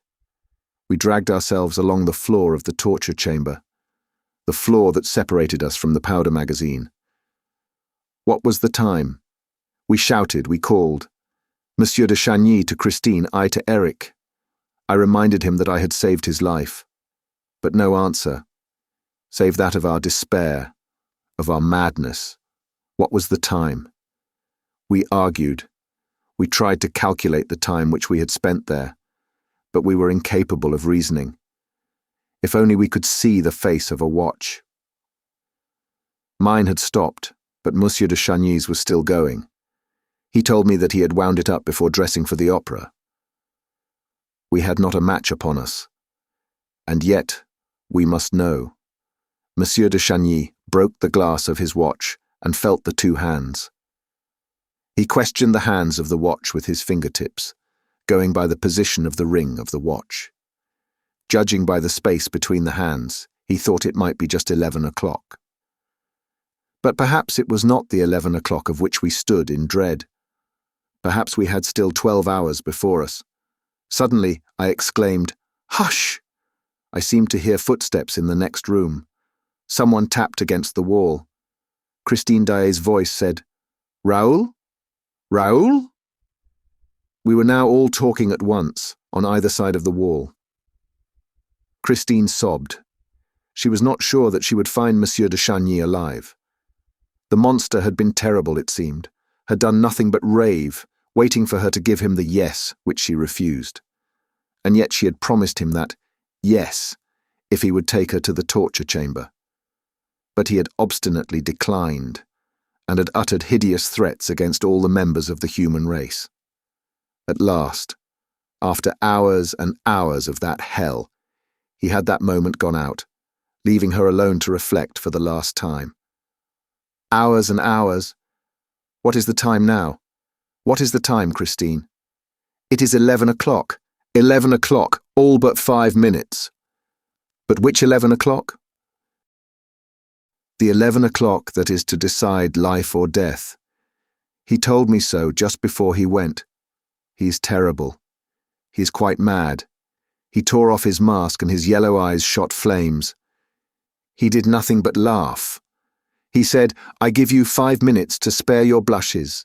Here," he said, taking a key from the little bag of life and death. "Here is the little bronze key that opens the 2 ebony caskets on the mantelpiece in the Louis Philippe room. In one of the caskets, you will find a scorpion, in the other, a grasshopper, both very cleverly imitated in Japanese bronze. They will say yes or no for you. If you turn the scorpion round, that will mean to me, when I return, that you have said yes. The grasshopper will mean no." And he laughed like a drunken demon. I did nothing but beg and entreat him to give me the key of the torture chamber, promising to be his wife if he granted me that request. But he told me that there was no future need for that key, and that he was going to throw it into the lake. And he again laughed like a drunken demon and left me. Oh, his last words were, "The grasshopper. Be careful of the grasshopper. A grasshopper does not only turn, it hops, and it hops jolly high." The 5 minutes had nearly elapsed, and the scorpion and the grasshopper were scratching at my brain. Nevertheless, I had sufficient lucidity left to understand that, if the grasshopper were turned, it would hop, and with it, many members of the human race. There was no doubt but that the grasshopper controlled an electric current intended to blow up the powder magazine. Monsieur de Chagny, who seemed to have recovered all his moral force from hearing Christine's voice, explained to her, in a few hurried words, the situation in which we and all the opera were. He told her to turn the scorpion at once. There was a pause. "Christine," I cried, "where are you?" "By the scorpion." "Don't touch it." The idea had come to me, for I knew my Eric, that the monster had perhaps deceived the girl once more. Perhaps it was the scorpion that would blow everything up. After all, why wasn't he there? The 5 minutes were long past, and he was not back. Perhaps he had taken shelter and was waiting for the explosion. Why had he not returned? He could not really expect Christine ever to consent to become his voluntary prey. Why had he not returned? "Don't touch the scorpion," I said. "Here he comes," cried Christine. "I hear him. Here he is." We heard his steps approaching the Louis-Philippe room. He came up to Christine, but did not speak. Then I raised my voice. "Eric, it is I. Do you know me?" With extraordinary calmness, he at once replied, "So you are not dead in there? Well then, see that you keep quiet." I tried to speak, but he said coldly, "Not a word, daroga, or I shall blow everything up." And he added, "The honor rests with Mademoiselle. Mademoiselle has not touched the scorpion." How deliberately he spoke. "Mademoiselle has not touched the grasshopper." With that composure. But it is not too late to do the right thing. There, I open the caskets without a key, for I am a trapdoor lover, and I open and shut what I please and as I please. I open the little ebony caskets. "Mademoiselle, look at the little dears inside. Aren't they pretty? If you turn the grasshopper, mademoiselle, we shall all be blown up. There is enough gunpowder under our feet to blow up a whole quarter of Paris. If you turn the scorpion, mademoiselle, all that powder will be soaked and drowned. Mademoiselle, to celebrate our wedding, you shall make a very handsome present to a few hundred Parisians, who are at this moment applauding a poor masterpiece of Meyerbeer's. You shall make them a present of their lives, for, with your own fair hands, you shall turn the scorpion, and merrily, merrily, we will be married." A pause, and then, "If in 2 minutes, mademoiselle, you have not turned the scorpion, I shall turn the grasshopper, and the grasshopper, I tell you, hops jolly high." The terrible silence began anew. The Vicomte de Chagny, realizing that there was nothing left to do but pray, went down on his knees and prayed. As for me, my blood beat so fiercely that I had to take my heart in both hands lest it should burst. At last we heard Eric's voice. "The 2 minutes are past. Goodbye, mademoiselle. Hop, grasshopper." "Eric," cried Christine, "do you swear to me, monster? Do you swear to me that the scorpion is the one to turn?" "Yes, to hop at our wedding." "Ah, you see, you said to hop. At our wedding, ingenuous child. The scorpion opens the ball, but that will do. You won't have the scorpion. Then I turn the grasshopper." "Eric, enough!" I was crying out in concert with Christine. Monsieur de Chagny was still on his knees, praying. "Eric, I have turned the scorpion." Oh, the second through which we passed. Waiting. Waiting to find ourselves in fragments, amid the roar and the ruins. Feeling something crack beneath our feet. Hearing an appalling hiss through the open trap-door, a hiss like the first sound of a rocket. It came softly at first, then louder, then very loud. But it was not the hiss of fire, it was more like the hiss of water, and now it became a gurgling sound. Guggle, guggle. We rushed to the trap-door.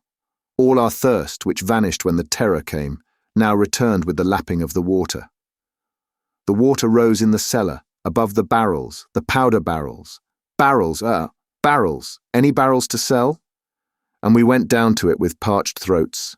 It rose to our chins, to our mouths, and we drank. We stood on the floor of the cellar and drank, and we went up the stairs again in the dark, step by step, went up with the water. The water came out of the cellar with us and spread over the floor of the room. If this went on, the whole house on the lake would be swamped. The floor of the torture chamber had itself become a regular little lake, in which our feet splashed. Surely there was water enough now. Eric must turn off the tap. Eric!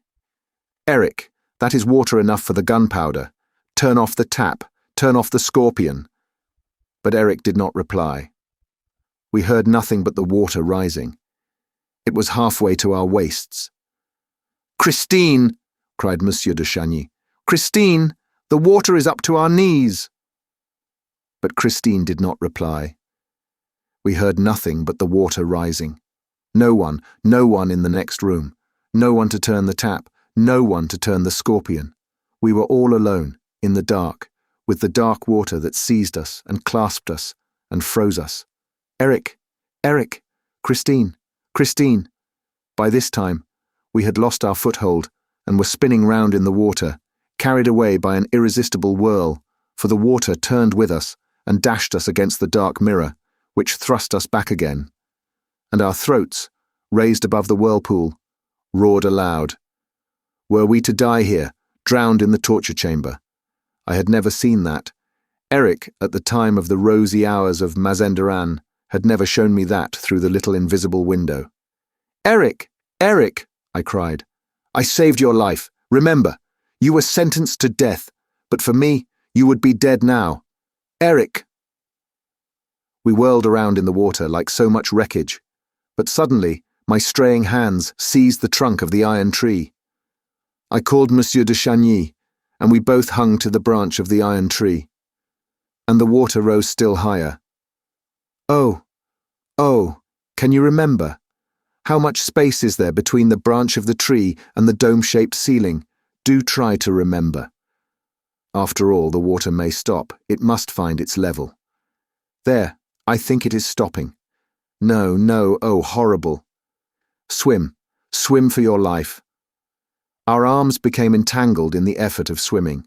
We choked, we fought in the dark water. Already we could hardly breathe the dark air above the dark water, the air which escaped, which we could hear escaping through some vent hole or other. Oh, let us turn and turn and turn until we find the air hole and then glue our mouths to it. But I lost my strength. I tried to lay hold of the walls. Oh, how those glass walls slipped from under my groping fingers. We whirled round again. We began to sink. One last effort. A last cry. Eric! Christine! Google, google, google. In our ears. Google, google. At the bottom of the dark water, our ears went, Guggle, guggle. And before losing consciousness entirely, I seemed to hear between two guggles. Barrels, barrels. Any barrels to sell? Chapter 26. The End of the Ghost's Love Story. The previous chapter marks the conclusion of the written narrative which the Persian left behind him. Notwithstanding the horrors of a situation which seemed definitely to abandon them to their deaths, Monsieur de Chagny and his companion were saved by the sublime devotion of Christine Daaé. And I had the rest of the story from the lips of the daroga himself. When I went to see him, he was still living in his little flat in the Rue de Rivoli, opposite the Tuileries. He was very ill, and it required all my ardour, as an historian pledged to the truth, to persuade him to live the incredible tragedy over again, for my benefit. His faithful old servant Darius showed me into him. The daroga received me at a window overlooking the garden of the Tuileries. He still had his magnificent eyes, but his poor face looked very worn. He had shaved the whole of his head, which was usually covered with an astrakhan cap. He was dressed in a long, plain coat, and amused himself by unconsciously twisting his thumbs inside the sleeves. But his mind was quite clear, and he told me his story with perfect lucidity. It seems that when he opened his eyes, the daroga found himself lying on a bed. Monsieur de Chagny was on a sofa, beside the wardrobe. An angel and a devil were watching over them. After the deceptions and illusions of the torture chamber, the precision of the details of that quiet little middle-class room seemed to have been invented for the express purpose of puzzling the mind of the mortal rash enough to stray into that abode of living nightmare. The wooden bedstead, the waxed mahogany chairs, the chest of drawers, those brasses, The little square antimacassars carefully placed on the backs of the chairs, the clock on the mantelpiece and the harmless-looking ebony caskets at either end. Lastly, the whatnot filled with shells, with red pincushions, with mother-of-pearl boats and an enormous ostrich egg, the whole discreetly lighted by a shaded lamp standing on a small round table. This collection of ugly, peaceable, reasonable furniture at the bottom of the opera cellars bewildered the imagination more than all the late fantastic happenings. And the figure of the masked man seemed all the more formidable in this old-fashioned, neat and trim little frame. It bent down over the Persian and said in his ear, "Are you better, Daroga? You are looking at my furniture? It is all that I have left of my poor, unhappy mother." Christine Daaé did not say a word. She moved about noiselessly, like a sister of charity, who had taken a vow of silence. She brought a cup of cordial, or of hot tea, he did not remember which. The man in the mask took it from her hands and gave it to the Persian. Monsieur de Chagny was still sleeping. Eric poured a drop of rum into the Daroga's cup and, pointing to the Viscount, said, "He came to himself long before we knew if you were still alive, Daroga. He is quite well. He is asleep. We must not wake him." Eric left the room for a moment, and the Persian raised himself on his elbow, looked around him, and saw Christine Daaé sitting by the fireside. He spoke to her, called her, but he was still very weak and fell back on his pillow. Christine came to him, laid her hand on his forehead and went away again. And the Persian remembered that, as she went, she did not give a glance at Monsieur de Chagny, who, it is true, was sleeping peacefully, and she sat down again in her chair by the chimney corner, silent as a sister of charity who had taken a vow of silence. Eric returned with some little bottles which he placed on the mantelpiece. And again, in a whisper, so as not to wake Monsieur de Chagny, he said to the Persian, after sitting down and feeling his pulse, "You are now saved, both of you, and soon I shall take you up to the surface of the earth, to please my wife." Thereupon he rose, without any further explanation, and disappeared once more. The Persian now looked at Christine's quiet profile under the lamp. She was reading a tiny book, with gilt edges like a religious book. There are editions of the imitation that look like that. The Persian still had in his ears the natural tone in which the other had said, "To please my wife." Very gently, he called her again, but Christine was wrapped up in her book and did not hear him. Eric returned, mixed the Daroga a draught, and advised him not to speak to his wife again, nor to anyone, because it might be very dangerous to everybody's health. Eventually the Persian fell asleep, like Monsieur de Chagny, and did not wake until he was in his own room, nursed by his faithful Darius, who told him that, on the night before, he was found propped against the door of his flat, where he had been brought by a stranger, who rang the bell before going away. As soon as the Daroga recovered his strength and his wits, he sent to Count Philippe's house to inquire after the Viscount's health. The answer was that the young man had not been seen, and that Count Philippe was dead.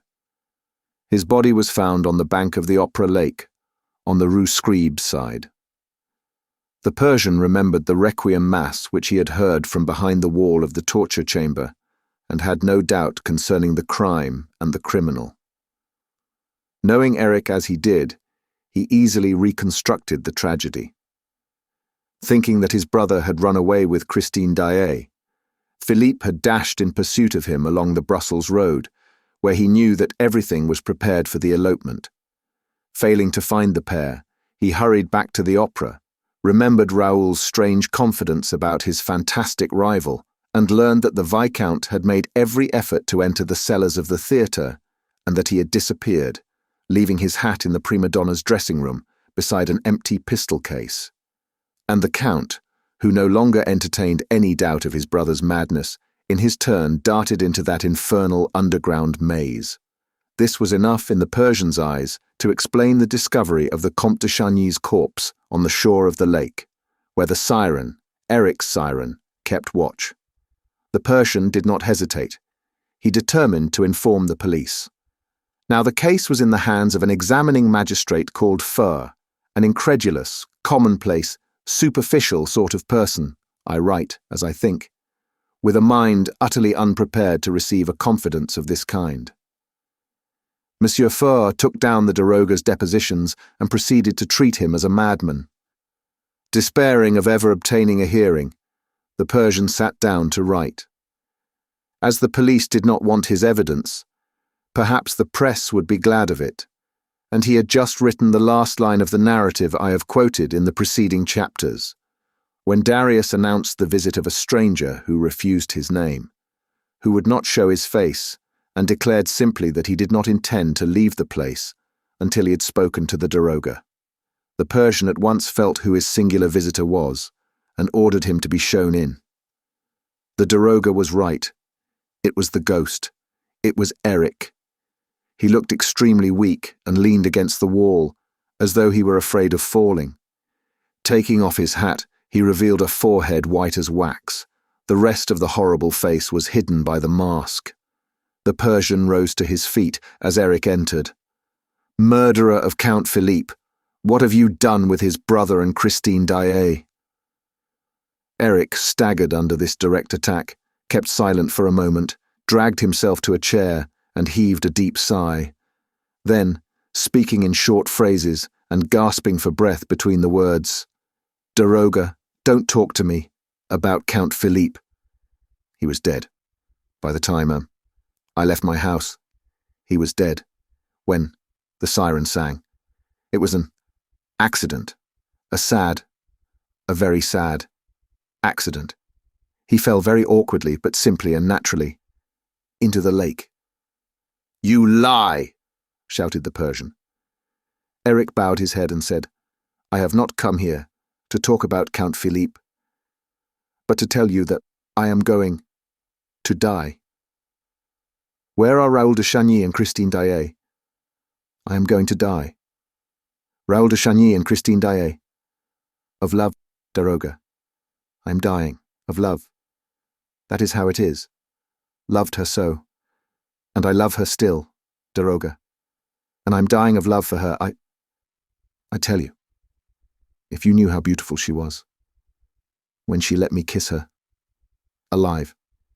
It was the first time, daroga, the first time I ever kissed a woman. Yes, alive. I kissed her alive. And she looked as beautiful as if she had been dead. The Persian shook Eric by the arm. "Will you tell me if she is alive or dead?" "Why do you shake me like that?" asked Eric, making an effort to speak more connectedly. "I tell you that I am going to die. Yes, I kissed her alive. And now she is dead. I tell you I kissed her just like that, on her forehead, and she did not draw back her forehead from my lips. Oh, she is a good girl. As to her being dead, I don't think so. But it has nothing to do with me. No, she is not dead, and no one shall touch a hair of her head. She is a good, honest girl, and she saved your life, daroga, at a moment when I would not have given tuppence for your Persian skin. As a matter of fact, nobody bothered about you.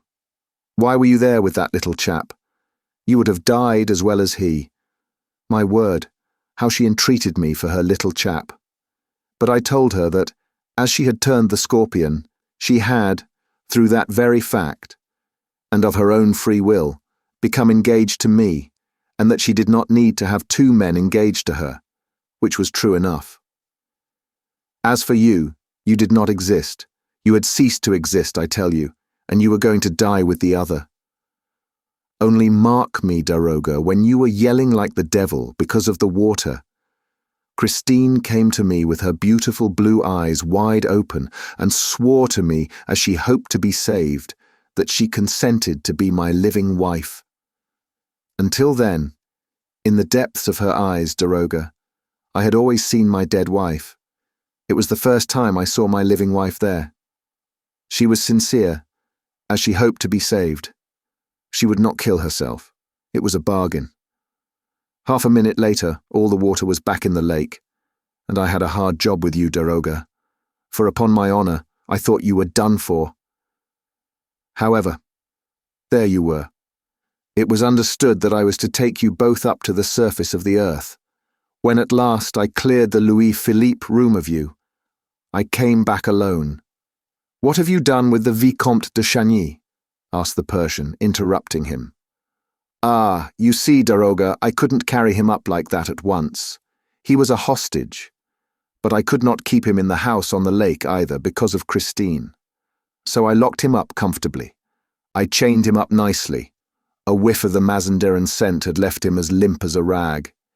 In the communist dungeon, which is in the most deserted and remote part of the opera, below the fifth cellar, where no one ever comes, and where no one ever hears you. Then I came back to Christine. She was waiting for me.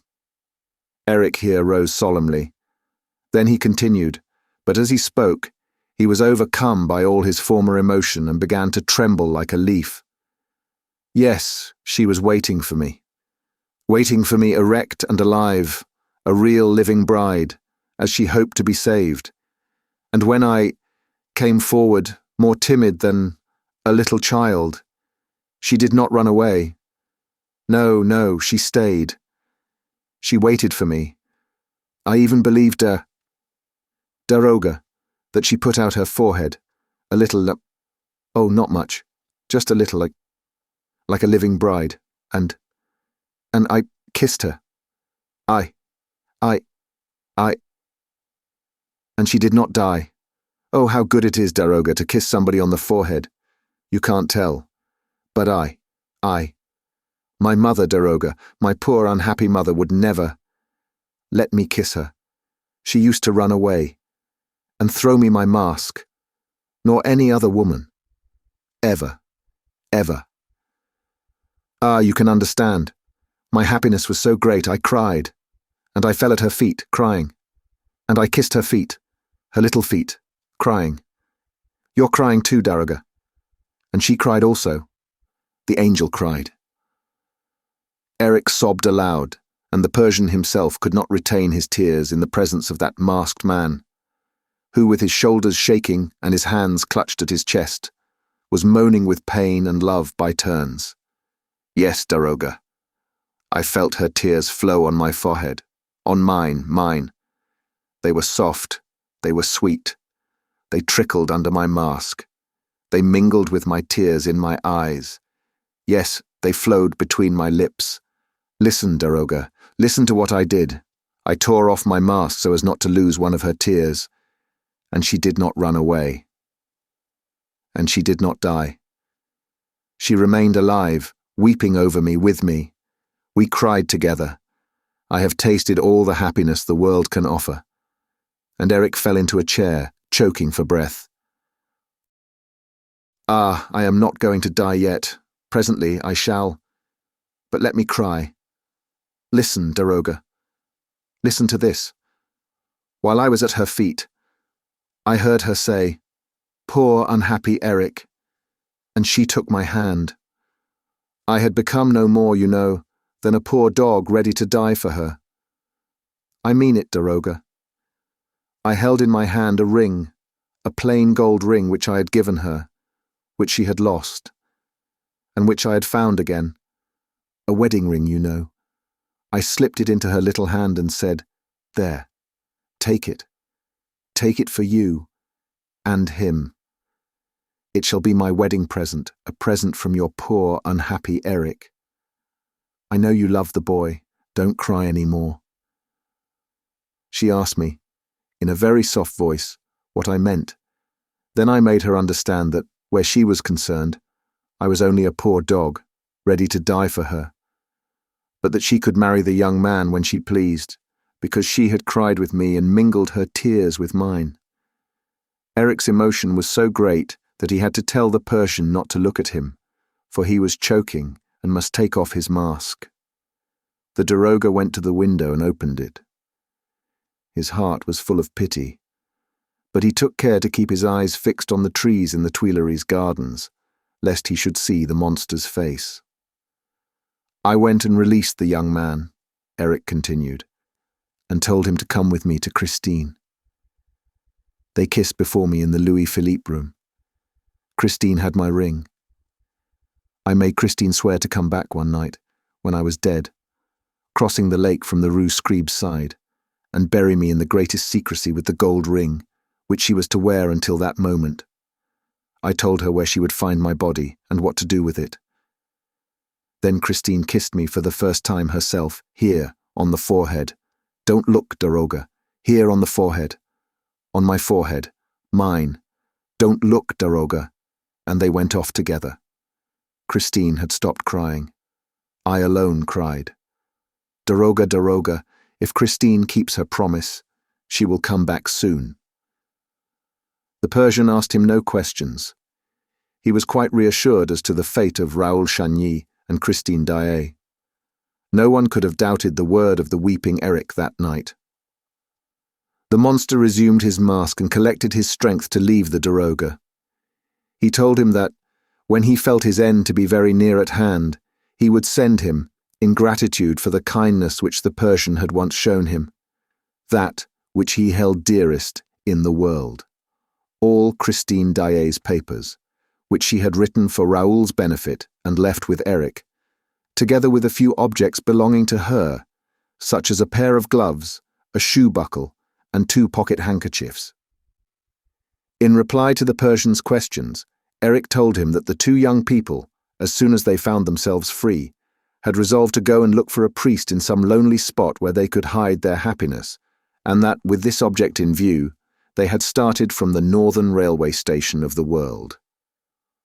Lastly, Eric relied on the Persian, as soon as he received the promised relics and papers, to inform the young couple of his death and to advertise it in the Epoque. That was all. The Persian saw Eric to the door of his flat, and Darius helped him down to the street. A cab was waiting for him. Eric stepped in, and the Persian, who had gone back to the window, heard him say to the driver, "Go to the opera." And the cab drove off into the night. The Persian had seen the poor, unfortunate Eric for the last time. 3 weeks later, the Epoque published this advertisement: Eric is dead. Epilogue. I have now told the singular but veracious story of the opera ghost. As I declared on the first page of this work, it is no longer possible to deny that Eric really lived. There are today so many proofs of his existence within the reach of everybody that we can follow Eric's actions logically through the whole tragedy of the Chagny. There is no need to repeat here how greatly the case excited the capital.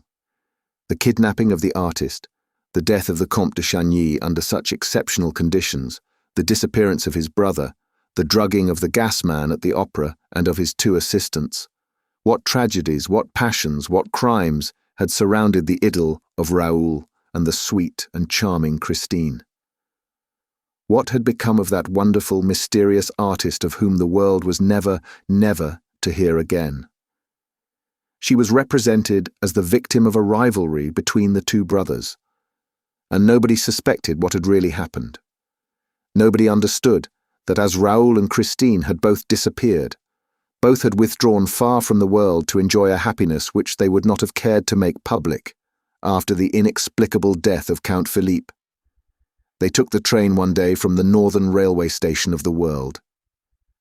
Possibly, I too shall take the train at that station one day and go and seek around thy lakes, O Norway, O silent Scandinavia, for the perhaps still living traces of Raoul and Christine, and also of Mamma Valerius, who disappeared at the same time. Possibly some day I shall hear the lonely echoes of the north repeat the singing of her who knew the angel of music. Long after the case was pigeonholed by the unintelligent care of Monsieur le Juge d'Instruction Fort, the newspapers made efforts at intervals to fathom the mystery. One evening paper alone, which knew all the gossip of the theatres, said, "We recognize the touch of the opera ghost." And even that was written by way of irony. The Persian alone knew the whole truth and held the main proofs, which came to him with the pious relics promised by the ghost. It fell to my lot to complete those proofs with the aid of the Daroga himself. Day by day, I kept him informed of the progress of my inquiries, and he directed them. He had not been to the opera for years and years, but he had preserved the most accurate recollection of the building, and there was no better guide than he possible to help me discover its most secret recesses. He also told me where to gather further information, whom to ask, and he sent me to call on Monsieur Poligny at a moment when the poor man was nearly drawing his last breath. I had no idea that he was so very ill, and I shall never forget the effect which my questions about the ghost produced upon him. He looked at me as if I were the devil, and answered only in a few incoherent sentences, which showed, however, and that was the main thing, the extent of the perturbation which opera ghost in his time had brought into that already very restless life, for Monsieur Poligny was what people call a man of pleasure. When I came and told the Persian of the poor result of my visit to Monsieur Poligny, the daroga gave a faint smile and said, "Poligny never knew how far that extraordinary blackguard of an Eric humbugged him." The Persian, by the way, spoke of Eric sometimes as a demigod and sometimes as the lowest of the low. Poligny was superstitious and Eric knew it. Eric knew most things about the public and private affairs of the opera. When Monsieur Poligny heard a mysterious voice tell him, in Box 5, of the manner in which he used to spend his time and abuse his partner's confidence, he did not wait to hear any more.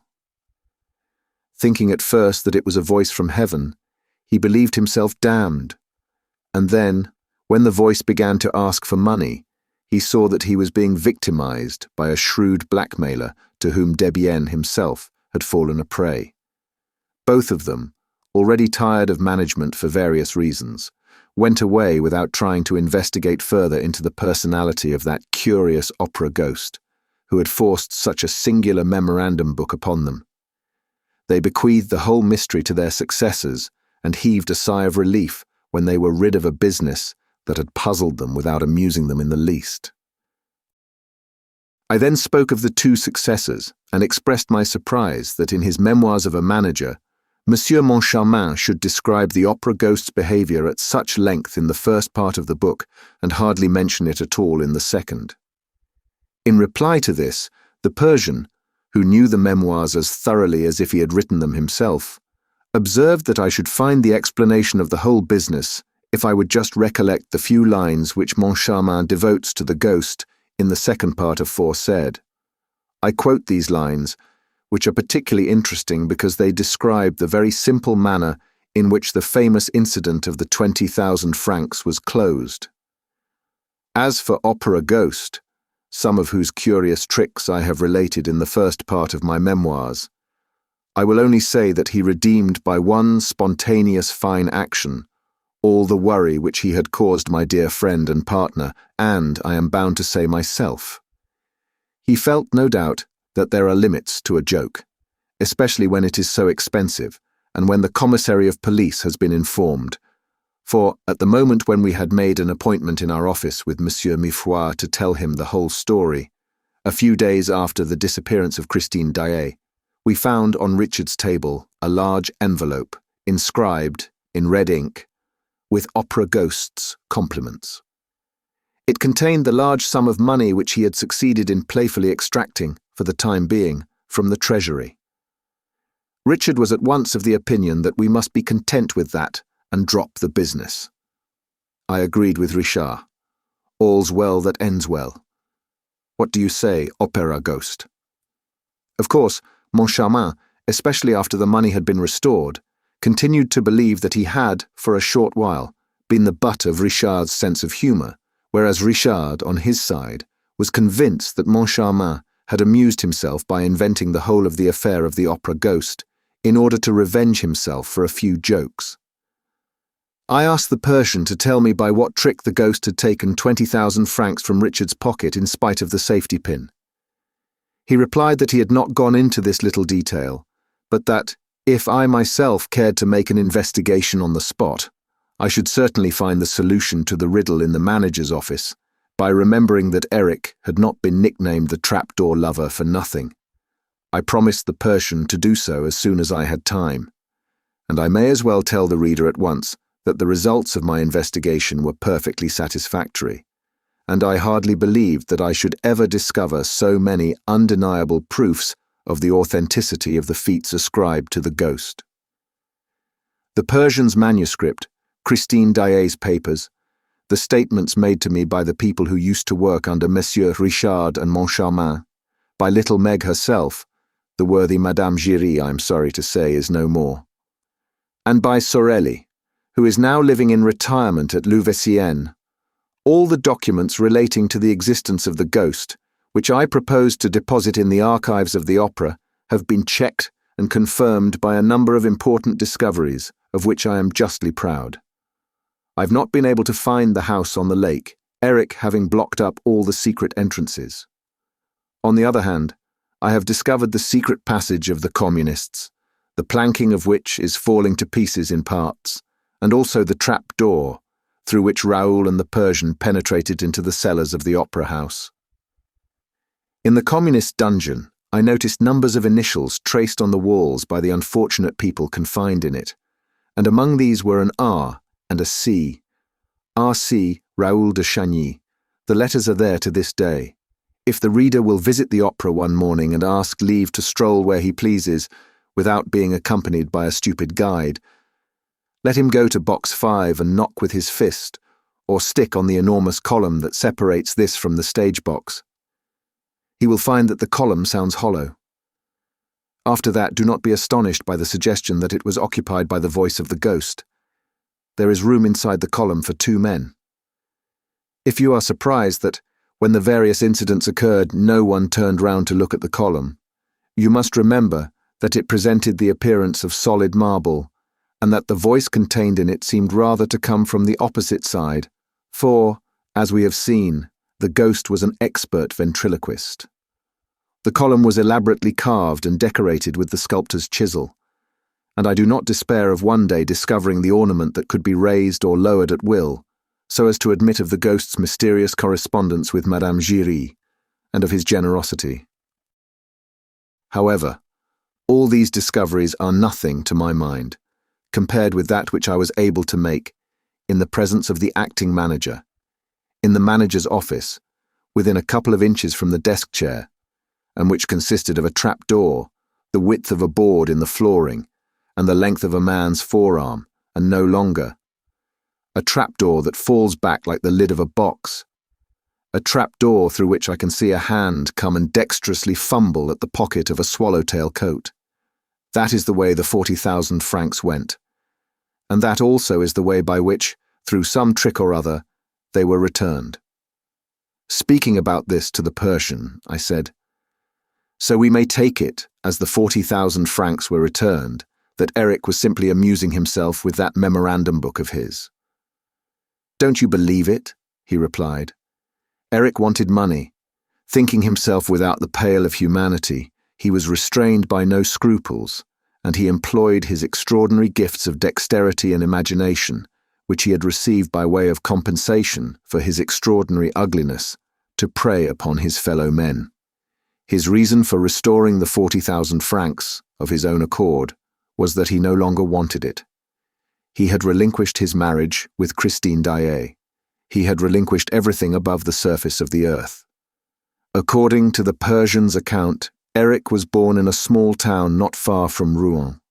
He was the son of a master mason. He ran away at an early age from his father's house, where his ugliness was a subject of horror and terror to his parents. For a time, he frequented the fairs, where a showman exhibited him as the living corpse. He seems to have crossed the whole of Europe, from fair to fair, and to have completed his strange education as an artist and magician at the very fountainhead of art and magic, among the gypsies. A period of Eric's life remained quite obscure. He was seen at the fair of Nizhny Novgorod, where he displayed himself in all his hideous glory. He already sang as nobody on this earth had ever sung before. He practiced ventriloquism and gave displays of legerdemain so extraordinary that the caravans returning to Asia talked about it during the whole length of their journey. In this way, his reputation penetrated the walls of the palace at Mazandaran, where the little sultana, the favourite of the Shah-in-Shah, was boring herself to death. A dealer in furs, returning to Samarkand from Nizhny Novgorod, told of the marvels which he had seen performed in Eric's tent. The trader was summoned to the palace, and the daroga of Mazandaran was told to question him. Next, the daroga was instructed to go and find Eric. He brought him to Persia, where for some months Eric's will was law. He was guilty of not a few horrors, for he seemed not to know the difference between good and evil. He took part calmly in a number of political assassinations, and he turned his diabolical inventive powers against the Emir of Afghanistan, who was at war with the Persian Empire. The Shah took a liking to him. This was the time of the rosy hours of Mazandaran, of which the daroga's narrative has given us a glimpse. Eric had very original ideas on the subject of architecture, and thought out a palace much as a conjurer contrives a trick casket. The Shah ordered him to construct an edifice of this kind. Eric did so, and the building appears to have been so ingenious that His Majesty was able to move about in it unseen and to disappear without a possibility of the tricks being discovered. When the Shah found himself the possessor of this gem, he ordered Eric's yellow eyes to be put out. But he reflected that, even when blind, Eric would still be able to build so remarkable a house for another sovereign, and also that, as long as Eric was alive, someone would know the secret of the wonderful palace. Eric's death was decided upon, together with that of all the labourers who had worked under his orders. The execution of this abominable decree devolved upon the daroga of Mazandaran. Eric had shown him some slight services and procured him many a hearty laugh. He saved Eric by providing him with the means of escape, but nearly paid with his head for his generous indulgence. Fortunately for the daroga, a corpse, half eaten by the birds of prey, was found on the shore of the Caspian Sea and was taken for Eric's body, because the daroga's friends had dressed the remains in clothing that belonged to Eric. The daroga was let off with the loss of the imperial favour, the confiscation of his property, and an order of perpetual banishment. As a member of the royal house, however, he continued to receive a monthly pension of a few hundred francs from the Persian treasury, and on this he came to live in Paris. As for Eric, he went to Asia Minor and thence to Constantinople, where he entered the Sultan's employment. In explanation of the services which he was able to render a monarch haunted by perpetual terrors, I need only say that it was Eric who constructed all the famous trapdoors and secret chambers and mysterious strongboxes, which were found at Yildiz Kiosk after the last Turkish Revolution. He also invented those automata, dressed like the Sultan and resembling the Sultan in all respects, which made people believe that the commander of the faithful was awake at one place, when in reality, he was asleep elsewhere. Of course, he had to leave the Sultan's service for the same reasons that made him fly from Persia. He knew too much. Then, tired of his adventurous, formidable, and monstrous life, he longed to be someone like everybody else, and he became a contractor, like any ordinary contractor, building ordinary houses with ordinary bricks. He tendered for part of the foundations in the opera. His estimate was accepted. When he found himself in the cellars of the enormous playhouse, his artistic, fantastic, wizard nature resumed the upper hand. Besides, was he not as ugly as ever? He dreamed of creating for his own use a dwelling unknown to the rest of the earth, where he could hide from men's eyes for all time. The reader knows and guesses the rest. It is all in keeping with this incredible and yet veracious story. Poor, unhappy Eric. Shall we pity him? Shall we curse him? He asked only to be someone, like everybody else. But he was too ugly, and he had to hide his genius, or use it to play tricks with, when, with an ordinary face, he would have been one of the most distinguished of mankind. He had a heart that could have held the empire of the world, and in the end he had to content himself with a cellar. Ah yes, we must needs pity the opera ghost. I have prayed over his mortal remains, that God might show him mercy notwithstanding his crimes. Yes, I am sure, quite sure that I prayed beside his body the other day, when they took it from the spot where they were burying the phonographic records. It was his skeleton. I did not recognize it by the ugliness of the head, for all men are ugly when they have been dead as long as that, but by the plain gold ring which he wore, and which Christine Daaé had certainly slipped on his finger when she came to bury him in accordance with her promise. The skeleton was lying near the little well, in the place where the angel of music first held Christine Daaé, fainting in his trembling arms, on the night when he carried her down to the cellars of the opera house. And now, what do they mean to do with that skeleton? Surely they will not bury it in the common grave. I say that the place of the skeleton of the opera ghost is in the archives of the National Academy of Music. It is no ordinary skeleton. The end. The Paris Opera House, the scene of Gaston Leroux's novel, The Phantom of the Opera.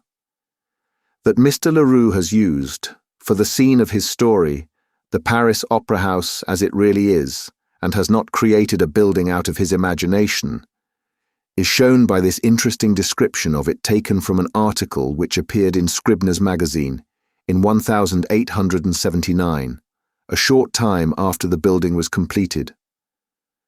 The new opera house, commenced under the Empire and finished under the Republic, is the most complete building of the kind in the world, and in many respects the most beautiful.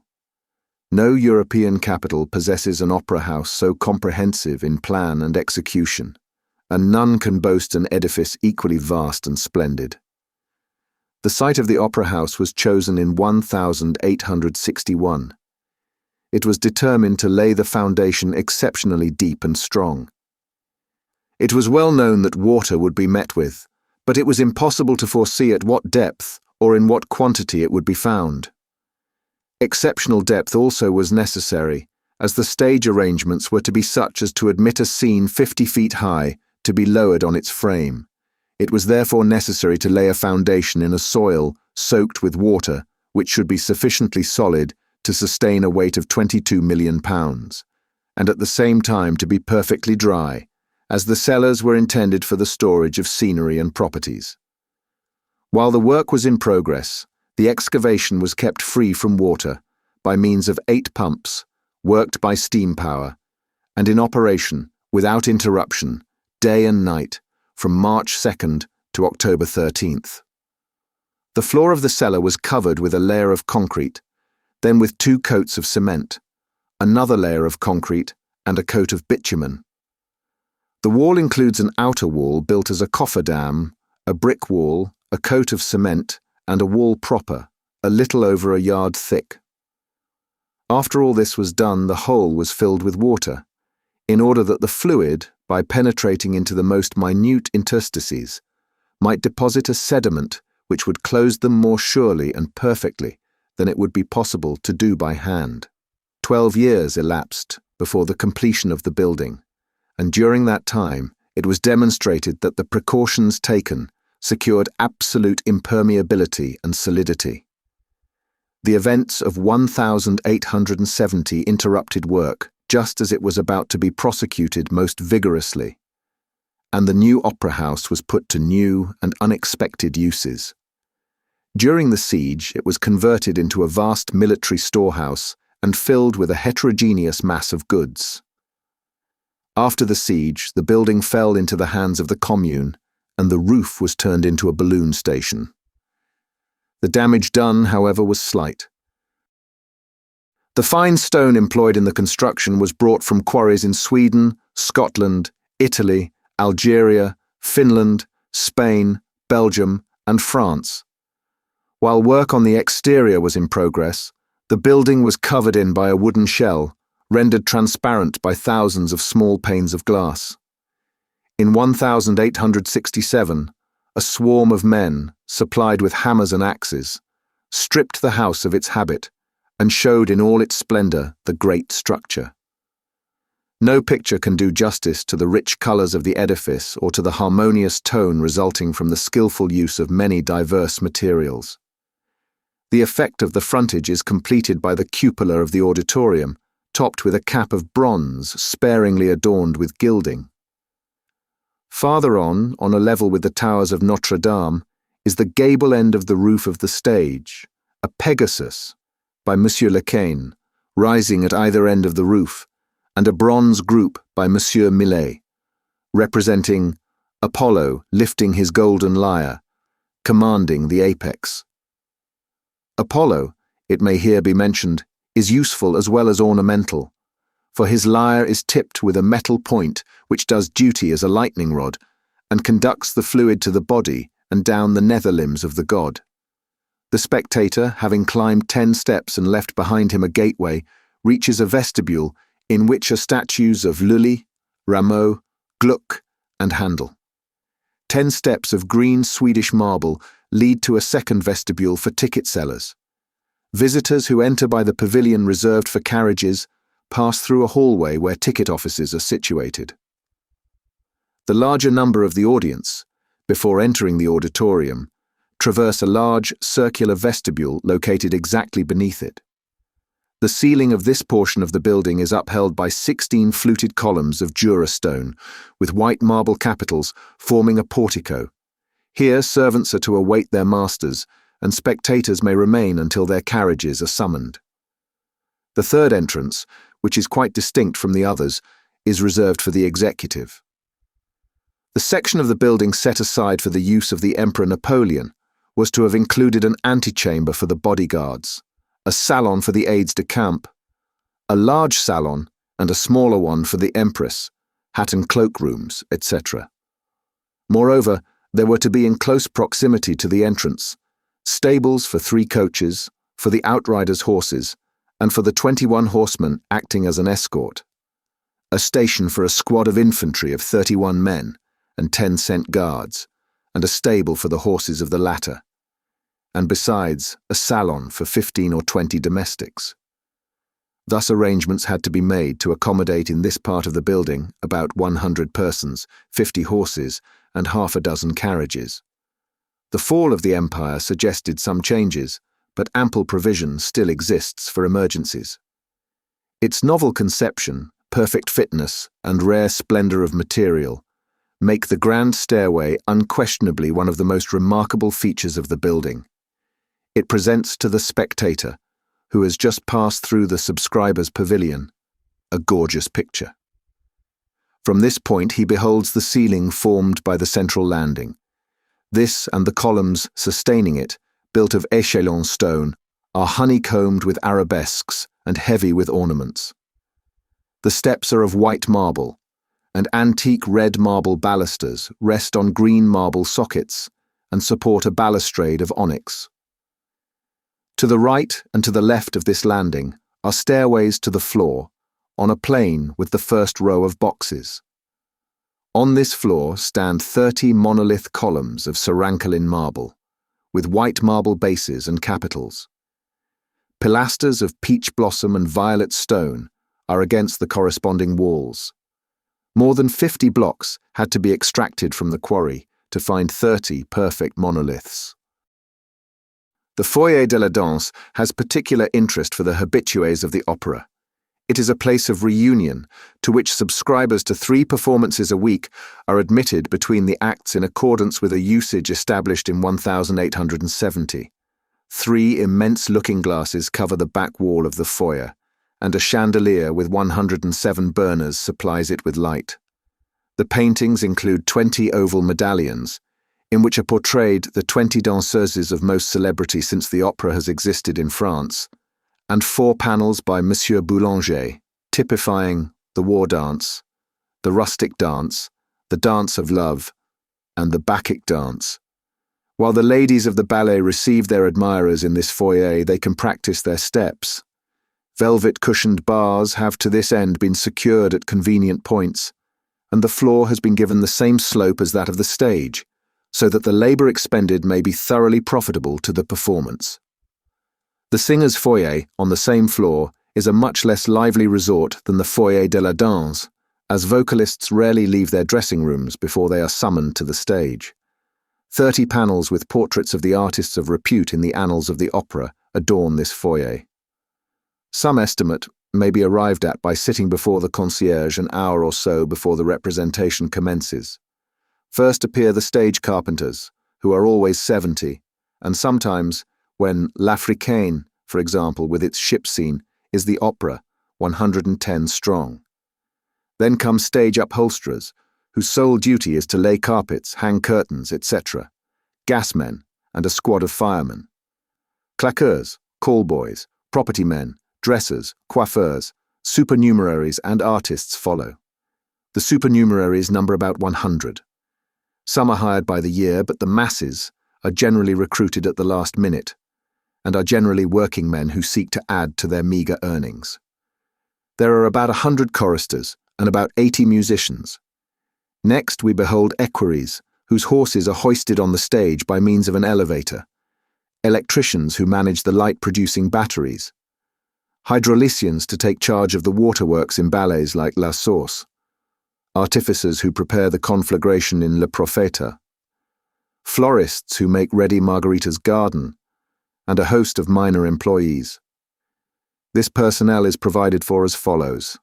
80 dressing rooms are reserved for the artists, each including a small antechamber, the dressing room proper, and a little closet. Besides these apartments, the opera has a dressing room for 60 male and another for 50 female choristers, a third for 34 male dancers, 4 dressing rooms for 20 female dancers of different grades, a dressing room for 190 supernumeraries, etc. A few figures taken from the article will suggest the enormous capacity and the perfect convenience of the house. There are 2,531 doors and 7,593 keys. 14 furnaces and grates heat the house. The gas pipes, if connected, would form a pipe almost 16 miles long. 9 reservoirs and 2 tanks hold 22,222 gallons of water and distribute their contents through 22,829 2 and 5 feet of piping. 538 persons have places assigned wherein to change their attire. The musicians have a foyer with 100 closets for their instruments. The author remarks of his visit to the opera house that it was almost as bewildering as it was agreeable. Giant stairways and colossal halls, huge frescoes and enormous mirrors, gold and marble, satin and velvet, met the eye at every turn. In a recent letter, Mr. André Castain, whose remarkable pictures illustrate the text, speaks of a river or lake under the opera house, and mentions the fact that there are now also 3 metropolitan railway tunnels, one on top of the other. Thank you for listening. If you like our recordings, consider liking this video and subscribing to our channel so you don't miss any more audiobooks.